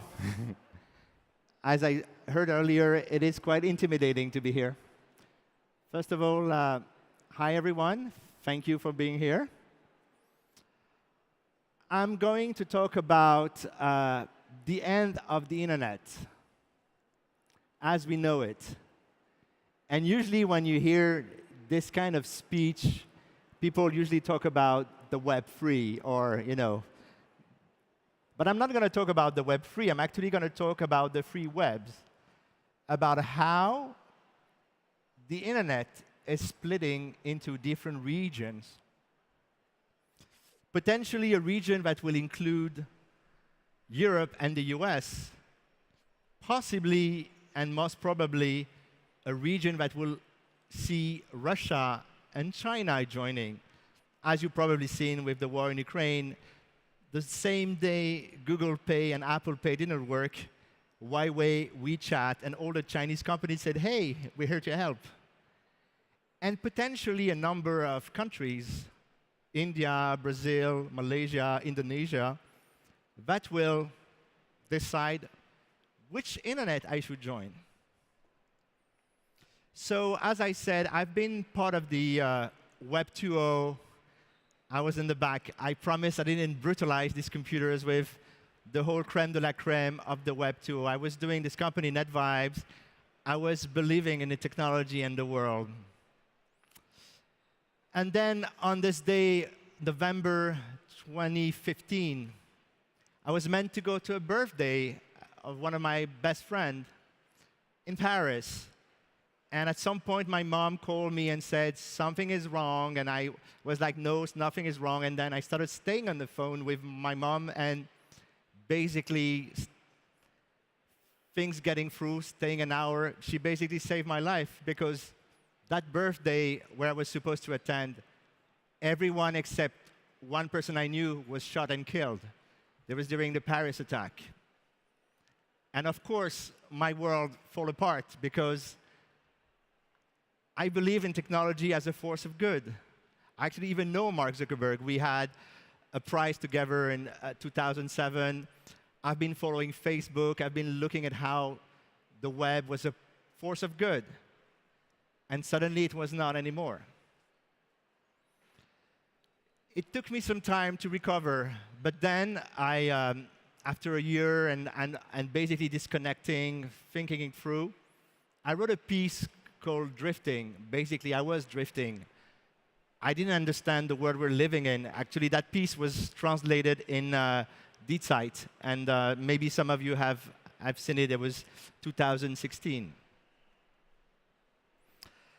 And basically, at that moment, I was believing that the web or the internet, as we're building it, is not really what I want. A few years ago, I came with this idea of a slow web, as in slow food, like technology that is digestible, technology that I can comprehend, technology that doesn't create more harm than it should. And I did that slide 5 years ago just to make you understand what I mean by that. This is the world we've built, the world we actually live in. So the question I'm trying to, and I will try to answer with you today is, how did we end up living in this era of accelerated insanity? Because I don't find any other way to describe it. So my name is Tariq Krim, as I said, and I'm very happy to be here. A long, long time ago, way before computers, Blaise Pascal said literally this quote, all of humanity's problems stem from man's inability to sit quietly in a room alone. I want you to keep that sentence in a piece of your head, and we'll go back to it a bit later. One of the first things I thought was, what is wrong? Maybe it's the scale, you know? I was lucky to, maybe some of you as well, to discover the internet before the internet with BBSs and modems and what we used to call online communities, thousands of people online exchanging. Then there was the Web 2.0 and the social media revolution, millions of people. And now we're in the era of platform, billions of people. How can we manage billions of people? Can we? Is it the problem? This is the great paradox of life. More technology means more mess. And right now, the world of technology is divided between two types of people. People believe that to create a better world, we need more technology. And people who believe that to create a better world, we probably need less technology. What is new today is that we live in an era of geopolitical internet. And what I mean by that is, until now, the evolution of the world was driven by innovation. Obviously, the last innovation was the phone. The entire internet, app stores, and technologies surrounded the cloud, the unicorn, all of that came because we could centralize or essential human activity in this little piece of glass. But what I believe, and I will try to share with you, is I believe that now the next innovation is actually geopolitical. Geopolitics will drive the future of the internet. Because we're at war. We are at war. We have two types of war. We have the cyber war that a lot of us knows, that is basically hacking infrastructure. But there's another war called the like war. Like war comes from George Orwell. It sounds like a war, but it's not. It is about hacking people. Cyber war, to simplify, because I'm sure there's a lot of people would vary, started around 2005, 2010 with the Project Olympic, basically Stuxnet.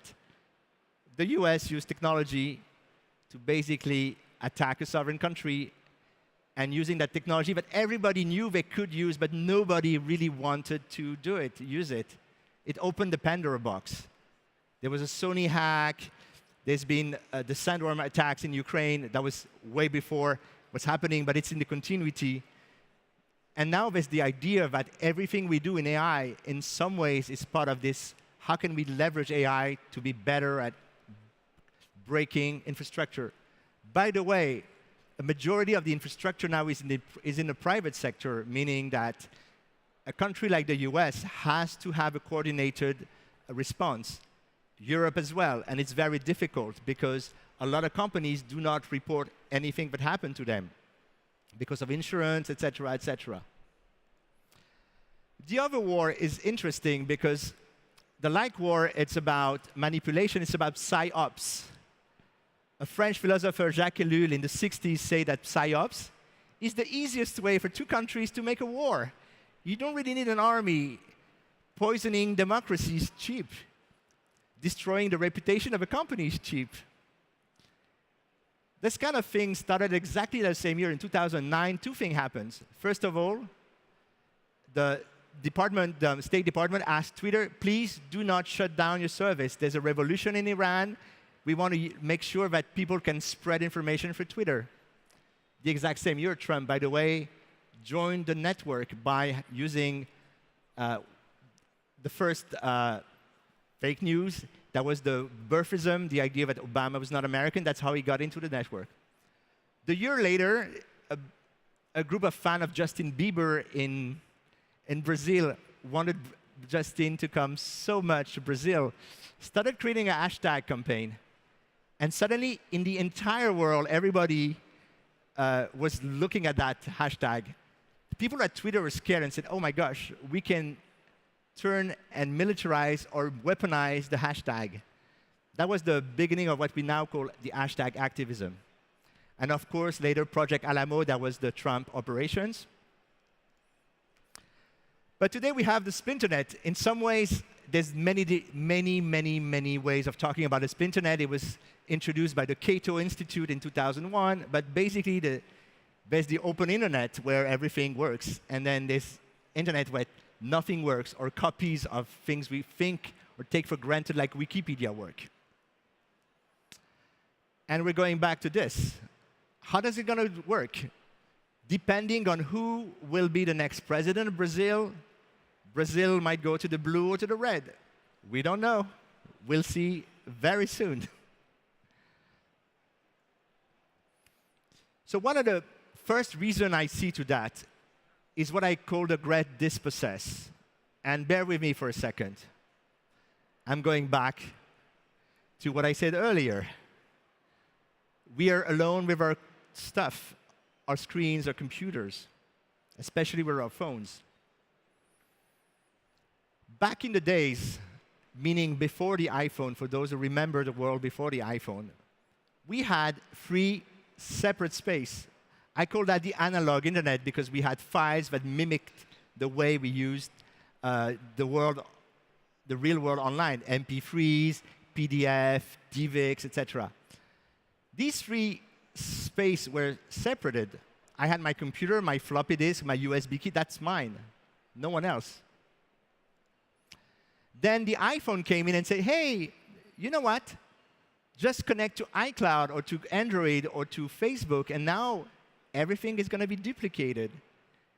It is yours. It's your private stuff. But it is duplicated elsewhere.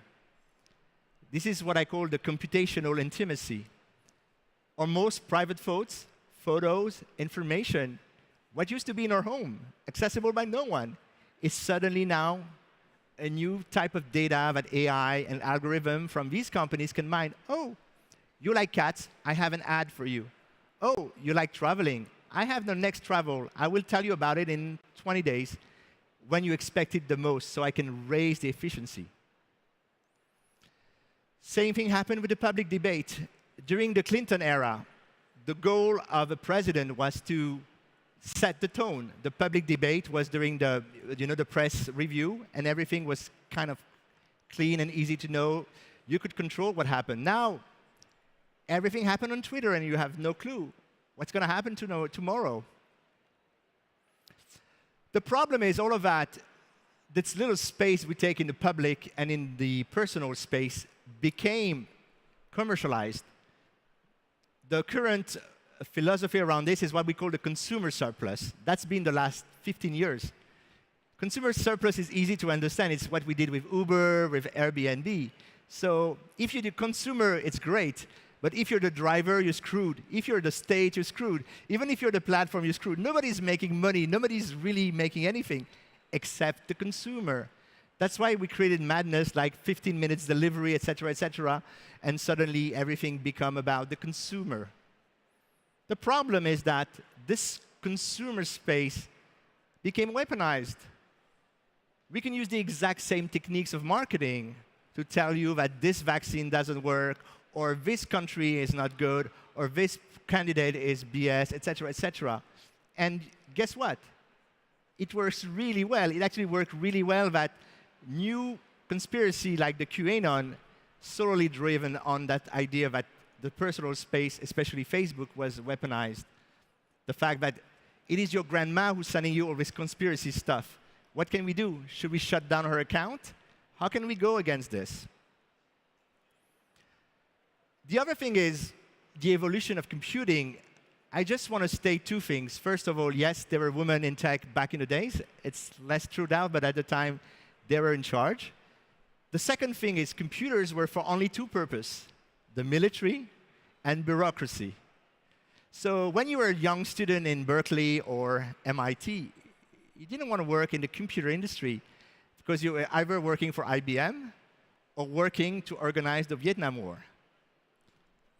It's Stuart Brand in the 60s that came with that concept of a personal computer.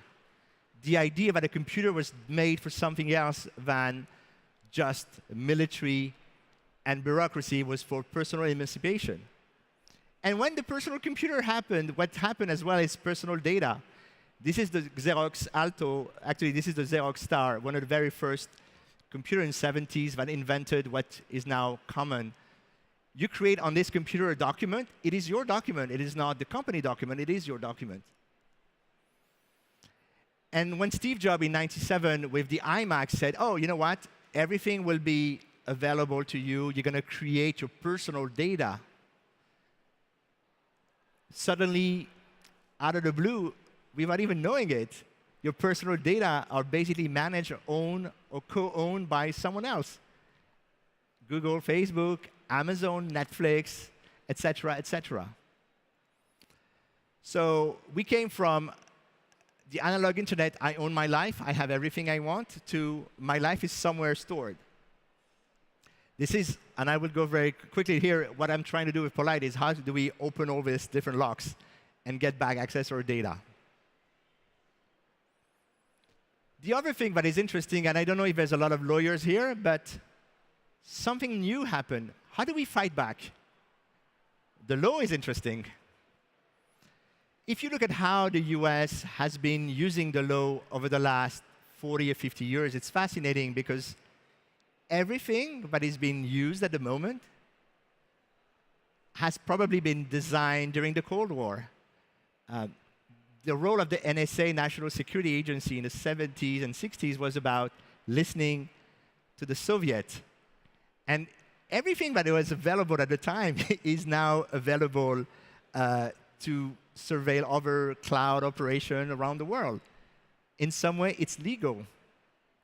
After 9/11, the idea that we could also do that at citizen level became, interestingly, a similar time for the Patriot Act and the Chinese National Act. And now there's also the Cloud Act. It is younger. It's 2018. But basically, it says that anything that happened on the internet is under US jurisdiction. So it doesn't matter if you're in France, in Germany, in Poland, we can have access to the data if they're operated by a US company. And now there's this new thing, the lookalike loophole, the idea of we're going to use AI as a loophole. And I'll get back to that in a second. So what can we do? I mean, we know that we have the cyber war. Digital sovereignty is one thing. When you control the infrastructure, it's better, because if you rely on someone else's cloud, in some ways, the variable of the cloud can be changed. Look at the price of energy, the price of water, the price of chipset. Right now, Taiwan is on the brink of, I wouldn't say collapse, but it's getting a lot of attention. That's where all the chips are made. If the chips are hard, the price of the cloud expands. So suddenly, you have countries, sovereign countries, like Germany, like France, like pretty much most of the countries in Europe, who have no clue how they can actually compete and create their own thing. There's the data governance, the idea that's the GDPR, that technically says, Article 20, I can move my data from A to B.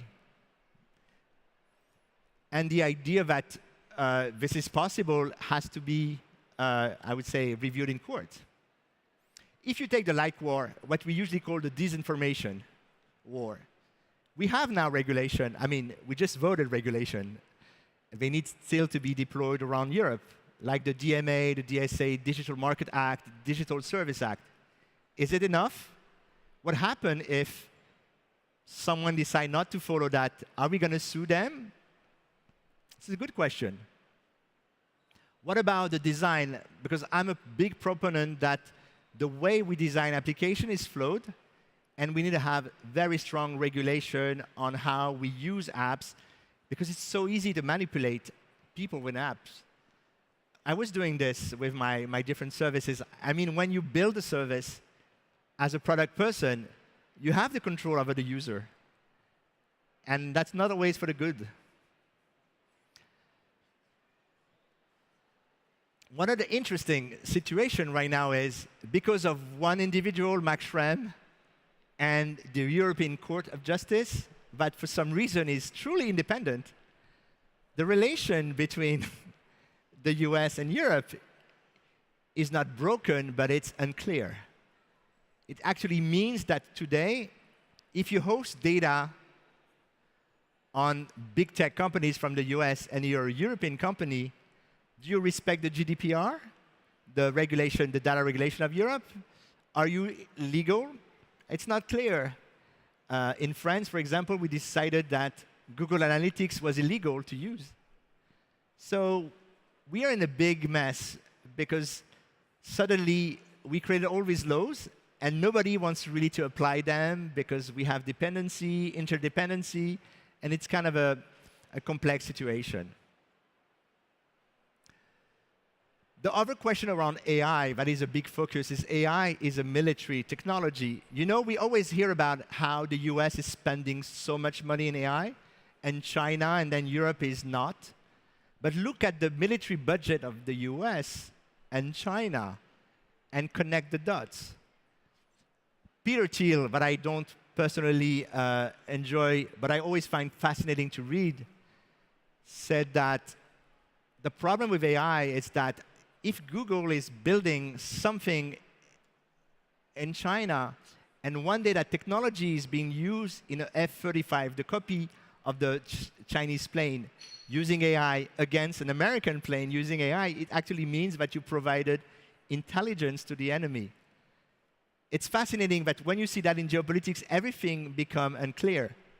Why are we as Europeans funding the AI research of Google, Facebook, etc., giving them our best talent, giving best free money, giving the best schools are basically almost prostituting themselves to say, we want to have your logo when we have incredible knowledge? This is a good question. So I was supposed to play here this, and just put that so I can.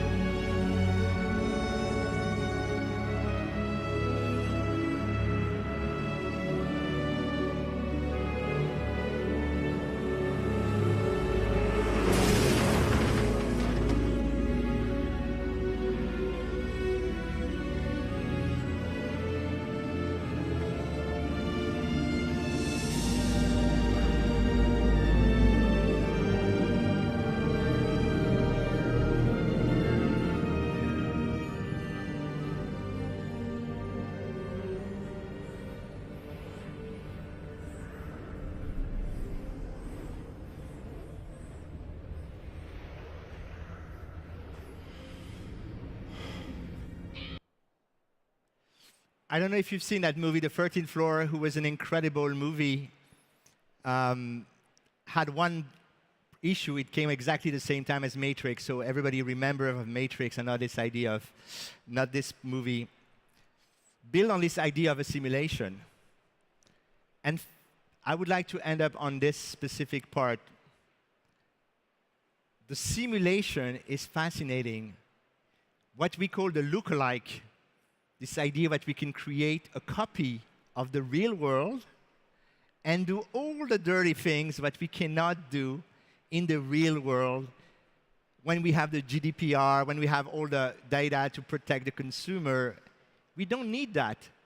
We duplicate a simulation of the world, an exact copy, we compress it, we create an Asian-based system that will react roughly like the reality. And then you can do and test everything there. It's legal. You don't really need anything. This is a simulation, simulated version of yourself. This is not you. And guess what? When you reintroduce the data in the real world, it actually works. Because we have years and years of accumulation of data. And this is going to be the new space where there's no regulation, there's not even, I would say, an understanding that this is happening. But when we talked about big data, about AI, about a lot of these things, what we suddenly understand is that the technology is always trying to take advantage of the law. And in 1994, John Perry Barlow declared the Declaration of Independence of cyberspace, saying governments are not welcome.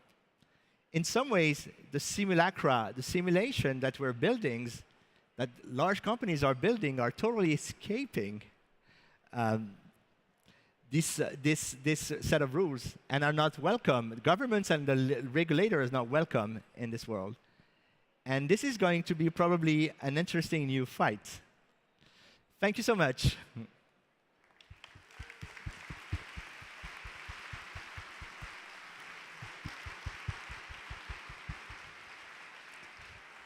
Thank you so much, Tarek. Luckily, we have time for a couple of questions, and we would also like to take your questions. I have now learned that we can do this with a microphone. Alternatively, you can tweet your questions at me at Geraldine, so like Geraldine, but with a B.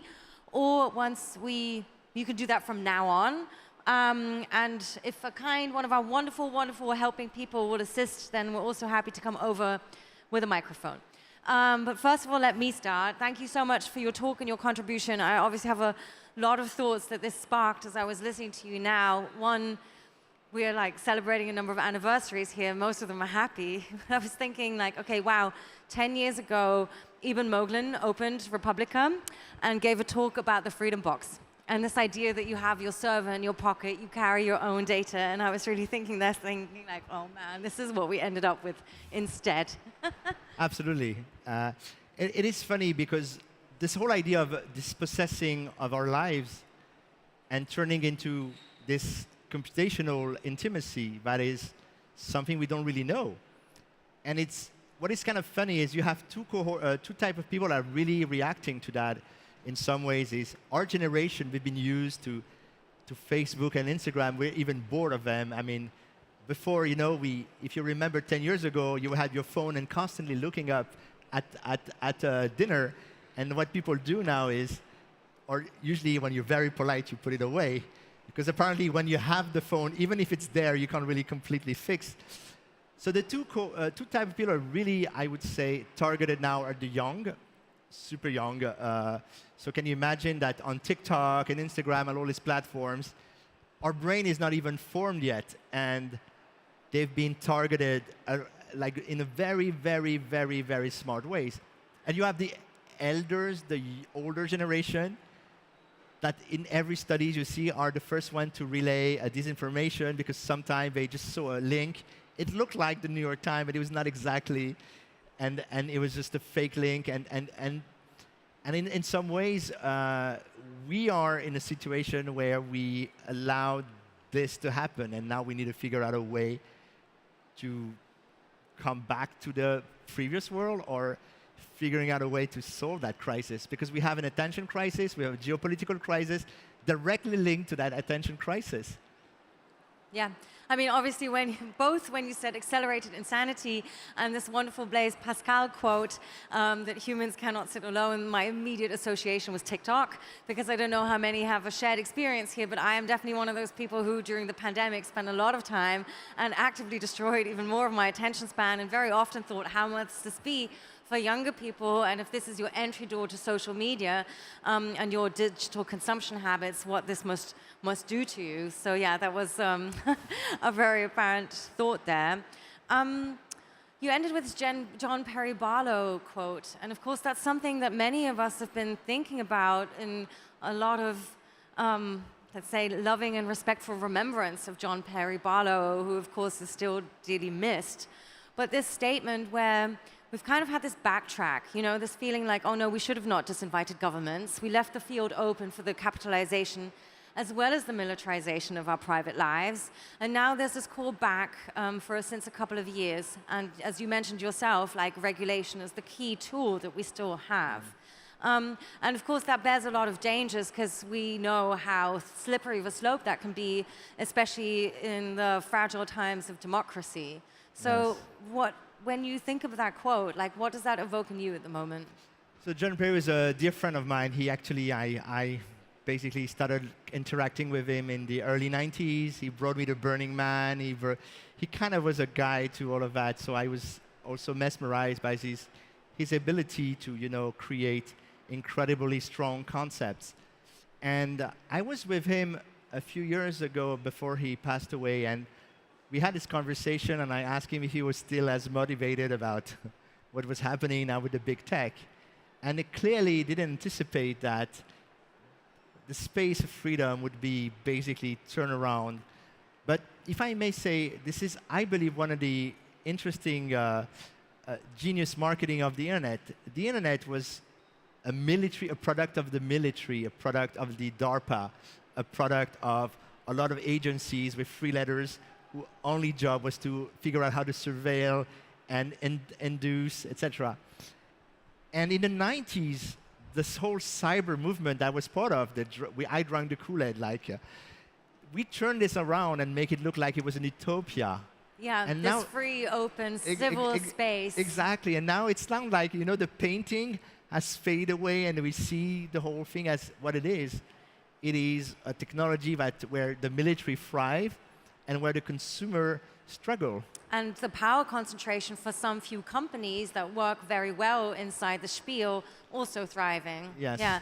And of course, a power conglomeration, this is something that we discussed the last days. If we count so much on the power of innovation to solve the planet, but then the same big tech companies buy up all the small innovative startups, then it's also a very straight power conglomeration that's happening. If I may say, climate change is a dear cause. I mean, because of my dad was an economist, and he talked about this in the 70s, and I was just like, almost, if we don't fix the attention crisis, if we do not fix the big tech crisis, everything else is irrelevant.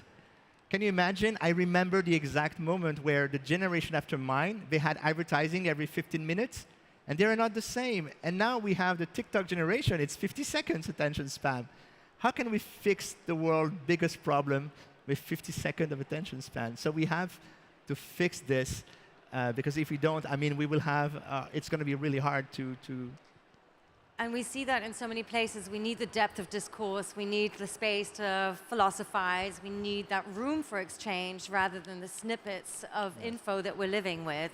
So I want to talk about a couple of other topics that you touched upon, but also based on your work and your general career. So digital sovereignty is a term that is growing in popularity and is very popular also with politicians these days, especially in Germany. You mentioned it briefly, and this is something you also advise the French government on. So I think in many ways there's this sort of narrative of hope installed into the idea that we might be able to turn around the way that data works and data ownership works and build in this sort of new layer where sort of like a revised version perhaps of the freedom box, where one would be able to manage their own sovereign identity. At the same time, in Germany, this is an idea being taken apart by some of the representatives, for instance, of CCC, saying, no, this is another neoliberal attempt to bring in and introduce concepts to the internet that nobody really needs. Can you give your take on that? Sure. I remember exactly when the problem came.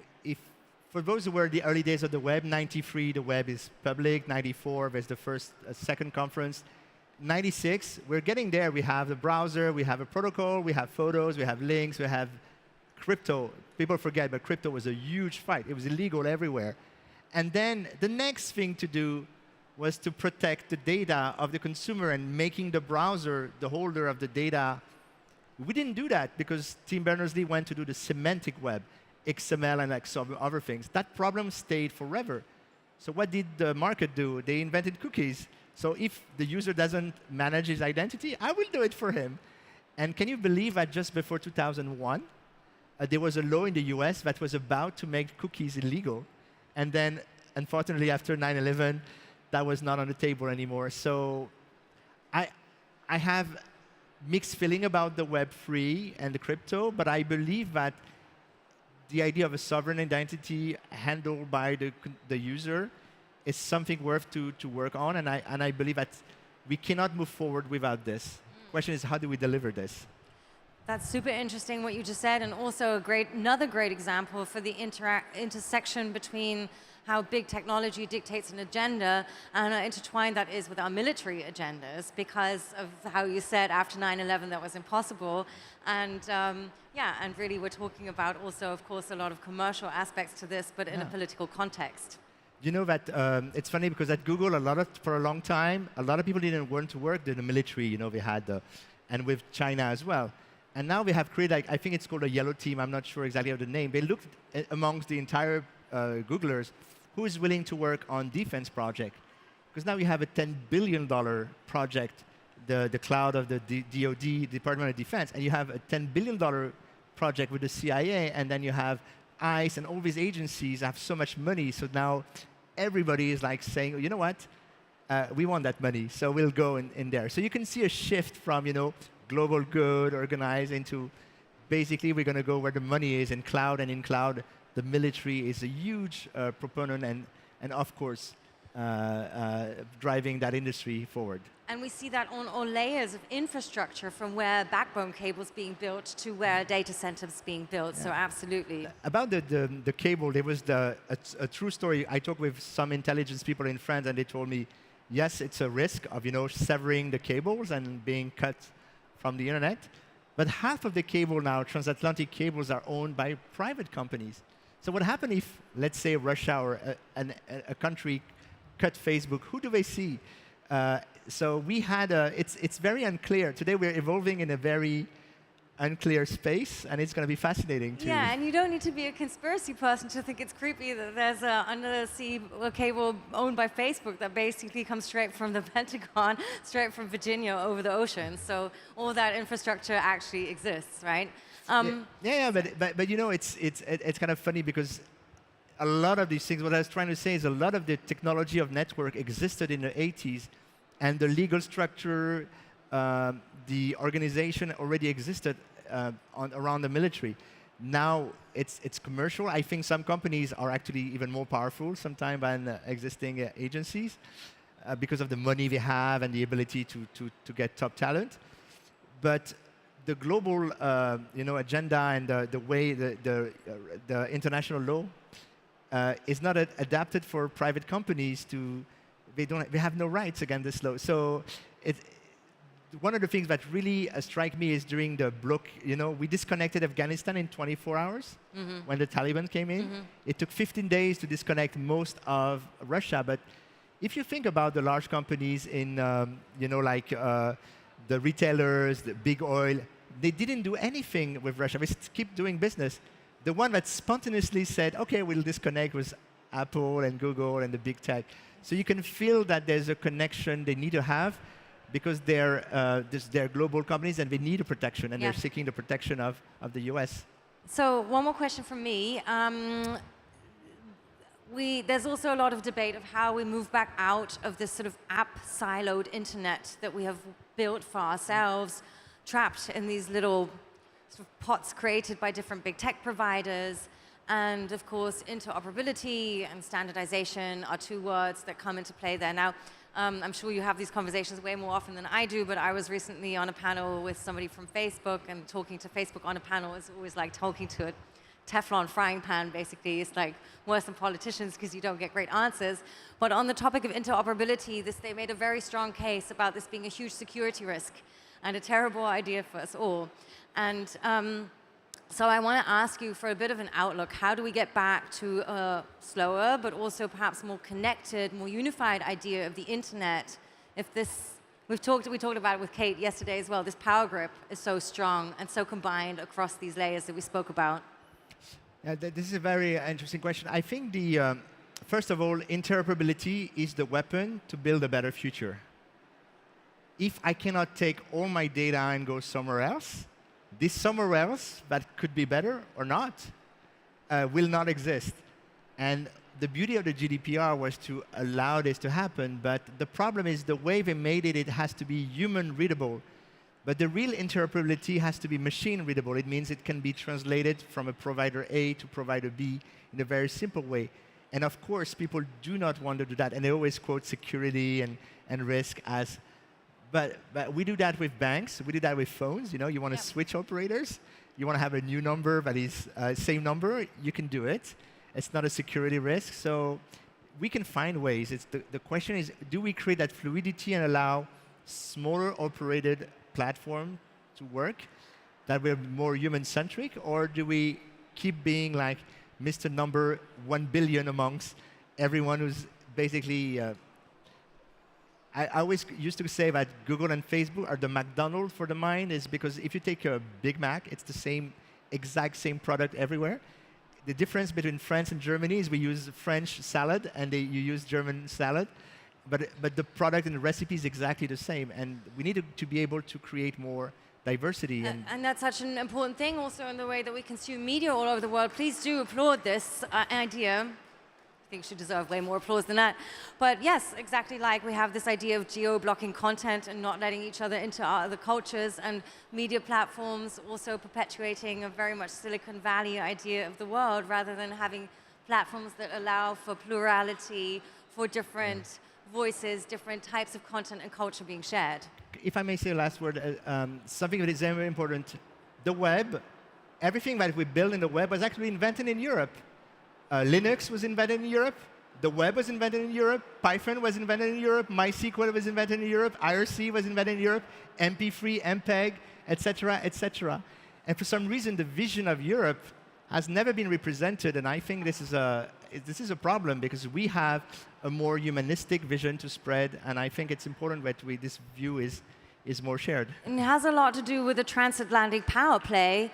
And some of the interdependencies that we've created. And I totally agree, we need to get away from this apathy of saying this is how the world is, which is very present still, unfortunately, in European politics, that we cannot build these alternatives, because we do need to build these alternatives. Right here in Germany, you have a company called Nextcloud who's doing a great product. There's hundreds of companies in Europe doing amazing stuff. But for some reason, our politicians only believe in the big stuff or the thing that looks great. And that's a problem. That's our collective problem, to tell them, now you have to allow us to build our own future. I think some of them are starting to understand. As you know, in France now we have a Minister of Digital Sovereignty. I don't know what it means, but it's a good sign already in the right direction. This is great to end on this hopeful outlook, let's say. It was wonderful to talk to you, Tarek. I didn't see any questions come in, but maybe, I don't know if you have a couple of more minutes. And now I see a hand go up. It's totally pitch black and dark. Do we have time for one more question? One more. I will come toward you to make this quicker. If you can come toward me to grab this mic. Oh, you can, okay, great, fantastic, thank you. That lady right there. Hi, I'll make it really quick. My name is Michaela Kufler from Deutsche Welle. I have a follow-on question from what you just ended on. First of all, the European Union says it wants to export regulation on the net. So is that a nice try from where you're sitting, or is this something that's actually going to go somewhere? And then a genuine question of who is the most powerful person in the world right now? Because it used to be the US president when I grew up. But is it now the head of Google, or you name whoever it is, please? For the first question, I think we have more than regulation to export. We have actually real technology. We have a vision that is actually quite amazing to spread. It's just about the history of Europe. Nobody knows our own history. For everybody that is in government right now, is one day Apple created the iPhone, and then that was the beginning of the internet. I'm oversimplifying, but that's the problem. The second thing is interesting about the US president. There's a reason why Amazon, Jeff Bezos left, Larry and Sergey left, and many people left their companies. Is even if you're the most powerful person in the world, when the US Senate invites you to a Senate hearing, you have to show up. And at some point, your passport is still what drives you, at least as an individual or a company. So there's an interesting balance. The problem is in the US is, I personally believe, more advanced in the idea of regulation. But we have a problem with regulation is we need more money. If you're serious about regulation and antitrust, you need more lawyers, more money. You need to create like a stronger, I would say, a smarter fight. We do not have that right now. In some countries, like I think Ireland, most of the lawyers of any type are working for the big tech. So even if you want to take a case against them, no one is actually, all of them are going to say, I have a conflict of interest, I have a conflict of interest. So we need to put more on that. And just to close on that, regulation is a geopolitical variable, but it's not about our vision. Our biggest asset is the vision of creating an internet of, humanistic internet. The same way we've created Europe in a place where the food we have, the things we do are not crap stuff, are normally not. And we create a place we want to live in. And I think the goal of Europe is to create an internet we want to live in. And unfortunately, the one we live in right now is not up to our standards. Thank you so much. Let's have a huge round of applause for Tarek Krim, please. It's such a pleasure to talk to you. Thank you. Is it okay?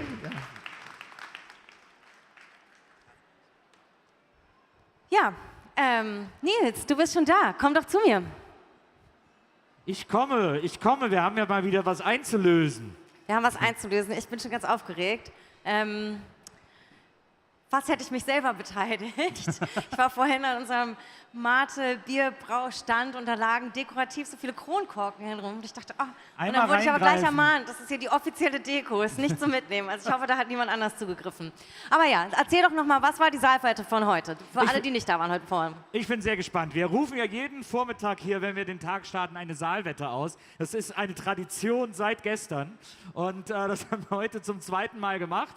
Und haben gesagt, gestern wollten wir, dass ihr euch Shirts bedruckt und so weiter und so fort. Heute haben wir eine andere Aufgabe gestellt. Und zwar war die Aufgabe, wer uns am meisten Kronkorken besorgt. Wer hier vor die Bühne tritt und die meisten Kronkorken mitbringt, die oder derjenige gewinnt einen Original-Monoblock. Das sind die Stühle, die wir seit 10 Jahren hier auf der Republika überall rumstehen haben, damit ihr irgendwie Ruhe findet. Also legendär. Der weltweit berühmte Monoblock, ein sehr spannendes Designobjekt, das ist jetzt kein Witz, das ist wahr. Und außerdem auch noch ein Stuhl, der die letzten 10 Jahre auch tatsächlich bei der Republika benutzt wurde. Ne? Da ein Stuhl mit Geschichte. Nicht nur der Stage Manager Stefan drauf, sondern auch noch ganz andere Menschen, unterschiedliche Internet-Fame-Größe. Das heißt, man kann sich was ganz Tolles hier mit viel Erinnerungen Da nach kann auch Hause Sascha nehmen. Lobo schon drauf gesessen haben. Das ist sehr gut möglich. Es ist im Bereich des Möglichen. Und jetzt ist natürlich die große Frage, ich sehe hier viele Fragezeichen über Gesichter. Ich glaube, niemand, der hier sitzt, heute Morgen da und weiß davon. Aber wir sind gespannt, vielleicht werden wir überrascht. Deswegen, jetzt zur großen Einlösung der Saalwette, hat irgendjemand wegen der Saalwette Kronkorken dabei? Also wirklich, also dieses Mitmachpublikum hier auf der Republika, da muss man wirklich sagen, dass sich die Menschen um den Monoblock reißen. das ist wirklich. Wirklich. Ich dachte, hier stürmen Menschen auf die Bühne mit säckeweise voll Kronkorken, dass wir dann auch gar nicht zählen können, sondern wirklich schätzen müssen am Ende. Da habe ich fest mit gerechnet. Aber Leute, wenn ihr den nicht wollt, dann macht es auch gar nichts. Also ihr müsst ja nicht. Das heißt... Ich erzähle mal kurz, was gestern passiert ist, Ja, weil es kann erzähl ja mal, was sein, dass gestern jetzt was passiert ist. Ähnliches passiert. Ne? Ja. Gestern saßen wir auch hier und dachten, jetzt kommen Leute mit Bettlaken, mit Sitzmöbeln, die sie bedruckt haben, keine Ahnung was. Und es kam eine Frau, aber sie kam nicht, sie saß einfach schon im Publikum und sie hatte sich halt ein T-Shirt bedruckt. Das hat sie dann rausgezogen. Diese Frau hat einen Monoblock gewonnen. Deswegen könnte jetzt die Sternstunde gekommen sein für jemanden, der siehst du, einen da hat's jemand Kronkorken in der kapiert, Hand ein hat. Kronkorken! Willkommen auf der Bühne. Wie viele sind es? Es sind sogar 2. Wow, okay. Also quasi Wie schon damit heißt du? gerechnet. Benno, ein Applaus für dich und deine beiden Kronkorken. Du hast bestimmt schnell 2 besorgt, weil du gedacht hast, einen hat vielleicht irgendwer noch dabei, dass du auf jeden Fall mehr hast. Komm mal in die Mitte. Ja. Also ich wusste gar nicht davon und hatte die jetzt einfach in der Tasche von vorn. Genial, und plötzlich hast du einen Stuhl. Your lucky moment, Benno. Was für ein guter Moment. Wir freuen uns, du freust dich, dein Monoblock. Ein Riesenapplaus für Benno. Dankeschön.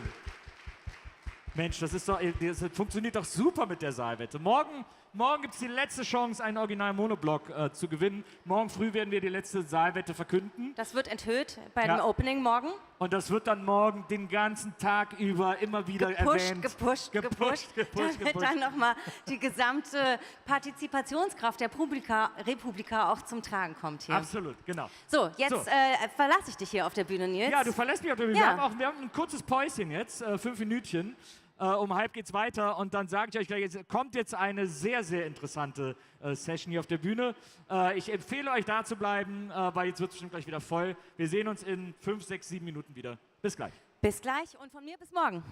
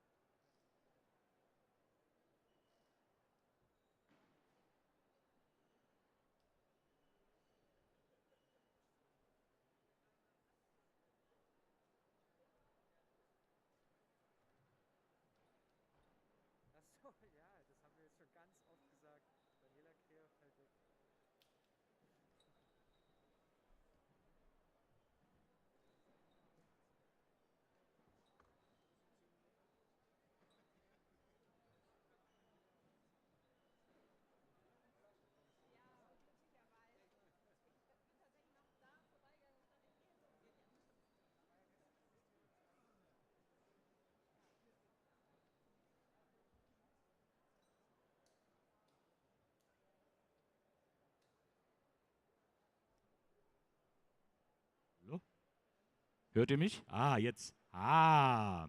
So, liebe Leute. Dear people, it's 7:30 p.m. It was time for the ZDF Top of the Pops and earlier on and back in the days. And now I'm really looking forward to two guests who will give us a presentation about porn and internet. And the big gag is the internet is for porn, and so what we have is all what we all say. But there's a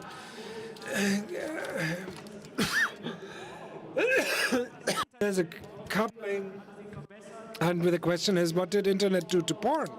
Is porn over? Is porn gotten better? And etc. And now that will two women will be explaining this to you.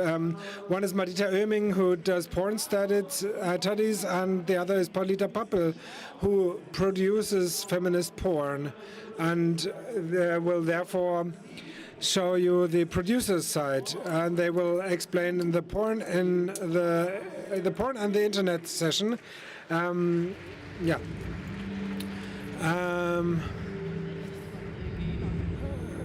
I would go.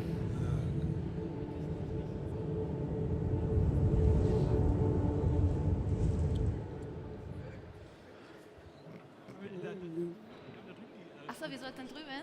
Aber dieser. Okay, sit over there, please. As a porn producer, this was more comfortable. Okay, plastic chair then. That's that. Hello together. How nice. We'll talk about porn and internet time. And we thought we'd ask a question to the round. Who has seen a porn on the internet? So I'm happy to know what we're talking about. Who has paid for this porn on the internet? I hope that more people will be paying for porn after this talk. You hear so much about porn on the internet. The media love it. To pump out some facts about so many. 33,000 porns per second are watched on the internet worldwide. Germany is responsible for 12% of the porn traffic on the internet. I'm not a scientist. I don't know how the facts are true. It seems like a little bit of a gray area. 2012, the journalist said that internet killed pornography. What do you say about this, Madita? Did the internet kill pornography? Hello from me. I'm super happy to see every one of you. No, don't worry about this. I don't have. It's not my eye patch is mine is infected. I'm not wearing the eye patch as a fashion statement. I would answer your question like every question around pornography with yes and no. There was advantages and disadvantages that the internet brought to porn, and I would like to talk about this to you. The most important thing for me is to say, as with so many topics, is like it used to all be better, and back in the days, the idea was like with everything in the internet, and the same is with porn. That back in the day everything was harmless, and now it's not. And it's so very important for me to say that this is not a general trend. The problems we have today didn't all come with the internet, but some did. Counter question: how would you say that in your own professional day-to-day life, could you imagine your job without the internet? No. No, decidedly no. The entire porn industry runs over the internet. There's a couple of companies that still create DVDs. I don't understand why, but de facto, everybody and the consumers go to the internet to watch porn, and everybody. I'm curator from the Porn Film Festival Berlin, and I like the idea of people watching porn together as a communal event in the cinema, but mostly people watch porn in front of the computer at home alone. And the platform that I have that can be found is only on the internet. We don't create our own DVDs. Okay, one big advantage I would say of the internet is that if we talk about pornography, the independence that has been created. So such platforms like OnlyFans or Lustery, that a lot of different people create content, upload it, and immediately get the money for it. Would you say that there is a feminist potential in that? Absolutely. And I think that this is the most important thing about the industry nowadays, that what the internet has changed massively is the distribution of power. Back in the days, certain production companies decided what is produced, what bodies, what sexuality, what is sold, and so on and so on. And today it is like every person with a handy can be a content creator and produce porn and sell to the end consumer. And the matter of fact is that most people who create porn are women, and they decide why they produce it, when, and for much money what they do and for what money they want to sell it. And the fact that they take it into our own hands has a massive feminist potential that when they have their own control over it and when they're masters of their own domain. The changes that have been brought to the industry are discussed too little. In fact, that influences the fact what kinds of porn is produced as well. What do you think about the quality of porn? Quality is a difficult topic, and the question is so often, what is for me a good for you a good porn? And this for me it's something that turns me on, but that's obviously ultimately subjective. And if we talk about ethical production, about quality, is everybody paid in a fair amount? And those are the more important parts. If I'm behind me, there's a studio that wants a certain kind of movie, and when an agent only connects me to a person, when I'm limited to what I can do in comparison to me doing my own videos and reacting to the people that are consuming it.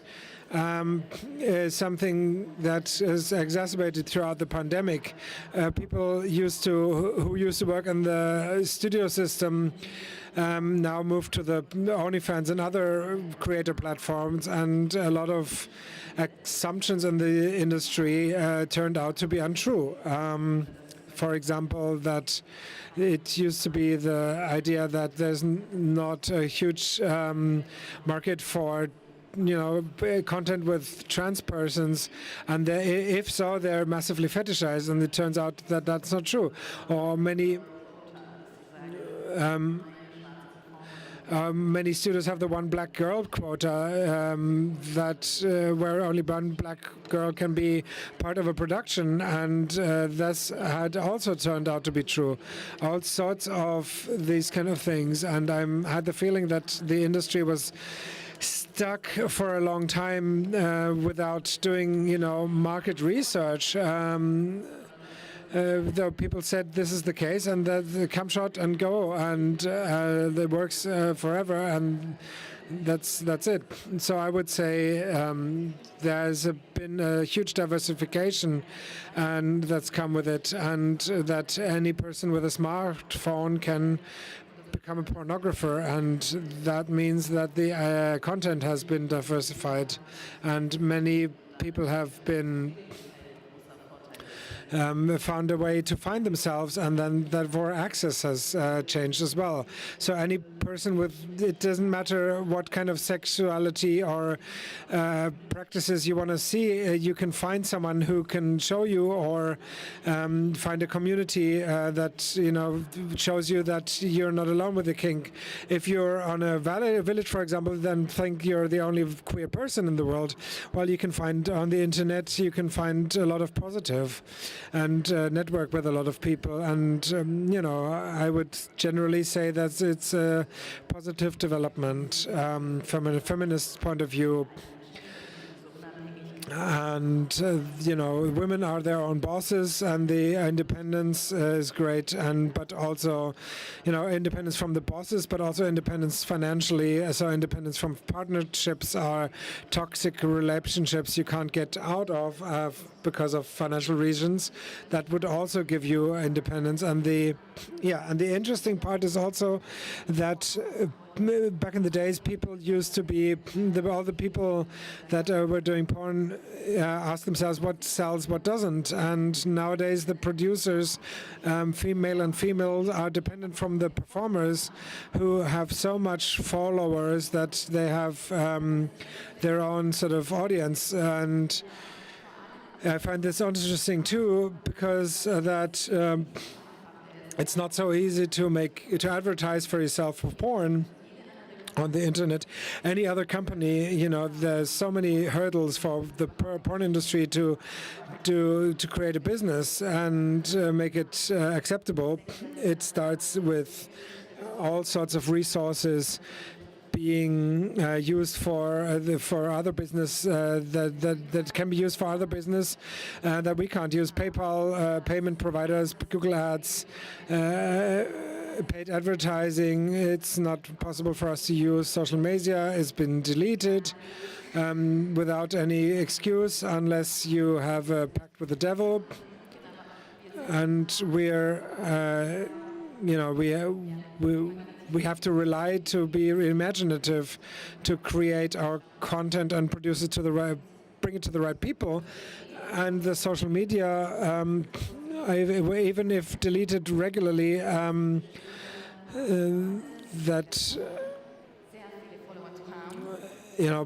there's still performers who manage to get a lot of followers, and therefore get people to buy their OnlyFans account and create a lot of money with that. And the synergies between performers and people in front of the camera and people behind the camera, like producers and camera people, is a different one. And you do need the performers within the audience to, make your content known. So the question is not, did the internet kill porn? The question is rather for whom we should be talking about, whether it's about the quality of the porn, about the producers, about the actors.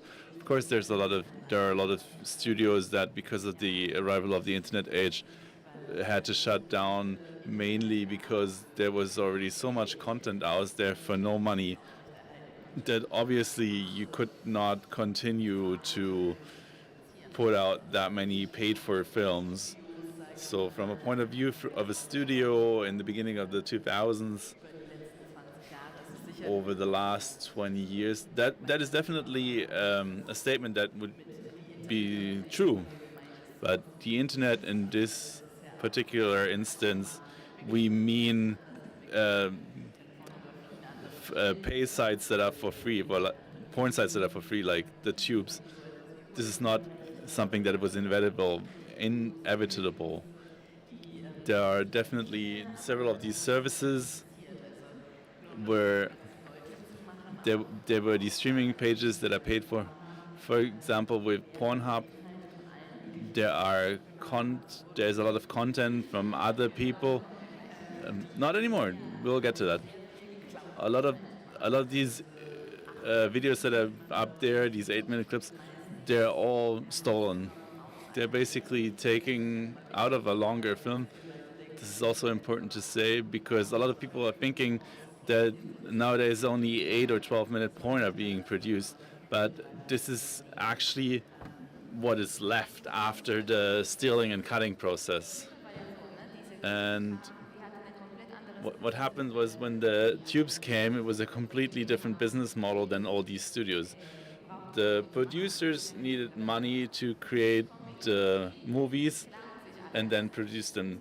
These tubes basically just stole all the video content that they have and then just generate money from the views.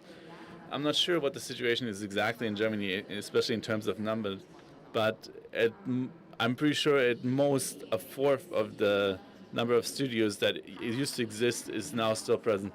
And the ones that are still there have little chance to work together with the tube in order to get their own content monetized and to use the traffic. It's a very painful process. The whole industry was turned upside down, and everybody is now thinking, okay, porn is for free, but you actually have to make a pact with the devil, because that's the only chance to survive. It's the only way you can produce traffic, the only way you can sell your content, and this is actually very mean. But to get back to the topic, today a lot of people are thinking how bad all these tubes are. This is sort of like reached the general mass now, that this is all piracy, and we have a lot of awareness now that we should be paying for content, for example, for music, for video, and for porn it is not the way yet. And especially the bigger tubes, the larger ones, Pornhub, Xtube, Xhamster, they're now restricting the access a little bit, so not everyone is allowed to upload videos. There is actually not an awful lot of piracy anymore. They had to delete it all, and they're now actually suffering from piracy themselves by other platforms. This is all changing very fast, and it is very hard to predict if or who is the winner and the loser in this process. You've already hinted at it a few times, but I want to make it very clear. I want to make a very bold statement here that in all of this talk about pornography in the internet or ethical pornography, all of these problems, we want to make it clear that you have a lot of power in this whole situation as a consumer. There's a lot of talk about the bad platforms and the bot producer, but in the end, it is us. It is the society. It's the millions of consumers who could decide for themselves to have a more ethical behavior and consume porn in a better way. The same with all of these other products like fashion or food, for example, where you usually have to pay more to get a better product, to where you're ready to pay extra money for something that is eco-friendly or, for example, for fair trade stuff. And the same should be true for pornography, and you should really hold yourself accountable for the people that you support. And that's why I want to make a strong statement and say, please pay for your porn. Thank you. And you hear a lot that whatever is in porn that is so bad, but just for petition, just because people like you are interested in viewing it, this is why this is being produced.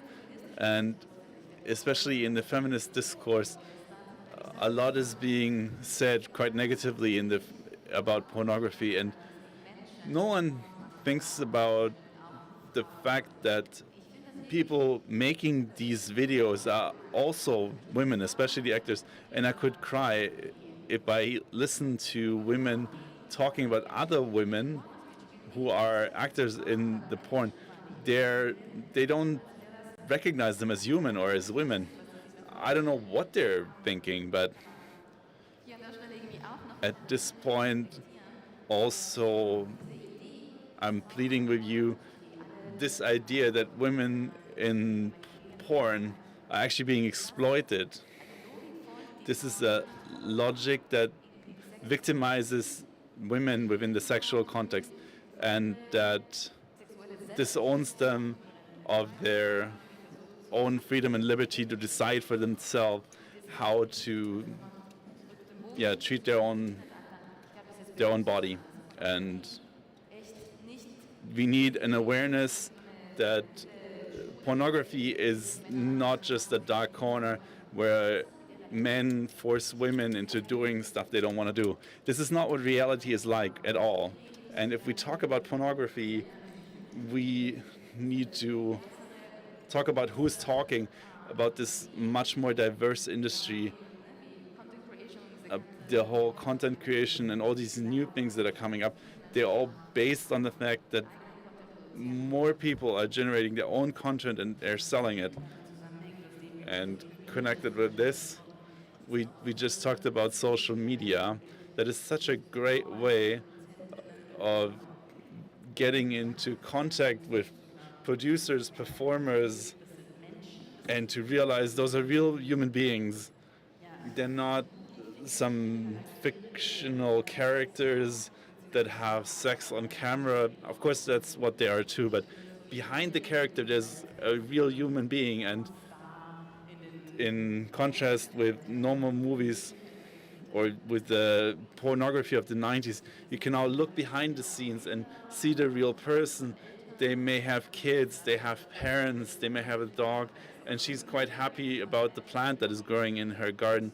And she has worries, she has things that are pleasurable, she has hobbies, and there's a completely different fan culture now.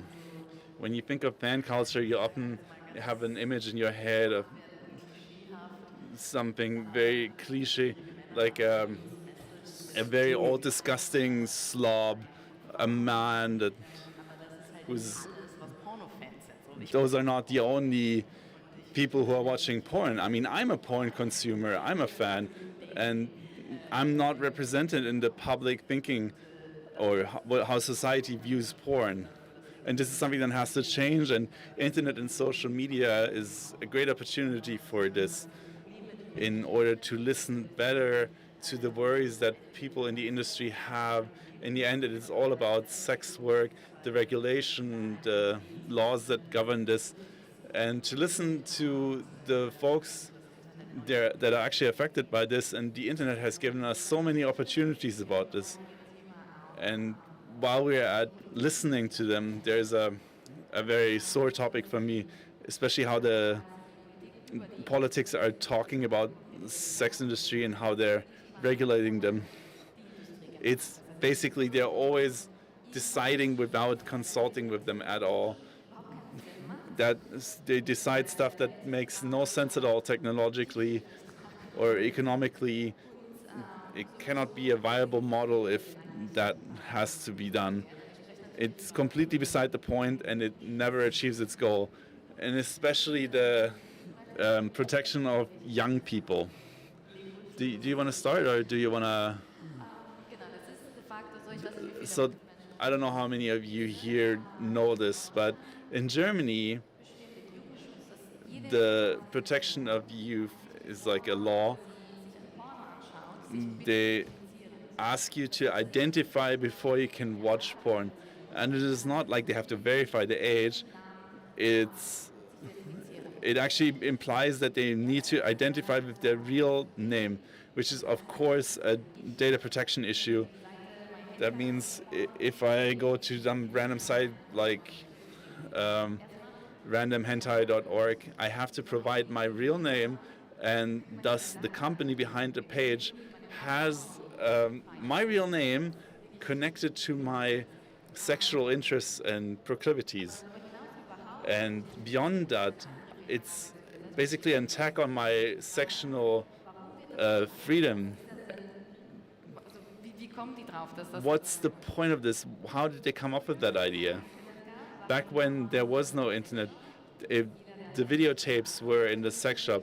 When you weren't 18, you weren't allowed to enter. But not everybody was required to identify themselves. They basically looked at your ID card and said, okay, you're 18, you're in.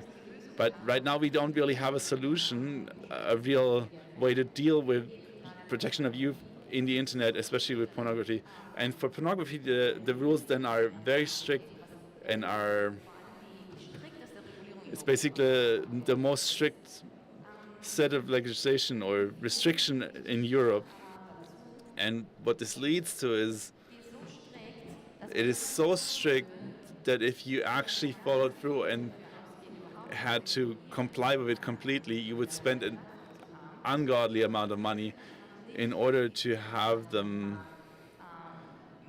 it working. And you would have no chance in the international market if you actually did this. And it's not easy to say this out loud because everybody's afraid. In Germany, there's a huge fear because nobody knows who will get a letter next.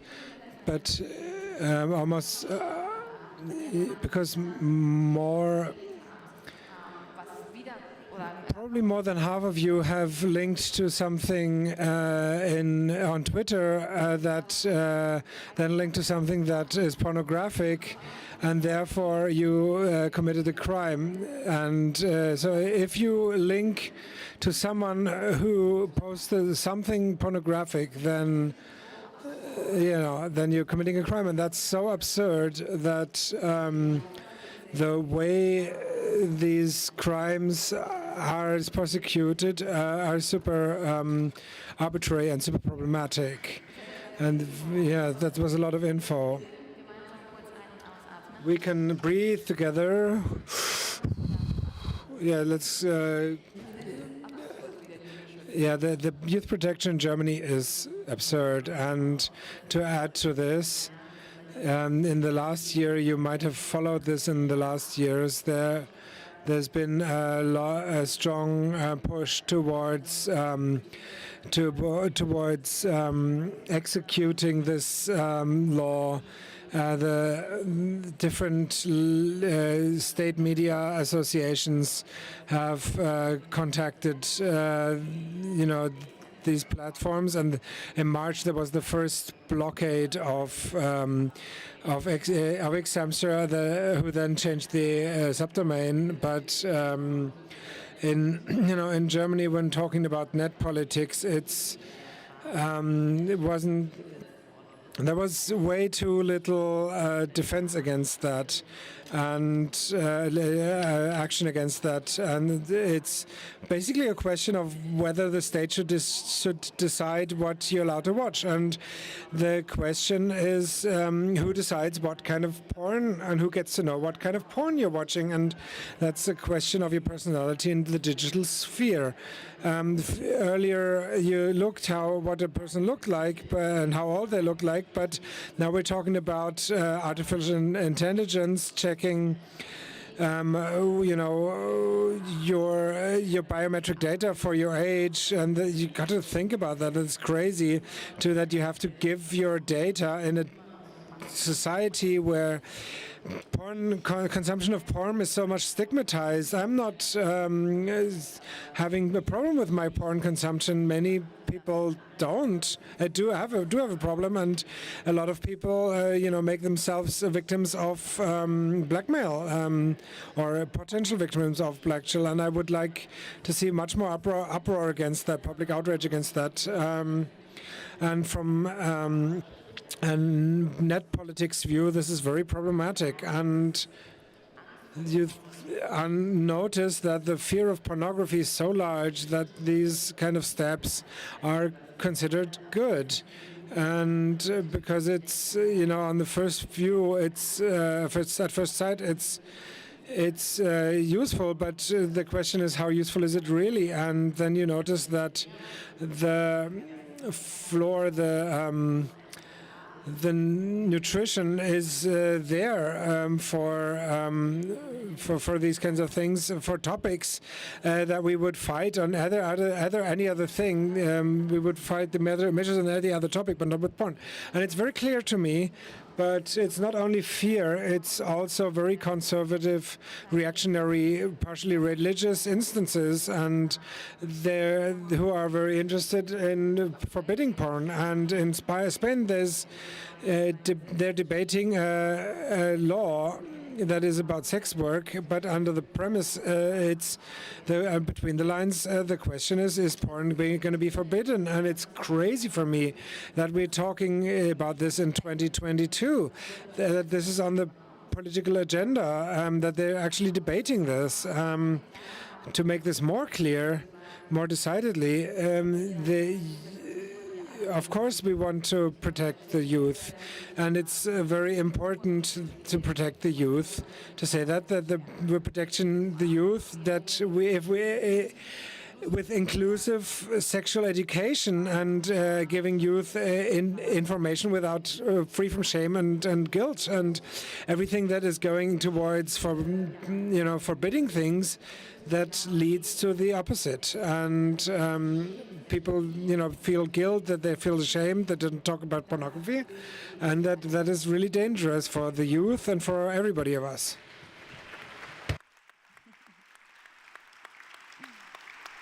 Jetzt läuft uns die Zeit weg, aber jetzt kannst Now the time is running, and this is an ideal, final word. And the internet has done a lot of good things about. We see great potential.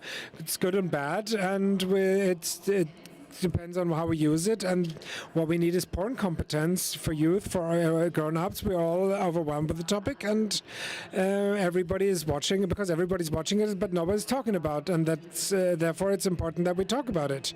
And then pay for your porn, speak about porn, and in the end. We need, this is basically an ask on Republica.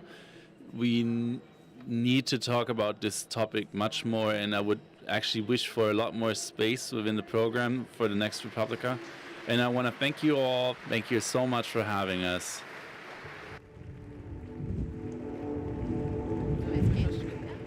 Vielen Dank, Paulita Pappe und Madita Oeming, für dieses Gespräch. Porno. Meine Pornovorlieben sind ehrlich, ich habe sehr seltsame Pornovorlieben, weil ich brauche immer eine Story. Meine Frau lacht mich dafür. I'm not a big fan of porn because usually I need a lot of story, and I have a hard time if there's no story at all. And this is, I still want to thank you for explaining these topics to us. And I'm gonna announce my next guest. I'm now trying to figure out how to get from porn to black holes. Because our next guest is a physicist from CERN, James Beecham. He has a very interesting question that he wants to pose for us. It's something that he's been thinking about a while, and maybe some of you as well. It's about the question of what would happen if you were to travel into a black hole. There are different theories about this, different things that could happen, and Dr. James Beecham is a research scientist at CERN who is he's looking at this question professionally, and he wants to explain it to us now. I'm very interested, and he's now setting up. There are different theories, as I said, and uns in den Bereich der Liebe geführt hat. We've already seen where the black hole is leading us into the area of love, where it is decomposing us into molecules, and I believe that if we fall into it, anything could happen, but we don't really know. So I'm really curious. I'm very happy to now hear from the expert on this matter. And this speech, I really don't want to keep you waiting for too long. I just realized that the preparation is not done yet, but I'm pretty sure we're gonna have a lot of surprises within this talk for us. And I see everything's ready. That's why I can now introduce him. the last session of this day is The Other End of a Black Hole. And here is for you James Beecham. Please give him a warm round of applause.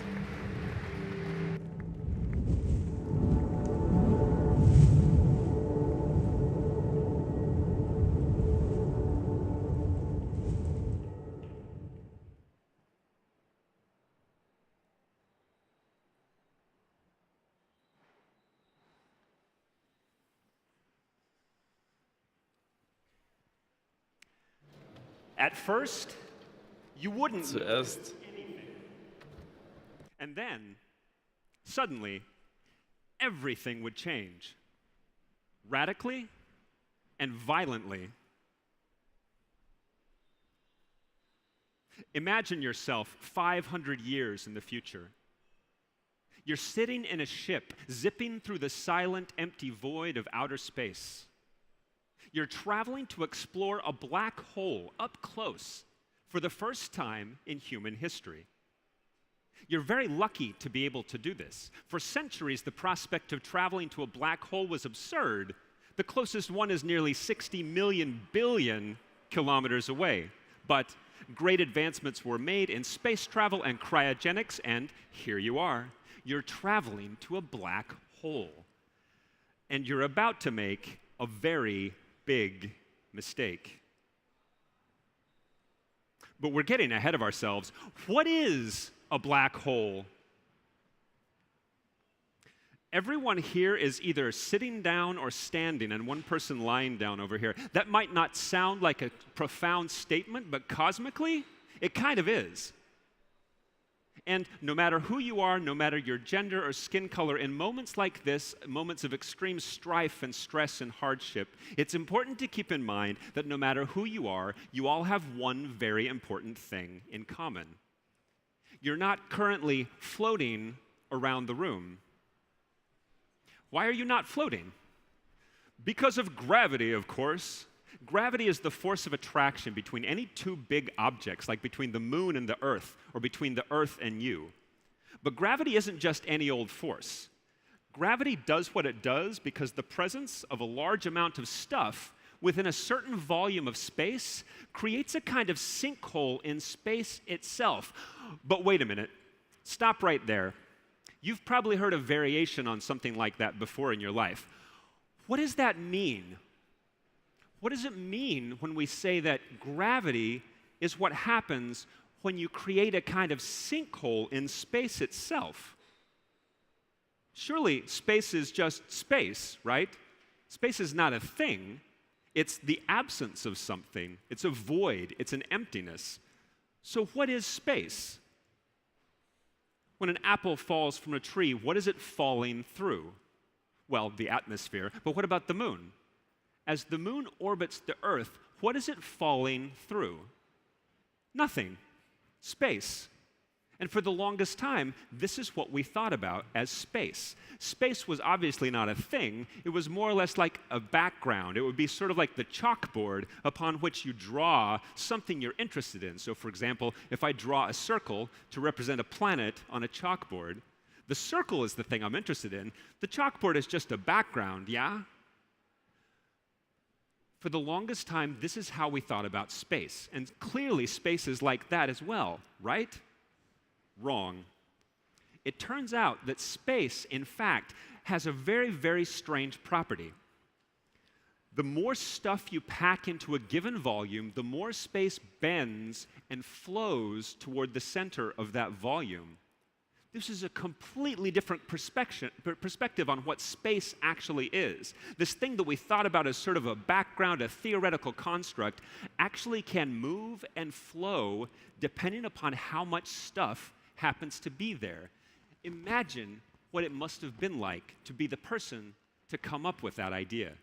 Imagine what it must have been like. The people that came up with this idea had to completely ignore thinking superficially, thinking incrementally. They had to think big, and they had to undercut all of the fundamentals. Because it's been proven over and over since then. The more stuff you pack into a given volume, the more space bends and flows toward the center of that volume, until eventually, if you pack too much stuff into a fixed volume, space will be flowing toward the center of the volume faster than you could ever possibly travel. And this is a black hole. You can think of a black hole in space like an extremely strong water drain, where the water is the fabric of space itself. Imagine you're a fish in the water.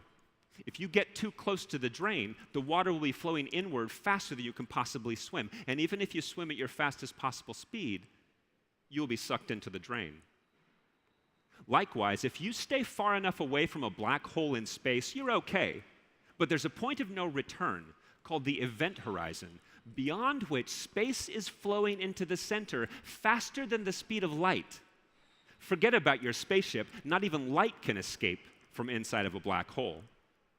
And unlike a water drain, if a fish got too close to a black hole in space, the gravitational conditions would be so severe that the gravitational conditions on the tail would be so much greater than those at the head, the fish would probably be stretched into something resembling fish spaghetti. Something a little bit wonky with the slides here today, that's okay. Because not even light can escape from inside of a black hole, we can't see them directly, of course, but we can see stars orbiting completely empty spots in space. And as of 2019, we can see the hot gas swirling around black holes in images like this one, just released a few weeks ago, of the hot gas swirling around the black hole at the center of the Milky Way. This is the cosmic vortex that holds our galaxy together. And black holes are everywhere. The universe loves these twisted vortices. There's a big one at the center of nearly every large galaxy we've observed, including our own Milky Way. And they're scattered, in fact, throughout and among the stars in our galaxy as well. The closest known confirmed black hole is about 6,000 light years away. Given that the galaxy is 100,000 light years across, that's not that far. And in fact, there could be a mysterious black hole even shockingly closer to Earth. In the outer edges of our solar system, several big rocks seem to be orbiting in strange ways. Some astronomers think that there could be a new planet, Planet 9, that could be responsible for these odd wobbling orbits. But we see no evidence of a visible planet. So maybe the reason we haven't seen it is that it's not a planet, but is a black hole about the size of an apple that was formed not long after the Big Bang and then floated around our galaxy for billions of years before finally getting stuck in our solar system. So an apple-sized black hole, heads up. An apple-sized black hole. Can you make a black hole yourself? If you want to know the density it takes to make a black hole, simply grab your textbook on gravity. I assume you all have a textbook on gravity on your bedside table like I do, and find the black hole equation. It'll tell you, for some given amount of mass, the size of the volume you need to pack it in to make a black hole. For example, if you wanted to make a black hole out of the Earth, you'd need to pack the entire thing into a volume about the size of a blueberry. Most black holes we know of are much larger than apples or blueberries, of course. The black hole at the center of our galaxy has a diameter equivalent to about 1/3 of the distance between the Earth and the Sun, but with a mass 10 million times that of the Sun. And there are black holes much larger than that in other galaxies, with masses tens of billions of times that of the Sun, and with volumes that would encompass our entire solar system. So this is all very well and good, but how do black holes come into existence? How does the universe make something so dense that it nearly punctures the fabric of space-time? Well, one way is when an enormous star dies. After billions of years, a star can exhaust the fuel it needs to burn, and in one final hurrah, explode. It's supposed to explode. I don't know what's going on. I think some of the animations got ruined here. This is really unfortunate. Let's see if I can try this again. Nope, not going to work. So in one final hurrah, explodes. And with no more gravity to push it outward, with no more nuclear reactions to push it outward, gravity wins, and the whole thing collapses in on itself. And this collapse can be so severe that it creates a black hole. So you can see that it takes a pretty violent event, like an enormous star dying to make a black hole. So is it possible that we could make black holes where I work, at the Large Hadron Collider at CERN? The Large Hadron Collider is a 27-kilometer circular tunnel on the border of France and Switzerland. And in this tunnel, we take tiny particles and we accelerate them to almost the speed of light. And then we smash them into each other at the highest energies that humans have ever used in such an experiment. This is also not working. It's supposed to be a little bit of a clip here. I think we got the wrong file. Give me 1 second here.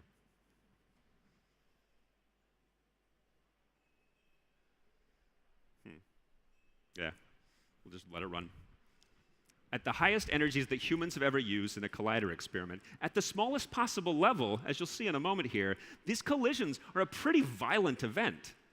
And it's theoretically possible that we could make tiny modified versions of black holes that would evaporate immediately.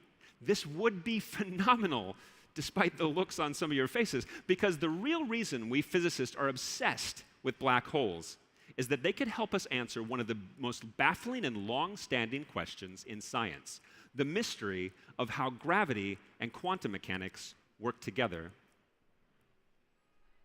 In physics, we have two fantastically good theoretical models that have withstood essentially all of our experimental tests. The first is called general relativity, which describes how gravity works on very large scales. The other is called quantum mechanics, which describes the world of the small. Each of these by itself ranks among the most impressive intellectual achievements of humankind. But there's a problem.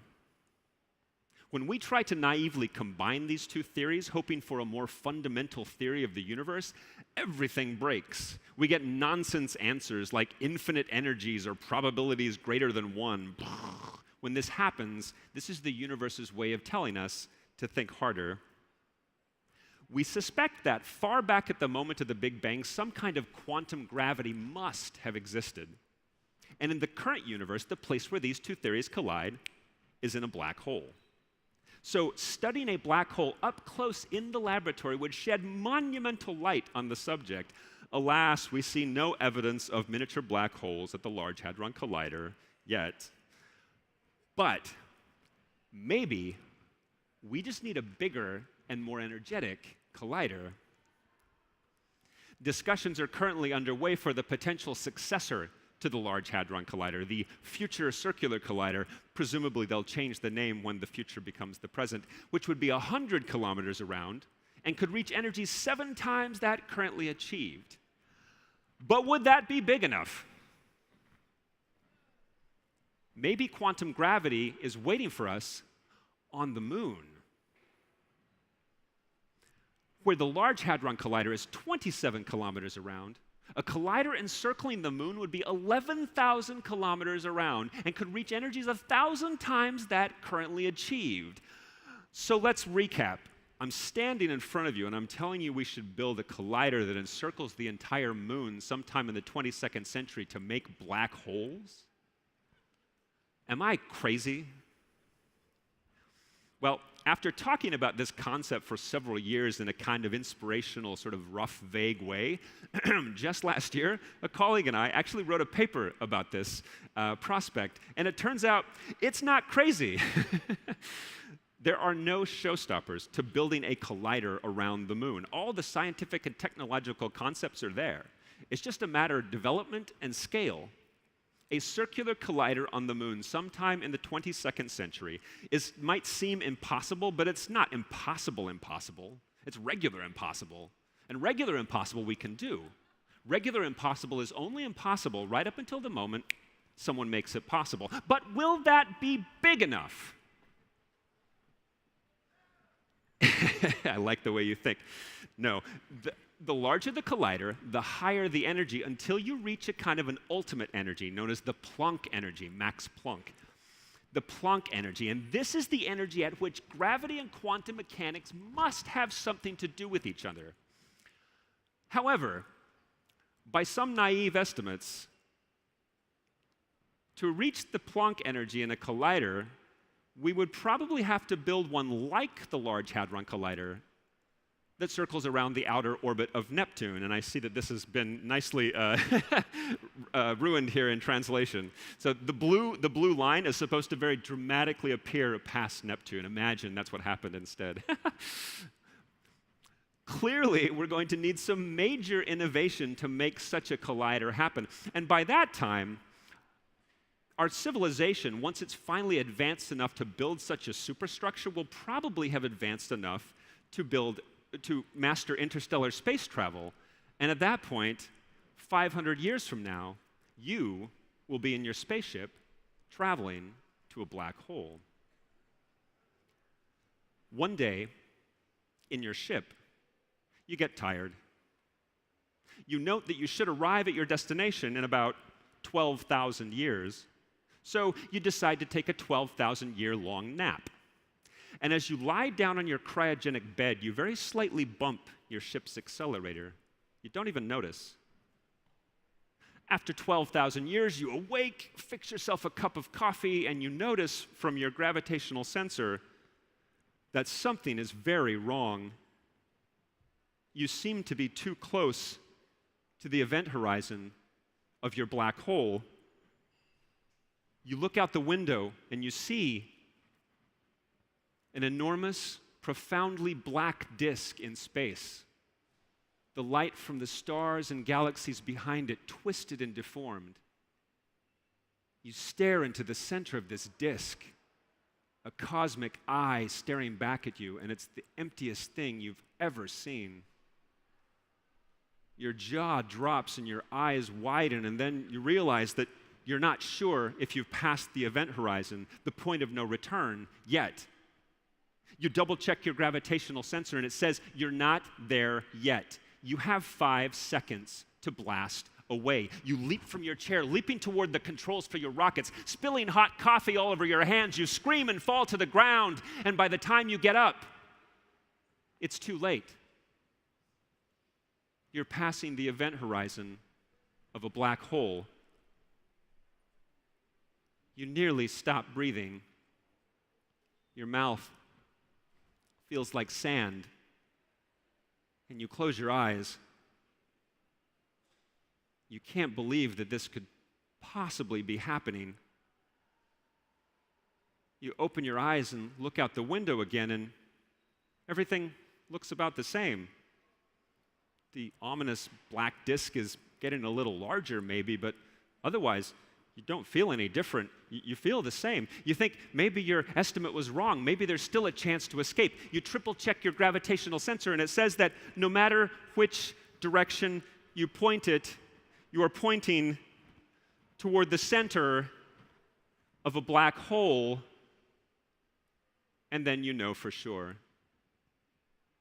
You've passed the event horizon. You are inside a black hole?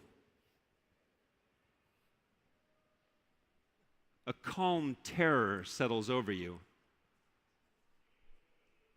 How did you get in this situation? For years, while you were asleep, the conditions of the universe around you were changing, nearly imperceptibly, and then suddenly, it was too late.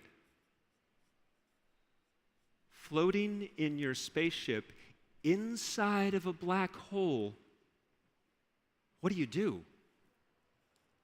You might start thinking of possible escapes.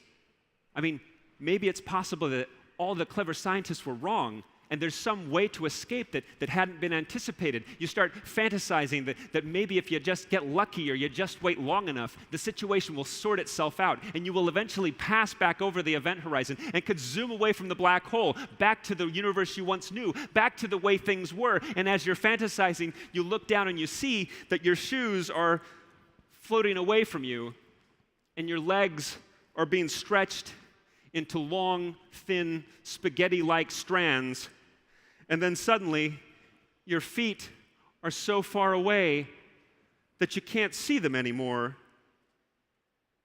And in that split second, before you reach the center, you realize two things. One, that no one really knows what happens in the center of a black hole. And two, there is no going back to the way things were. The only way out, if there is a way out, is directly through the black hole.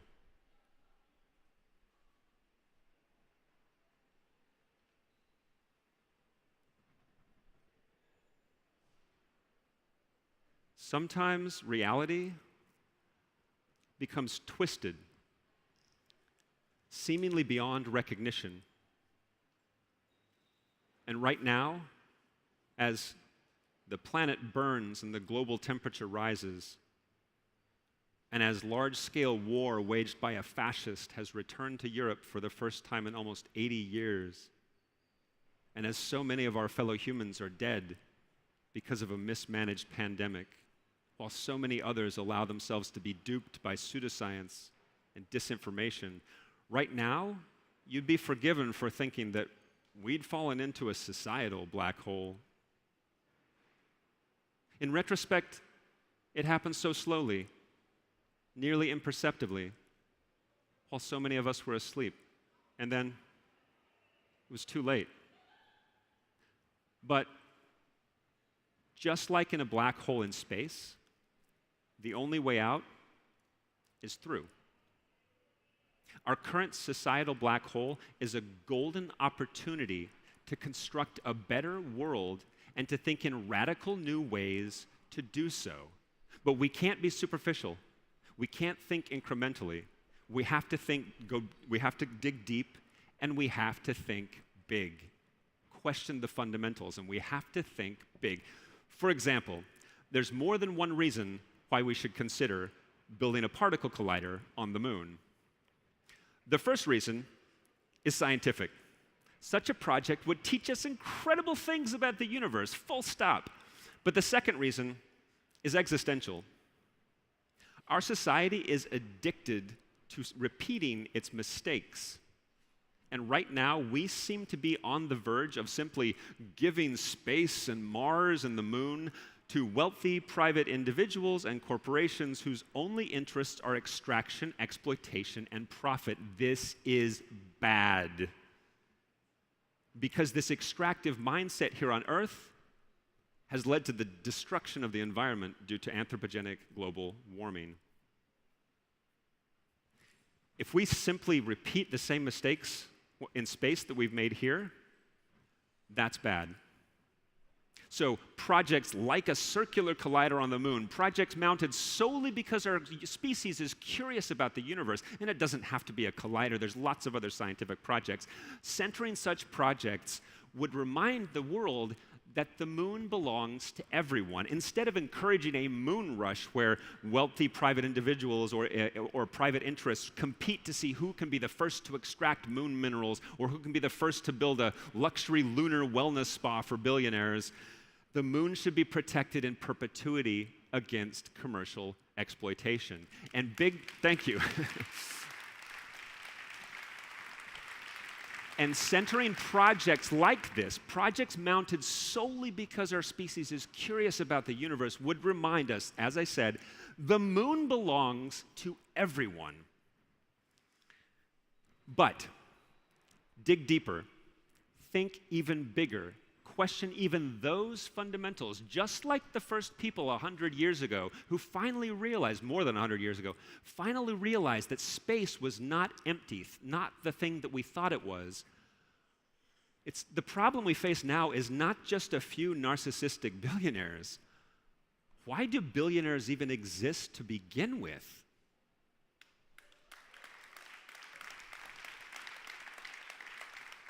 How did we allow ourselves to develop and maintain systems that result in a few dozen individuals holding as much wealth as billions of the rest of us combined? And why do we allow the beneficiaries of these systems to convince us that such systems are inevitable, as if they're laws of physics? Keep in mind, gravity creates black holes, and gravity, simply a law of nature. But the social, political, and economic structures that lead to extreme wealth inequality, racist policing, the climate emergency, are not laws of nature. They're human-made, which means they can be human unmade. We owe it to future humans to finally find the courage to unmake these structures, because of course it won't be you 500 years from now traveling to a black hole. It's up to us to ensure that the Earth itself and our society are not crushed into oblivion. And it's up to us to fix our social inequities so that your great 25 greats granddaughter can push forward into the unknown to better understand humanity's place in this vast universe. Thank you.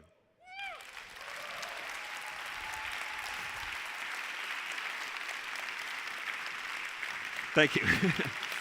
Thanks.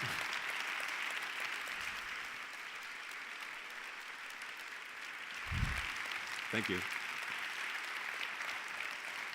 James Beecham, everybody. Thank you. Thanks. Thank you. Thank you. Thank you. Thank you. Thanks. James, yes. Come over to me.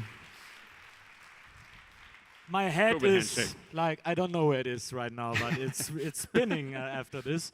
I want to make a little Q&A with the audience if they have any questions, but first of all, I have some questions. I'm going to get my water while you ask that question. Yeah, do it.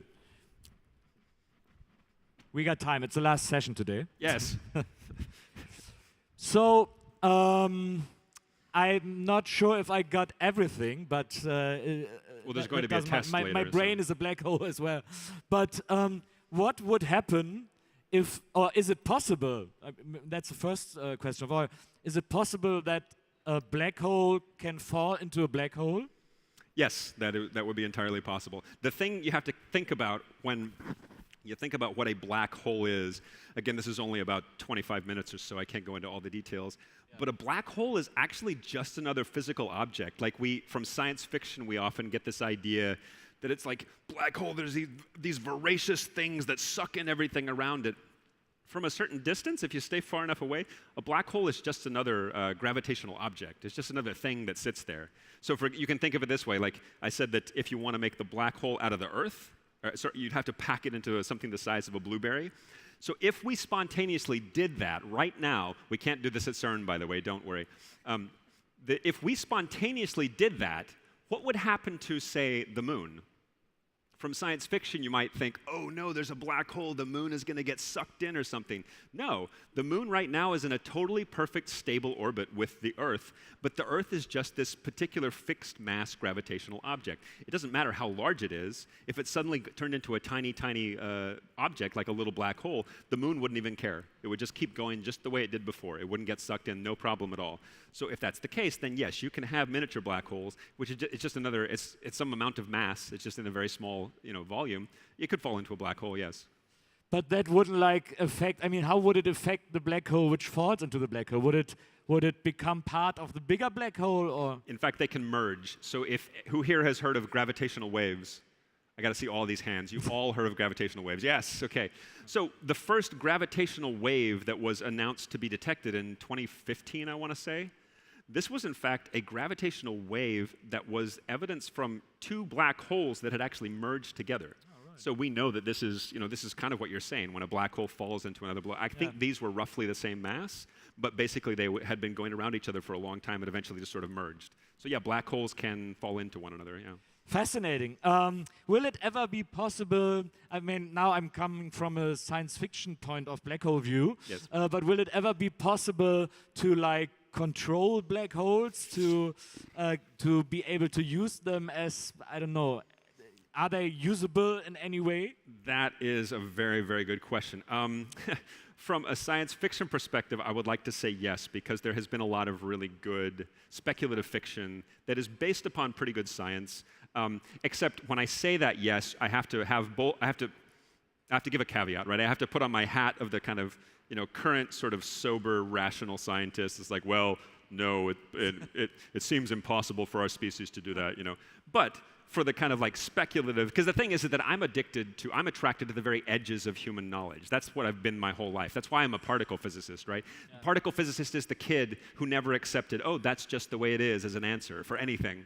And so, for example, if you ask, ask your dad, why is the sky blue? Your dad kind of bullshits or something, and then he says, well, I don't know, it's just the way it is. Yeah. For some kids, they're like, whatever, and then they'll go and play. But for the physicists, they're like, wait, that's not satisfying. And they'll go and ask somebody else, and then they'll get to different sciences, and then you get to biology, and you ask what's smaller than that, and you get to chemistry. What's smaller than that? You get to physics. What's smaller than an electron? And the answer is we don't know. That's where I want to be. That's where my brain goes. So I'm really addicted to the kind of edges, the borderlands of science. And right now, one of the things with the borderlands of science is what's inside of a black hole. One of the possible, I promise I'm answering your question. One of the possible solutions to what happens inside of a black hole, you might notice that I never actually say what's in a black hole here. One of the possible mathematical solutions of a black hole is that you in fact can have something that everyone's heard of called a wormhole, right? So this is a wormhole, shows up in movies like Interstellar you mentioned earlier. Yeah. In physics we refer to this as an Einstein-Rosen bridge. And these wormholes could, in principle, be little connectors from one part of the universe in space-time to another part of our universe in space-time, possibly far back in time, probably not, but more likely farther in the future, and also another completely different part in space. Or, in principle, these could be little wormholes to other universes. These are all completely scientifically valid conclusions from the mathematics of general relativity. Of course, we have no evidence that any of them exist right now, but it is a possibility. So, the way to answer your question is that probably not, but maybe if we were able to somehow determine that these Einstein-Rosen bridges exist, that wormholes actually exist, and we were able to somehow create a black hole in the laboratory that was sort of like human-sized, and then you could like control it and choose where it goes in the universe. All of these are very tall orders. So I have to say no with a kind of big maybe, or I also have to say yes with a but. All right. Okay, that's perfectly fine for me. So do we have any questions in the audience? Over there, yeah, in the back. I don't know if you have someone to... We bring you the microphone. We have microphones. So. Or over there, yeah, over there, the lady, first of all. The microphone is coming. Am I the first? Yes. Okay. Thank you very much. That was interesting. Highest compliment for a scientist. From a German, yes. This may be right or wrong, but as a layperson, I know that we expect physics, we hope for physics to have a breakthrough, a notable, significant breakthrough, ideally every 30 years. Have we had one, in your opinion, and if so, which one is it? And if we haven't, what are you hoping the most for? That's a very good question. So I don't necessarily ascribe to the idea that there's kind of this, scientific progress goes in this kind of clockwork way, every 30 years or so. You can kind of, depending on how you squint at history, you can convince yourself, and how you classify discoveries, you can convince yourself that that's kind of the way it works.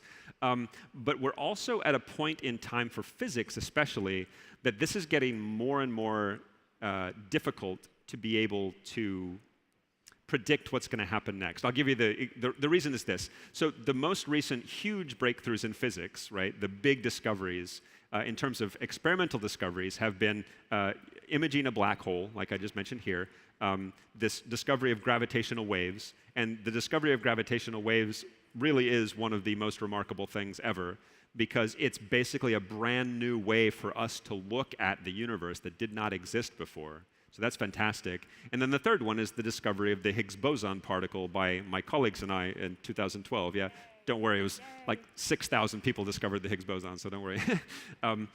So these things are really, really big steps forward.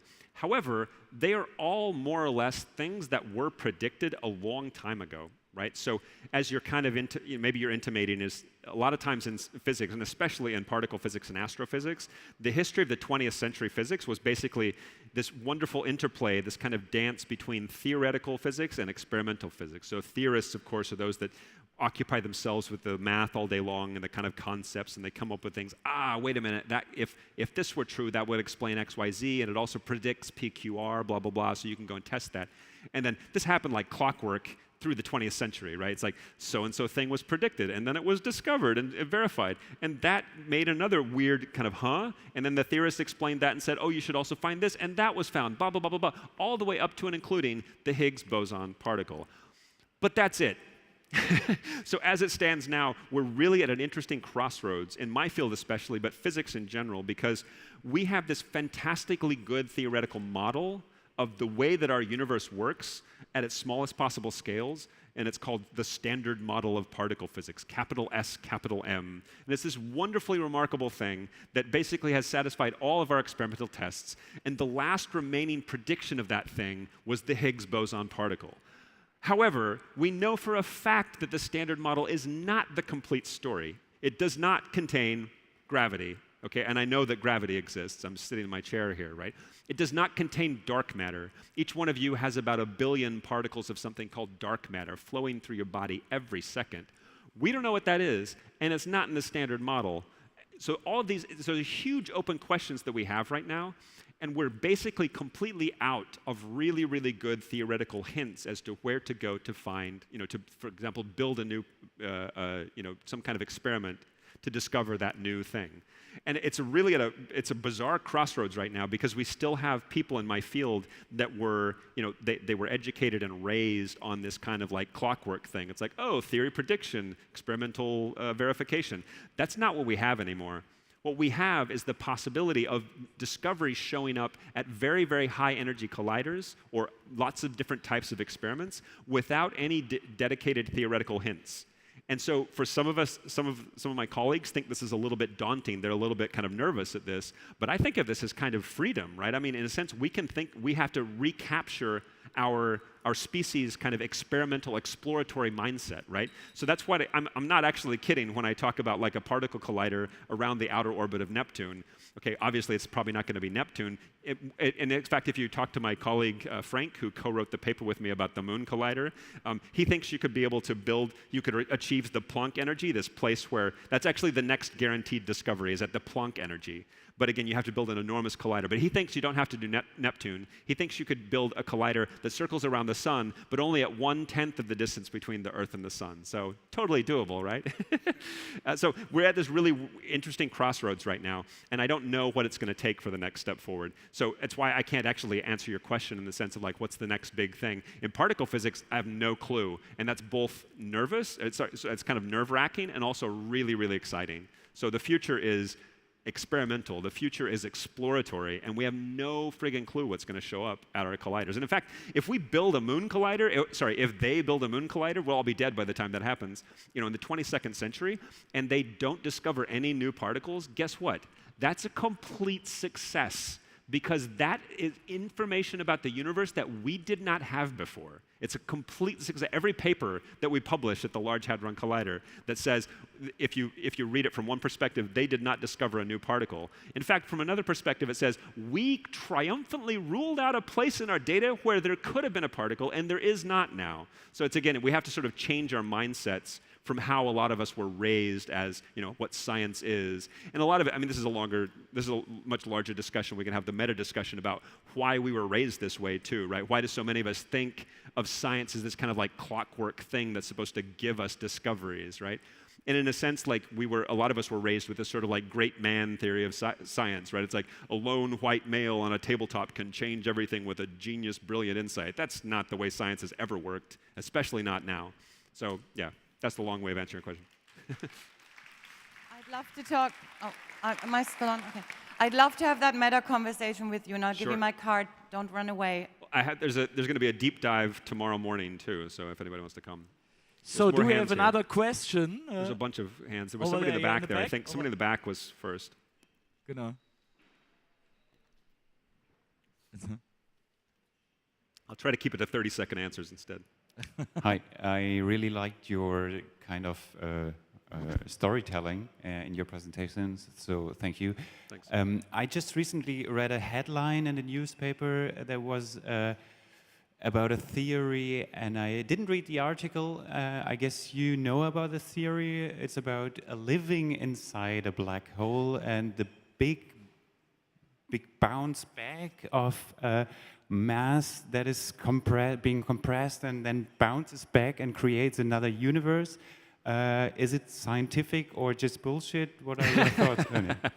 Well, like I said, this is my kind of thing, right? The edges of science, where if you talk to the sort of like rational, sober scientist, no, that's bullshit. But I'm like, well, does it follow from a scientific argument, but it just goes into kind of speculative territory that's still scientific, then it's totally science to me. And in fact, that is a great question. And in a longer version of this talk, in fact, I gave a version of this at the Royal Institution in London. I get a chance to talk about that. In fact, this is really great. So, you know how I said you take your textbook on gravity and you find the black hole equation, right? It just tells, it's totally straightforward. It tells you for some fixed amount of mass, how small of a volume you have to pack it in to make a black hole. This is when it kind of collapses, right? So for the Earth, you'd have to pack it into the size of a blueberry.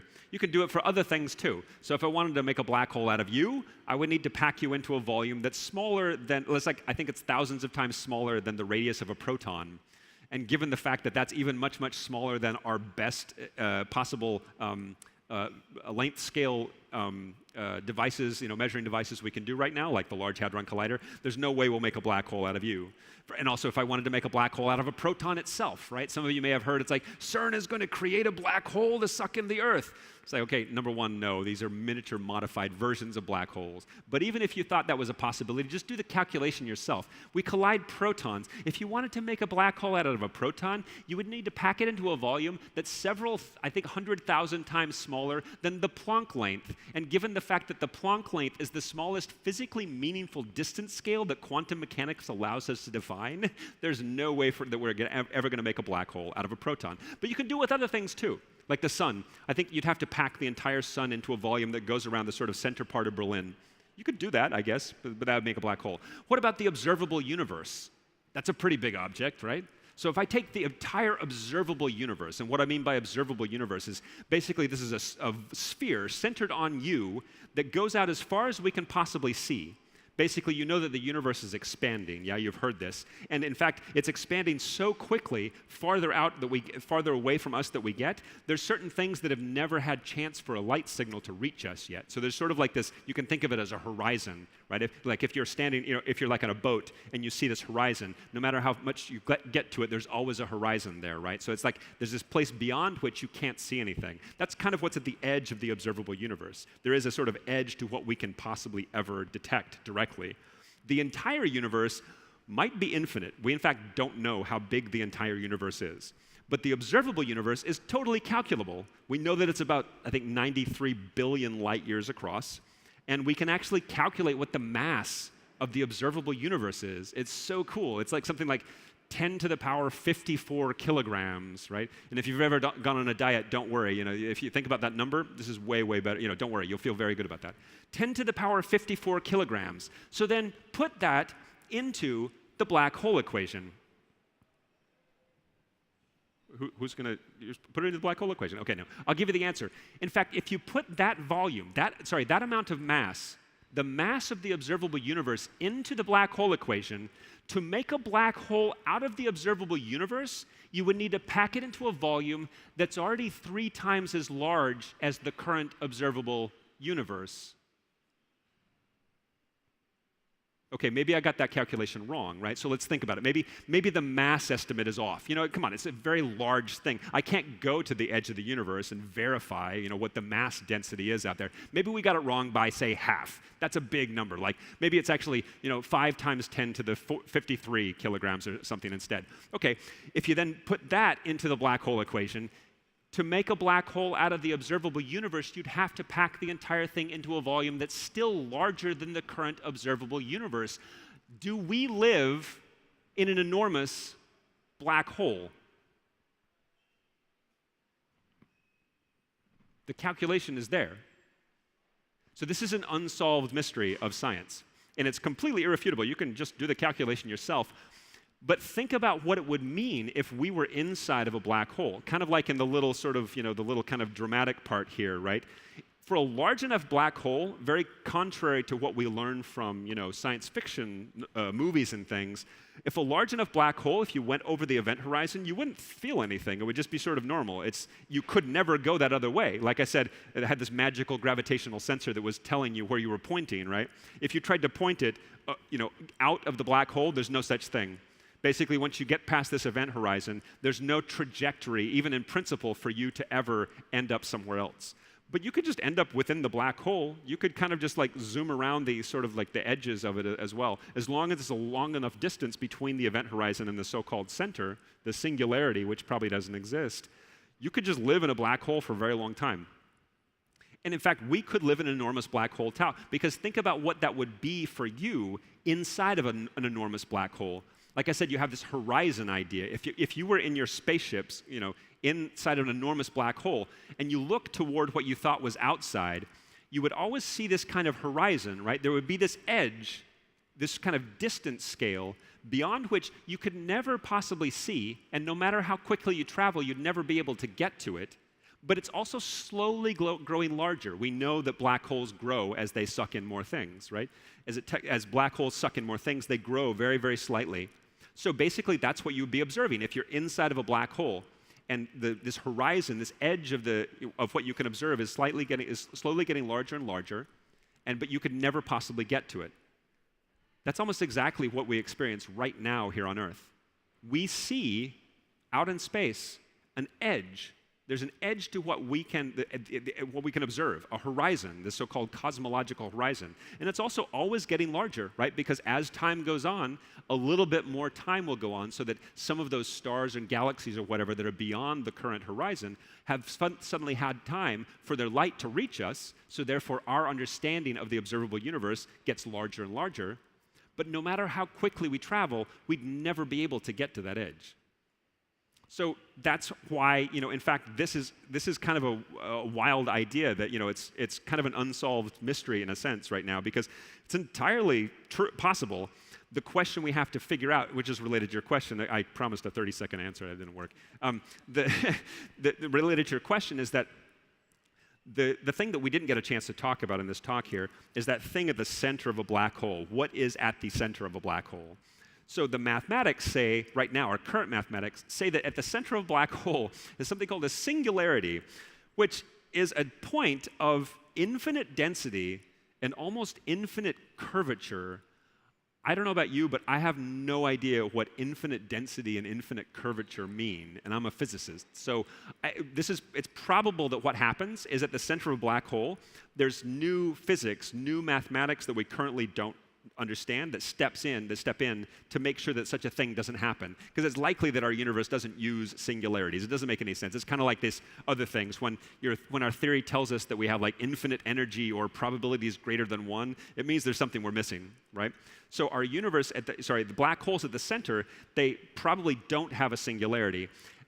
But in some cases, in some theories, in fact, like you can find the solutions to these equations that have not just these Einstein-Rosen bridges, these wormholes, but the wormholes, like I said, could in principle be wormholes to other parts of our universe, but from other perspectives, in fact, they could be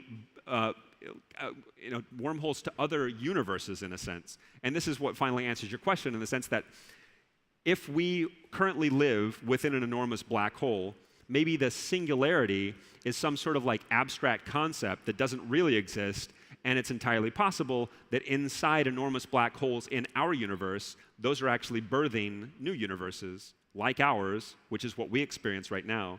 And it possibly means that our universe was birthed from a black hole in another universe. This is entirely possible. It's also something right now that we have no way of testing. So again, this is where we kind of like I love to be on chat shows and debates with like the sort of really sober rationalist scientists, because they're like, well, if it's not testable, it's not science, and we shouldn't talk about these things, blah, blah. And I'm like, no, it's totally okay, because it follows again from very logical scientific steps, and you come to this conclusion where you're like, whoa. And for me, I would never be so kind of cynical to rule out the possibility that some future human will come up with a way to test this. Right now, we have no concept of what it means. I mean, what does it mean for me to like communicate with another universe? Like, this makes no sense, right? What if like the conditions of this universe are very slightly different from ours, right? Imagine right in front of me opened up like a little wormhole magically, right? And it was like this glowing thing, and it's like, oh, you know what? You can, if you put your hand through here, you can interact with another universe. And I'm like, I'll take my measuring device and I'll put it through there. But what if the other universe, carbon atoms don't exist, right? Once it goes, that doesn't make any sense, right? So I don't even know what it means to communicate with another universe. The other part is that inside of a black hole, this notion of you going past the event horizon, we also, if you were say your great, 25 greats granddaughter is the person who does this, she needs to keep in mind that once she goes past the event horizon, she will learn a lot about the universe, but she can't get the information back to the rest of us. That's like that's a one-way trip as far as we know. So this is also something we have to keep in mind. So yeah, to answer your question, it's like these are the kinds of things that are grounded in a sort of scientific argument, but they get to the edge where the sort of edges of our knowledge that are kind of speculative, and that's where a lot of scientists, they start to get wobbly knees and freak out with good reason, right? Because there's bad versions of that too, right? Where I don't know how many times people have asked me after events. It's like somebody comes up, I really liked your talk. So what do you think about? Can you see my quantum aura? And I'm like, oh. So no, yeah. So there's bad versions of the speculative science, but there's really good stuff too. So that was like the black hole version of the 30 seconds answer. It was. Thank you very much, James. Thank you. And I will be around tomorrow.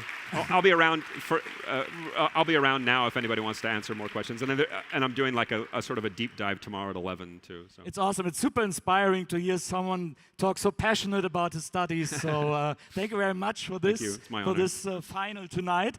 Wir sehen uns morgen wieder hier auf der Republika. James ist noch ein bisschen hier und ist da und ist auch morgen noch hier. Vielen Dank, dass ihr heute da gewesen seid. Jetzt noch ein bisschen Party.